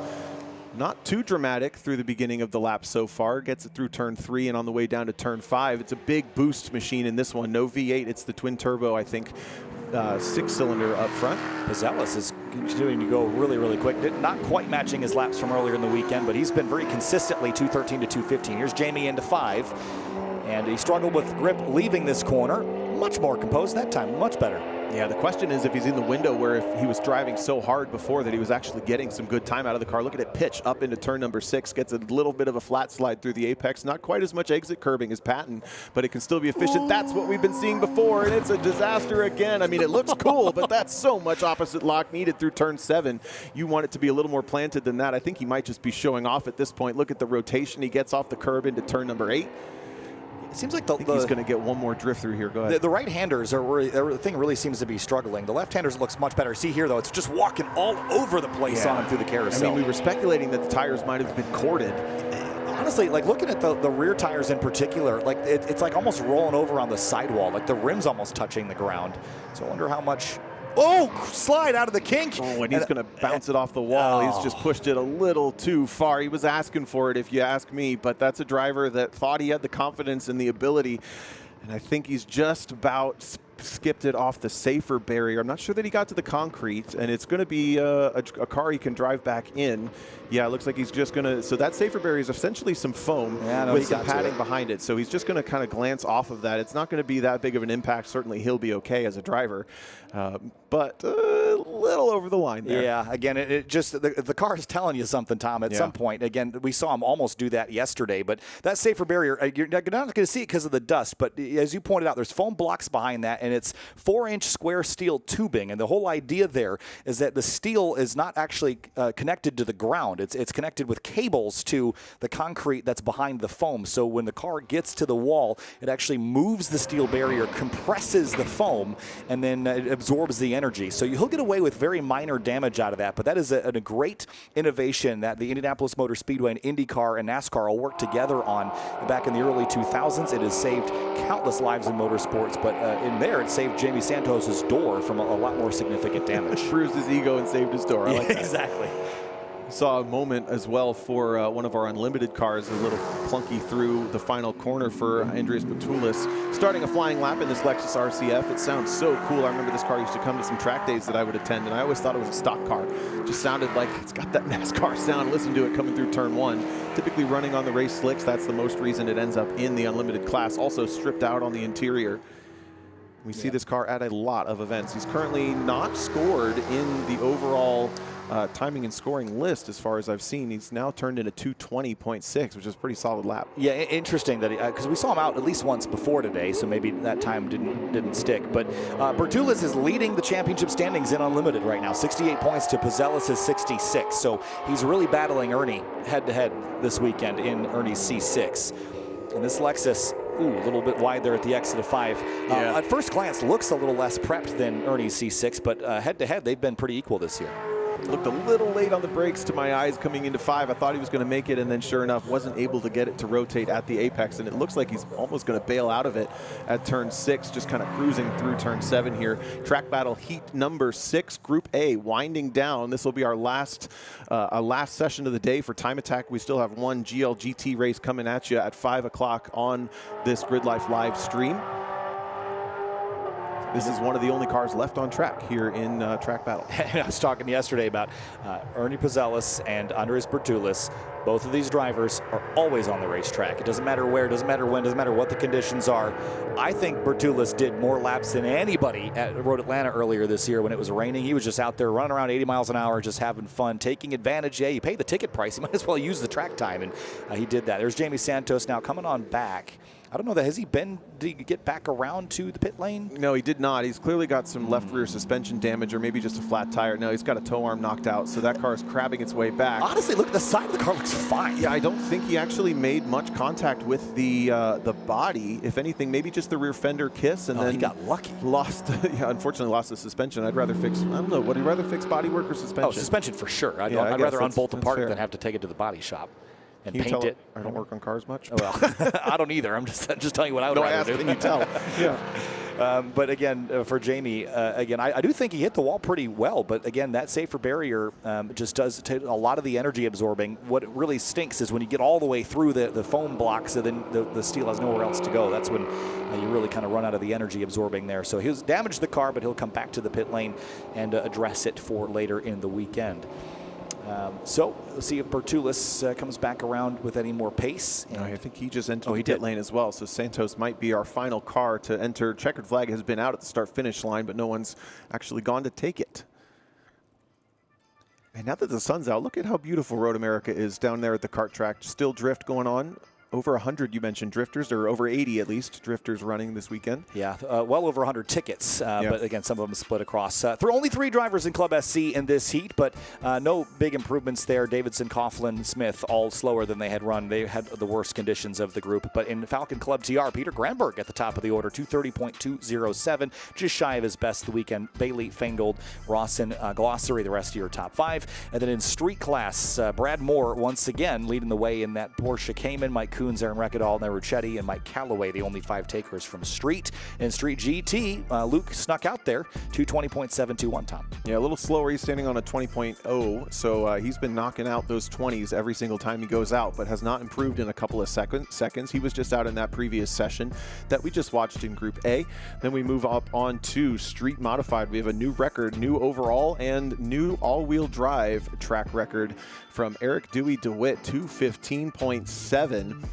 Couple of tenths faster than his previous record. Cal Fortner was the second quickest in the session. No quicker for his own personal accomplishment there. Neil Shart, Devin Hoffman also up in the top 5 with Juniper Zarder. And then we look into the track modified category. We had a couple of competitors, but no improvements again. Jackie Ding, 212.5 was the quickest that time through. A lot of fun to watch him. Alan Patton looked like he had a good lap going, but bailed to the pit lane, was not going to be satisfied with it. Chris Smith was actually a little quicker than the Corvette last time through. Igor Kezlov and Michael Young, the top 5 quickest cars there. And in Unlimited, I don't think anybody really pushed it. No, we were about 2 seconds off for both of our top cars. Mike Dussault, though, continues to be the faster car more often than Eric Fleming is the faster car, even though Eric Fleming has the fastest lap of the weekend so far. Pazelis, Bertulis, and Carter routing out the top 5 there in that Camaro. Well, GridLife Track Battle Qualifying 6 is complete here from GridLife Summer Apex and Road America. Right after this break, GridLife GT race number 2. These are my race treads for when the road ends. These are my race treads for shredding the slopes. These are my race treads for setting the hook. Racetreads.com. Tires for every adventure.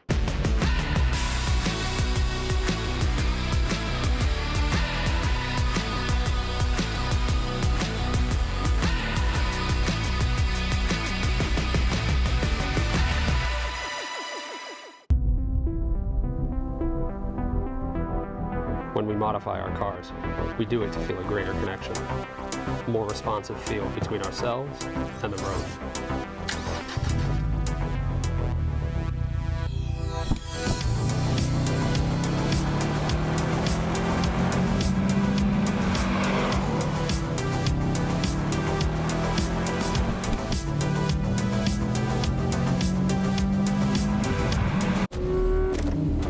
Born on the track,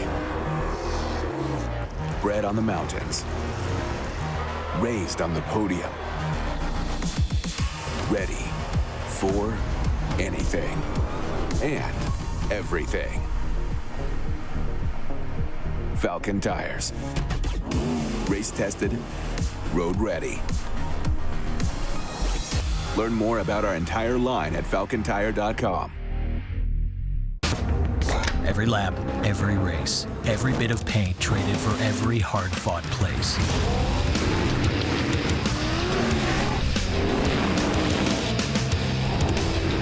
Every checkered flag and trophy raised. Every ounce of dirt, sweat, and gears. They're all jammed inside every can of NOS Energy.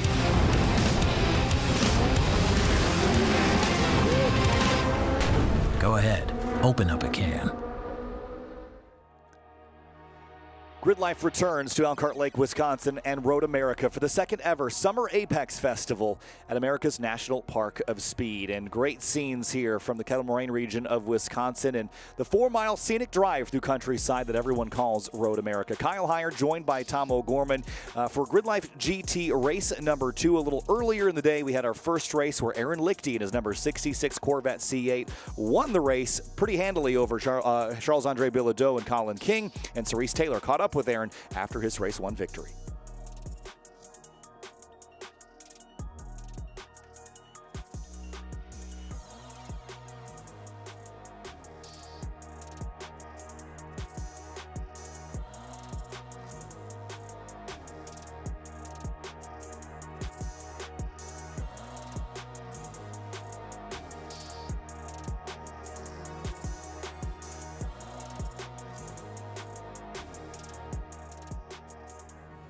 All right, ladies and gentlemen, Aaron Lichty and I are both race ready. You had an absolutely phenomenal lead, 17 seconds, which is low-key unheard of in your C8. Talk to me about that race and how your weekend is going. Well, it wasn't 17 seconds the whole race, right? I had some company, especially for the first couple laps. I actually think my nearest competitor, had a mechanical issue that kind of drew him back out of that race. So when he was hounding me, I was giving it what I could to stay ahead of him, and then after that, I just kind of managed the car, stay off the curbs here. They're pretty rough.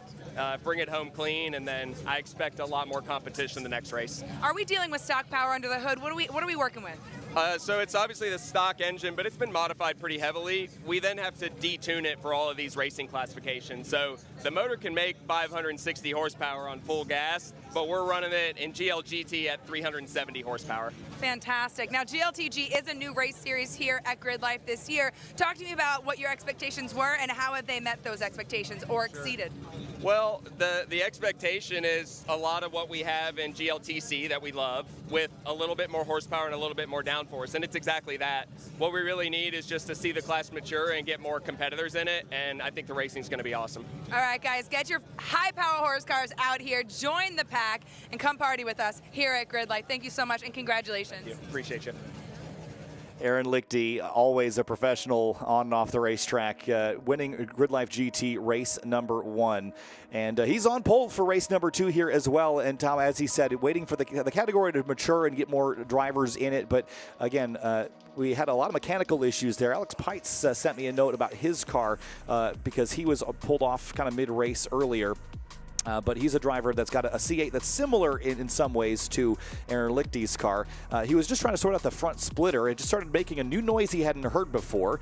So he just came off the racetrack to make sure that whatever was about to break didn't break. So that was savvy there to just make sure that you can make the next race. Yeah, that's I agree. Savvy call right there. And Aaron Lichty's he's been a real trailblazer, I think, in our community with especially GLTC. He was not only an early competitor and a first weekend competitor, but was also a part of the initial rules consulting committee that went through back in probably starting in 2018 or maybe even earlier, after Adam Jabay, the founder and the motorsports director for GRIDLIFE, had the idea to build this class with a completely different approach than a lot of the other organizers go. Lichty bringing in not only himself, but a lot of his shop competitors, a lot of his friends, and he's been a real leader for people, not only in the way that where people race and where the people want to be on track, but also just in the way they carry themselves and in what is best for everybody as a leader in the group. So it's not surprising to see him championing this class as well. And we mentioned that his customer base has very much been founded in a Porsche kind of niche over the last couple years. He runs a shop called Winning Formula there in Louisville, Kentucky. And most recently, they've found that these C8 Corvettes are actually, they're more affordable than the Caymans and 911s that his customers have been running. They have the same performance potential, if not more, and they're just as nice to drive. So this is as much a bit of a marketing and a like, you know, hey, these are awesome cars. You should look into these cars as it is anything else. A showcase for, you know, himself and his driving, and also that Paragon Performance team. I believe this car is actually owned by Jeremy Boysen, and then raced by Aaron Lichty. You got it. And to your point, you know, Aaron, with trying to trailblazing and kind of being a leader in the community for so many reasons. And one of the things I love about Aaron Lichty is anytime I ask him a question, a technical question, a driving dynamics question, a setup question, he's got an incredible wealth of knowledge that he passes along as well. I went over there last year, what? No, I'm with you. I have a story, but go ahead. Last year I went to go do a little story on brake pad knockback to do a little bit on the broadcast about it, so we could explain the little taps on the brakes on the straight line speed. And I went over to his paddock and I asked him about it just to give me a little bit of context for his opinion on things.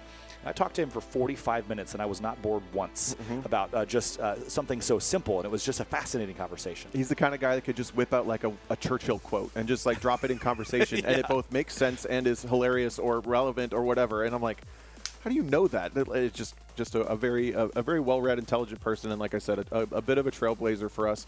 I want to say he's either the winningest or one of the winningest GLTC drivers. I think he won one championship there in the very first year of competition, before it was even officially a championship, really. It was either him or Eric Coutil. You're pausing. I remember this because the first year that the points were awarded was 2020. Yeah. And when we did the calculations, we hadn't really, the formula for it was a little complicated, and we finally figured out the calculation, and it said Aaron Lichty had won the championship, and Aaron Lichty said, no, there's actually an error. Eric Coutil is the champion. So that just gives you a perfect example of what kind of a driver he is. He was like, no, I didn't win. He did. Yeah. And I think, you know, there's a lot of drivers that would have just said, oh, they didn't catch it, you know, and take the trophy. He was also the first driver to win all 4 races on a GLTC weekend. They decided to call that the Platinum Club, which I think only 2 other drivers have done. You since. and Luke McGrew, yes. I think. So he was the first. Otherwise, it wouldn't have been a thing when one of us did it. Right. It's very cool. Anyway, so he will be sitting on pole for GLGT in that beautiful Corvette you just saw in that little featurette.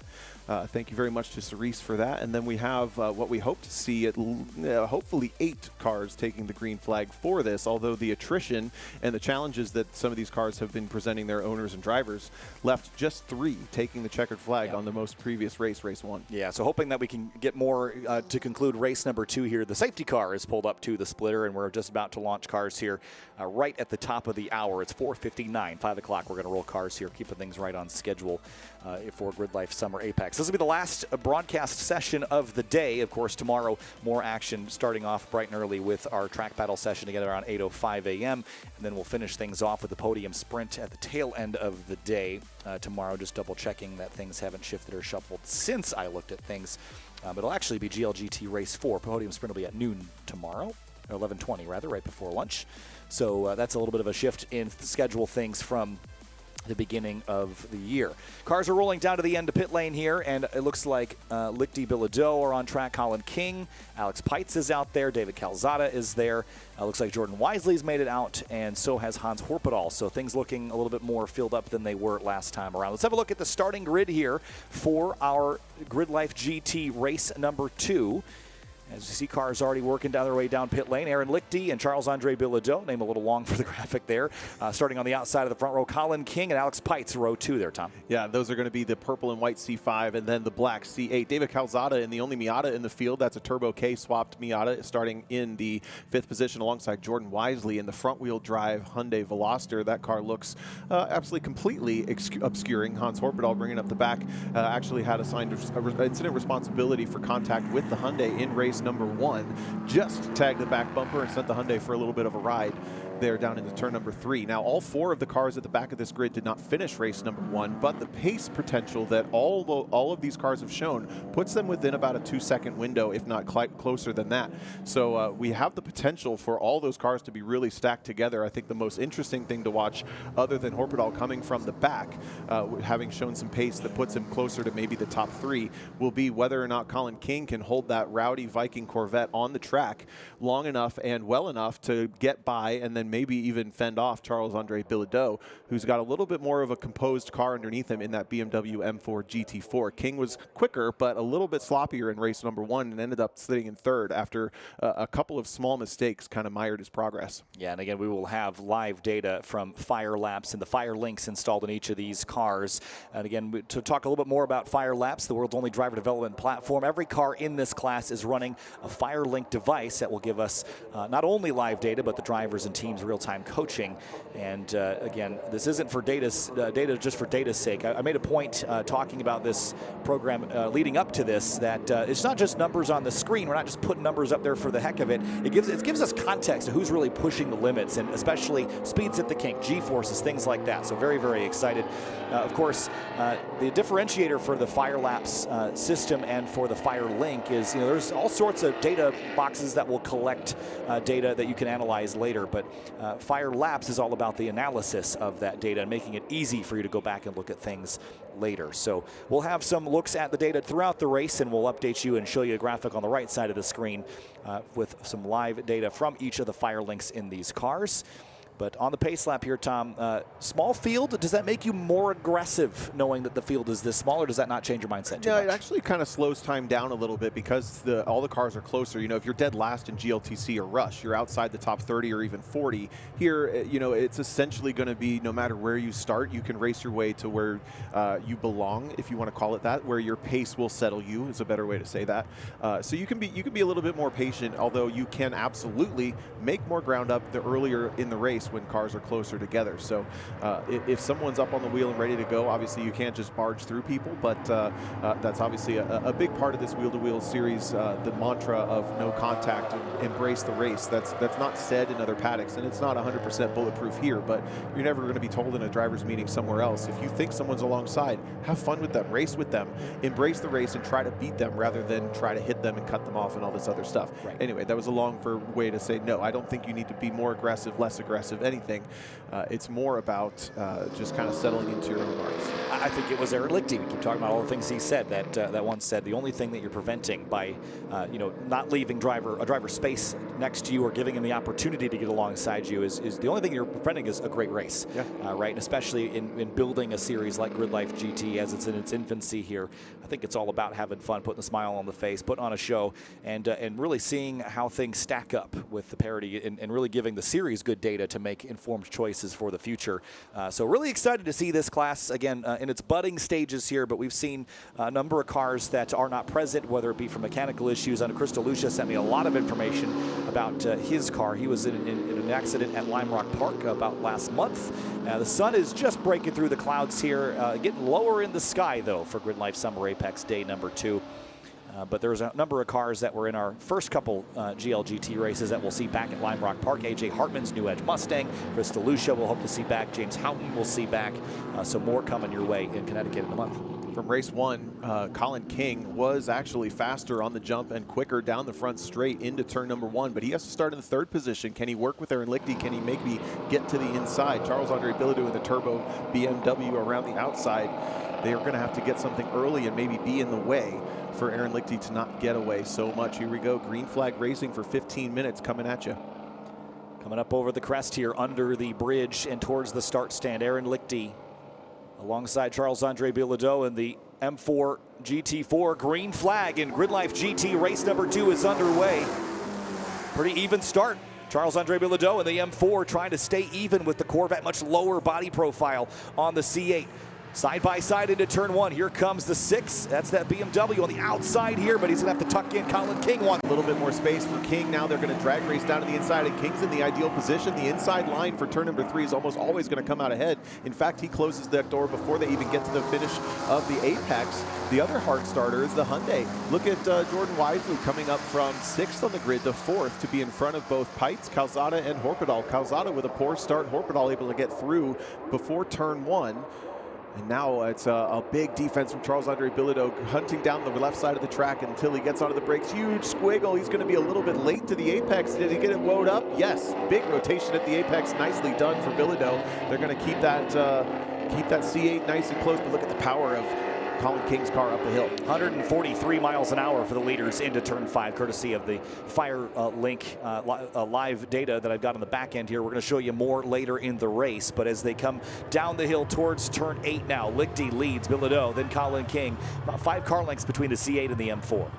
Trackside spectators enjoy the show that Colin King puts on. The big power in that car, or poor power down in the chassis. One of the two, or a combo of both, but he's always exciting coming off these slow corners. The top 3 pulling away in a pretty serious fashion over the bottom 4 cars. Horpedal thought he was going to get through in turn 1 on Calzada. Wasn't able to do it. Now Calzada looks like he's actually picked up the position from Pites. Yes, there's the K-Power Miata 5th, Horpedal 6th, and Pites down to 7th. Now down through Kettle Bottoms here into Calzada, chucking the car through the kink there. But front 3 still fairly tight here on the run down to Canada corner. Very different platforms here in 1st and 2nd. An M4 and a Corvette have a very different silhouette and very different build strategies. One homologated race car in 2nd place. The front car, shop built, winning formula. Putting together this car in a couple of months for this category, running it across 2 different series here this weekend, and finding success in both so far. A lot of similarities in this car to a shop car that Aaron built for himself. Again, this is owned by a different group, and we talked about the measured approach that Lichty has to everything. When he gets aggressive, he means it, but in general, he will measure the performance that he needs. He will measure the scenario and kind of drive to that. A very, very good endurance driver as well. So he's not taking big risks. He's not pulling out a huge gap early on in this race, running that GLTC level aero. You see how much bigger the aero specifically on Colin King's car is over the C8 in the lead. This top 3 staying within a couple seconds of each other, about even gaps between each, 9/10ths back, and then another 9/10ths back for each of them. And when will Colin King light the wick? That's a big question. He's been close, and I think he's really tried to light the wick and burned out a little fast. So I think if he could just stay consistent and really let somebody else make a mistake, he'll be in the conversation. Down to, again, 143 miles an hour, 146 miles an hour for Charles-Andre Bilodeau, down into turn 5. And throttling up here. Now, what's interesting about these GT4 cars, we've mentioned about them being built by the manufacturer. They're designed to race on slicks. There's a number of series around, including this one that use 200 treadwear tires, but you heard it just struggling to put the power down a little bit. I think they tend to come a little bit too stiff and a little bit too aggressive for a street tire like this. It takes a bit of getting used to for both the driver and also the way that you would engineer that car. As you heard, the Apex, the car was just a little unhappy through there. It wanted to rotate, but then the traction control and the stability control, which is motorsports quality, it's not working against the driver, it is working with it, as we have this information now popping up. Yep, once again, bottom of the list there, and David Calzada's car, 5th quickest of all the cars with Fire Links in it this weekend on the straight line. 145.3 miles an hour, but 47.4 min speed at the slowest point on the racetrack. So 145 miles an hour to K-Power Miata is really fast. It is, and those are back-to-back. That min speed is at turn 5, so you're going from 140 to 40-something miles an hour. It's pretty wild what this track requires of you. Jordan Wisely settling into a pretty peaceful 4th position, but Calzada is not too far back. Horpedal maybe on a little bit of a conservative drive after that slight incident. It was really fairly harmless, but contact is contact, and he was looking pretty conservative on the start. King looked like he was pretty quick through the carousel this time, but has lost some ground on the run-up from Canada through final corner, and Aaron Lichty starting to disappear into the distance just a little bit more. Yeah, starting to look more like a battle for 2nd than a battle for the lead. So Lichty Again, climbing up the hill here onto the start stand. Again, speeds we've seen in the high 140s. I'm just curious if anyone get to the 150 mark. I don't think the C8's actually been the pointiest car in the field as far as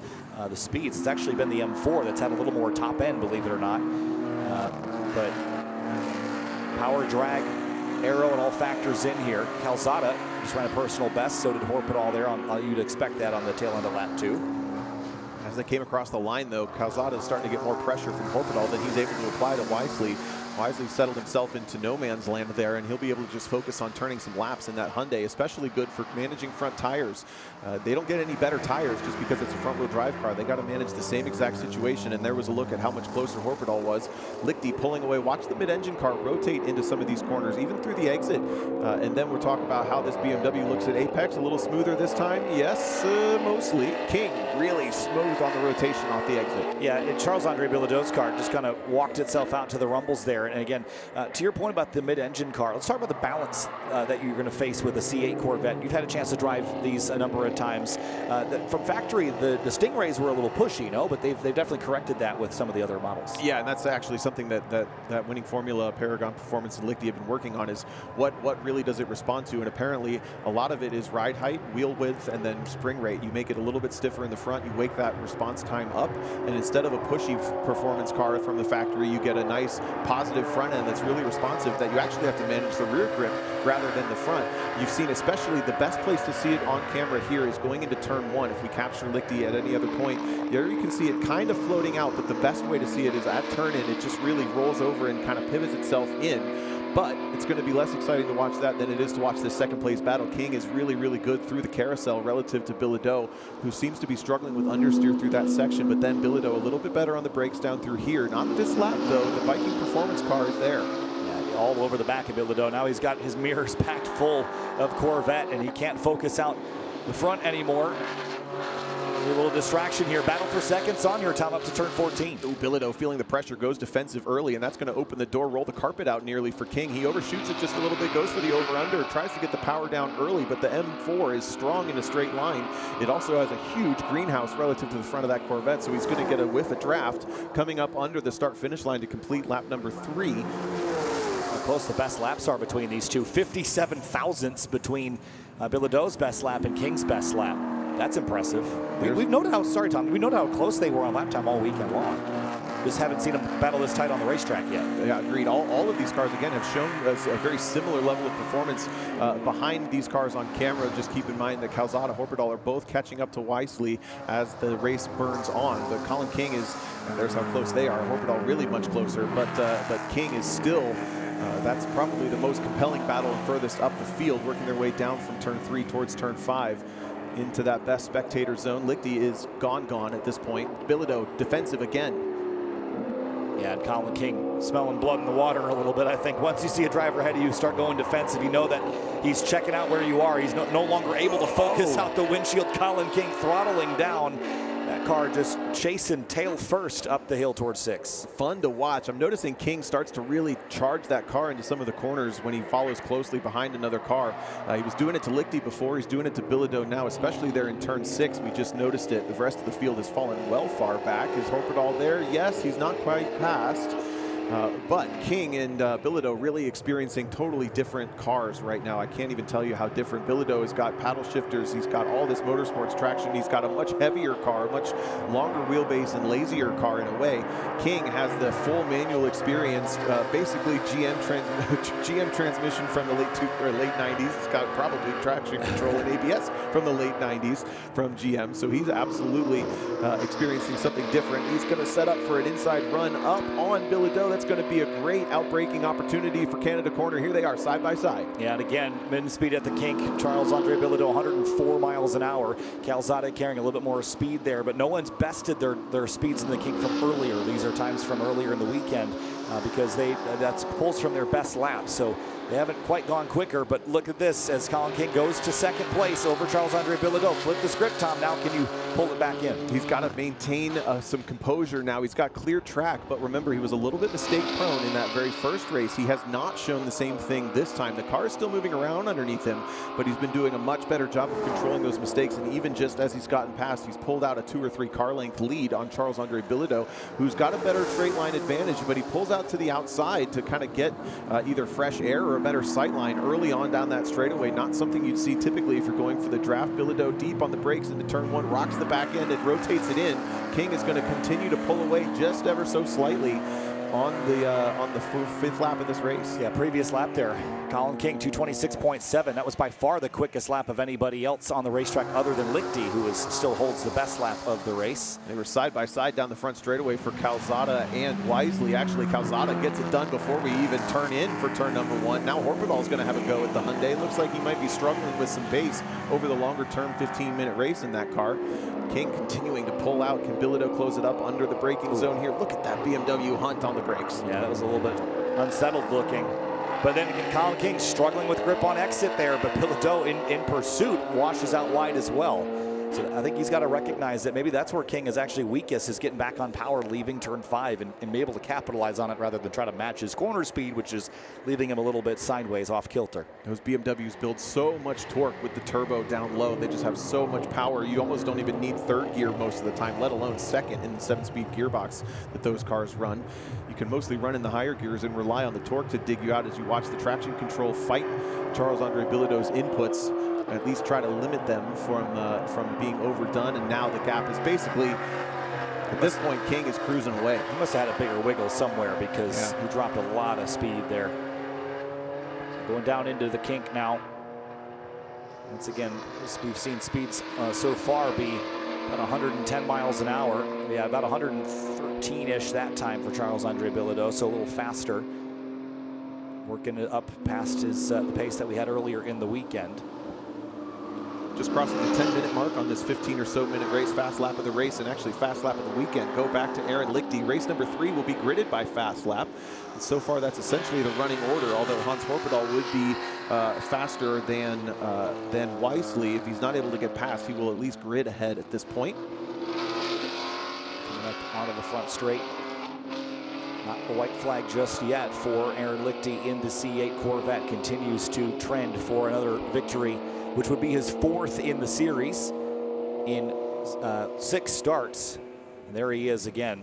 So watch for that rotation. Look for the hips to flick around the back. It's slight on this lap, but it's there. And that's what you want. You want the rear end of this mid-engine car to help you rotate, because when you put the power down, it's going to stabilize itself. The rear is biased with the weight back there. It's going to plant, and it's not going to want to turn nearly as much. That car is looking really, really composed right now. And he's not having to push it too hard and ask too much of it, which is usually when you end up going the fastest, as proven by coming across the line last time, resetting his personal best yet again to a 225.3. That's faster than he went in qualifying. I also have to say, performance aside, this is a really pretty race car. It's like, this is like a GT3 car built in a garage, right? Like it doesn't quite have the insanity arrow, as Hans Horpedal, by the way, reporting to the pit lane. But I just really like how, you know, this category, if it brings out more builds like this, it's almost like if you had, you know, a GT3 cars, Tom, are in the $600,000 to $700,000 range these days, which is absolutely crazy to me. Not that this car, you know, wasn't probably into 6 figures at some point, I'd imagine, but you know, the performance potential is very different. But I think it's really neat that we've got cars that are built for a GRIDLIFE class that look as tidy and as clean as this, and this is the winning Formula way. Yeah, and Aaron's personal car is an orange version of basically what we're looking at. They call it Dale Orangeheart. That's the nickname for the car. I got a friend request from Dale Orangeheart on Facebook. Be careful with that one. The Facebook version of Dale Orangeheart's a little spicier than the car. Yeah, I figured. I have not accepted. Those who know.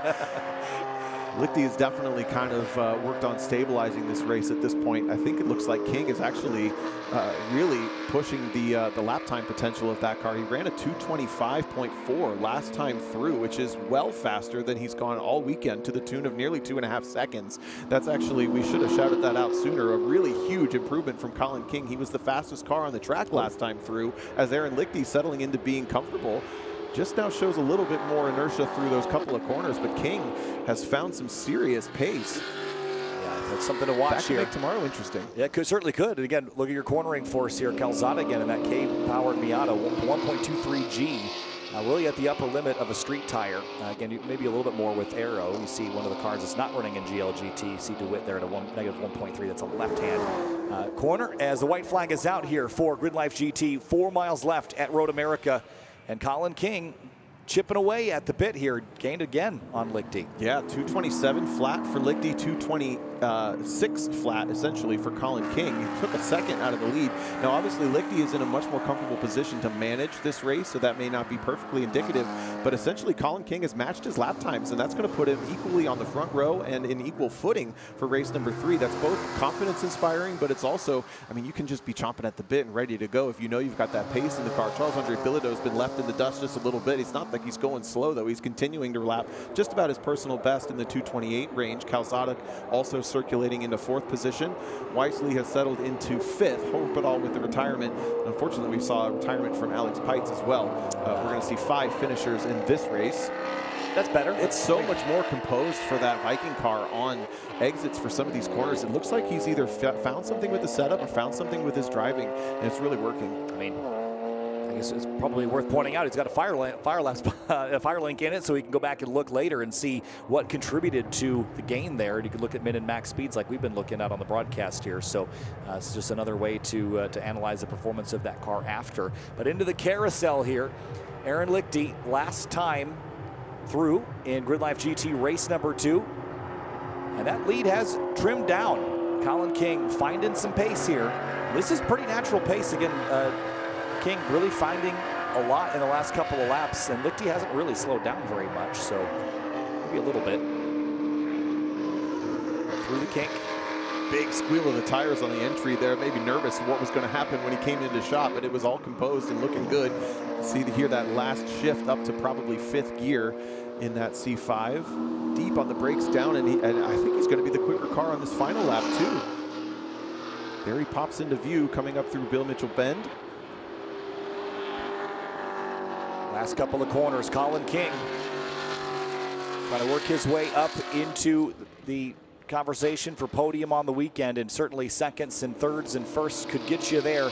Aaron Lichty, though, is going to pick up another 25 points on the weekend, and Aaron Lichty, race 2 for GRIDLIFE GT at GRIDLIFE Summer Apex, is going to pick up the win. Colin King in the Viking Performance Corvette, the number 21, finishes 2nd place, and Charles-Andre Bilodeau started 2nd, relinquished it to Colin King about midway through the race, and finishes on the podium in 3rd place. Then David Calzada, Jordan Wisely should be the ones bringing up the tail of the field here in GRIDLIFE GT here, Tom.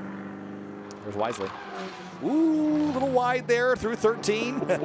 Eat the curb. Yeah, not much front left on that Hyundai, I think, after a 15-minute race. Really pushing the limit, though. You see the dirt on the sidewall now. We'll have a little evidence of that when he gets back to his paddock spot. What do you mean, boss? I kept it on the road. Checkered flag for Calzada, P4 in the 174K Power Industries car, and then across the stripe next is the number 7 of Jordan Wisely. And that the front end of that car, as you said, probably protesting a little bit. Let's have a look at the race results here for GRIDLIFE GT. It's Aaron Lichty once again with the thumbs up and the white smile there. Colin King, Charles-Andre Bilodeau, 2nd and 3rd. Then Calzada, Wisely, Horpedal, Pites again with another retirement. I wonder if he figured out that splitter issue or if that's still plaguing him. Yeah, it's hard to say, but these guys will race again 2 more times tomorrow to complete our Road America Summer Apex GRIDLIFE GT weekend. They race at 10 a.m. and 2:30 p.m. respectively for races 3 and 4. And that'll be it for coverage for GRIDLIFE Summer Apex from a Saturday, a long day for the broadcast team, Project Prime, bringing all the scenes to us. I think, Tom, that final thoughts, that was probably one of the best days of Time Attack coverage I think we've ever had. Really stoked about that. Yeah, really had a blast with that. Had some really great racing in Rush as well, especially that race number 2 was just fantastic stuff with how much ebb and flow we had. So we're coming back to you live from GRIDLIFE Live on our YouTube channel at 8:05 a.m. for Track Battle Heat number 7, the final chance for anybody to work their way into the podium sprint.